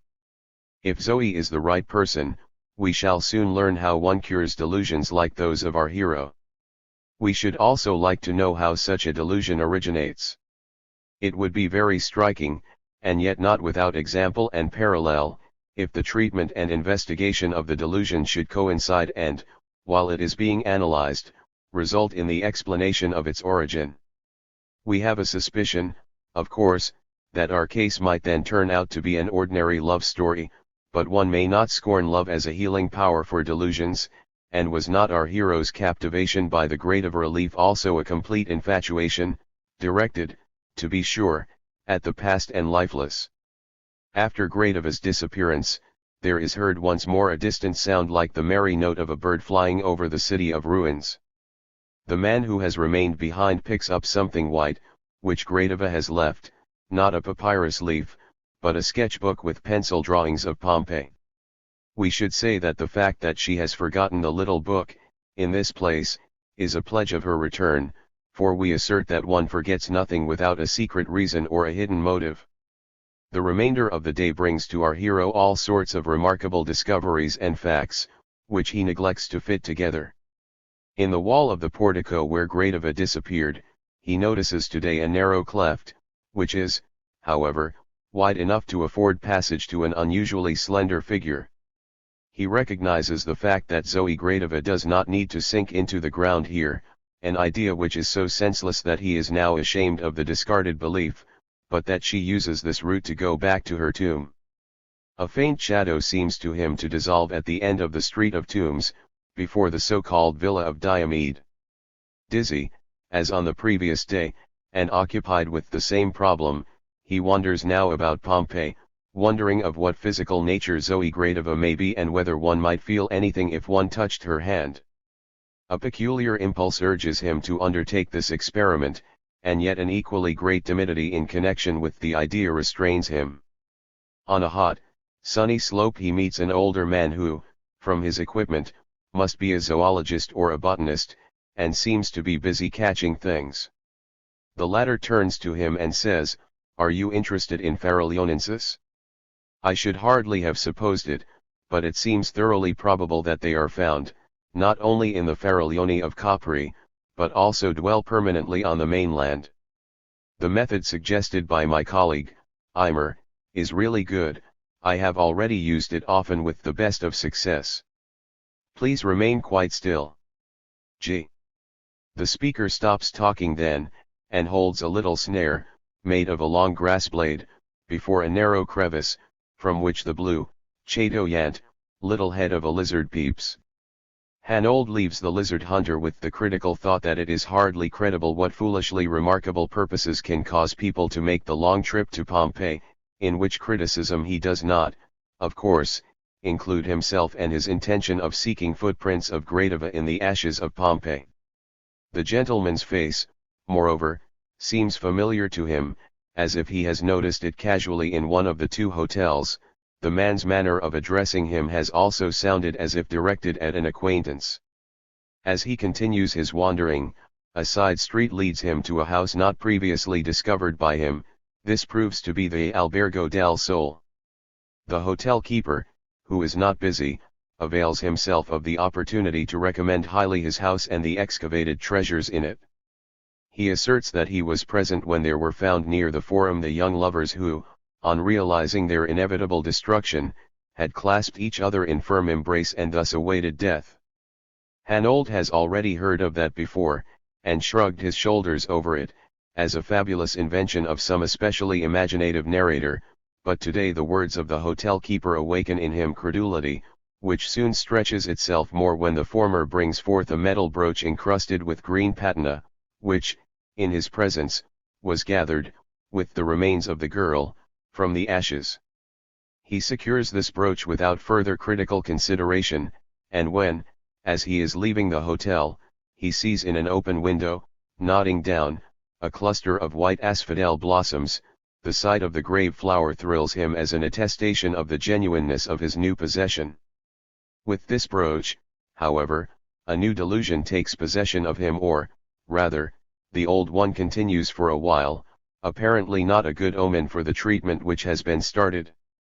Not far from the Forum a couple of young lovers were excavated in an embrace, and in the dream he saw Gradiva lie down to sleep in that very neighborhood, at the Apollo temple. Was it not possible that in reality she went still farther from the forum to meet there someone with whom she then died? A tormenting feeling, which we can perhaps compare to jealousy, originates from this supposition. He appeases it by referring to the uncertainty of the combination, and so far regains his senses as to be able to have his evening meal in Hotel Diamond. His attention is attracted by two newly arrived guests, a man and a woman, whom, because of a certain resemblance, he considers brother and sister in spite of the difference in the color of their hair. They are the first people whom he has encountered on this trip who seem possibly congenial. A red Sorrento rose, which the young girl wears, awakes in him some memory he cannot recall what. Finally he goes to bed and dreams. It is remarkable nonsense, but apparently concocted of the day's experiences. Somewhere in the sun Gradiva sat making a trap out of a blade of grass, in order to catch a lizard, and she said, "Please stay quite still, my colleague is right, the method is really good, and she has used it with greatest success." He resists the dream, even in his sleep, with the criticism that it is, of course, utter madness, and he succeeds in getting rid of it with the aid of an invisible bird, who utters a short, merry call and carries the lizard away in his beak. In spite of all this ghostly visitation, he awakes rather cleared and settled mentally. A rose bush, which bears flowers of the kind that he noticed yesterday on the young lady, recalls to him that in the night someone said that in the spring one gave roses. He plucks some of the roses involuntarily, and there must be some association with these which has a liberating effect upon his mind. Rid of his aversion to human beings, he takes the customary road to Pompeii, laden with the roses, the brooch, and the sketch-book, and occupied by the different problems relating to Gradiva. The old delusion has become full of flaws. He already doubts if she is permitted to stay in Pompeii in the noon hour only, and not at other times. Emphasis, on that account, is transferred to the object recently acquired, and the jealousy connected with it torments him in all sorts of disguises. He might almost wish that the apparition should remain visible to only his eyes and escape the notice of others. In that way, he might consider her his exclusive property. During his ramble awaiting the noon hour he has a surprising encounter. In the Casa del Fauno he happens upon two people who doubtless believe themselves indiscoverable in a nook, for they are embracing each other and their lips meet. With amazement he recognizes in them the congenial couple of yesterday evening, but for brother and sister their present position, the embrace and the kiss are of too long duration. So it is a couple of lovers, probably a young bridal couple, another Augustus and Gretchen. Strange to relate, the sight of this now arouses in him nothing but pleasure, and fearful, as if he had disturbed a secret act of devotion, he withdraws unobserved. A deference which has long been lacking in him has been restored. Arriving at Meleager's house, he is afraid that he may find Gradiva in the company of another man, and becomes so excited about it that he can find no other greeting for her than the question, "Are you alone?" With difficulty she makes him realize that he has picked the roses for her. He confesses to her the latest delusion, that she is the girl who was found in the forum in her lover's embrace and to whom the green brooch had belonged. Not without mockery, she inquires if he found the piece in the sun. The latter here called soul brings to light many things of that sort. As cure for the dizziness which he admits, she proposes to him to share a lunch with her and offers him half of a piece of white bread wrapped in tissue paper. The other half of this she consumes with apparent appetite. Thereat her faultless teeth gleam between her lips and, in biting the crust, cause a slight crunching sound. To her remark, "It seems to me as if we had already eaten our bread thus together once 2000 years ago. Can't you remember it?" He cannot answer, but the strengthening of his mind by the nourishment, and all the evidences of present time in her do not fail to have effect on him. Reason stirs in him and makes him doubt the whole delusion that Gradiva is only a noonday ghost. On the other hand, there is the objection that she, herself, has just said that she had already shared her repast with him 2000 years ago. As a means of settling this conflict there occurs to him an experiment which he executes with slyness and restored courage. Her left hand, with its slender fingers, is resting on her knees, and one of the house flies, about whose boldness and worthlessness he formerly became so indignant, alights on this hand. Suddenly Hanold's hand rises and claps, with no gentle stroke, on the fly and on Gradiva's hand. This bold experiment affords him twofold success: first, the joyous conviction that he actually touched a really living, warm hand; then, however, a reprimand, before which he starts up in terror from his seat on the step. For from Gradiva's lips come the words, after she has recovered from her amazement, "You are surely apparently crazy, Norbert Hanold." Calling a person by name is recognized as the best method of awakening him, when he is sleeping, or of awakening a somnambulist. Unfortunately we are not permitted to observe the results, for Norbert Hanold, of Gradiva's calling his name, which he had told to no one in Pompeii. For at this critical moment, the congenial lovers appear from the Casa del Fauno, and the young lady calls, in a tone of pleasant surprise, "Zoe! You here, too? And also on your honeymoon? You have not written me a word about it, you know." Before this new proof of the living reality of Gradiva, Hanold flees. Zoe Gradiva, too, is not most pleasantly surprised by the unexpected visit which disturbs her, it seems, in an important piece of work. Soon composed, she answers the question with a glib speech, in which she informs her friend, and especially us, about the situation, and thereby she knows how to get rid of the young couple. She extends her compliments, but she is not on her wedding trip. The young man who just went out is laboring also under a remarkable delusion. It seems to me that he believes a fly is buzzing in his head. Well, everyone has, of course, some kind of bee in his bonnet. As is my duty, I have some knowledge of entomology and can, therefore, be of a little service in such cases. My father and I live in the soul. He, too, had a sudden and pleasing idea of bringing me here with him if I would be responsible for my own entertainment and make no demands upon him. I said to myself that I should certainly dig up something interesting alone here. Of course I had not reckoned at all on the find which I made, I mean the good fortune of meeting you, Giza. G. Zoe now feels obliged to leave at once, to be company for her father at the Soul. So she goes, after she has introduced herself to us as the daughter of the zoologist and lizard catcher, and has admitted in ambiguous words her therapeutic intentions and other secret ones. The direction which she takes is not that of the Sun Hotel, in which her father is awaiting her, but it seems to her, too, that in the region of the Villa of Diomede a shadowy form is seeking its burial place and disappears under one of the monuments. Therefore, with foot poised each time almost perpendicularly, she directs her steps to the Street of Tombs. Thither, in shame and confusion, Hanold has fled, and is wandering up and down in the portico of the court without stopping, occupied with settling the rest of his problem by mental efforts. One thing has become unimpeachably clear to him, that he was utterly foolish and irrational to believe that he communed with a young Pompeian girl who had become more or less physically alive again, and this clear insight into his madness forms incontestably an essential bit of progress in the return to sound reason. On the other hand, however, this living girl, with whom other people also communicate, as with one of a corporeal reality like theirs, is Gradiva, and she knows his name.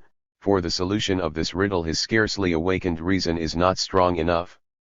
Emotionally, also, he is not calm enough to be equal to so difficult a task, for he would most gladly have been buried 2,000 years ago in the Villa of Diomede, only to be sure of never meeting Zoe Gradiva again. A violent longing to see her struggles meanwhile with the remnants of the inclination to flee, which has persisted in him. Turning at one of the four corners of the colonnade, he suddenly recoils. On a fragmentary wall ruin there sits one of the girls who met death here in the Villa of Diomede, but that attempt to take refuge again in the realm of madness is soon put aside. No, it is Gradiva, who has apparently come to give him the last bit of her treatment. She interprets rightly his first instinctive movement to flee, as an attempt to leave the place, and points out to him that he cannot escape, for outside a frightful cloudburst is in progress.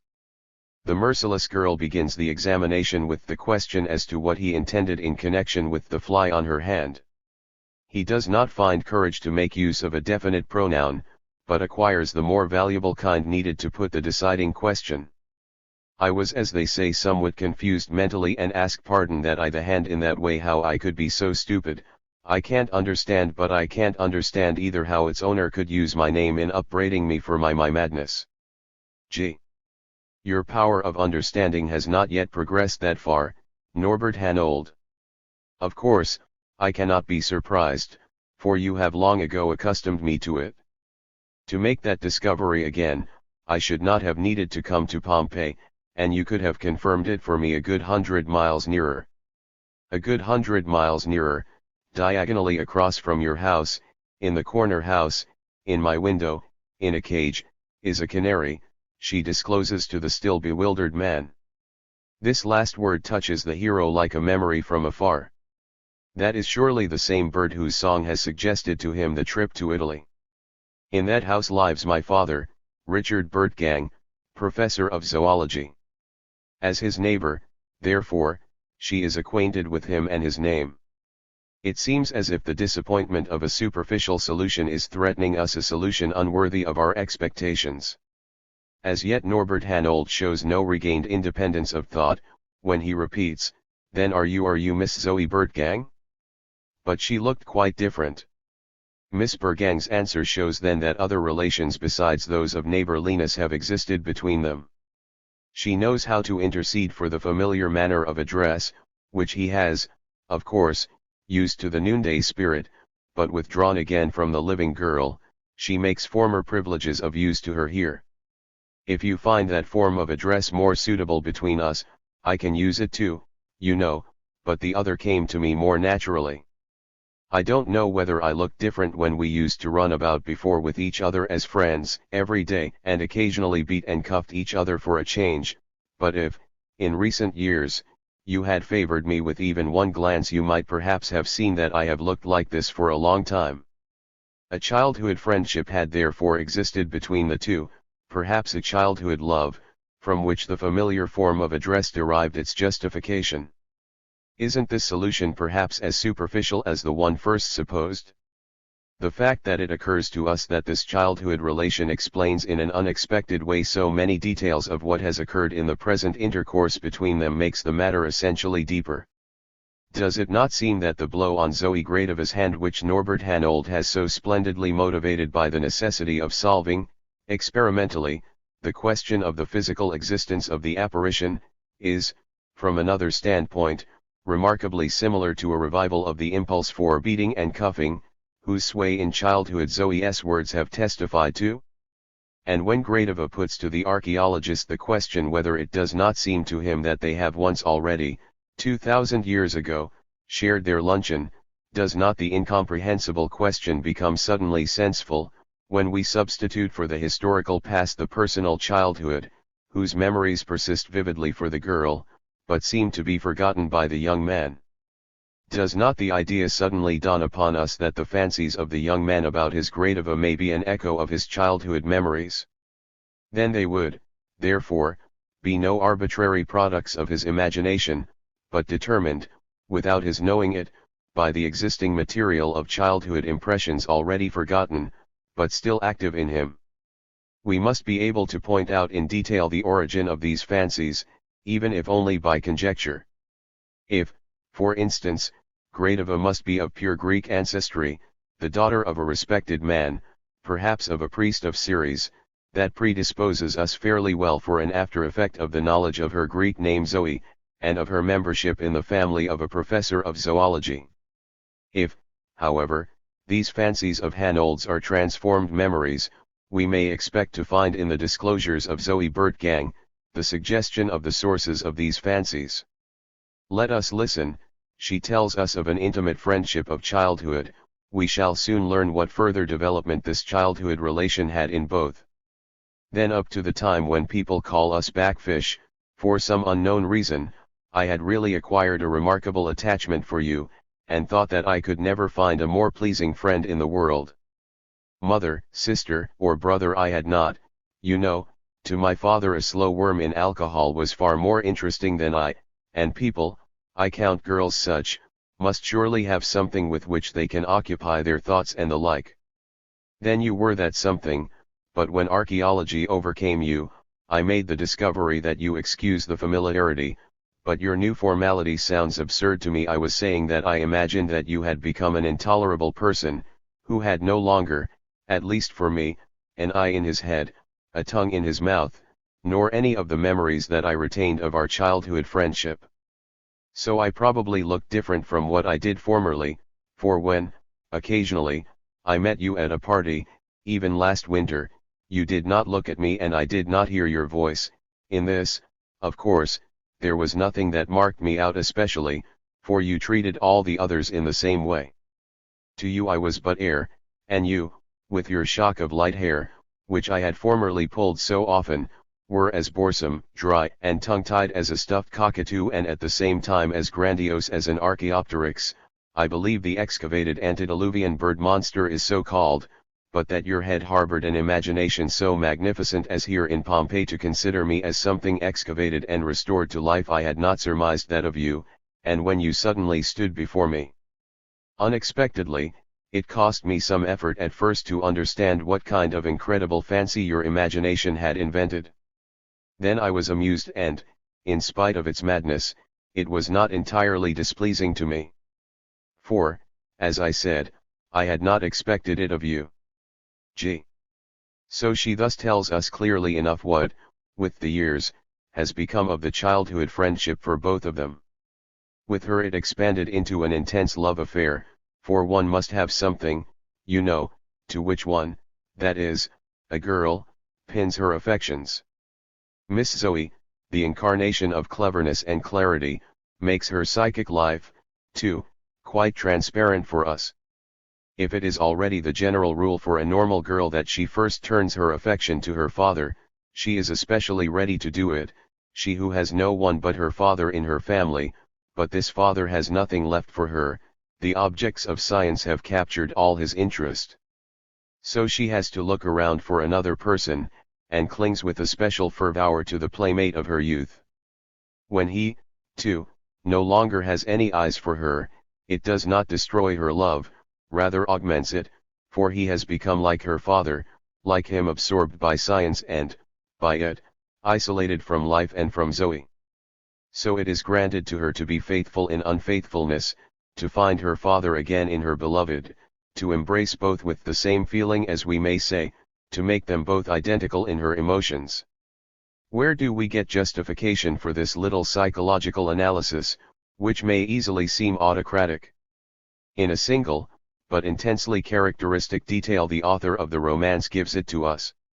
When Zoe pictures for us the transformation of the playmate of her youth, which seems so sad for her, she insults him by a comparison with the Archaeopteryx, that bird monster which belongs to the archaeology of zoology. So she has found a single concrete expression for identifying the two people. Her resentment strikes the beloved as well as the father with the same word. The Archaeopteryx is, so to speak, the compromise, or intermediary representation in which the folly of her beloved coincides with her thought of an analogous folly of her father. With the young man, things have taken a different turn. The science of antiquity overcame him and left to him interest only in the women of bronze and stone. The childhood friendship died, instead of developing into a passion, and the memories of it passed into such absolute forgetfulness that he does not recognize nor pay any attention to the friend of his youth, when he meets her in society. Of course, when we continue our observations, we may doubt if forgetfulness is the right psychological term for the fate of these memories of our archaeologist. There is a kind of forgetting which distinguishes itself by the difficulty with which the memory is awakened, even by strong objective appeals, as if a subjective resistance struggled against the revival. Such forgetting has received the name repression in psychopathology.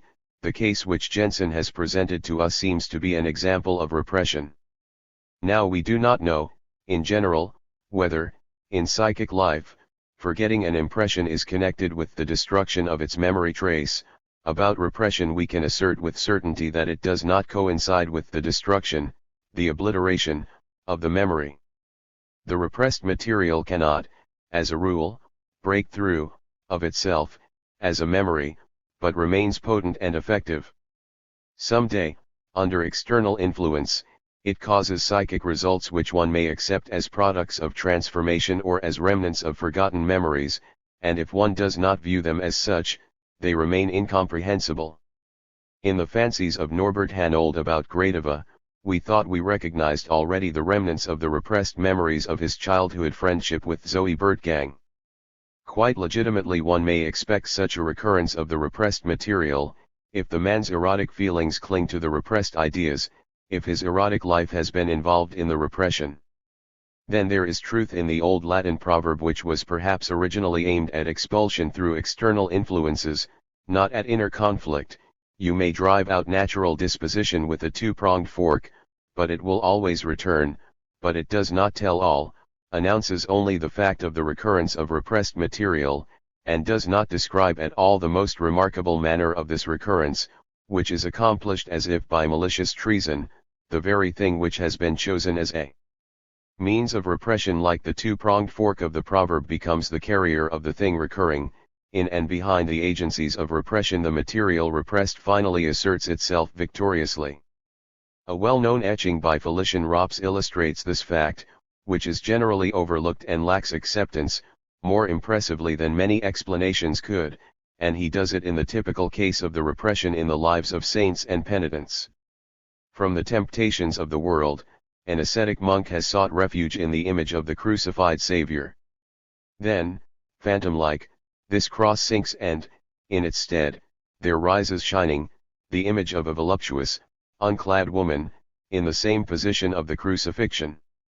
Other painters of less psychological insight have, in such representations of temptation, depicted sin as bold and triumphant, near the Savior on the cross. Rops, alone, has allowed it to take the place of the Savior on the cross. He seems to have known that the thing repressed proceeds, at its recurrence, from the agency of repression itself. If Norbert Hanold were a living person, who had, by means of archaeology, driven love and the memory of his childhood friendship out of his life, it would now be legitimate and correct that an antique relief should awaken in him the forgotten memory of the girl beloved in his childhood.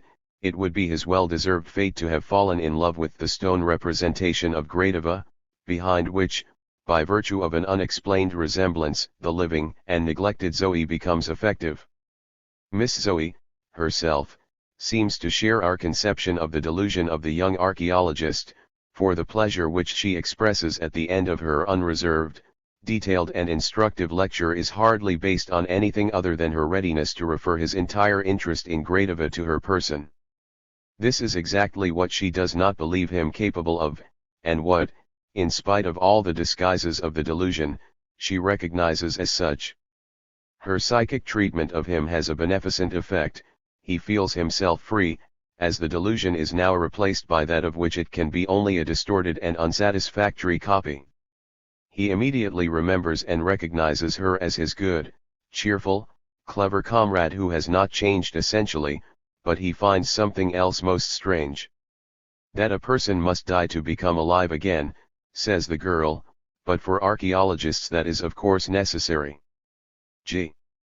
She has apparently not yet pardoned him for the detour which he made from the childhood friendship through the science of antiquity to this relation which has recently been established.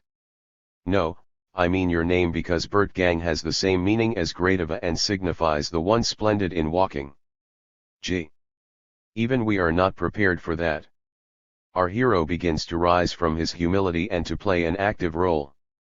He is, apparently, entirely cured of his delusion, lifted far above it, and proves this by tearing asunder the last threads of the web of delusion. Patients, also, who have been freed from the compulsion of their delusion, by the disclosure of the repression behind it, always act in just that way. When they have once understood, they themselves offer the solutions for the last and most significant riddles of their strange condition in suddenly emerging ideas.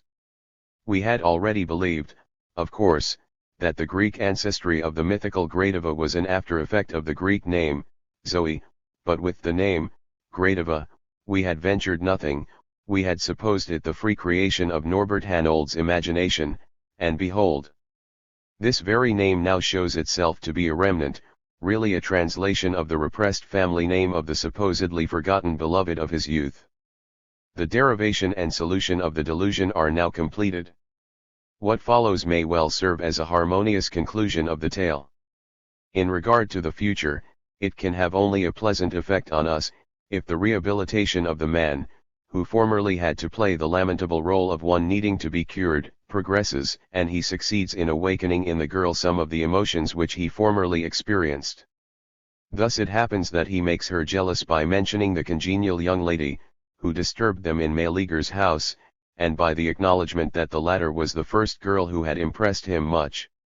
When Zoe is then about to take a cool departure, with the remark that now everything is reasonable again, she herself not least of all, that he might look up Giza Hartleben, or whatever her name might now be, and be of scientific assistance to her about the purpose of her stay in Pompeii, but she has to go now to the Albergo del Sole where her father is already waiting for her at lunch.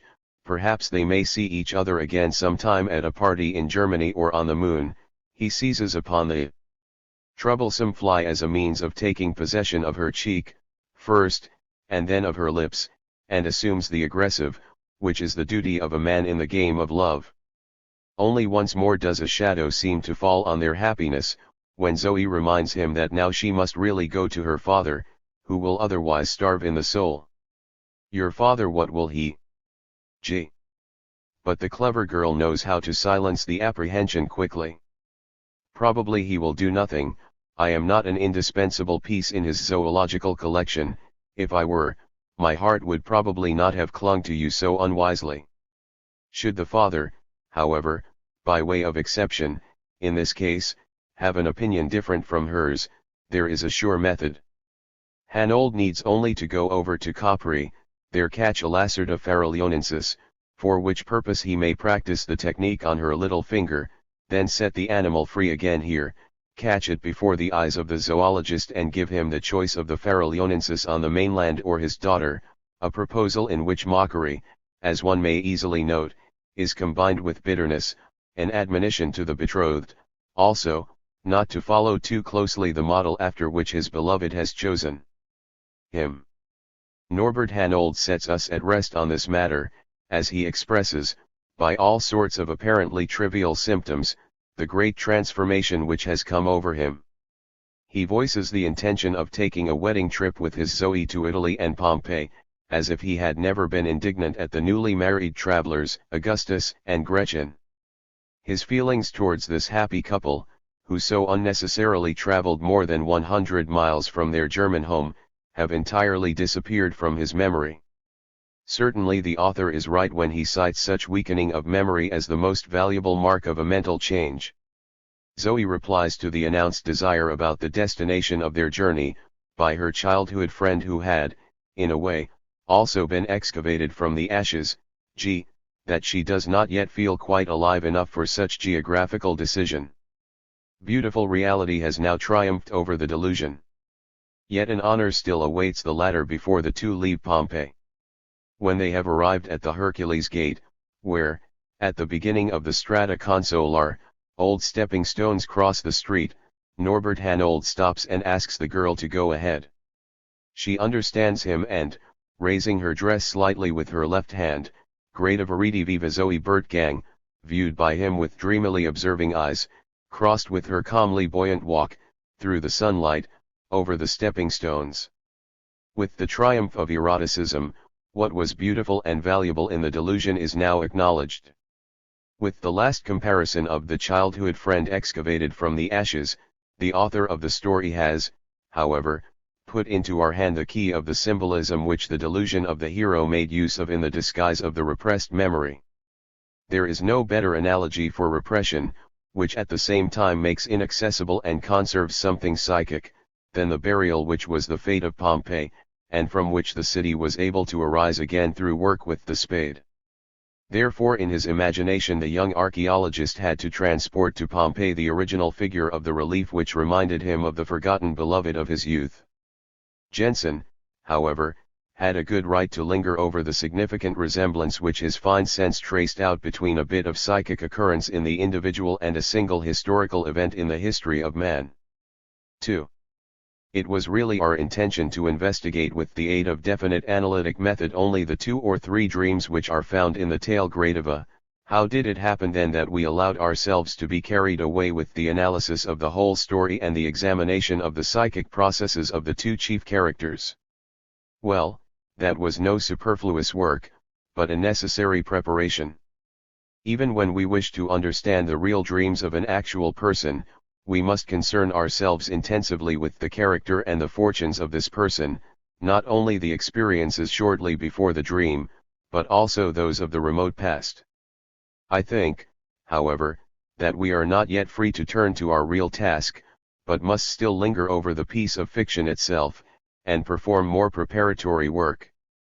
Our readers will, of course, have noticed with surprise that till now we have considered Norbert Hanold and Zoe Bertgang in all their psychic expressions and activities, as if they were real individuals and not creatures of an author, as if the mind of their creator were absolutely transparent, not a refractory and cloudy medium, and our procedure must seem all the more surprising when the author of Gradiva expressly disavows the portrayal of reality by calling his tale a fancy. We find, however, that all his pictures copy reality so faithfully that we should not contradict if Gradiva were called not a fancy, but a study in psychiatry. Only in 2 points has Wilhelm Jensen made use of his license, to create suppositions which do not seem to have roots in the earth of actual law.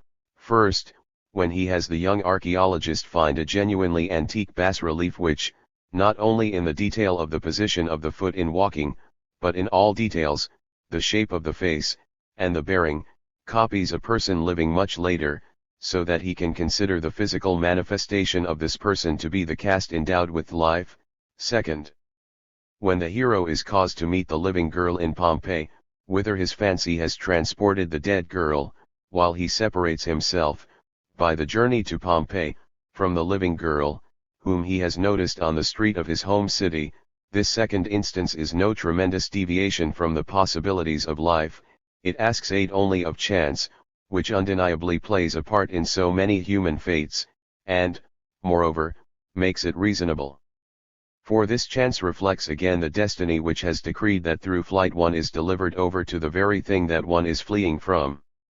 More fantastic, and originating solely in the author's arbitrariness, seems the first supposition which brings in its train the detailed resemblance of the cast to the living girl, where moderation might have limited the conformity to the one trait of the position of the foot in walking. One might then have tried to let one's own imagination play in order to establish connection with reality. The name Bertgang might point to the fact that the women of that family had been distinguished, even in ancient times, by the characteristic of a beautiful gait, and by heredity the German Bertgang was connected with those Romans, a woman of whose family had caused the ancient artist to fix in a bas-relief the peculiarity of her walk. As the individual variations of human structure are, however, not independent of one another, and as the ancient types, which we come upon in the collections, are actually always emerging again in our midst, it would not be entirely impossible that a modern Bertgang should repeat again the form of her ancient forebear, even in all the other traits of her physique. Inquiry of the author of the story for the sources of this creation might well be wiser than such speculation. A good prospect of solving again a bit of supposed arbitrariness would probably then appear.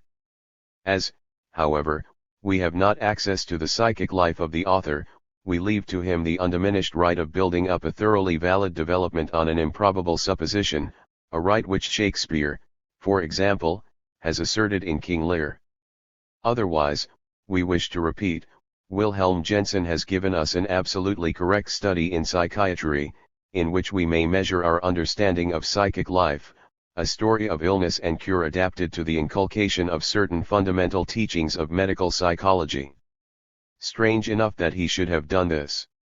What if, in reply to questioning, he should deny this intention? It is so easy to draw comparisons and to put constructions on things. Are we not rather the ones who have woven secret meanings, which were foreign to him, into the beautiful poetic tale? Possibly, We shall come back to that later. As a preliminary, however, we have tried to refrain from interpretations with that tendency, by reproducing the story, in almost every case, from the very words of the writer, and we have had him furnish text as well as commentary, himself. Anyone who will compare our text with that of Gradiva will have to grant this. Perhaps in the judgment of the majority we are doing a poor service for him when we declare his work a study in psychiatry. An author is to avoid all contact with psychiatry, we are told, and leave to physicians the portrayal of morbid psychic conditions. In reality, no true author has ever heeded this commandment. The portrayal of the psychic life of human beings is, of course, his most especial domain. He was always the precursor of science and of scientific psychology. The borderline between normal and morbid psychic conditions is, in a way, a conventional one, and, in another way, in such a state of flux that probably every one of us oversteps it many times in the course of a day. On the other hand, psychiatry would do wrong to wish to limit itself continually to the study of those serious and cloudy illnesses which arise from rude disturbances of the delicate psychic apparatus. It has no less interest in the lesser and adjustable deviations from the normal which we cannot yet trace back farther than disturbances in the play of psychic forces. Indeed, it is by means of these that it can understand normal conditions, as well as the manifestations of serious illness. Thus the author cannot yield to the psychiatrist nor the psychiatrist to the author, and the poetic treatment of a theme from psychiatry may result correctly without damage to beauty. The imaginative representation of the story of illness and its treatment, which we can survey better after finishing the story and relieving our own suspense, is really correct. Now we wish to reproduce it with the technical expressions of our science, in doing which it will not be necessary to repeat what has already been related. Norbert Hanold's condition is called a delusion often enough by the author of the story, and we also have no reason to reject this designation. We can mention two chief characteristics of delusion, by which it is not, of course, exhaustively described, but is admittedly differentiated from other disturbances. It belongs first to that group of illnesses which do not directly affect the physical, but express themselves only by psychic signs, and it is distinguished secondly by the fact that fancies have assumed control, that is, are believed and have acquired influence on actions. If we recall the journey to Pompeii to seek in the ashes the peculiarly formed footprints of Gradiva, we have in it a splendid example of an act under the sway of the delusion. The psychiatrist would perhaps assign Norbert Hanold's delusion to the great group of paranoia and designate it as a fetishistic erotomania, because falling in love with the bas-relief would be the most striking thing to him, and because, to his conception, which coarsens everything, the interest of the young archaeologist in the feet and foot position of women must seem suspiciously like fetishism. All such names and divisions of the different kinds of delusion are, however, substantially useless and awkward. The old-school psychiatrist would, moreover, stamp our hero as a degenerate, because he is a person capable, on account of such strange predilections, of developing a delusion, and would investigate the heredity which has unrelentingly driven him to such a fate. In this, however, Jensen does not follow him, with good reason. He brings us nearer to the hero to facilitate for us aesthetic sympathy with him, with the diagnosis degenera. Whether or not it may be justifiable to us scientifically, the young archaeologist is at once moved farther from us, for we, readers, are, of course, normal people and the measure of humanity. The essential facts of heredity and constitution in connection with this condition also concern the author of Gradiva little. Instead, he is engrossed in the personal, psychic state which can give rise to such a delusion. In an important point, Norbert Hanold acts quite differently from ordinary people. He has no interest in the living woman. Science, which he serves, has taken this interest from him and transferred it to women of stone or bronze. Let us not consider this an unimportant peculiarity, it is really the basis of the story, for one day it happens that a single such bas-relief claims for itself all the interest which would otherwise belong only to the living woman, and thereby originates the delusion. Before our eyes there is then unfolded the story of how this delusion is cured by a fortunate set of circumstances, the interest transferred back again from the cast to the living girl. The author of the story does not allow us to trace the influences because of which our hero begins to avoid women, he only suggests to us that such conduct is not explained by his predisposition, which is invested with a rather fanciful, we might add, erotic need. We learn later also that in his childhood he did not avoid other children, he was then friendly with the little girl, was inseparable from her, shared with her his lunches, cuffed her, and was pulled around by her. In such attachment, such a combination of tenderness and aggression, is expressed the incomplete eroticism of child life, which expresses its activities first spitefully and then irresistibly, and which, during childhood, only physicians and writers usually recognize as eroticism.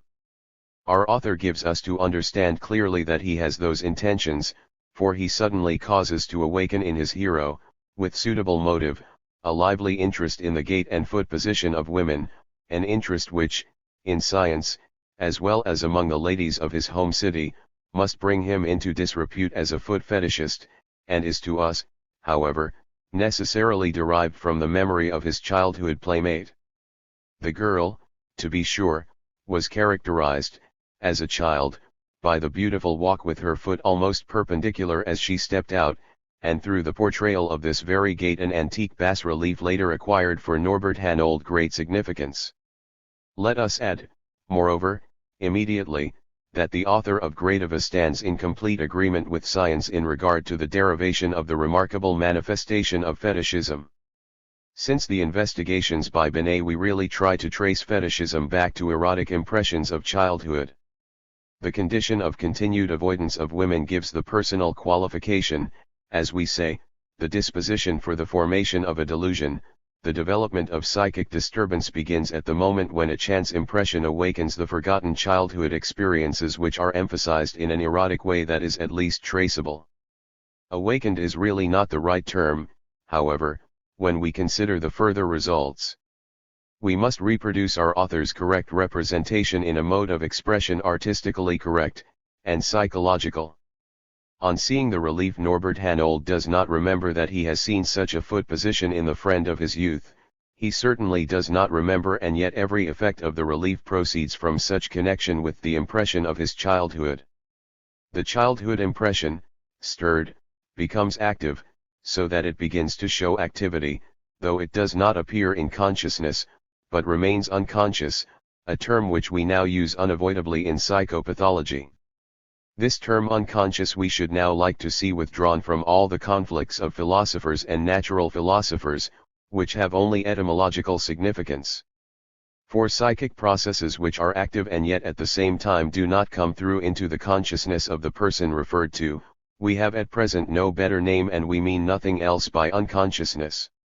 If many thinkers wish to dispute as unreasonable the existence of such an unconscious, we think they have never busied themselves with analogous psychic phenomena, and are under the spell of the common idea that everything psychic which is active and intensive becomes, thereby, at the same time, conscious, and they have still to learn what our author knows very well, that there are, of course, psychic processes, which, in spite of the fact that they are intensive and show energetic activities, remain far removed from consciousness. We said once that the memories of the childhood relations with Zoe are in a state of repression with Norbert Hanold, and we have called them unconscious memories. Here we must, of course, turn our attention to the relation between the two technical terms which seem to coincide in meaning. It is not hard to clear this up. Unconscious is the broader term, repressed the narrower. Everything that is repressed is unconscious, but we cannot assert that everything unconscious is repressed. If Hanold, at the sight of the relief, had remembered his Zoe's manner of walking, then a formerly unconscious memory would have become immediately active and conscious, and thus would have shown that it was not formerly repressed. Unconscious is a purely descriptive term, in many respects indefinite and, so to speak, static. Repressed is a dynamic expression which takes into consideration the play of psychic forces and the fact that there is present an effort to express all psychic activities, among them that of becoming conscious again, but also a counterforce, a resistance, which might hinder a part of these psychic activities, among these, also, getting into consciousness. The mark of the repressed material is that, in spite of its intensity, it cannot break through into consciousness. In Hanold's case, therefore, it was a matter, at the appearance of the bas-relief on his horizon, of a repressed unconscious, in short of a repression. The memories of his childhood association with the girl who walks beautifully are repressed in Norbert Hanold, but this is not yet the correct view of the psychological situation. We remain on the surface so long as we treat only of memories and ideas. The only valuable things in psychic life are, rather, the emotions. All psychic powers are significant only through their fitness to awaken emotions. Ideas are repressed only because they are connected with liberations of emotions, which are not to come to light. It would be more correct to say that repression deals with the emotions, but these are comprehensible to us only in connection with ideas. Thus, in Norbert Hanold, the erotic feelings are repressed, and, as his eroticism neither knows nor has known another object than Zoe Bertgang of his youth, the memories of her are forgotten. The antique bas-relief awakens the slumbering eroticism in him and makes the childhood memories active. On account of a resistance in him to the eroticism, these memories can become active only as unconscious. What now happens in him is a struggle between the power of eroticism and the forces that are repressing it. The result of this struggle is a delusion. Our author has omitted to give the motive whence originates the repression of the erotic life in his hero. The latter's interest in science is, of course, only the means of which the repression makes use. The physician would have to probe deeper here, perhaps in this case without finding the foundation. Probably, however, the author of Gradiva, as we have admiringly emphasized, has not hesitated to represent to us how the awakening of the repressed eroticism results from the very sphere of the means which are serving the repression. It is rightly an antique, the bas-relief of a woman, through which our archaeologist is snatched and admonished out of his alienation from love to pay the debt with which we are charged by our birth. The first manifestations of the process now stimulated by the bas-relief are fancies which play with the person represented by it. The model appears to him to be something of the present, in the best sense, as if the artist had fixed the girl walking on the street from life. The name, Gradiva, which he forms from the epithet of the war god advancing to battle, Mars Gradivus, he lends to the ancient girl. With more and more definitions he endows her with a personality. She may be the daughter of an esteemed man, perhaps of a patrician, who is associated with the temple service of a divinity. He believes that he reads Greek ancestry in her features, and finally this forces him to transport her far from the confusion of a metropolis to more peaceful Pompeii, where he has her walking over the lava stepping stones which make possible the crossing of the street. These feats of fancy seem arbitrary enough and yet again harmlessly unsuspicious. Even when from them is produced, for the first time, the impulse to act, when the archaeologist, oppressed by the problem whether such foot position corresponds to reality, begins observations from life, in looking at the feet of contemporary women and girls, this act covers itself by conscious, scientific motives, as if all the interest in the bas-relief of Gradiva had originated in his professional interest in archaeology. The women and girls on the street, whom he uses as objects for his investigation, must, of course, assume a different, coarsely erotic conception of his conduct, and we must admit that they are right. For us, there is no doubt that Hanold knows as little about his motives as about the origin of his fancies concerning Gradiva.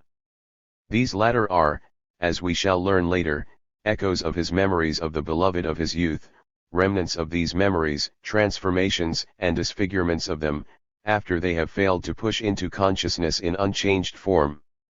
The so-called aesthetic judgment that the relief represents something of the present is substituted for the knowledge that such a gait belongs to a girl known to him and crossing streets in the present.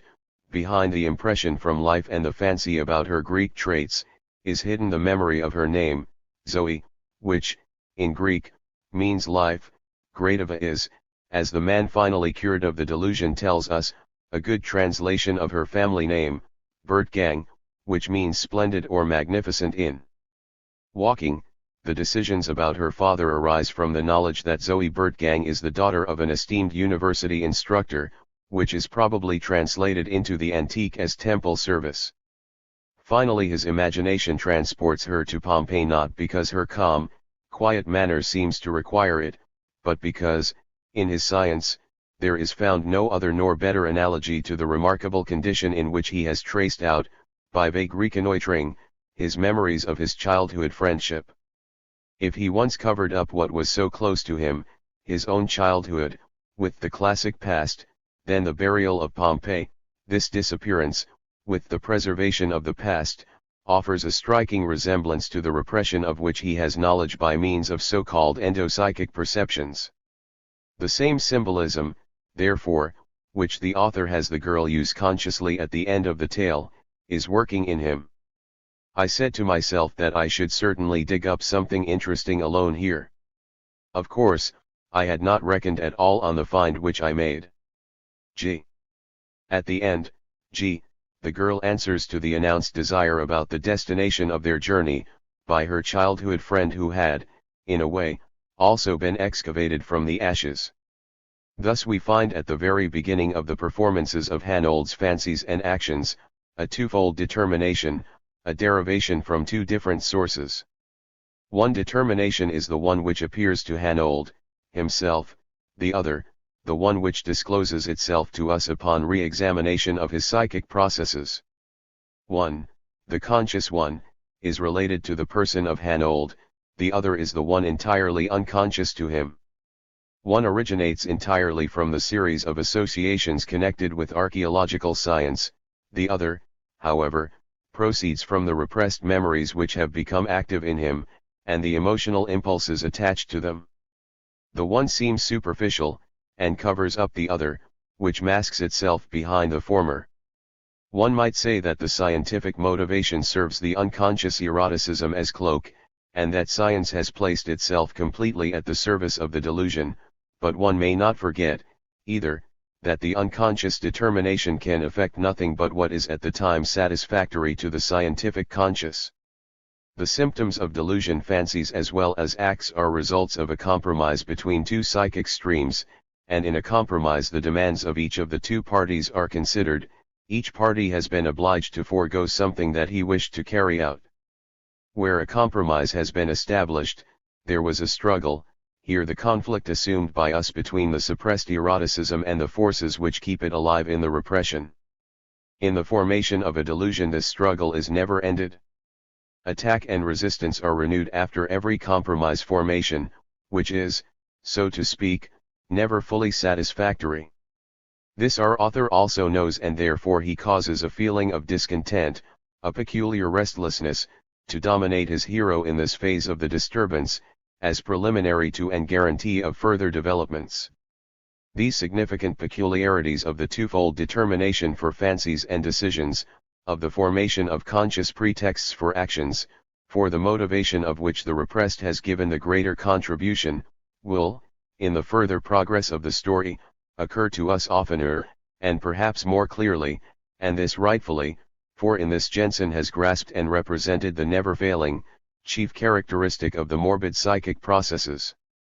The development of Norbert Hanold's delusion progresses in a dream, which, caused by no new event, seems to proceed entirely from his psychic life, which is occupied by a conflict. Yet let us stop before we proceed to test whether the author of Gradiva, in the formation of his dreams, meets our expectation of a deeper understanding. Let us first ask what psychiatry has to say about his ideas of the origin of a delusion, how it stands on the matter of the role of repression and the unconscious, of conflict and compromise formation. Briefly, can our author's representation of the genesis of a delusion stand before the judgment of science? And here we must give the perhaps unexpected answer that, unfortunately, matters are here actually just reversed. Science does not stand before the accomplishment of our author. Between the essential facts of heredity and constitution, and the seemingly complete creations of delusion, there yawns a breach which we find filled up by the writer of Gradiva. Science does not yet recognize the significance of repression nor the fact that it needs the unconscious for explanation to the world of psychopathological phenomena, It does not seek the basis of delusion in psychic conflict, and does not regard its symptoms as a compromise formation. Then our author stands alone against all science. No, not that if the present writer may reckon his own works as science. For he, himself, has for some years interceded and until recently almost alone for the views which he finds here in Gradiva by W. Jensen, and he has presented them in technical terms. He has pointed out exhaustively, for the conditions known as hysteria and obsession, the suppression of impulses and the repression of the ideas, through which the suppressed impulse is represented, as a characteristic condition of psychic disturbance, and he has repeated the same view soon afterwards for many kinds of delusion. Whether the impulses which are, for this reason, considered are always components of the sex impulse, or might be of a different nature, is a problem of indifference in the analysis of Gradiva, as, in the case chosen by the author, it is a matter only of the suppression of the erotic feeling. The views concerning psychic conflict, and the formation of symptoms by compromises between the two psychic forces which are struggling with each other, the present writer has found valid in cases professionally treated and actually observed, in exactly the same way that he was able to observe it in Norbert Hanold, the invention of our author. The tracing back of neurotic, especially of hysterically morbid activities to the influence of unconscious thoughts, P. Janet, the pupil of the great Charcot, had undertaken before the present writer, and in conjunction with Joseph Breuer in Vienna. It had actually occurred to the present writer, when, in the years following 1893, he devoted himself to investigations of the origin of psychic disturbances, to seek confirmation of his results from authors, and therefore it was no slight surprise to him to learn that in Gradiva, published in 1903, an author gave to his creation the very foundation which the former supposed that he, himself, was finding authority for, as new, from his experiences as a physician. How did the author come upon the same knowledge as the physician, at least upon a procedure which would suggest that he possessed it? Norbert Hanold's delusion, we said, acquires further development through a dream, which he has in the midst of his efforts to authenticate a gate like Gradiva's in the streets of his home city. The content of this dream we can outline briefly. The dreamer is in Pompeii on that day which brought destruction to the unfortunate city, experiences the horrors without himself getting into danger, suddenly sees Gradiva walking there and immediately understands, as quite natural, that, as she is, of course, a Pompeian, she is living in her native city and without his having any suspicion of it, was his contemporary. He is seized with fear for her, calls to her, whereupon she turns her face toward him momentarily. Yet she walks on without heeding him at all, lies down on the steps of the Apollo temple, and is buried by the rain of ashes, after her face has changed color as if it were turning to white marble, until it completely resembles a bas-relief. On awakening, he interprets the noise of the metropolis, which reaches his ear, as the cries for help of the desperate inhabitants of Pompeii and the booming of the turbulent sea. The feeling that what he has dreamed has really happened to him persists for some time after his awakening, and the conviction that Gradiva lived in Pompeii and died on that fatal day remains from this dream as a new, supplementary fact for his delusion. It is less easy for us to say what the author of Gradiva intended by this dream, and what caused him to connect the development of this delusion directly with the dream. Assiduous investigation of dreams has, to be sure, gathered enough examples of the fact that mental disturbance is connected with and proceeds from dreams, and even in the life history of certain eminent men, impulses for important deeds and decisions are said to have been engendered by dreams, but our comprehension does not gain much by these analogies. Let us hold, therefore, to our case, the case of the archaeologist, Norbert Hanold, a fiction of our author. At which end must one lay hold of such a dream to introduce meaning into it, if it is not to remain an unnecessary adornment of fiction? I can imagine that the reader exclaims at this place, the dream is, of course, easy to explain, a simple anxiety dream, caused by the noise of the metropolis, which is given the new interpretation of the destruction of Pompeii, by the archaeologist busied with his Pompeian girl. On account of the commonly prevailing disregard of the activities of dreams, One usually limits the demands for dream explanations so that one seeks for a part of the dream content an external excitation which covers itself by means of the content. This external excitation for the dream would be given by the noise which wakens the sleeper. The interest in this dream would be thereby terminated. Would that we had even one reason to suppose that the metropolis had been noisier than usual on this morning. If, for example, our author had not omitted to inform us that Hanold had that night, contrary to his custom, slept by an open window. What a shame that our author didn't take the trouble. And if an anxiety dream were only so simple a thing.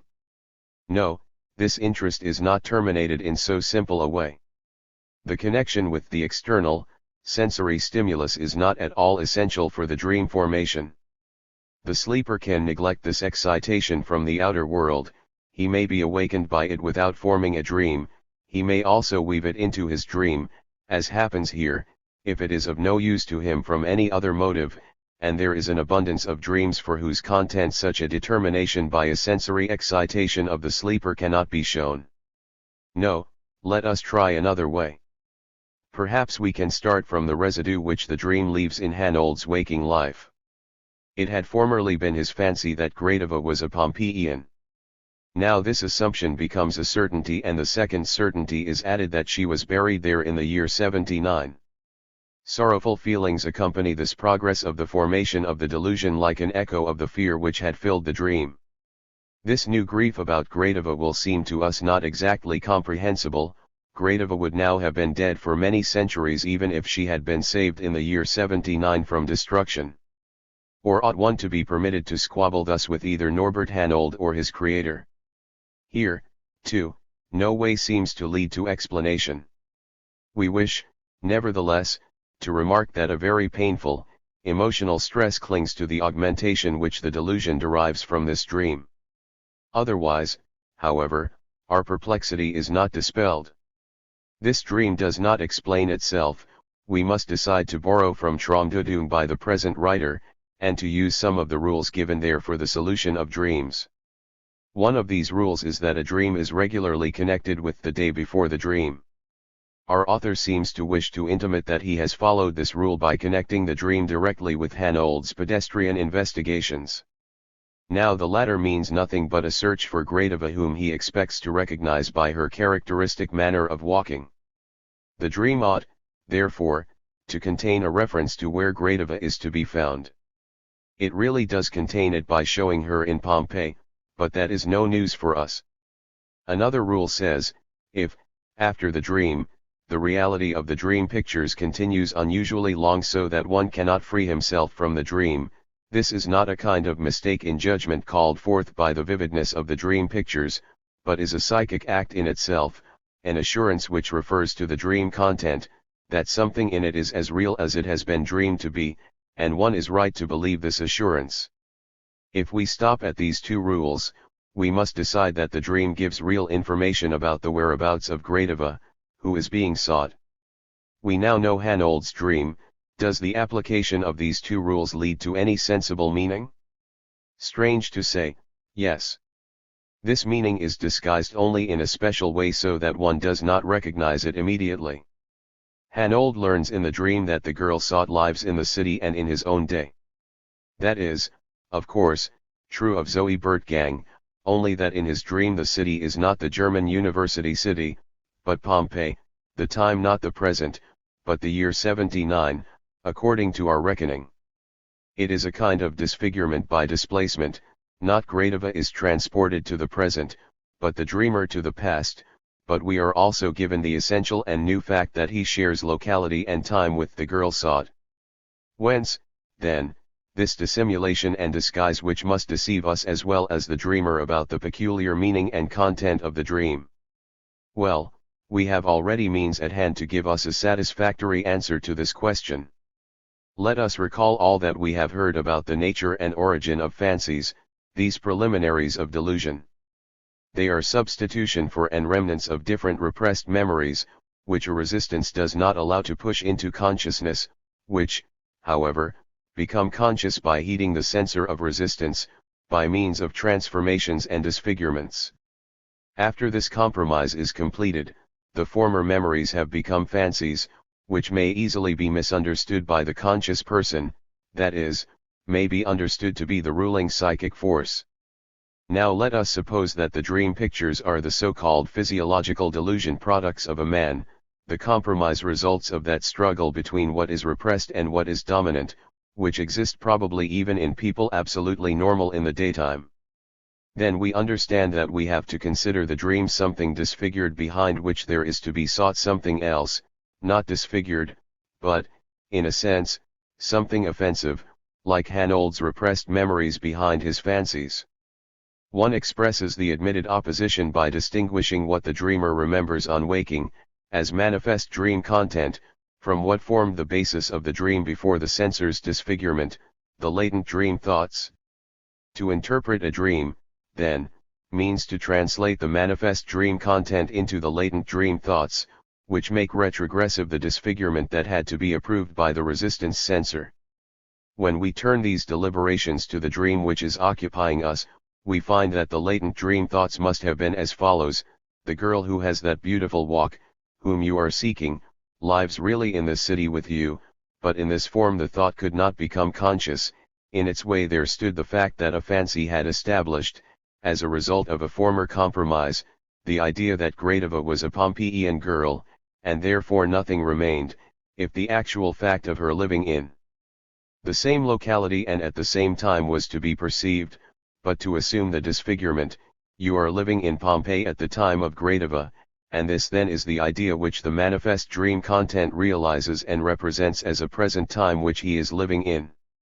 A dream is rarely the representation, one might say the staging, of a single thought, but generally of a number of them, a web of thoughts. In Hanold's dream there is conspicuous another component of the content, whose disfigurement is easily put aside so that one may learn the latent idea represented by it.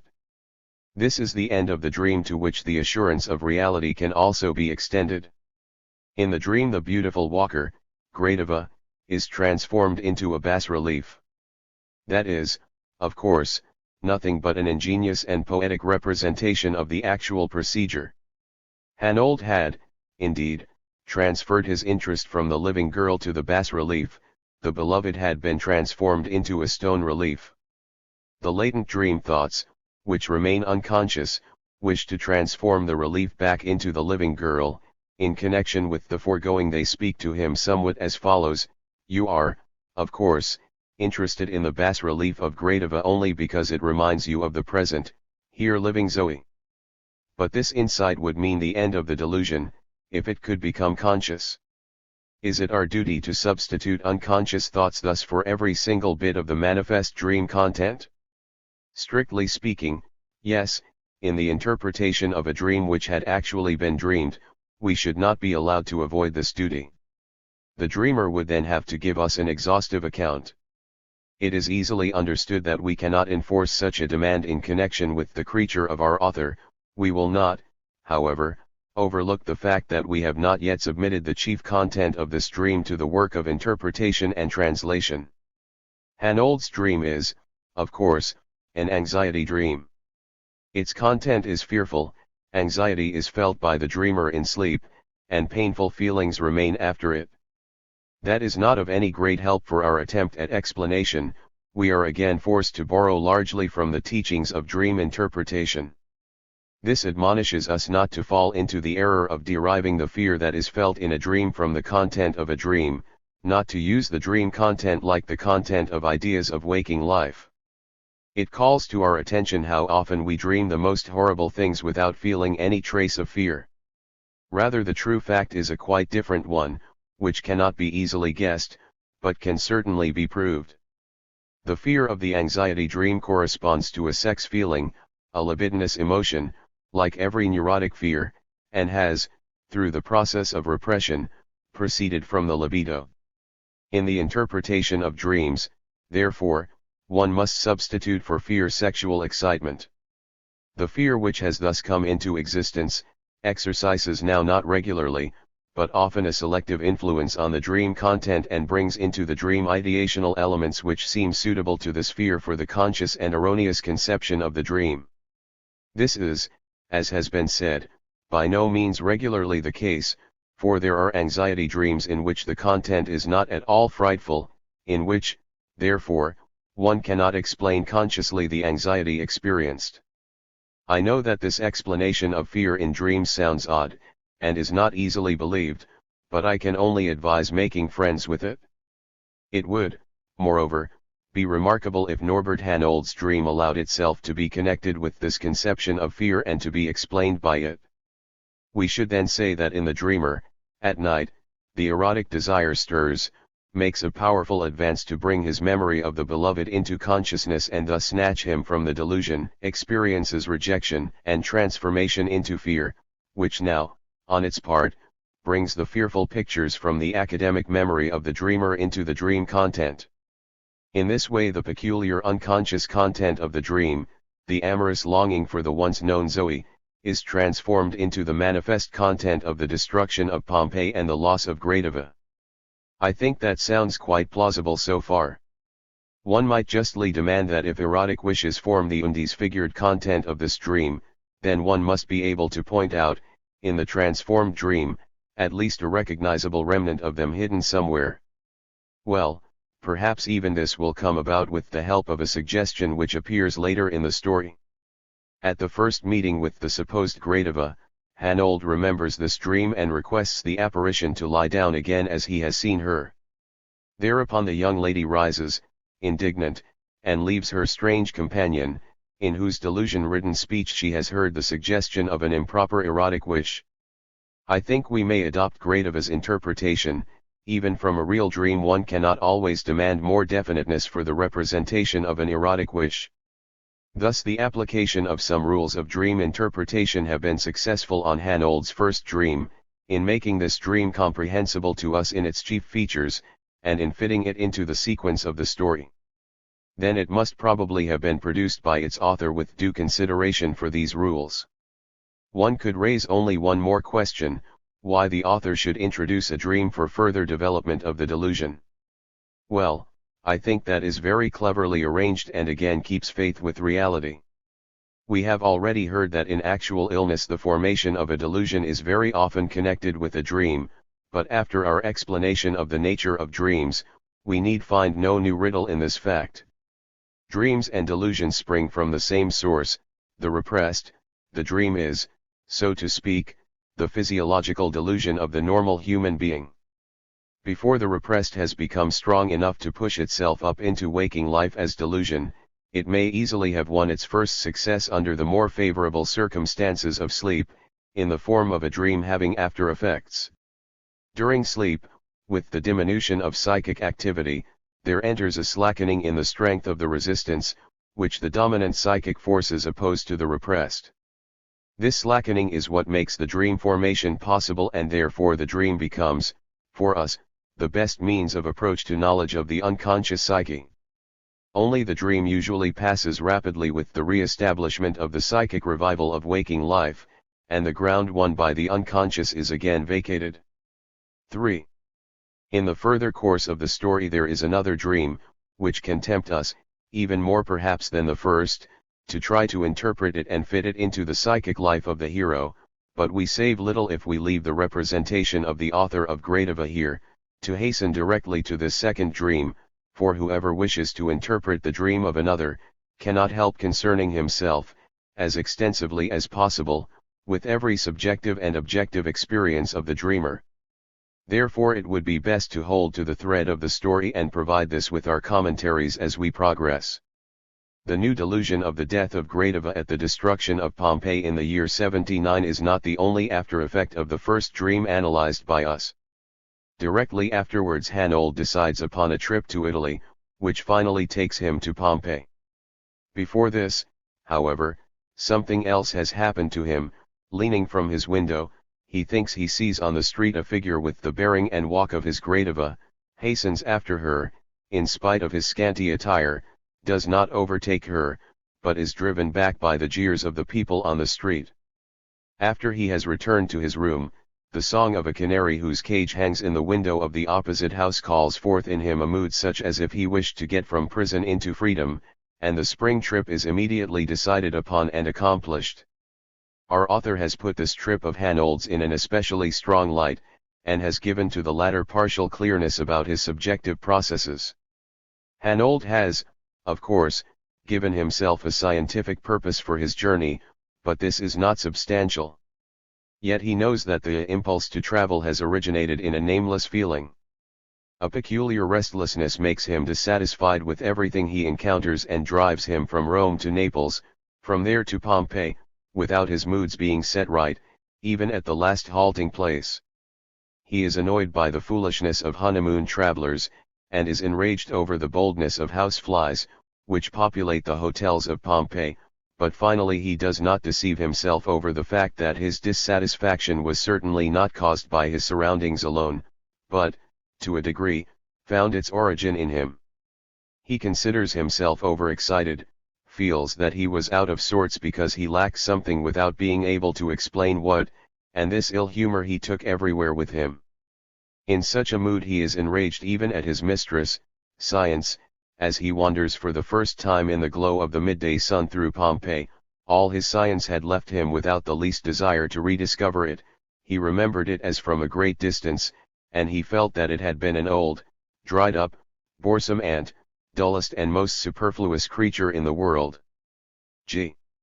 In this uncomfortable and confused state of mind, one of the riddles which are connected with this journey is solved for him at the moment when he first sees Gradiva walking through Pompeii.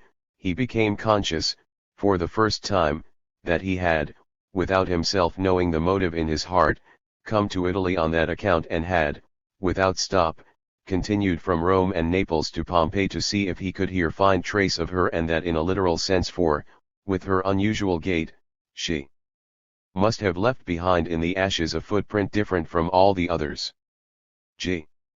As our author has put so much care into the delineation of this trip, it must be worth our while to explain its relation to Hanold's delusion and its place in the sequence of events. The journey is undertaken for motives which the character does not at first recognize and does not admit until later, motives which our author designates directly as unconscious. This is certainly true to life. One does not need to have a delusion to act thus, rather it is an everyday occurrence, even for normal people, that they are deceived about the motives of their actions and do not become conscious of them until subsequently, when a conflict of several emotional currents re-establishes for them the condition for such confusion. Hanold's trip, therefore, was intended, from the beginning, to serve the delusion, and was to take him to Pompeii to continue there the search for Gradiva. Let us remember that before, and directly after the dream, this search filled his mind, and that the dream itself was only a stifled answer of his consciousness to the question of the whereabouts of Gradiva. Some force which we do not recognize, however, next prevents the plan of the delusion from becoming conscious, so that only insufficient pretexts, which can be but partially revived, remain as a conscious motivation for the trip. The author gives us another riddle by having the dream, the discovery of the supposed Gradiva on the street, and the decision to make the journey because of the influence of the singing canary follow one another like chance occurrences without inner coherence. With the help of the explanations which we gather from the later speeches of Zoe Burtgang, this obscure part of the tale is illuminated for our understanding. It was really the original of Gradiva, Miss Zoe, herself, whom Hanold saw from his window walking on the street, and whom he would soon have overtaken. The statement of the dreamer, she is really living now in the present, in the same city with you, would, therefore, by a lucky chance, have experienced an irrefutable corroboration, before which his inner resistance would have collapsed. The canary, however, whose song impelled Hanold to go away, belonged to Zoe, and his cage was in her window, in the house diagonally opposite from Hanold's. Hanold, who, according to the girl's arraignment, was endowed with negative hallucination, understood the art of not seeing nor recognizing people, and must from the beginning have had unconscious knowledge of what we do not discover until later. The signs of Zoe's proximity, her appearance on the street, and her bird song so near his window intensify the effect of the dream, and in this condition, so dangerous for his resistance to the eroticism, he takes flight. The journey arises from the recovery of the resistance after that advance of erotic desire in the dream, an attempt at flight from the living and present beloved. It means practically a victory for repression, which, this time, in the delusion keeps the upper hand, as, in his former action, the pedestrian investigations of women and girls, the eroticism had been victorious. Everywhere, however, the indecision of the struggle, the compromise nature of the results was evident. The trip to Pompeii, which is to take him away from the living Zoe, leads, at any rate, to her substitute, Gradiva. The journey, which is undertaken in defiance of the most recent dream thoughts, follows, however, the order of the manifest dream content to Pompeii. Thus delusion triumphs anew every time that eroticism and resistance struggle anew. This conception of Hanold's trip, as a flight from the erotic desire for the beloved, who is so near, which is awakening in him, harmonizes, however, with the frame of mind portrayed in him during his stay in Italy. The rejection of the eroticism, which dominates him, expresses itself there in his abhorrence of honeymoon travelers. A little dream in the albergo in Rome, caused by the proximity of a couple of German lovers, Augustus and Gretchen, whose evening conversation he is forced to overhear through the thin partition, casts a further light on the erotic tendencies of his first great dream. The new dream transports him again to Pompeii, where Vesuvius is just having another eruption, and thus refers to the dream which continues active during his trip, but among the imperiled people he sees this time not as before himself and Gradiva but Apollo Belvedere and the Capitoline Venus, doubtless ironic exaltation of the couple in the adjoining room. Apollo lifts Venus, carries her away, and lays her on an object in the dark, which seems to be a carriage or a cart, for a rattling sound comes from it. Otherwise the dream needs no special skill for its interpretation. G. Our author, whom we have long relied on not to make a single stroke in his picture idly and without purpose, has given us another bit of testimony for the non-sexual force dominating Hanold on the trip. During hours of wandering in Pompeii, it happens that remarkably, it did not once appear in his memory that he had dreamed some time ago that he had been present at the destruction of Pompeii by the volcanic eruption of 79. G. At sight of Gradiva he first suddenly remembers this dream, and at the same time the motive of the delusion for his puzzling journey becomes conscious. Then what other meaning could there be for forgetting the dream, this repression boundary between the dream and the psychic condition of the journey, than that the journey is not the result of the direct instigation of the dream, but of the rejection of this latter, as the emanation from a psychic force which desires no knowledge of the secret meaning of the dream. On the other hand, however, Hanold is not happy at this victory over his eroticism. The suppressed psychic impulse remains strong enough to revenge itself, by discontent and interception, on the suppressing agency. His longing has changed to restlessness and dissatisfaction, which make the trip seem senseless to him. His insight into the motivation of his trip is obstructed in service of the delusion. His relation to science, which ought, in such a place, to stir all his interest, is upset. So our author shows his hero, after flight from love, in a sort of crisis, in an utterly confused and unsettled condition, in a derangement such as usually appears at the climax of illness if neither of the two struggling forces is so much stronger than the other, that the difference could establish a strict, psychic regime. Here then our author takes hold to help and to settle, for, at this place, he introduces Gradiva, who undertakes the cure of the delusion. With his power to direct to a happy solution the fortunes of all the characters created by him, in spite of all the requirements which he has them conform to, he transports the girl, from whom Hanold has fled to Pompeii, to that very place and thus corrects the folly which the delusion caused the young man to commit in leaving the home city of his beloved for the dead abode of the one substituted for her by his fancy. With the appearance of Zoe Bertgang as Gradiva, which marks the climax of the suspense of the story, our interest is soon diverted.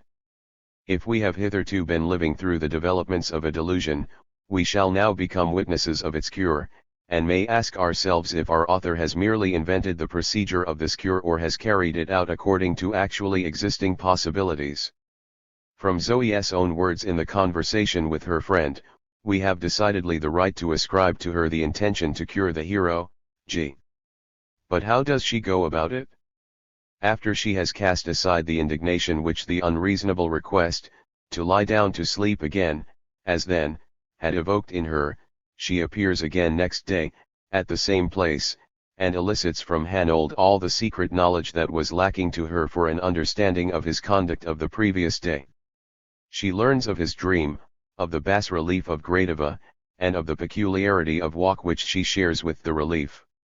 She accepts the role of a spirit awakened to life for a short hour, which, she observes, his delusion assigns to her, and in ambiguous words, she gently puts him in the way of a new role by accepting from him the grave flower which he had brought along without conscious purpose, and expresses regret that he has not given her roses. G. Our interest in the conduct of the eminently clever girl, who has decided to win the lover of her youth as husband, after she has recognized his love behind his delusion as its impelling force, is, however, restrained at this place probably because of the strange feelings that the delusion can arouse even in us. Its latest development, that Gradiva, who was buried in the year 79, can now exchange conversation with him as a noon spirit, for an hour, after the passing of which she sinks out of sight or seeks her grave again. This chimera, which is not confused by the perception of her modern foot covering, nor by her ignorance of the ancient tongues, nor by her command of German, which did not exist in former times, seems indeed to justify the author's designation, a Pompeian fancy, but to exclude every standard of clinical reality, and yet on closer consideration the improbability in this delusion seems to me, for the most part, to vanish. To be sure, our author has taken upon himself a part of the blame, and in the first part of the story has offered the fact that Zoe was the image of the bas-relief in every trait. One must, therefore, guard against transferring the improbability of this preliminary to its logical conclusion that Hanold considers the girl to be Gradiva come to life. The explanation of the delusion is here enhanced by the fact that our author has offered us no rational disposal of it. In the glowing sun of the Campagna and in the bewildering magic powers of the vine which grows on Vesuvius, our author has introduced helpful and mitigating circumstances of the transgression of the hero. The most important of all explanatory and exonerating considerations remains, however, the facility with which our intellect decides to accept an absurd content if impulses with a strong emotional stress find thereby their satisfaction. It is astonishing, and generally meets with too little acceptance, how easily and often intelligent people, under such psychological constellations, give the reactions of partial mental weakness, and anyone who is not too conceited may observe this in himself as often as he wishes, and especially when a part of the thought processes under consideration is connected with unconscious or repressed motives. I cite, in this connection, the words of a philosopher who writes to me, "I have also begun to make note of cases of striking mistakes, from my own experience, and of thoughtless actions which one subsequently explains to himself, in a very unreasonable way. It is amazing but typical how much stupidity thereby comes to light." Now let us consider the fact that belief in spirits, apparitions, and returning souls, which finds so much support in the religions to which, at least as children, we have all clung, is by no means destroyed among all educated people, and that many otherwise reasonable people find their interest in spiritism compatible with their reason. Yes, even one become dispassionate and incredulous may perceive with shame how easily he turns back for a moment to a belief in spirits when emotions and perplexity concur in him. I know of a physician who had once lost a patient by Bastow's disease and could not rid himself of the slight suspicion that he had perhaps contributed by unwise medication to the unfortunate outcome. One day several years later there stepped into his office a girl, in whom, in spite of all reluctance, he was obliged to recognize the dead woman. His only thought was that it was true that the dead could return, and his fear did not give way to shame until the visitor introduced herself as the sister of the woman who had died of that disease. Bastow's disease lends to those afflicted with it a great similarity of features, which has often been noticed, and in this case the typical resemblance was far more exaggerated than the family resemblance. The physician, moreover, to whom this happened was I, and therefore I am not inclined to quarrel with Norbert Hanold over the clinical possibility of his short delusion about Gradiva, who had returned to life. That in serious cases of chronic delusion, paranoia, the most extreme absurdities, ingeniously devised and well supported, are active is, finally, well known to every psychiatrist. After his first meeting with Gradiva, Norbert Hanold had drunk his wine in first one and then another of the hotels of Pompeii known to him, while the other guests were having their regular meals. Of course, in no way had the absurd supposition entered his mind that he was doing this to find out what hotel Gradiva lived and ate in, but it is hard to say what other significance his action could have. On the day after his second meeting in Meleager's house, he has all sorts of remarkable and apparently disconnected experiences. He finds a narrow cleft in the wall of the portico where Gradiva had disappeared, meets a foolish lizard catcher, who addresses him as an acquaintance, discovers a secluded hotel, the Albergo del Sole, whose owner talks him into buying a metal brooch encrusted with green patina, which had been found with the remains of a Pompeian girl, and finally notices in his own hotel a newly arrived young couple, whom he diagnoses to be brother and sister, and congenial. All these impressions are then woven into a remarkably nonsensical dream as follows. Somewhere in the sun Gradiva sat making a trap out of a blade of grass in order to catch a lizard, and she said, "Please stay quite still, my colleague is right, the method is really good and she has used it with the greatest success." To this dream he offers resistance even while sleeping, with the critique that it is indeed the most utter madness, and he casts about to free himself from it. He succeeds in doing this, too, with the aid of an invisible bird who utters a short, merry call, and carries the lizard away in his beak. Shall we risk an attempt to interpret this dream also, that is, to substitute for it the latent thoughts from whose disfigurement it must have proceeded? It is as nonsensical as one could expect a dream to be, and this absurdity of dreams is the mainstay of the view which denies to the dream the character of a valid psychic act, and has it proceed from a desultory stimulus of the psychic elements. We can apply to this dream the technique which can be designated as the regular procedure of dream interpretation. It consists in disregarding the apparent sequence in the manifest dream but in examining separately every part of the content, and in seeking its derivation in the impressions, memories, and free ideas of the dreamer. As we cannot examine Hanold, however, we must be satisfied with reference to his impressions, and may with due caution substitute our own ideas for his. Somewhere in the sun Gradiva sat catching lizards, and said, "What impression of the day is this part of the dream reminiscent of?" Unquestionably of the meeting with the older man, the lizard catcher, for whom Gradiva is substituted in the dream. He was sitting or lying on a hot, sunny slope and spoke to Hanold, too. Even the utterances of Gradiva in the dream are copied from those of the man. Let us compare. The method suggested by my colleague, Eimer, is really good. I have already used it often with the best of success. Please remain quite still. Quite similarly Gradiva speaks in the dream, only that for the colleague, Eimer, is substituted an unnamed woman colleague. The often from the zoologist's speech is missing in the dream, and the connection between the statements has been somewhat changed. It seems, therefore, that this experience of the day has been transformed into a dream by some changes and disfigurements. Why thus, and what is the meaning of the disfigurements, the substitution of Gradiva for the old gentleman, and the introduction of the puzzling woman colleague? There is a rule of dream interpretation as follows: a speech heard in a dream always originates from a speech either heard or uttered in waking life. Well, this rule seems followed here. The speech of Gradiva is only a modification of a speech heard in the daytime from the zoologist. Another rule of dream interpretation would tell us that the substitution of one person for another, or the mixture of two people by showing one in a position which characterizes the other means equivalence of the two people, a correspondence between them. Let us venture to apply this rule also to our dream, then the interpretation would follow: Gradiva catches lizards, as that old gentleman does, and like him, is skilled in lizard catching.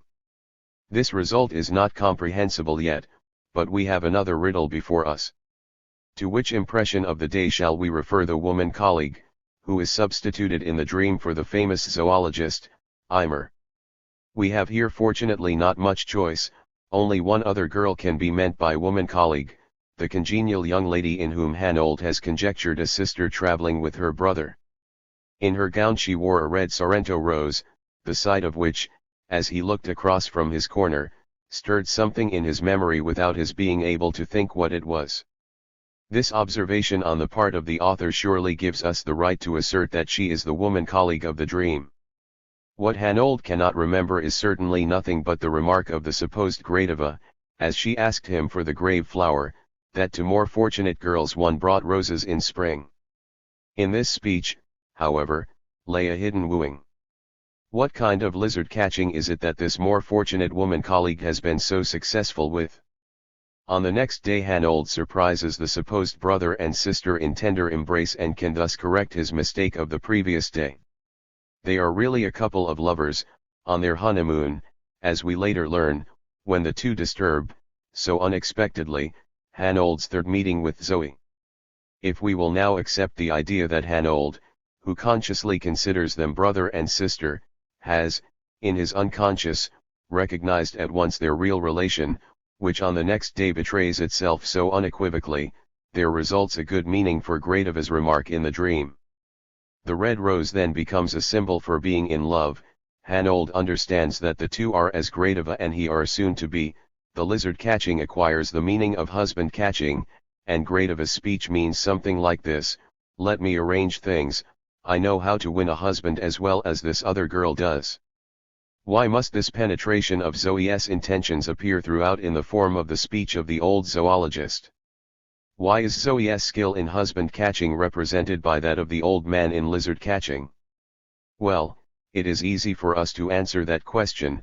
We have long ago guessed that the lizard catcher is none other than the professor of zoology, Bertgang, Zoe's father, who must, of course, also know Hanold, so that it is a matter of course that he addresses Hanold as an acquaintance. Again, let us accept the idea that Hanold, in his unconscious, immediately recognizes the professor. It seemed to him dimly that he had already seen the face of the lizard hunter, probably in one of the two hotels. Thus is explained the strange cloaking of the purpose attributed to Zoe. She is the daughter of the lizard catcher, she has inherited this skill from him. The substitution of Gradiva for the lizard catcher in the dream content, is, therefore, the representation of the relation between the two people, which was recognized by the unconscious. The introduction of woman colleague in place of colleague, Eimer, allows the dream to express comprehension of her courtship of the man. The dream has welded two of the day's experiences in one situation, condensed as we say, in order to procure, to be sure, very indiscernible expression for two ideas which are not allowed to become conscious, but we can go on diminishing the strangeness of the dream still more and pointing out the influence of other experiences of the day on the formation of the manifest dream. Dissatisfied by the former information, we might explain why the scene of the lizard catching was made the nucleus of the dream, and suppose that the other elements in the dream thoughts influence the term lizard in the manifest dream. It might really be very easy. Let us recall that Hanold has discovered a cleft in the wall, in the place where Gradiva seems to him to disappear. This is wide enough to afford passage to an unusually slender figure. By this perception he is forced in the daytime to an alteration in his delusion. Gradiva did not sink into the ground when she disappeared from his sight, but was going back, by this route, to her grave. In his unconscious thought he might say to himself that he had now found a natural explanation for the surprising disappearance of the girl, but must not forcing oneself through narrow clefts, and disappearing in such clefts recall the conduct of lizards?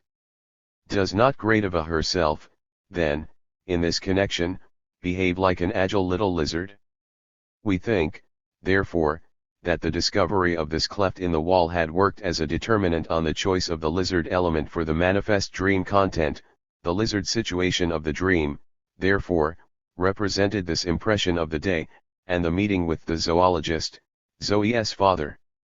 What if, become bold, We now wish to attempt to find in the dream content a representation also for the one experience of the day which has not yet been turned to account, the discovery of the third hotel, del Sol. Our author has treated this episode so exhaustively and linked so much with it, we should be surprised if it, alone, had yielded no contribution to the dream formation. Hanold enters this hotel, which, because of its secluded situation and its distance from the station, has remained unknown to him, to get a bottle of lime water for congestion of blood. The hotel keeper uses this opportunity to extol his antiques and shows him a brooch which, it was alleged, had belonged to that Pompeian girl who was found near the Forum in fond embrace with her lover. Hanold, who had never before believed this frequently repeated story, is now compelled, by a force strange to him, to believe in the truth of this touching story and in the genuineness of the article found, buys the brooch and leaves the hotel with his purchase. In passing, he sees nodding down at him from one of the windows a cluster of white, asphodel blossoms which had been placed in a water glass, and he feels that the sight is an attestation of the genuineness of his new possession. The sincere conviction is now impressed upon him that the green brooch belonged to Gradiva, and that she was the girl who died in her lover's embrace. The tormenting jealousy, which thereupon seizes him, he appeases with the resolution to assure himself about this suspicion, the next day, from Gradiva, herself, by showing the brooch. This is a strange bit of new delusion, and shouldn't any trace point to it in the dream of the following night? It will be well worth our while to get an understanding of the origin of this augmentation of the delusion, to look up the new unconscious idea for which the new bit of delusion is substituted. The delusion originates under the influence of the proprietor of the Sun Hotel, toward whom Hanold conducts himself in so remarkably credulous a manner, as if he has received a suggestion from him. The proprietor shows him a small metal brooch as genuine, and as the possession of that girl who was found in the arms of her lover, buried in the ashes, and Hanold, who could be critical enough to doubt the truth of the story as well as the genuineness of the brooch, is caught, credulous, and buys the more than doubtful antique. It is quite incomprehensible why he should act so, and no hint is given that the personality of the proprietor himself might solve this riddle for us. There is, however, another riddle in this incident, and two riddles sometimes solve each other. On leaving the albergo, he catches sight of an asphodel cluster in a glass at a window, and finds in it an attestation of the genuineness of the metal brooch. How can that be? This last stroke is fortunately easy of solution. The white flower is, of course, the one which he presented to Gradiva at noon, and it is quite right that through the sight of it at one of the windows of this hotel, something is corroborated, not the genuineness of the brooch, but something else which has become clear to him at the discovery of this formerly overlooked albergo. In the forenoon he has already acted as if he were seeking, in the two hotels of Pompeii, where the person lived who appeared to him as Gradiva. Now, as he stumbles so unexpectedly upon a third, he must say in the unconscious, so she lives here, and then, on leaving, right there is the asphodel flower I gave her, that is, therefore, her window. This, then, is the new idea for which the delusion is substituted, and which cannot become conscious because its assumption that Gradiva is living, a person known by him, cannot become conscious. How then is the substitution of the delusion for the new idea supposed to have occurred? I think thus, that the feeling of conviction which clung to the idea was able to assert itself and persisted, while another ideational content related to it by thought connection acted as substitute for the idea itself which was incapable of consciousness. Thus the feeling of conviction was connected with a really strange content, and this latter attained, as delusion, a recognition which did not belong to it. Hanold transfers his conviction that Gradiva lives in this house to other impressions which he receives in this house, becomes, in a way, credulous about what the proprietor says, the genuineness of the metal brooch, and the truth of the anecdote about the lovers found in an embrace, but only by this route, that he connects what he has heard in this house with Gradiva. The jealousy which has been lying ready in him gets possession of this material, and even in contradiction to his first dream there appears the delusion that Gradiva was the girl who died in the arms of her lover, and that the brooch which he bought belonged to her. We notice that the conversation with Gradiva, and her gentle wooing through the flower, have already evoked important changes in Hanold. Traits of male desire, components of the libido are awakened in him, which, to be sure, cannot yet dispense with the concealment through conscious pretexts, but the problem of the corporeal nature of Gradiva, which has pursued him this whole day, cannot disavow its derivation from the erotic desire of the young man for possession of the woman, even if it is dragged into the scientific world by conscious stress on Gradiva's peculiar hovering between life and death. Jealousy is an added mark of Hanold's awakening activity in love. He expresses this at the opening of the conversation on the next day, and with the aid of a new pretext achieves his object of touching the girl's body, and of striking her, as in times long past. Now, however, it is time to ask if the course of delusion formation which we have inferred from our author's representation is one otherwise admitted or possible. From my experience as physician, I can answer only that it is surely the right way, perhaps the only one, in which the delusion receives the unswerving recognition due to its clinical character. If the patient believes in his delusion so firmly, it does not happen because of inversion of his powers of judgment, and does not proceed from what is erroneous in the delusion, but in every delusion there lies also a little grain of truth, there is something in it which really deserves belief, and this is the source of the conviction of the patient, who is, to this extent, justified. This true element, however, has been repressed for a long time. If it finally succeeds in pushing into consciousness, this time in disfigured form, the feeling of a conviction clinging to it, as if in compensation, is overstrong and now clings to and protects the disfigurement substitute of the repressed, true element against every critical impugnment. The conviction at once shifts itself from the unconscious, true element to the conscious, erroneous one connected with it, and remains fixed there as a result of this very displacement. The case of delusion formation which resulted from Hanold's first dream is nothing but a similar, if not identical, case of such displacement. Yes, the depicted manner of development of conviction in the delusion is not fundamentally different from the way in which conviction is formed in normal cases, where repression does not enter into play. All our convictions lie in thought contents in which the true and the false are combined, and they stretch over the former and the latter.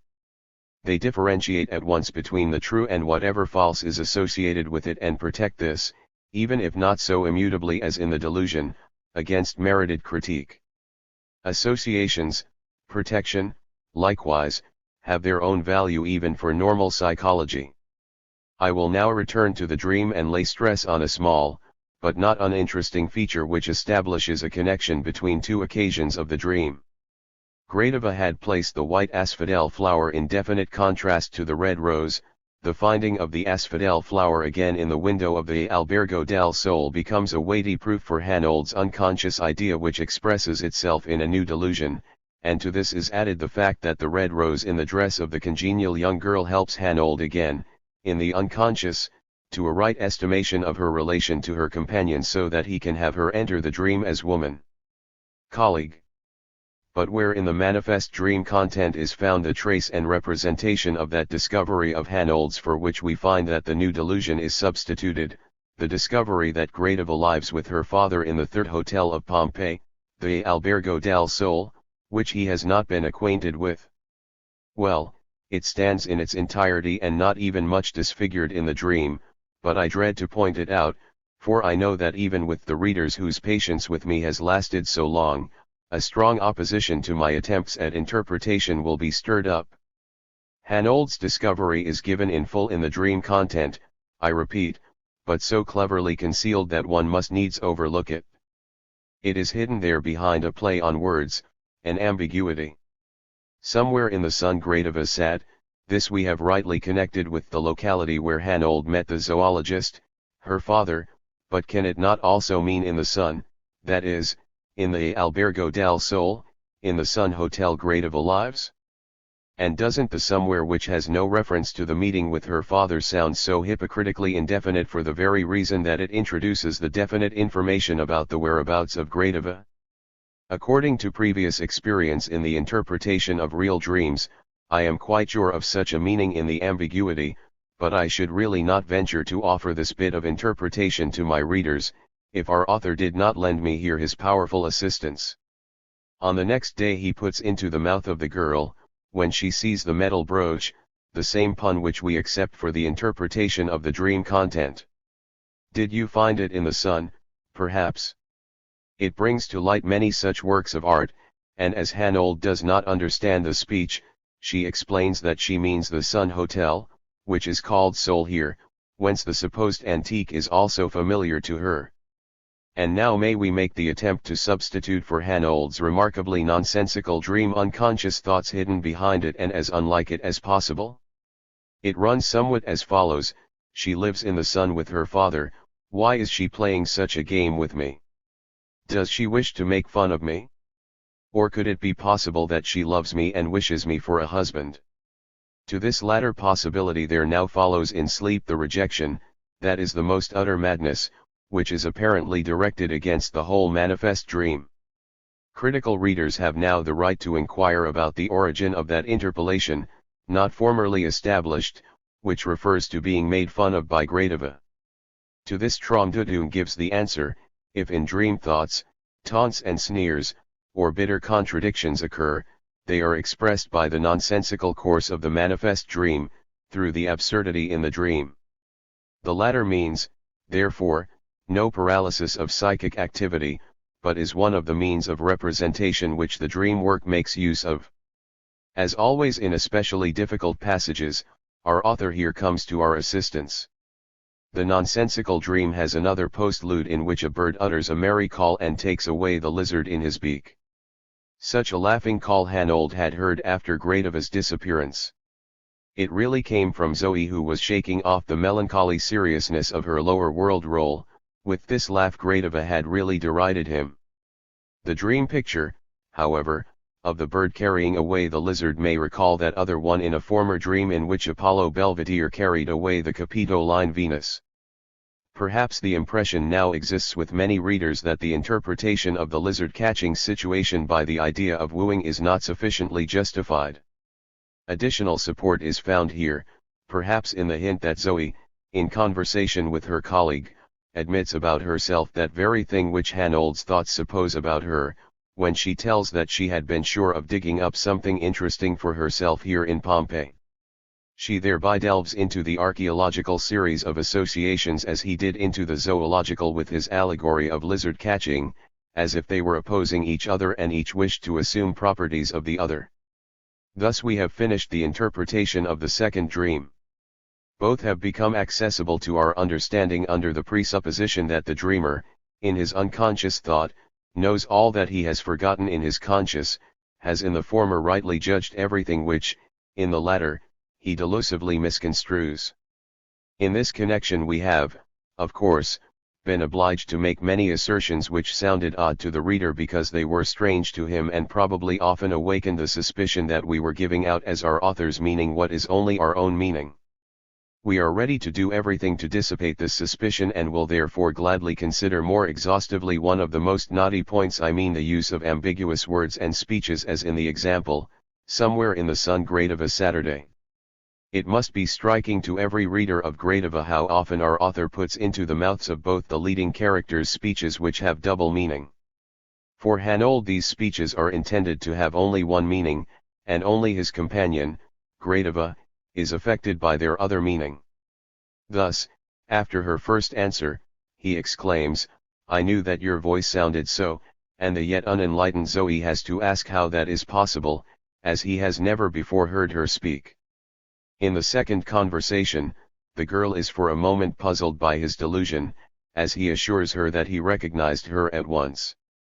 She must understand these words in the meaning that is correct for his unconscious, as his recognition of their acquaintance which reaches back into childhood, while he, of course, knows nothing of this meaning of his speech and explains it only by reference to the delusion which dominates him. The speeches of the girl, on the other hand, in whose person the most brilliant mental clarity is opposed to the delusion, are made intentionally ambiguous. One meaning of them falls in with the ideas of Hanold's delusion, in order to enable her to penetrate into his conscious comprehension. the other raises itself above the delusion, and, as a rule, gives us the interpretation of it in the unconscious truth which has been represented by it. It is a triumph of wit to be able to represent the delusion and the truth in the same expression. Interspersed with such ambiguities is Zoe's speech, in which she explains the situation to her girlfriend and at the same time rids herself of her disturbing society. It is really spoken out of the book, calculated more for us readers than for her happy colleague. In the conversations with Hanold, the double meaning is chiefly established by the fact that Zoe makes use of the symbolism which we find followed in Hanold's first dream, in the equivalence of repression and destruction, Pompeii and childhood. Thus on the one hand she can, in her speeches, continue in the role which Hanold's delusion assigns to her, on the other, she can touch upon the real relations, and awaken in Hanold's unconscious a knowledge of them. I have long accustomed myself to being dead. G. For me, the flower of oblivion is the right one from your hand, G. In these speeches is given lightly the reproof which then breaks out clearly enough in her last sermon when she compares him to an Archaeopteryx. That a person must die to become alive again, but for archaeologists that is, of course, necessary. G. She continues after the solution of the delusion as if to give us the key to her ambiguous speeches. The most beautiful symbolism appears, however, in the question, G. It seems to me as if we had already eaten our bread thus together once 2000 years ago. Can't you remember it? In this speech the substitution of historic antiquity for childhood, and the effort to awaken his memory of the latter are quite unmistakable. Whence, therefore, comes this striking preference for ambiguous speeches in Gradiva. It seems to us not chance, but the necessary sequence from the preliminaries of the tale. It is nothing but the counterpart of the twofold determination of symptoms in so far as the speeches are themselves symptoms and proceed from compromises between the conscious and the unconscious, but one notices this double origin in the speeches more easily than in the acts, and when, as the pliability of the material of conversation often makes possible, each of the two intentions of a speech succeeds by the same arrangement of words in expressing itself well, then there is present what we call an ambiguity. During the psychotherapeutic treatment of a delusion, or an analogous disturbance, one often evolves such ambiguous speeches in patients as new symptoms of the most fleeting duration, and can even succeed in making use of them, whereby, with the meaning intended for the consciousness of the patient, one can, not infrequently, stimulate the understanding for the one valid in the unconscious. I know from experience that among the uninitiate this role of ambiguity usually gives the greatest offense, and causes the grossest misunderstanding, but our author was right, at any rate, in representing in his production this characteristic feature of the processes of the formation of dream and delusion. 4. With Zoe's entrance as physician there is awakened in us, we said, a new interest. We are eager to learn if such a cure as she accomplishes on Hanold is comprehensible or possible, whether our author has observed the conditions of the passing of a delusion as correctly as those of its development. Without doubt a view will be advanced denying to the case portrayed by our author such a principal interest, and recognizing no problem requiring an explanation. For Hanold nothing more remains, it might be asserted, but to solve his delusion again, after its object, the supposed Gradiva, conveys to him the incorrectness of all his assertions and gives him the most natural explanations for everything puzzling, for example, how she knows his name. Thereby the affair would be settled logically, as, however, the girl in this case has confessed her love, for the satisfaction of his feminine readers, our author would surely allow the otherwise not uninteresting story to end in the usually happy way, marriage. More consistent, and just as possible, would have been the different conclusion that the young scholar, after the explanation of his mistake, should, with polite thanks, take his leave of the young lady and in that way motivate the rejection of her love so that he might offer an intense interest to ancient women of bronze or stone, or the originals of these, if they were attainable, but might have no idea of how to deal with a girl of flesh and blood of his own time. The archaeological fancy was most arbitrarily cemented into a love story by our author, himself. In discountenancing this conception as impossible, our attention is first called to the fact that we have to attribute the change beginning in Norbert Hanold not to the relinquishment of the delusion alone. At the same time, indeed before the solution of the latter, there is in him an undeniable awakening of the desire for love, which, of course, results in his asking for the hand of the girl who has freed him from delusion. We have already shown under what pretexts and cloakings, curiosity about her corporeal nature, jealousy, and the brutal male impulse for possession are expressed in him in the midst of the delusion, since repressed desire put the first dream into his mind. Let us add the further testimony that in the evening after the second talk with Gradiva a living woman for the first time seems congenial to him, although he still makes the concession to his abhorrence of honeymoon travelers, by not recognizing the congenial girl as newly married. The next forenoon, however, chance makes him witness of an exchange of caresses between the girl and her supposed brother, and he draws back shyly as if he had disturbed the holy ceremony. Disdain for Augustus and Gretchen is forgotten and respect for love is restored to him. Thus our author has connected the treatment of the delusion and the breaking forth of the desire for love most closely with one another, and prepared the outcome in a love affair as necessary. He knows the nature of the delusion even better than his critics. He knows that a component of amorous desire has combined with a component of resistance in the formation of the delusion, and he has the girl who undertakes the cure discover in Hanold's delusion the component referring to her. Only this insight can make her decide to devote herself to treating him, only the certainty of knowing herself loved by him can move her to confess to him her love. The treatment consists in restoring to him, from without, the repressed memories which he cannot release from within. It would be ineffective if the therapeutist did not consider the emotions, and the interpretation of the delusion would not finally be, see, all that means only that you love me. The procedure which our author has his Zoe follow for the cure of the delusion of the friend of her youth, shows a considerable resemblance, no, complete agreement, essentially, with the therapeutic method which Dr. J. Brewer and the present writer introduced into medicine in 1895, and to the perfection of which the latter has since devoted himself. This method of treatment, first called the cathartic by Brewer, which the present writer has preferred to designate as analytic, consists in rather forcibly bringing into the consciousness of the patients who suffer from disturbances analogous to Hanold's delusion, the unconscious, through the repression of which they have become ill, just as Gradiva does with the repressed memories of their childhood relations. To be sure, accomplishment of this task is easier for Gradiva than for the physician. She is, in this connection, in a position which might be called ideal from many viewpoints. The physician who does not fathom his patient in advance, and does not possess within himself, as conscious memory, what is working in the patient as unconscious, must call to his aid a complicated technique in order to overcome this disadvantage. He must learn to gather with absolute certainty, from the patient's conscious ideas and statements, the repressed material in him, to guess the unconscious, when it betrays itself behind the patient's conscious expressions and acts.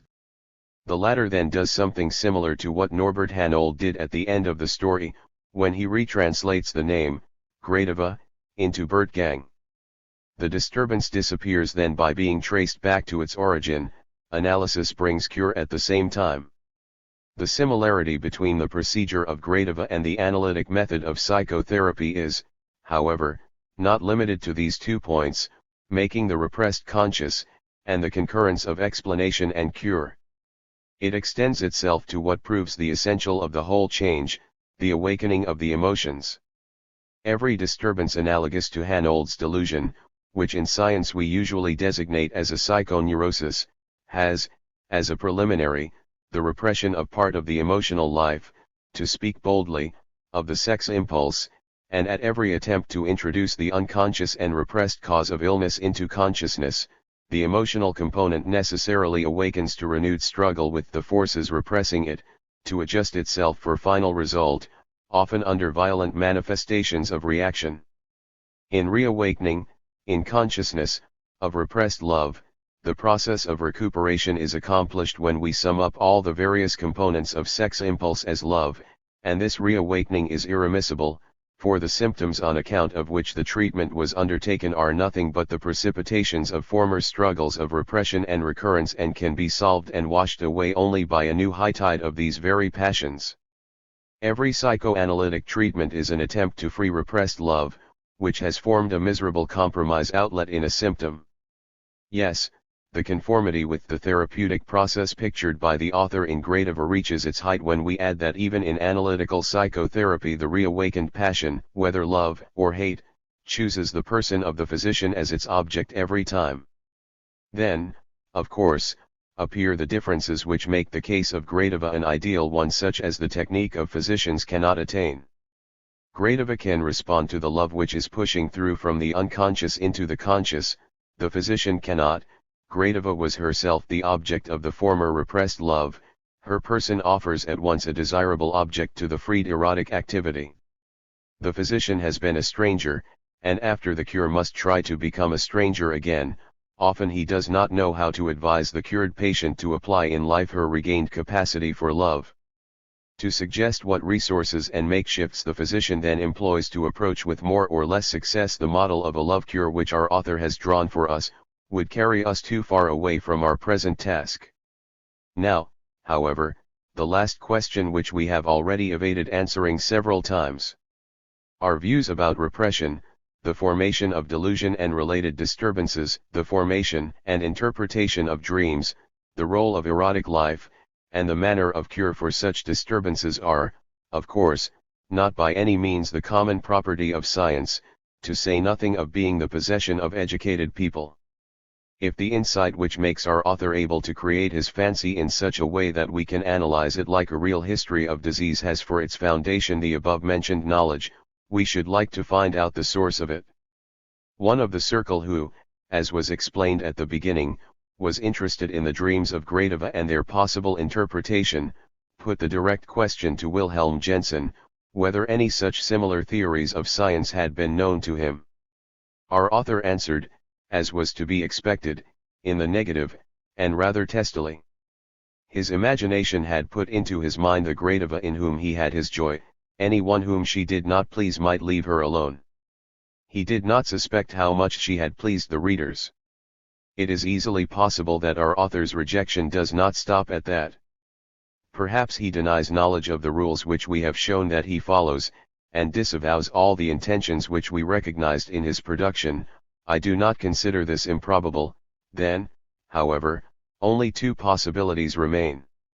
Either we have presented a true caricature of interpretation, by transferring to a harmless work of art tendencies of which its creator had no idea, and have thereby shown again how easy it is to find what one seeks and what one is engrossed with, a possibility of which most strange examples are recorded in the history of literature.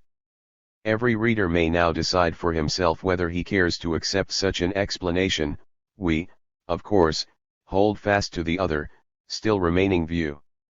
We think that our author needed to know nothing of such rules and intentions, so that he may disavow them in good faith, and that we have surely found nothing in his romance which was not contained in it. We are probably drawing from the same source, working over the same material, each of us with a different method, and agreement in results seems to vouch for the fact that both have worked correctly. Our procedure consists of the conscious observation of abnormal psychic processes in others, in order to be able to discover and express their laws. Our author proceeds in another way. He directs his attention to the unconscious in his own psyche, listens to its possibilities of development and grants them artistic expression, instead of suppressing them with conscious critique. Thus he learns from himself what we learn from others, what laws the activity of this unconscious must follow, but he does not need to express these laws, need not even recognize them clearly. They are, as a result of his intelligent patience, contained incarnate in his creatures. We unfold these laws by analysis of his fiction as we discover them from cases of real illness, but the conclusion seems irrefutable, that either both, our author, as well as the physician, have misunderstood the unconscious in the same way, or we have both understood it correctly. This conclusion is very valuable for us. For its sake, it was worthwhile for us to investigate the representation of the formation and cure of delusion, as well as the dreams, in JENSEN'S GRADIVA by the methods of therapeutic psychoanalysis. We have reached the end. An observant reader might remind us that, at the beginning, we had remarked that dreams are wishes represented as fulfilled and that we still owe the proof of it. Well, we reply, our arguments might well show how unjustifiable it would be to wish to cover the explanations which we have to give of the dream with the formula that the dream is a wish fulfillment, but the assertion stands, and is also easy to demonstrate for the dreams in Gradiva. The latent dream thoughts we know now what is meant by that may be of numerous kinds. In Gradiva they are day remnants, thoughts which are left over unheard, and not disposed of by the psychic activity of waking life. In order that a dream may originate from them, the cooperation of a generally unconscious wish is required. This establishes the motive power for the dream formation. The day remnants give the material for it. In Norbert Hanold's first dream, two wishes concur in producing the dream, one capable of consciousness, the other, of course, belonging to the unconscious, and active because of repression. This was the wish, comprehensible to every archaeologist, to have been an eyewitness of that catastrophe of '79. What sacrifice would be too great, for an antiquarian, to realize this wish otherwise than through dreams? The other wish and dream maker is of an erotic nature, to be present when the beloved lies down to sleep, to express it crudely. It is the rejection of this which makes the dream an anxiety dream. Less striking are, perhaps, the impelling wishes of the second dream, but if we recall its interpretation, we shall not hesitate to pronounce it also erotic. The wish to be captured by the beloved, to yield and surrender to her, as it may be construed behind the lizard catching, has really a passive masochistic character. On the next day the dreamer strikes the beloved, as if under the sway of the antagonistic, erotic force, but we must stop or we may forget that Hanold and Gradiva are only creatures of our author. The end. 5 lectures on psychoanalysis. Translated by A. Brill. Contents. First lecture. Second lecture. Third lecture. Fourth lecture. Fifth lecture. First lecture. Ladies. 1. And gentlemen, it is a new and somewhat embarrassing experience for me to appear as lecturer before students of the New World. I assume that I owe this honor to the association of my name with the theme of psychoanalysis, and consequently it is of psychoanalysis that I shall aim to speak. I shall attempt to give you in very brief form an historical survey of the origin and further development of this new method of research and cure. Granted that it is a merit to have created psychoanalysis, it is not my merit. I was a student, busy with the passing of my last examinations, when another physician of Vienna, Dr. Joseph Breuer, 2. made the first application of this method to the case of an hysterical girl, 1880-82. We must now examine the history of this case and its treatment, which can be found in detail in Studien über Historie, later published by Dr. Breuer and myself. 3. But first one word. I have noticed, with considerable satisfaction, that the majority of my hearers do not belong to the medical profession. Now do not fear that a medical education is necessary to follow what I shall have to say.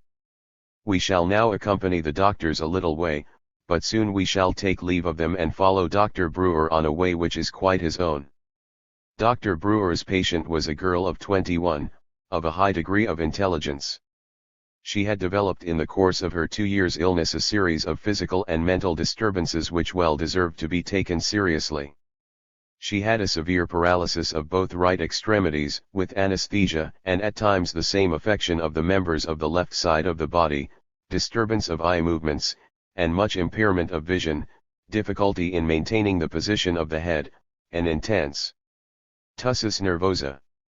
Nausea when she attempted to take nourishment, and at one time for several weeks a loss of the power to drink, in spite of tormenting thirst. Her power of speech was also diminished, and this progressed so far that she could neither speak nor understand her mother tongue, and, finally, she was subject to states of absence, of confusion, delirium, alteration of her whole personality. These states will later claim our attention. When one hears of such a case, one does not need to be a physician to incline to the opinion that we are concerned here with a serious injury, probably of the brain, for which there is little hope of cure and which will probably lead to the early death of the patient. The doctors will tell us, however, that in one type of cases with just as unfavorable symptoms, another, far more favorable, opinion is justified. When one finds such a series of symptoms in the case of a young girl, whose vital organs, heart, kidneys, are shown by objective tests to be normal, but who has suffered from strong emotional disturbances, and when the symptoms differ in certain finer characteristics from what one might logically expect, in a case like this the doctors are not too much disturbed. They consider that there is present no organic lesion of the brain, but that enigmatical state, known since the time of the Greek physicians as hysteria, which can simulate a whole series of symptoms of various diseases. They consider in such a case that the life of the patient is not in danger and that a restoration to health will probably come about of itself. The differentiation of such an hysteria from a severe organic lesion is not always very easy. But we do not need to know how a differential diagnosis of this kind is made. You may be sure that the case of Brewer's patient was such that no skillful physician could fail to diagnose an hysteria. We may also add a word here from the history of the case. The illness first appeared while the patient was caring for her father, whom she tenderly loved, during the severe illness which led to his death, a task which she was compelled to abandon because she herself fell ill. So far it has seemed best to go with the doctors, but we shall soon part company with them. You must not think that the outlook of a patient with regard to medical aid is essentially bettered when the diagnosis points to hysteria rather than to organic disease of the brain. Against the serious brain diseases medical skill is in most cases powerless, but also in the case of hysterical affections the doctor can do nothing. He must leave it to benign nature, when and how his hopeful prognosis will be realized. 4. Accordingly, with the recognition of the disease as hysteria, little is changed in the situation of the patient, but there is a great change in the attitude of the doctor. We can observe that he acts quite differently toward hystericals than toward patients suffering from organic diseases. He will not bring the same interest to the former as to the latter, since their suffering is much less serious and yet seems to set up the claim to be valued just as seriously. But there is another motive in this action. The physician, who through his studies has learned so much that is hidden from the laity, can realize in his thought the causes and alterations of the brain disorders in patients suffering from apoplexy or dementia, a representation which must be right up to a certain point, for by it he is enabled to understand the nature of each symptom.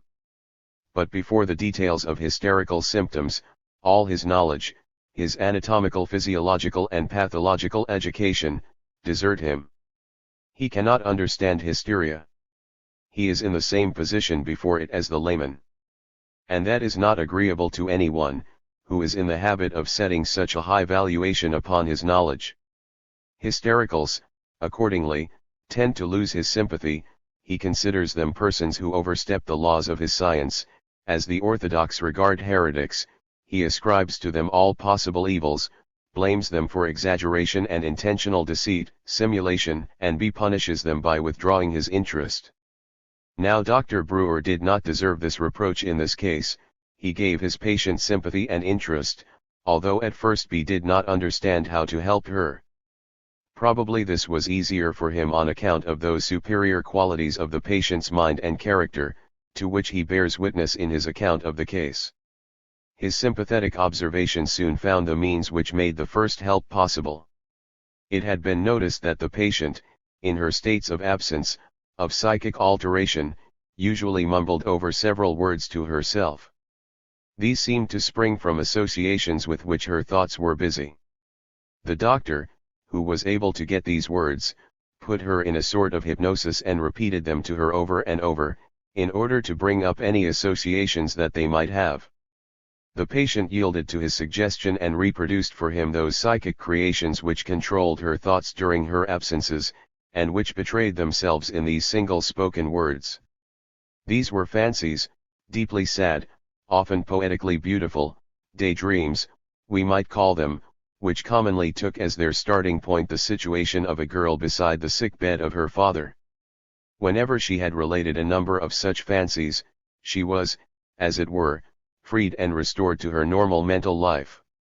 This state of health would last for several hours, and then give place on the next day to a new absence, which was removed in the same way by relating the newly created fancies.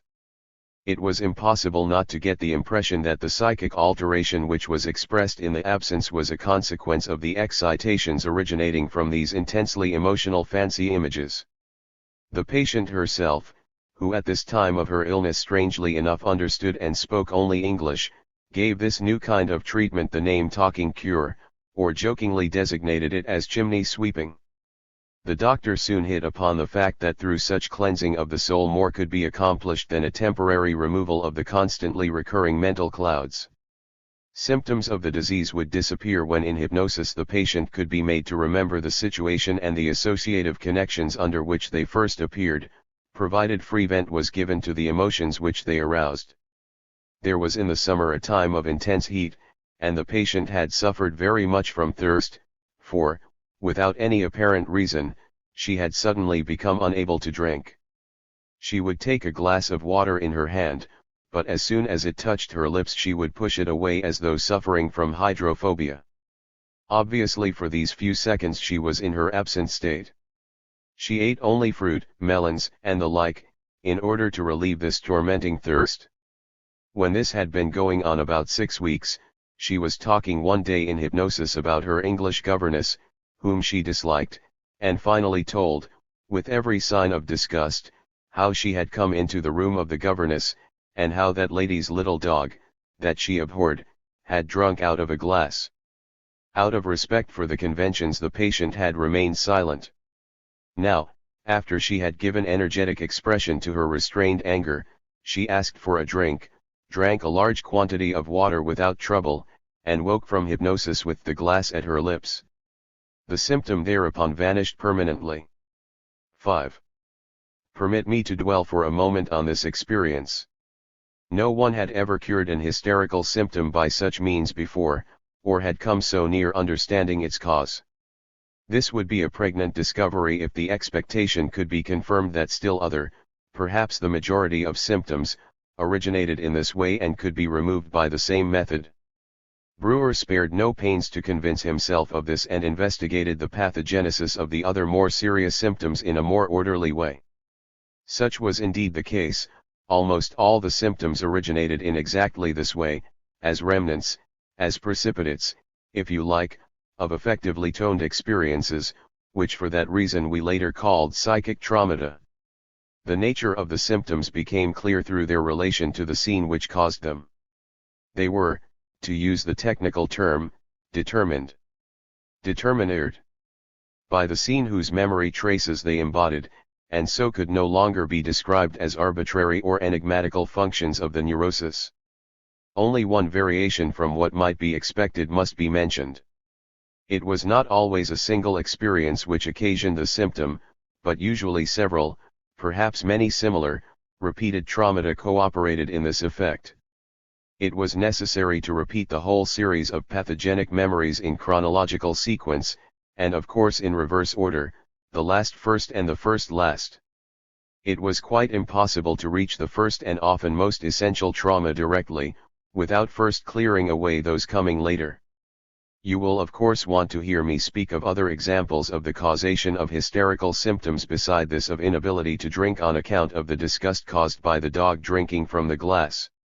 I must, however, if I hold to my program, limit myself to very few examples.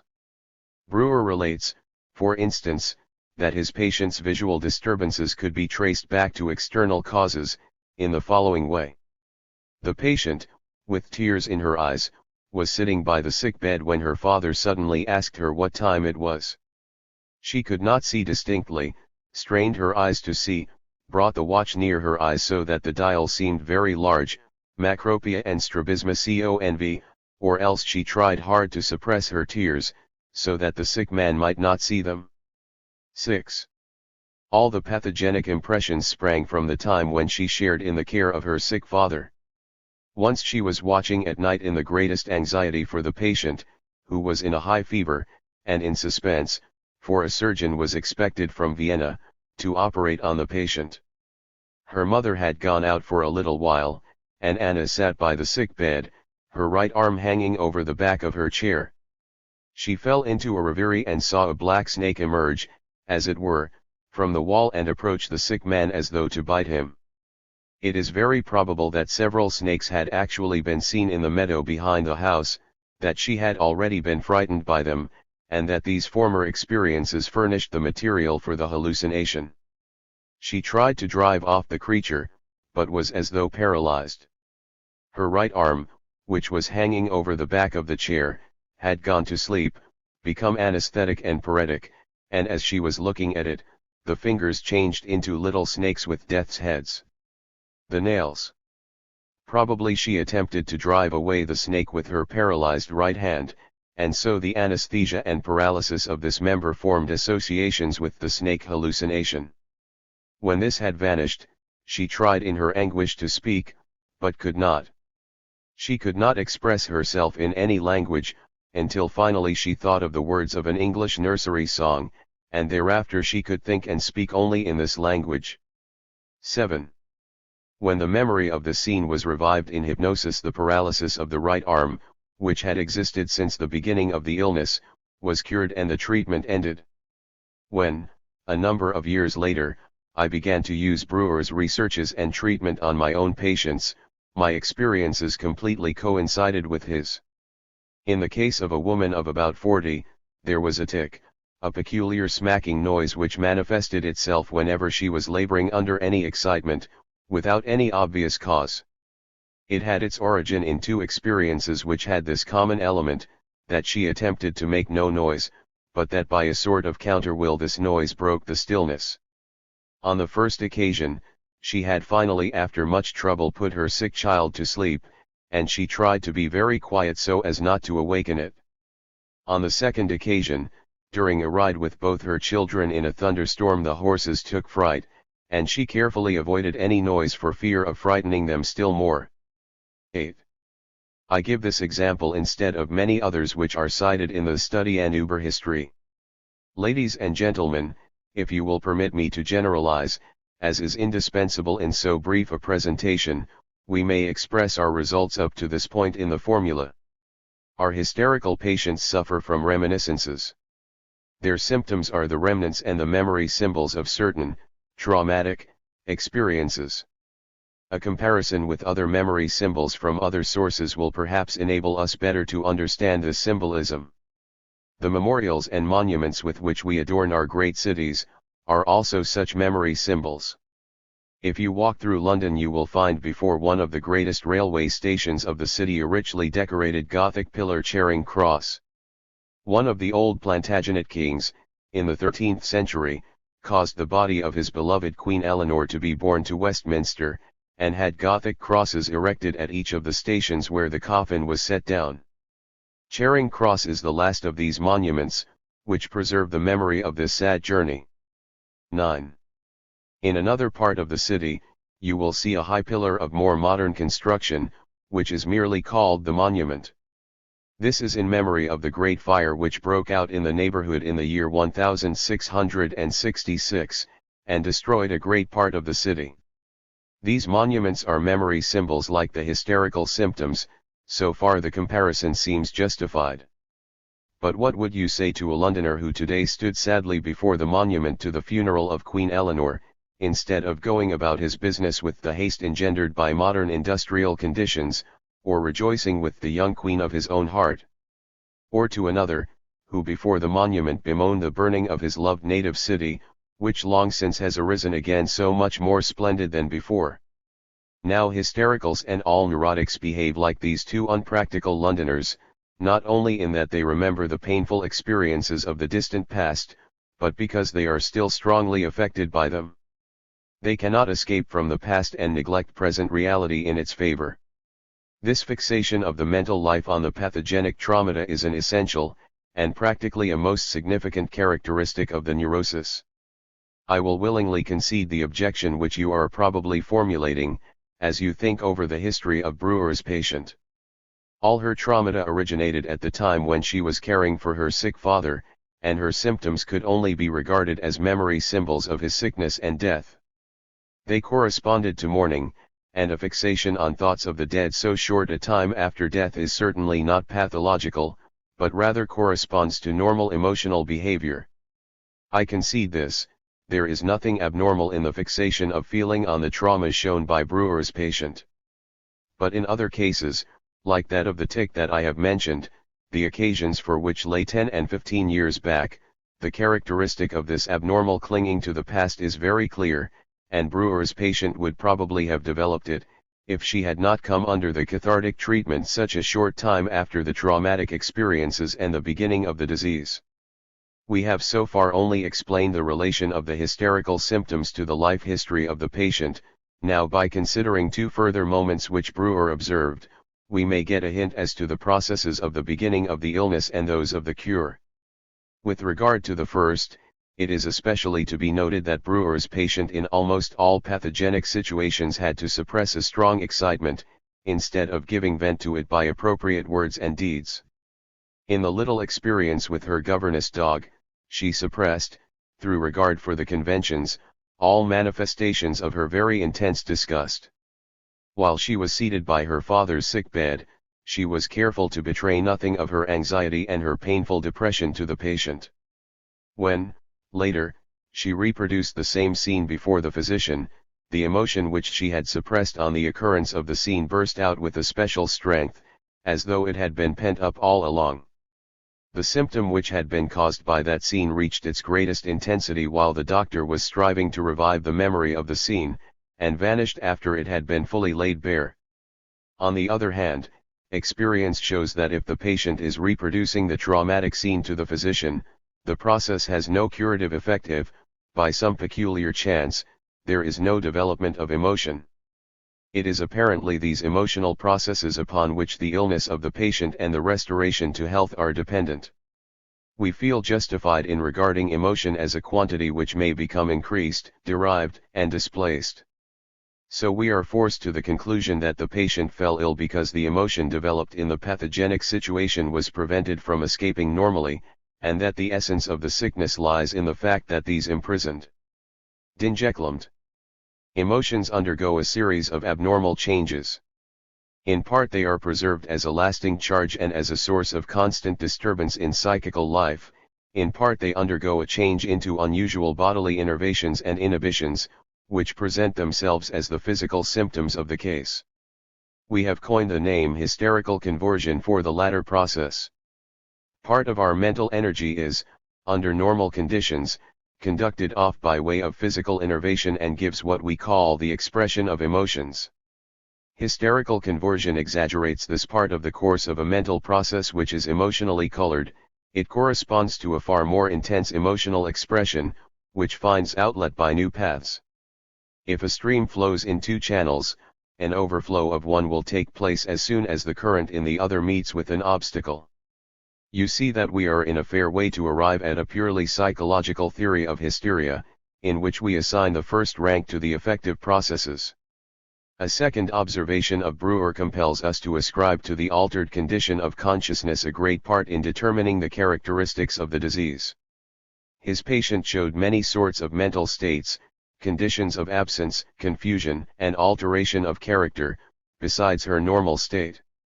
In her normal state she was entirely ignorant of the pathogenic scenes and of their connection with her symptoms. She had forgotten those scenes, or at any rate had dissociated them from their pathogenic connection. When the patient was hypnotized, it was possible, after considerable difficulty, to recall those scenes to her memory, and by this means of recall the symptoms were removed. It would have been extremely perplexing to know how to interpret this fact, if hypnotic practice and experiments had not pointed out the way. Through the study of hypnotic phenomena, the conception, strange though it was at first, has become familiar, that in one and the same individual several mental groupings are possible, which may remain relatively independent of each other, know nothing of each other, and which may cause a splitting of consciousness along lines which they lay down. Cases of such a sort, known as double personality. Double conscience occasionally appear spontaneously. If in such a division of personality consciousness remains constantly bound up with one of the two states, this is called the conscious mental state, and the other the unconscious. In the well-known phenomena of so-called post-hypnotic suggestion, in which a command given in hypnosis is later executed in the normal state as though by an imperative suggestion, we have an excellent basis for understanding how the unconscious state can influence the conscious, although the latter is ignorant of the existence of the former. In the same way it is quite possible to explain the facts in hysterical cases. Brewer came to the conclusion that the hysterical symptoms originated in such peculiar mental states, which he called hypnoidal states. Hypnoidzustanda. Experiences of an emotional nature, which occur during such hypnoidal states easily become pathogenic, since such states do not present the conditions for a normal draining off of the emotion of the exciting processes. And as a result there arises a peculiar product of this exciting process, that is, the symptom, and this is projected like a foreign body into the normal state. The latter has, then, no conception of the significance of the hypnoidal pathogenic situation. Where a symptom arises, we also find an amnesia, a memory gap, and the filling of this gap includes the removal of the conditions under which the symptom originated. I am afraid that this portion of my treatment will not seem very clear, but you must remember that we are dealing here with new and difficult views, which perhaps could not be made much clearer. This all goes to show that our knowledge in this field is not yet very far advanced. Brewer's idea of the hypnoidal states has, moreover, been shown to be superfluous and a hindrance to further investigation, and has been dropped from present conceptions of psychoanalysis. Later I shall at least suggest what other influences and processes have been disclosed besides that of the hypnoidal states, to which Brewer limited the causal moment. You have probably also felt, and rightly, that Brewer's investigations gave you only a very incomplete theory and insufficient explanation of the phenomena which we have observed. But complete theories do not fall from heaven, and you would have had still greater reason to be distrustful, had anyone offered you at the beginning of his observations a well-rounded theory, without any gaps. Such a theory could only be the child of his speculations and not the fruit of an unprejudiced investigation of the facts. Second lecture. Ladies and gentlemen, at about the same time that Brewer was using the talking cure with his patient, M. Charcot began in Paris, with the hystericals of the Salpêtrière, those researches which were to lead to a new understanding of the disease. These results were, however, not yet known in Vienna.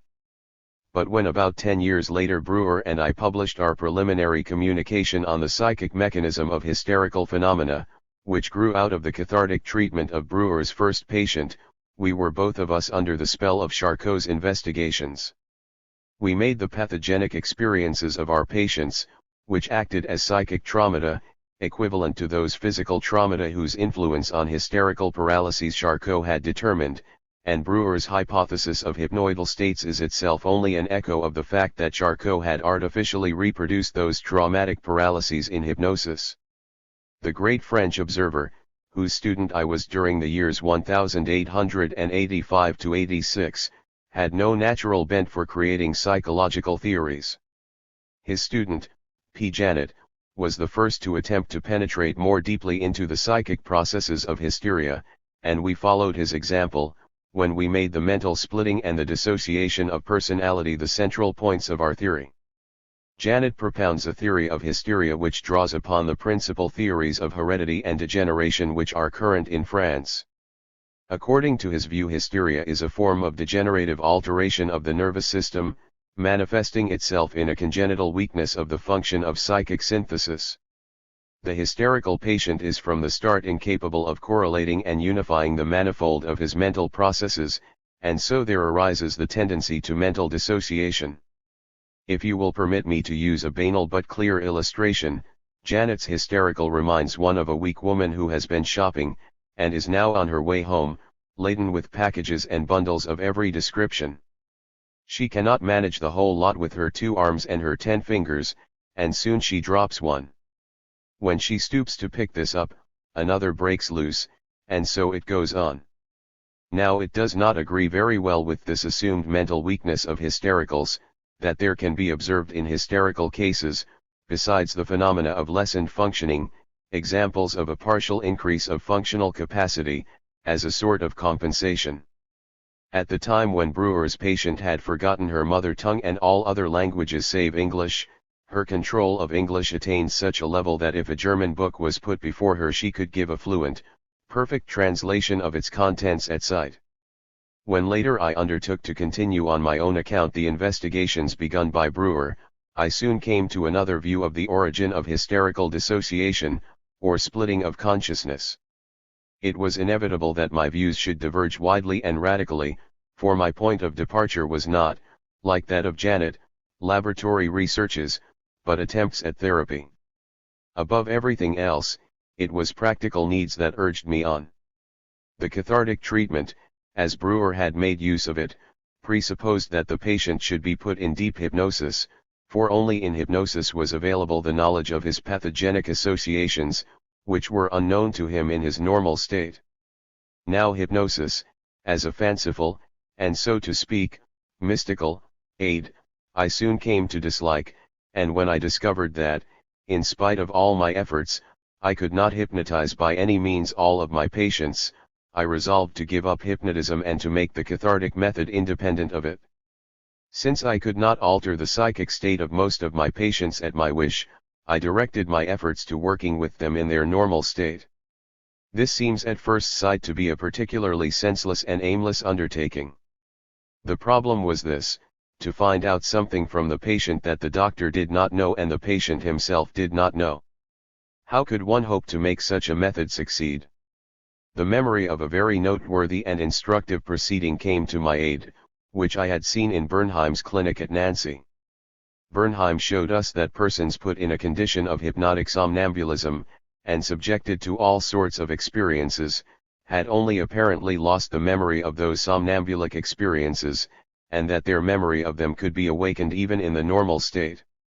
If he asked them about their experiences during somnambulism, they said at first that they did not remember, but if he persisted, urged, assured them that they did know, then every time the forgotten memory came back. Accordingly I did this with my patients.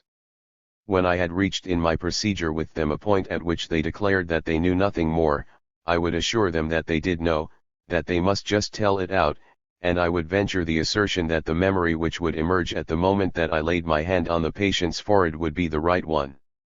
In this way I succeeded, without hypnosis, in learning from the patient all that was necessary for a construction of the connection between the forgotten pathogenic scenes and the symptoms which they had left behind.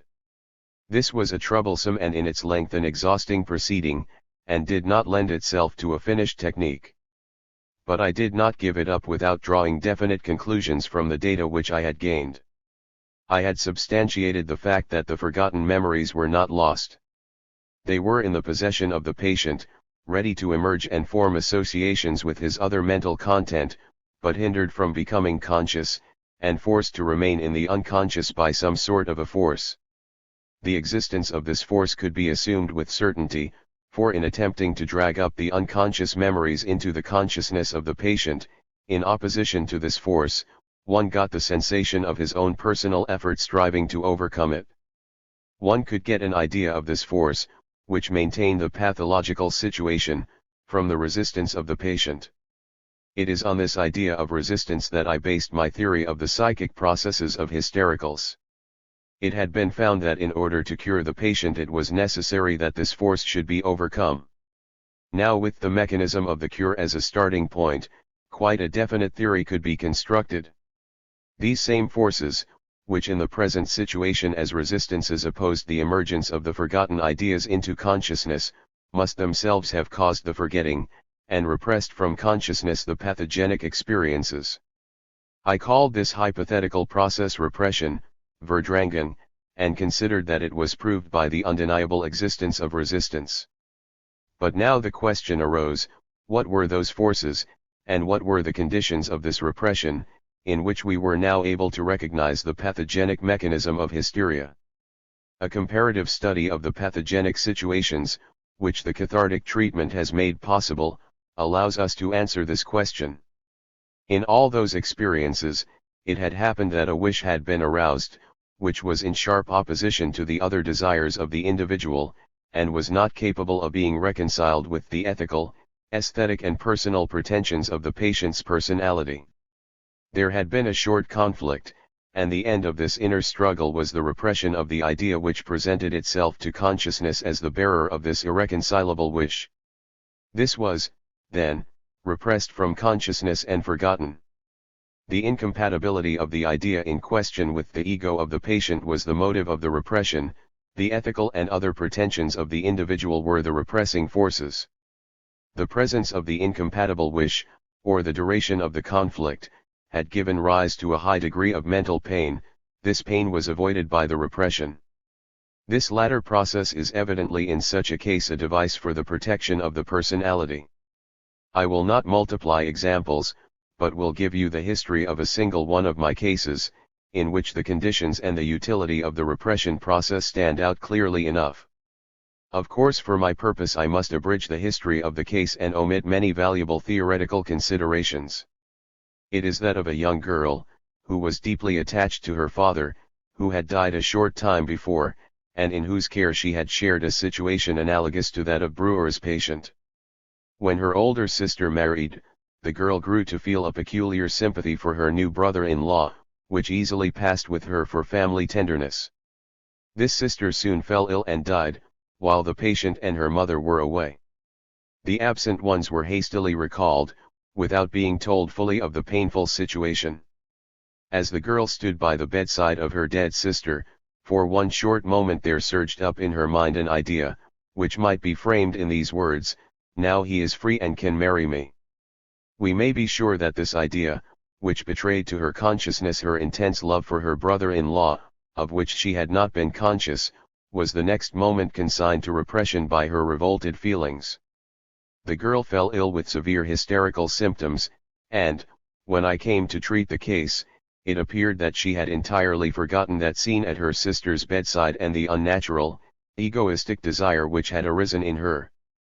She remembered it during the treatment, reproduced the pathogenic moment with every sign of intense emotional excitement, and was cured by this treatment. 1. Perhaps I can make the process of repression and its necessary relation to the resistance of the patient more concrete by a rough illustration, which I will derive from our present situation. Suppose that here in this hall and in this audience, whose exemplary stillness and attention I cannot sufficiently commend, there is an individual who is creating a disturbance, and, by his ill-bred laughing, talking, by scraping his feet, distracts my attention from my task. I explain that I cannot go on with my lecture under these conditions, and thereupon several strong men among you get up, and, after a short struggle, eject the disturber of the peace from the hall. He is now repressed, and I can continue my lecture. But in order that the disturbance may not be repeated, in case the man who has just been thrown out attempts to force his way back into the room, the gentlemen who have executed my suggestion take their chairs to the door and establish themselves there as a resistance, to keep up the repression. Now, if you transfer both locations to the psyche, calling this consciousness, and the outside the unconscious, you have a tolerably good illustration of the process of repression. We can see now the difference between our theory and that of Janet. We do not derive the psychic fission from a congenital lack of capacity on the part of the mental apparatus to synthesize its experiences, but we explain it dynamically by the conflict of opposing mental forces. We recognize in it the result of an active striving of each mental complex against the other. New questions at once arise in great number from our theory. The situation of psychic conflict is a very frequent one. An attempt of the ego to defend itself from painful memories can be observed everywhere, and yet the result is not a mental fission. We cannot avoid the assumption that still other conditions are necessary, if the conflict is to result in dissociation. I willingly concede that with the assumption of repression we stand, not at the end, but at the very beginning of a psychological theory. But we can advance only one step at a time, and the completion of our knowledge must await further and more thorough work. Now do not attempt to bring the case of Brewer's patient under the point of view of repression. This history cannot be subjected to such an attempt, for it was gained with the help of hypnotic influence. Only when hypnosis is excluded can you see the resistances and repressions and get a correct idea of the pathogenic process. Hypnosis conceals the resistances and so makes a certain part of the mental field freely accessible. By this same process the resistances on the borders of this field are heaped up into a rampart, which makes all beyond inaccessible. The most valuable things that we have learned from Brewer's observations were his conclusions as to the connection of the symptoms with the pathogenic experiences or psychic traumata, and we must not neglect to evaluate this result properly from the standpoint of the repression theory. It is not at first evident how we can get from the repression to the creation of the symptoms. Instead of giving a complicated theoretical derivation, I will return at this point to the illustration which I used to typify repression. Remember that with the ejection of the rowdy and the establishment of the watchers before the door, the affair is not necessarily ended. It may very well happen that the ejected man, now embittered and quite careless of consequences, gives us more to do. He is no longer among us, we are free from his presence, his scornful laugh, his half-audible remarks, but in a certain sense the repression has miscarried, for he makes a terrible uproar outside, and by his outcries and by hammering on the door with his fists interferes with my lecture more than before. Under these circumstances it would be hailed with delight if possibly our honored President, Dr. Stanley Hall, should take upon himself the role of peacemaker and mediator. He would speak with the rowdy on the outside, and then turn to us with the recommendation that we let him in again, provided he would guarantee to behave himself better. On Dr. Hall's authority we decide to stop the repression, and now quiet and peace reign again. This is in fact a fairly good presentation of the task devolving upon the physician in the psychoanalytic therapy of neuroses. To say the same thing more directly, we come to the conclusion, from working with hysterical patients and other neurotics, that they have not fully succeeded in repressing the idea to which the incompatible wish is attached. They have, indeed, driven it out of consciousness and out of memory, and apparently saved themselves a great amount of psychic pain, but in the unconscious the suppressed wish still exists, only waiting for its chance to become active, and finally succeeds in sending into consciousness, instead of the repressed idea, a disguised and unrecognizable surrogate creation, Ersatzbildung, to which the same painful sensations associate themselves that the patient thought he was rid of through his repression. This surrogate of the suppressed idea, the symptom, is secure against further attacks from the defenses of the ego, and instead of a short conflict there originates now a permanent suffering. We can observe in the symptom, besides the tokens of its disguise, a remnant of traceable similarity with the originally repressed idea. The way in which the surrogate is built up can be discovered during the psychoanalytic treatment of the patient, and for his cure the symptom must be traced back over the same route to the repressed idea. If this repressed material is once more made part of the conscious mental functions, a process which supposes the overcoming of considerable resistance, the psychic conflict which then arises, the same which the patient wished to avoid, is made capable of a happier termination, under the guidance of the physician, than is offered by repression. There are several possible suitable decisions which can bring conflict and neurosis to a happy end. In particular cases the attempt may be made to combine several of these. Either the personality of the patient may be convinced that he has been wrong in rejecting the pathogenic wish, and he may be made to accept it either wholly or in part, or this wish may itself be directed to a higher goal which is free from objection, by what is called sublimation, Sublimierung, or the rejection may be recognized as rightly motivated, and the automatic and therefore insufficient mechanism of repression be reinforced by the higher, more characteristically human mental faculties. One succeeds in mastering his wishes by conscious thought. Forgive me if I have not been able to present more clearly these main points of the treatment which is today known as psychoanalysis.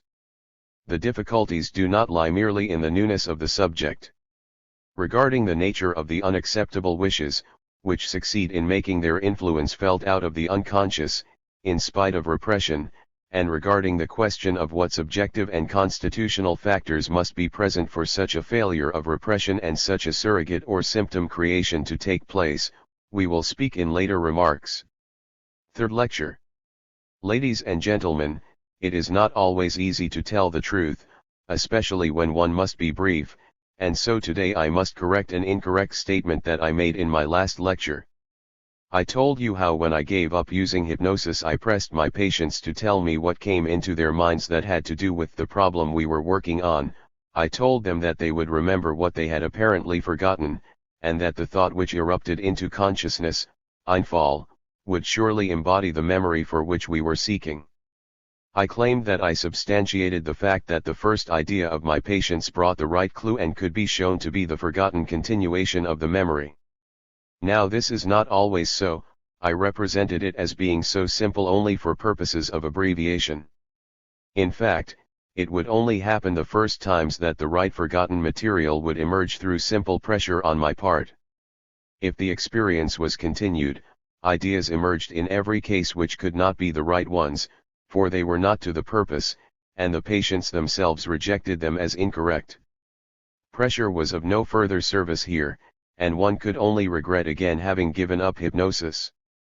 In this state of perplexity I clung to a prejudice which years later was proved by my friend C.G. Jung of the University of Zurich, and his pupils to have a scientific justification. I must confess that it is often of great advantage to have prejudices. I put a high value on the strength of the determination of mental processes, and I could not believe that any idea which occurred to the patient, which originated in a state of concentrated attention, could be quite arbitrary and out of all relation to the forgotten idea that we were seeking. That it was not identical with the latter, could be satisfactorily explained by the hypothetical psychological situation. In the patients whom I treated there were two opposing forces, on the one hand the conscious striving to drag up into consciousness the forgotten experience which was present in the unconscious, and on the other hand the resistance which we have seen, which set itself against the emergence of the suppressed idea or its associates into consciousness. In case this resistance was non-existent or very slight, the forgotten material could become conscious without disguise, Anstellian. It was then a natural supposition that the disguise would be the more complete, the greater the resistance to the emergence of the idea. Thoughts which broke into the patient's consciousness instead of the idea sought for, were accordingly made up just like symptoms. They were new, artificial, ephemeral surrogates for the repressed ideas, and differed from these just in proportion as they had been more completely disguised under the influence of the resistances. These surrogates must, however, show a certain similarity with the ideas which are the object of our search, by virtue of their nature as symptoms, and when the resistance is not too intensive it is possible from the nature of these eruptions to discover the hidden object of our search. This must be related to the repressed thought as a sort of illusion, as a statement of the same thing in indirect terms. We know cases in normal psychology in which analogous situations to the one which we have assumed give rise to similar experiences. Such a case is that of wit. By my study of psychoanalytic technique I was necessarily led to a consideration of the problem of the nature of wit. I will give one example of this sort, which, too, is a story that originally appeared in English. The anecdote runs, two unscrupulous businessmen had succeeded by fortunate speculations in accumulating a large fortune, and then directed their efforts to breaking into good society. Among other means they thought it would be of advantage to be painted by the most famous and expensive artist of the city, a man whose paintings were considered as events. The costly paintings were first shown at a great soirée and both hosts led the most influential connoisseur and art critic to the wall of the salon on which the portraits were hung, to elicit his admiring judgment. The artist looked for a long time, looked about as though in search of something, and then merely asked, pointing out the vacant space between the two pictures, "And where is the Saviour?" I see that you are all laughing over this good example of wit, which we will now attempt to analyze. We understand that the critic means to say, you are a couple of malefactors, like those between whom the Saviour was crucified. But he does not say this, he expresses himself instead in a way that at first seems not to the purpose and not related to the matter in hand, but which at the next moment we recognize as an allusion to the insult at which he aims, and as a perfect surrogate for it. We cannot expect to find in the case of wit all those relations that our theory supposes for the origin of the eruptive ideas of our patients, but it is my desire to lay stress on the similar motivation of wit and eruptive idea. Why does not the critic say directly what he has to say to the two rogues? Because, in addition to his desire to say it straight out, he is actuated by strong opposite motives. It is a proceeding which is liable to be dangerous to offend people who are one's hosts, and who can call to their aid the strong arms of numerous servants. One might easily suffer the same fate that I used in the previous lecture to illustrate repression.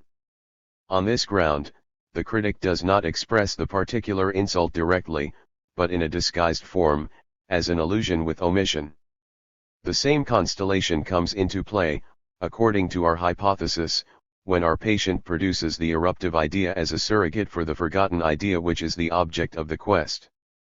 Ladies and gentlemen, it is very useful to designate a group of ideas which belong together and have a common emotive tone, according to the custom of the Zurich school, Bleuler, Jung, and others, as a complex. So we can say that if we set out from the last memories of the patient to look for a repressed complex, that we have every prospect of discovering it, if only the patient will communicate to us a sufficient number of the ideas which come into his head. So we let the patient speak along any line that he desires, and cling to the hypothesis that nothing can occur to him except what has some indirect bearing on the complex that we are seeking. If this method of discovering the repressed complexes seems too circumstantial, I can at least assure you that it is the only available one. In practicing this technique, one is further bothered by the fact that the patient often stops, is at a standstill, and considers that he has nothing to say. Nothing occurs to him. If this were really the case and the patient were right, our procedure would again be proven inapplicable. Closer observation shows that such an absence of ideas never really occurs, and that it only appears to when the patient holds back or rejects the idea which he perceives, under the influence of the resistance, which disguises itself as critical judgment of the value of the idea. The patient can be protected from this if he is warned in advance of this circumstance, and told to take no account of the critical attitude. He must say anything that comes into his mind, fully laying aside such critical choice, even though he may think it unessential, irrelevant, nonsensical, especially when the idea is one which is unpleasant to dwell on. By following this prescription we secure the material which sets us on the track of the repressed complex. These eruptive ideas, which the patient himself values little, if he is under the influence of the resistance and not that of the physician, are for the psychologist like the ore, which by simple methods of interpretation he reduces from its crude state to valuable metal. If one desires to gain in a short time a preliminary knowledge of the patient's repressed complexes, without going into the question of their arrangement and associations, this examination may be conducted with the help of the association experiments, as Jung too and his pupils have perfected them. This procedure is to the psychologist what qualitative analysis is to the chemist. It may be dispensed with in the therapy of neurotic patients, but is indispensable in the investigations of the psychoses, which have been begun by the Zurich school with such valuable results. This method of work with whatever comes into the patient's head when he submits to psychoanalytic treatment, is not the only technical means at our disposal for the widening of consciousness. Two other methods of procedure serve the same purpose, the interpretation of his dreams and the evaluation of acts which he bungles or does without intending to, Fehlzuendiezufelschandlungen. I might say, esteemed hearers, that for a long time I hesitated whether instead of this hurried survey of the whole field of psychoanalysis, I should not rather offer you a thorough consideration of the analysis of dreams. A purely subjective and apparently secondary motive decided me against this.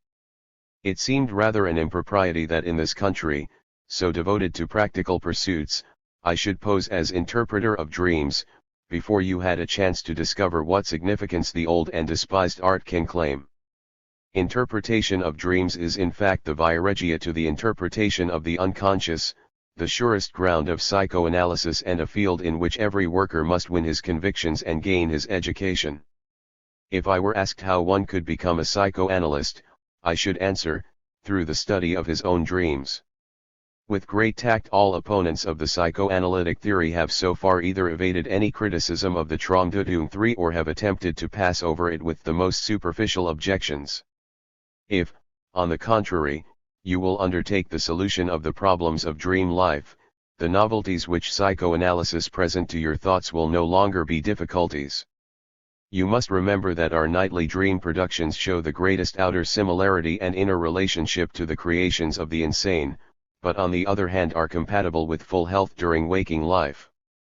It does not sound at all absurd to say that whoever regards these normal sense illusions, these delusions and alterations of character as matter for amazement instead of understanding, has not the least prospect of understanding the abnormal creations of diseased mental states in any other than the lay sense. You may with confidence place in this lay group all the psychiatrists of today. Follow me now on a brief excursion through the field of dream problems. In our waking state we usually treat dreams with as little consideration as the patient treats the eruptive ideas which the psychoanalyst demands from him. It is evident that we reject them, for we forget them quickly and completely.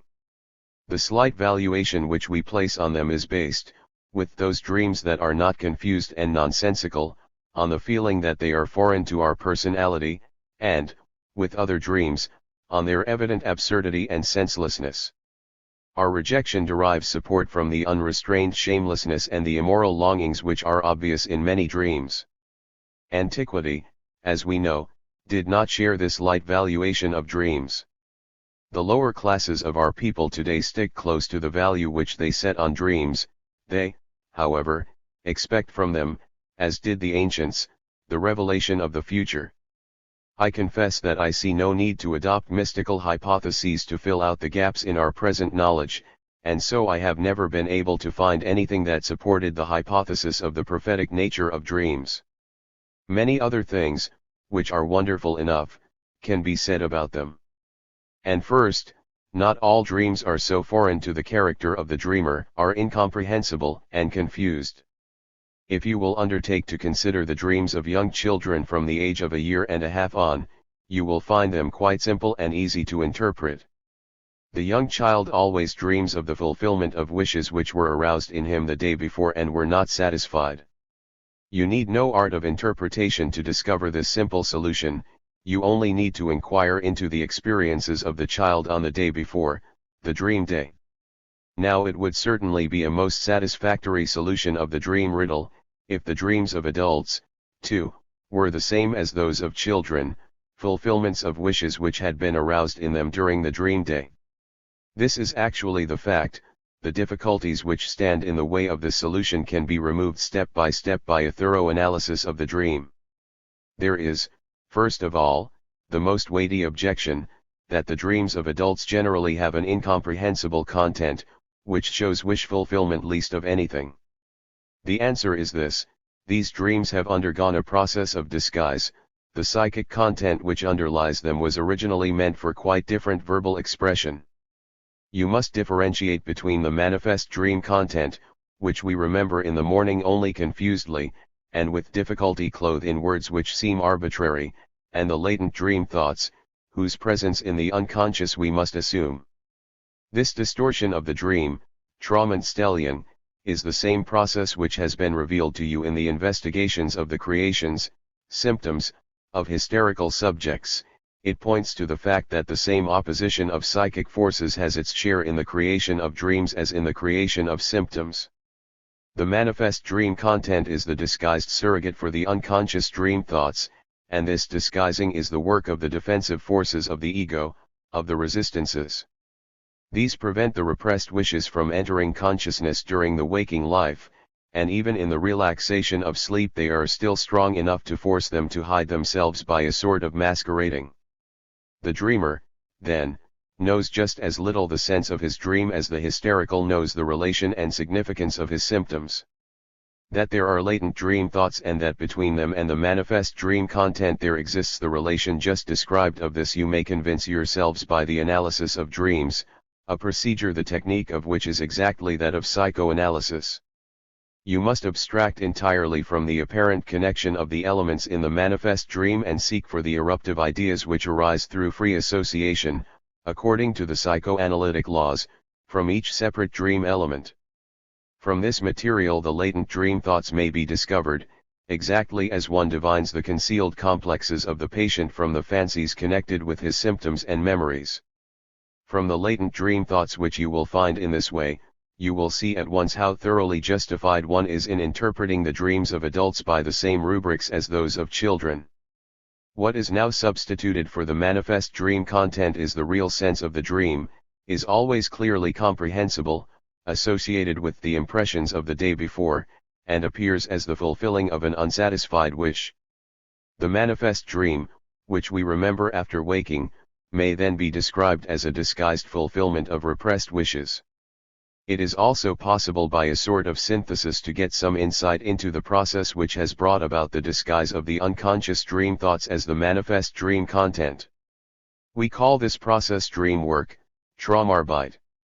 This deserves our fullest theoretical interest, since here as nowhere else we can study the unsuspected psychic processes which are existent in the unconscious, or, to express it more exactly, between two such separate systems as the conscious and the unconscious. Among these newly discovered psychic processes, 2, condensation, Verdichtung, and displacement or transvaluation, change of psychic accent, Verschiebung, stand out most prominently. Dream work is a special case of the reaction of different mental groupings on each other, and as such is the consequence of psychic fission. In all essential points it seems identical with the work of disguise, which changes the repressed complex in the case of failing repression into symptoms. You will furthermore discover by the analysis of dreams, most convincingly your own, the unsuspected importance of the role which impressions and experiences from early childhood exert on the development of men.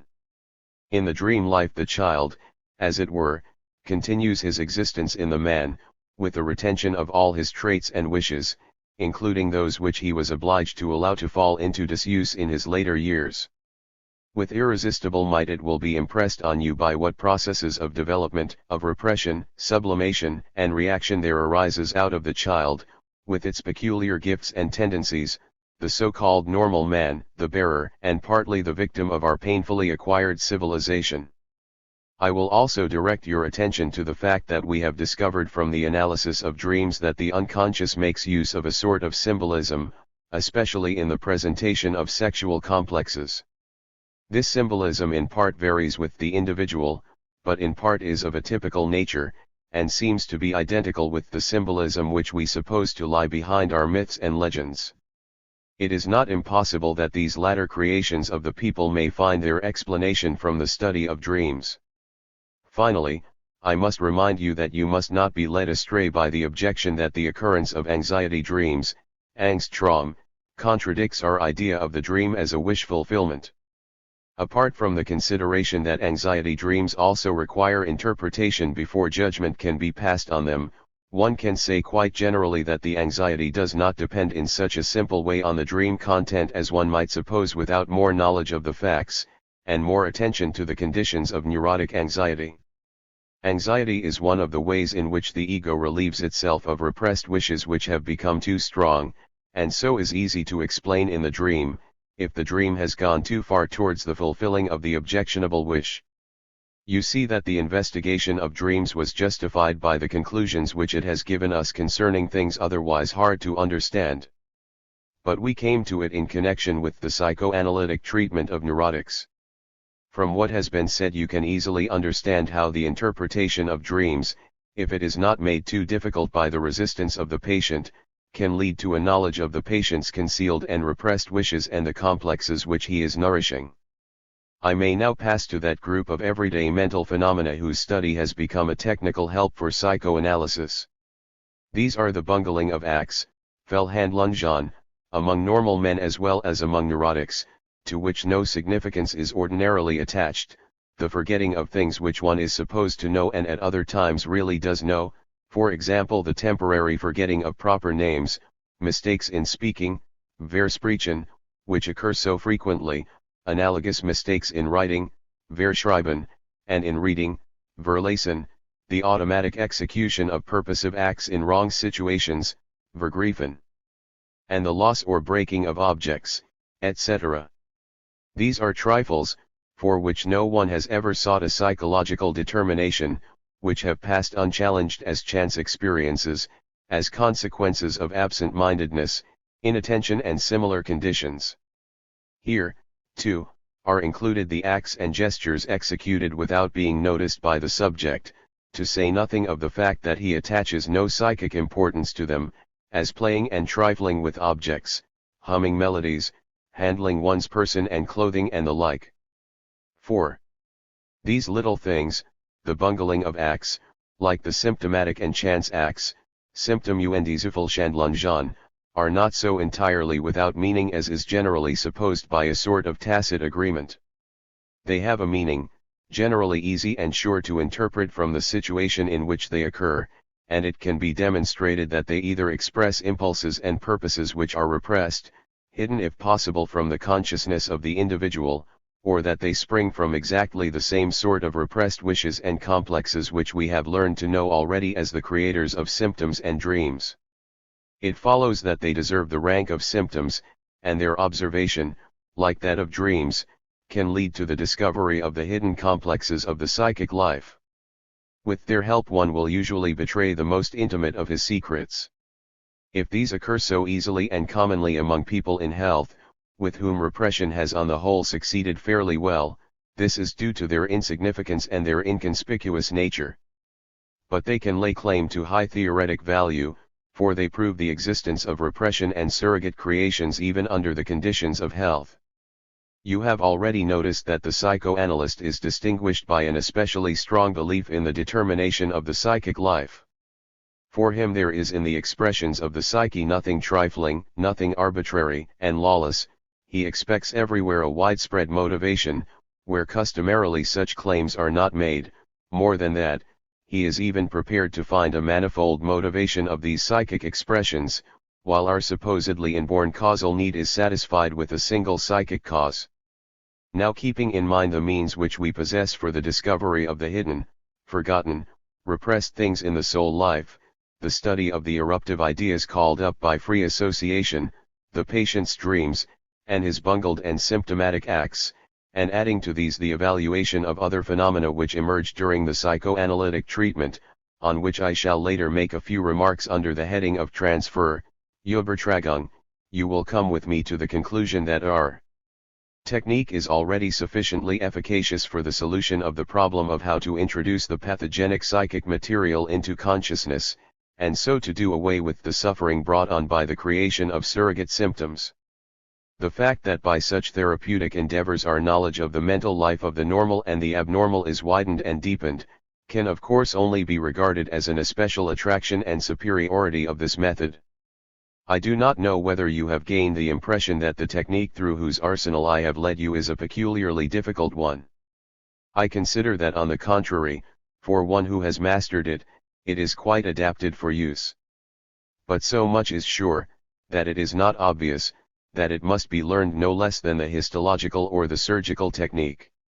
You may be surprised to learn that in Europe we have heard very frequently judgments passed on psychoanalysis by persons who knew nothing of its technique and had never practiced it, but who demanded scornfully that we show the correctness of our results. There are among these people some who are not in other things unacquainted with scientific methods of thought, who for example would not reject the result of a microscopical research because it cannot be confirmed with the naked eye in anatomical preparations, and who would not pass judgment until they had used the microscope. But in matters of psychoanalysis circumstances are really more unfavorable for gaining recognition. Psychoanalysis will bring the repressed in mental life to conscious acknowledgement, and everyone who judges it is himself a man who has such repressions perhaps only maintained with difficulty. It will consequently call forth the same resistances from him as from the patient, and this resistance can easily succeed in disguising itself as intellectual rejection, and bring forward arguments similar to those from which we protect our patients by the basic principles of psychoanalysis. It is not difficult to substantiate in our opponents the same impairment of intelligence produced by emotivity which we may observe every day with our patients.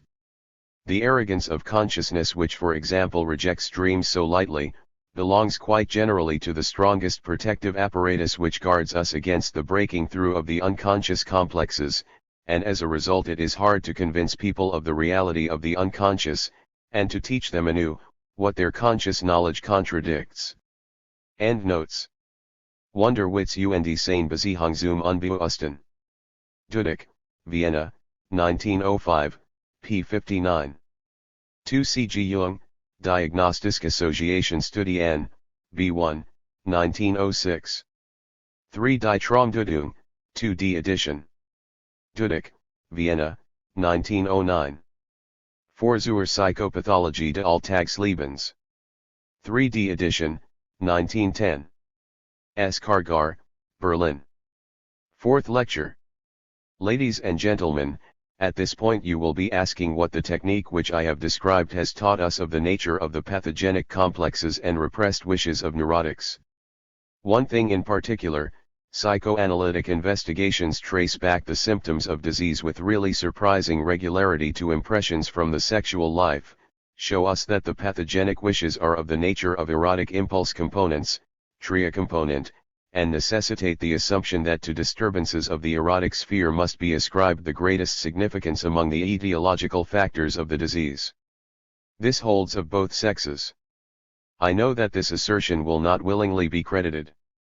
Even those investigators who gladly follow my psychological labors, are inclined to think that I overestimate the etiological share of the sexual moments. They ask me why other mental excitations should not lead to the phenomena of repression and surrogate creation which I have described. I can give them this answer, that I do not know why they should not do this.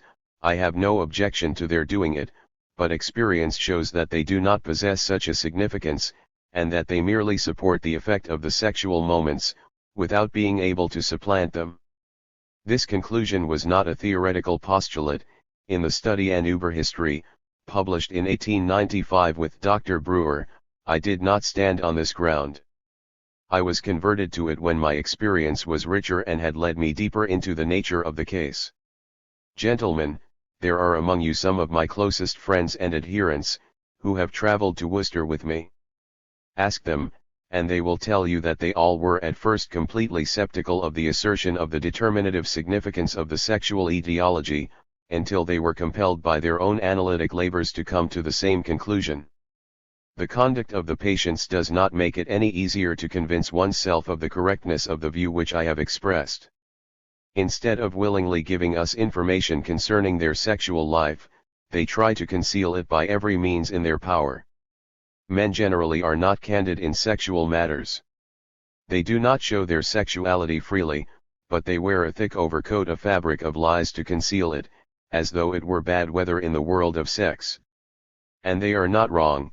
Sun and wind are not favorable in our civilized society to any demonstration of sex life.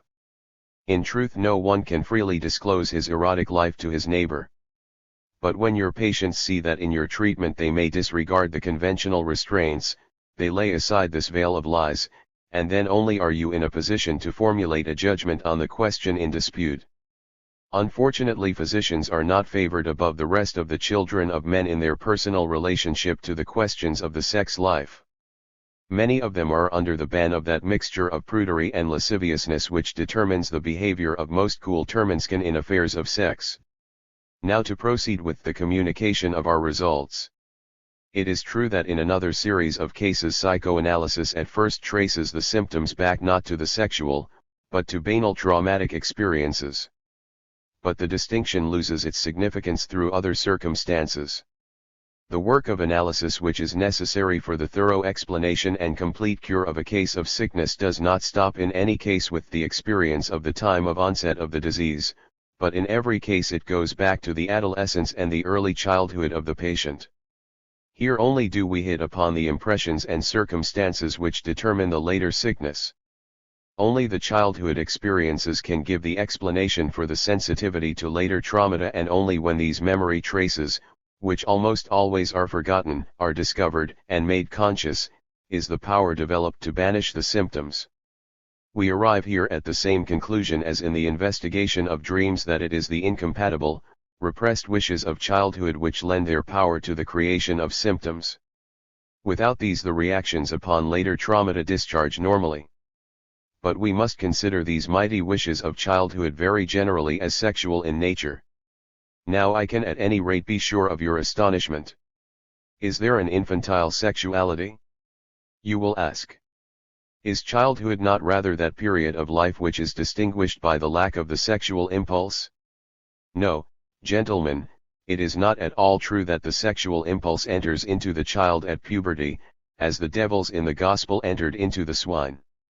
The child has his sexual impulses and activities from the beginning, he brings them with him into the world, and from these the so-called normal sexuality of adults emerges by a significant development through manifold stages.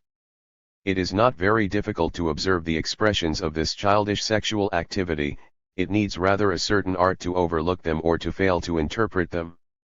1. As fate would have it, I am in a position to call a witness for my assertions from your own midst. I show you here the work of one Dr. Sanford Bell, published in 1902 in the American Journal of Psychology.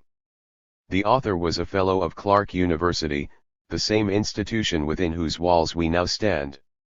In this thesis, entitled A Preliminary Study of the Emotion of Love Between the Sexes, which appeared 3 years before my Drei Abhandlungen zur Sexualtheorie, the author says just what I have been saying to you: the emotion of sex love does not make its appearance for the first time at the period of adolescence as has been thought. He has, as we should say in Europe, worked by the American method, and has gathered not less than 2,500 positive observations in the course of 15 years, among them 800 of his own. He says of the signs by which this amorous condition manifests itself, the unprejudiced mind, in observing these manifestations in hundreds of couples of children, cannot escape referring them to sex origin. The most exacting mind is satisfied when to these observations are added the confessions of those who have as children experienced the emotion to a marked degree of intensity, and whose memories of childhood are relatively distinct. Those of you who are unwilling to believe in infantile sexuality will be most astonished to hear that among those children who fell in love so early not a few are of the tender ages of 3, 4, and 5 years. It would not be surprising if you should believe the observations of a fellow countryman rather than my own. Fortunately, a short time ago, from the analysis of a 5-year-old boy who was suffering from anxiety, an analysis undertaken with correct technique by his own father, too, I succeeded in getting a fairly complete picture of the bodily expressions of the impulse and the mental productions of an early stage of childish sexual life. And I must remind you that my friend, Dr. C.G. Jung, read you a few hours ago in this room an observation on a still younger girl who, from the same cause as my patient, the birth of a little child in the family, betrayed certainly almost the same secret excitement, wish and complex creation. Accordingly, I am not without hope that you may feel friendly toward this idea of infantile sexuality that was so strange at first. I might also quote the remarkable example of the Zurich psychiatrist, E. Bleuler, who said a few years ago openly that he faced my sexual theories incredulous and bewildered, and since that time by his own observations had substantiated them in their whole scope. 3. If it is true that most men, medical observers, and others, do not want to know anything about the sexual life of the child, the fact is capable of explanation only too easily. They have forgotten their own infantile sexual activity under the pressure of education for civilization and do not care to be reminded now of the repressed material. You will be convinced otherwise if you begin the investigation by a self-analysis, by an interpretation of your own childhood memories. Lay aside your doubts and let us evaluate the infantile sexuality of the earliest years. For the sexual impulse of the child manifests itself as a very complex one. It permits of an analysis into many components, which spring from different sources. It is entirely disconnected from the function of reproduction which it is later to serve.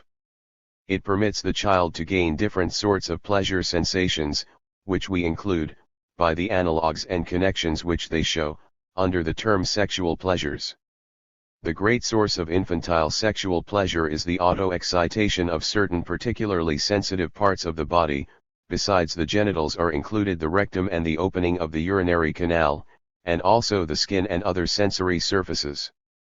Since in this first phase of child's sexual life the satisfaction is found on the child's own body and has nothing to do with any other object, we call this phase after a word coined by Havelock Ellis, that of autoerotism. The parts of the body significant in giving sexual pleasure we call erogenous zones. The thumb sucking, Lideln, or passionate sucking, one-esogen, of very young children is a good example of such an autoerotic satisfaction of an erogenous zone. The first scientific observer of this phenomenon, a specialist in children's diseases in Budapest by the name of Lindner, interpreted these rightly as sexual satisfaction and described exhaustively their transformation into other and higher forms of sexual gratification. 5. Another sexual satisfaction of this time of life is the excitation of the genitals by masturbation, which has such a great significance for later life and, in the case of many individuals, is never fully overcome. Besides this and other autoerotic manifestations, we see very early in the child the impulse components of sexual pleasure, or, as we may say, of the libido, which presupposes a second person as its object. These impulses appear in opposed pairs, as active and passive. The most important representatives of this group are the pleasure in inflicting pain, sadism, with its passive opposite, masochism, and active and passive exhibition pleasure, Schaulust. From the first of these later pairs splits off the curiosity for knowledge, as from the latter the impulse toward artistic and theatrical representation. Other sexual manifestations of the child can already be regarded from the viewpoint of object choice, in which the second person plays the prominent part. The significance of this was primarily based upon motives of the impulse of self-preservation. The difference between the sexes plays, however, in the child no very great role. One may attribute to every child, without wronging him, a bit of the homosexual disposition. The sexual life of the child, rich, but dissociated, in which each single impulse goes about the business of arousing pleasure independently of every other, is later correlated and organized in two general directions, so that by the close of puberty the definite sexual character of the individual is practically finally determined. The single impulses subordinate themselves to the overlordship of the genital zone, so that the whole sexual life is taken over into the service of procreation, and their gratification is now significant only so far as they help to prepare and promote the true sexual act. On the other hand, object choice prevails over autoerotism, so that now in the sexual life all components of the sexual impulse are satisfied in the loved person. But not all the original impulse components are given a share in the final shaping of the sexual life. Even before the advent of puberty, certain impulses have undergone the most energetic repression under the impulse of education, and mental forces like shame, disgust, and morality are developed, which, like sentinels, keep the repressed wishes in subjection. When there comes, in puberty, the high tide of sexual desire, it finds dams in this creation of reactions and resistances. These guide the outflow into the so-called normal channels, and make it impossible to revivify the impulses which have undergone repression. The most important of these repressed impulses are coprophilism, that is, the pleasure in children connected with the excrements, and, further, the tendencies attaching themselves to the persons of the primitive object choice.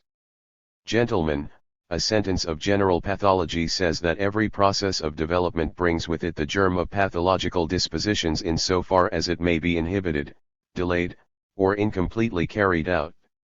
This holds for the development of the sexual function, with its many complications. It is not smoothly completed in all individuals, and may leave behind either abnormalities or disposition to later diseases by the way of later falling back or regression. It may happen that not all the partial impulses subordinate themselves to the rule of the genital zone.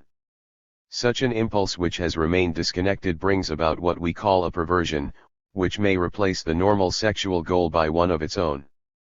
It may happen, as has been said before, that the autoerotism is not fully overcome, as many sorts of disturbances testify. The originally equal value of both sexes as sexual objects may be maintained, and an inclination to homosexual activities in adult life result from this, which, under suitable conditions, rises to the level of exclusive homosexuality. This series of disturbances corresponds to the direct inhibition of development of the sexual function. It includes the perversions and the general infantilism of the sex life that are not seldom met with.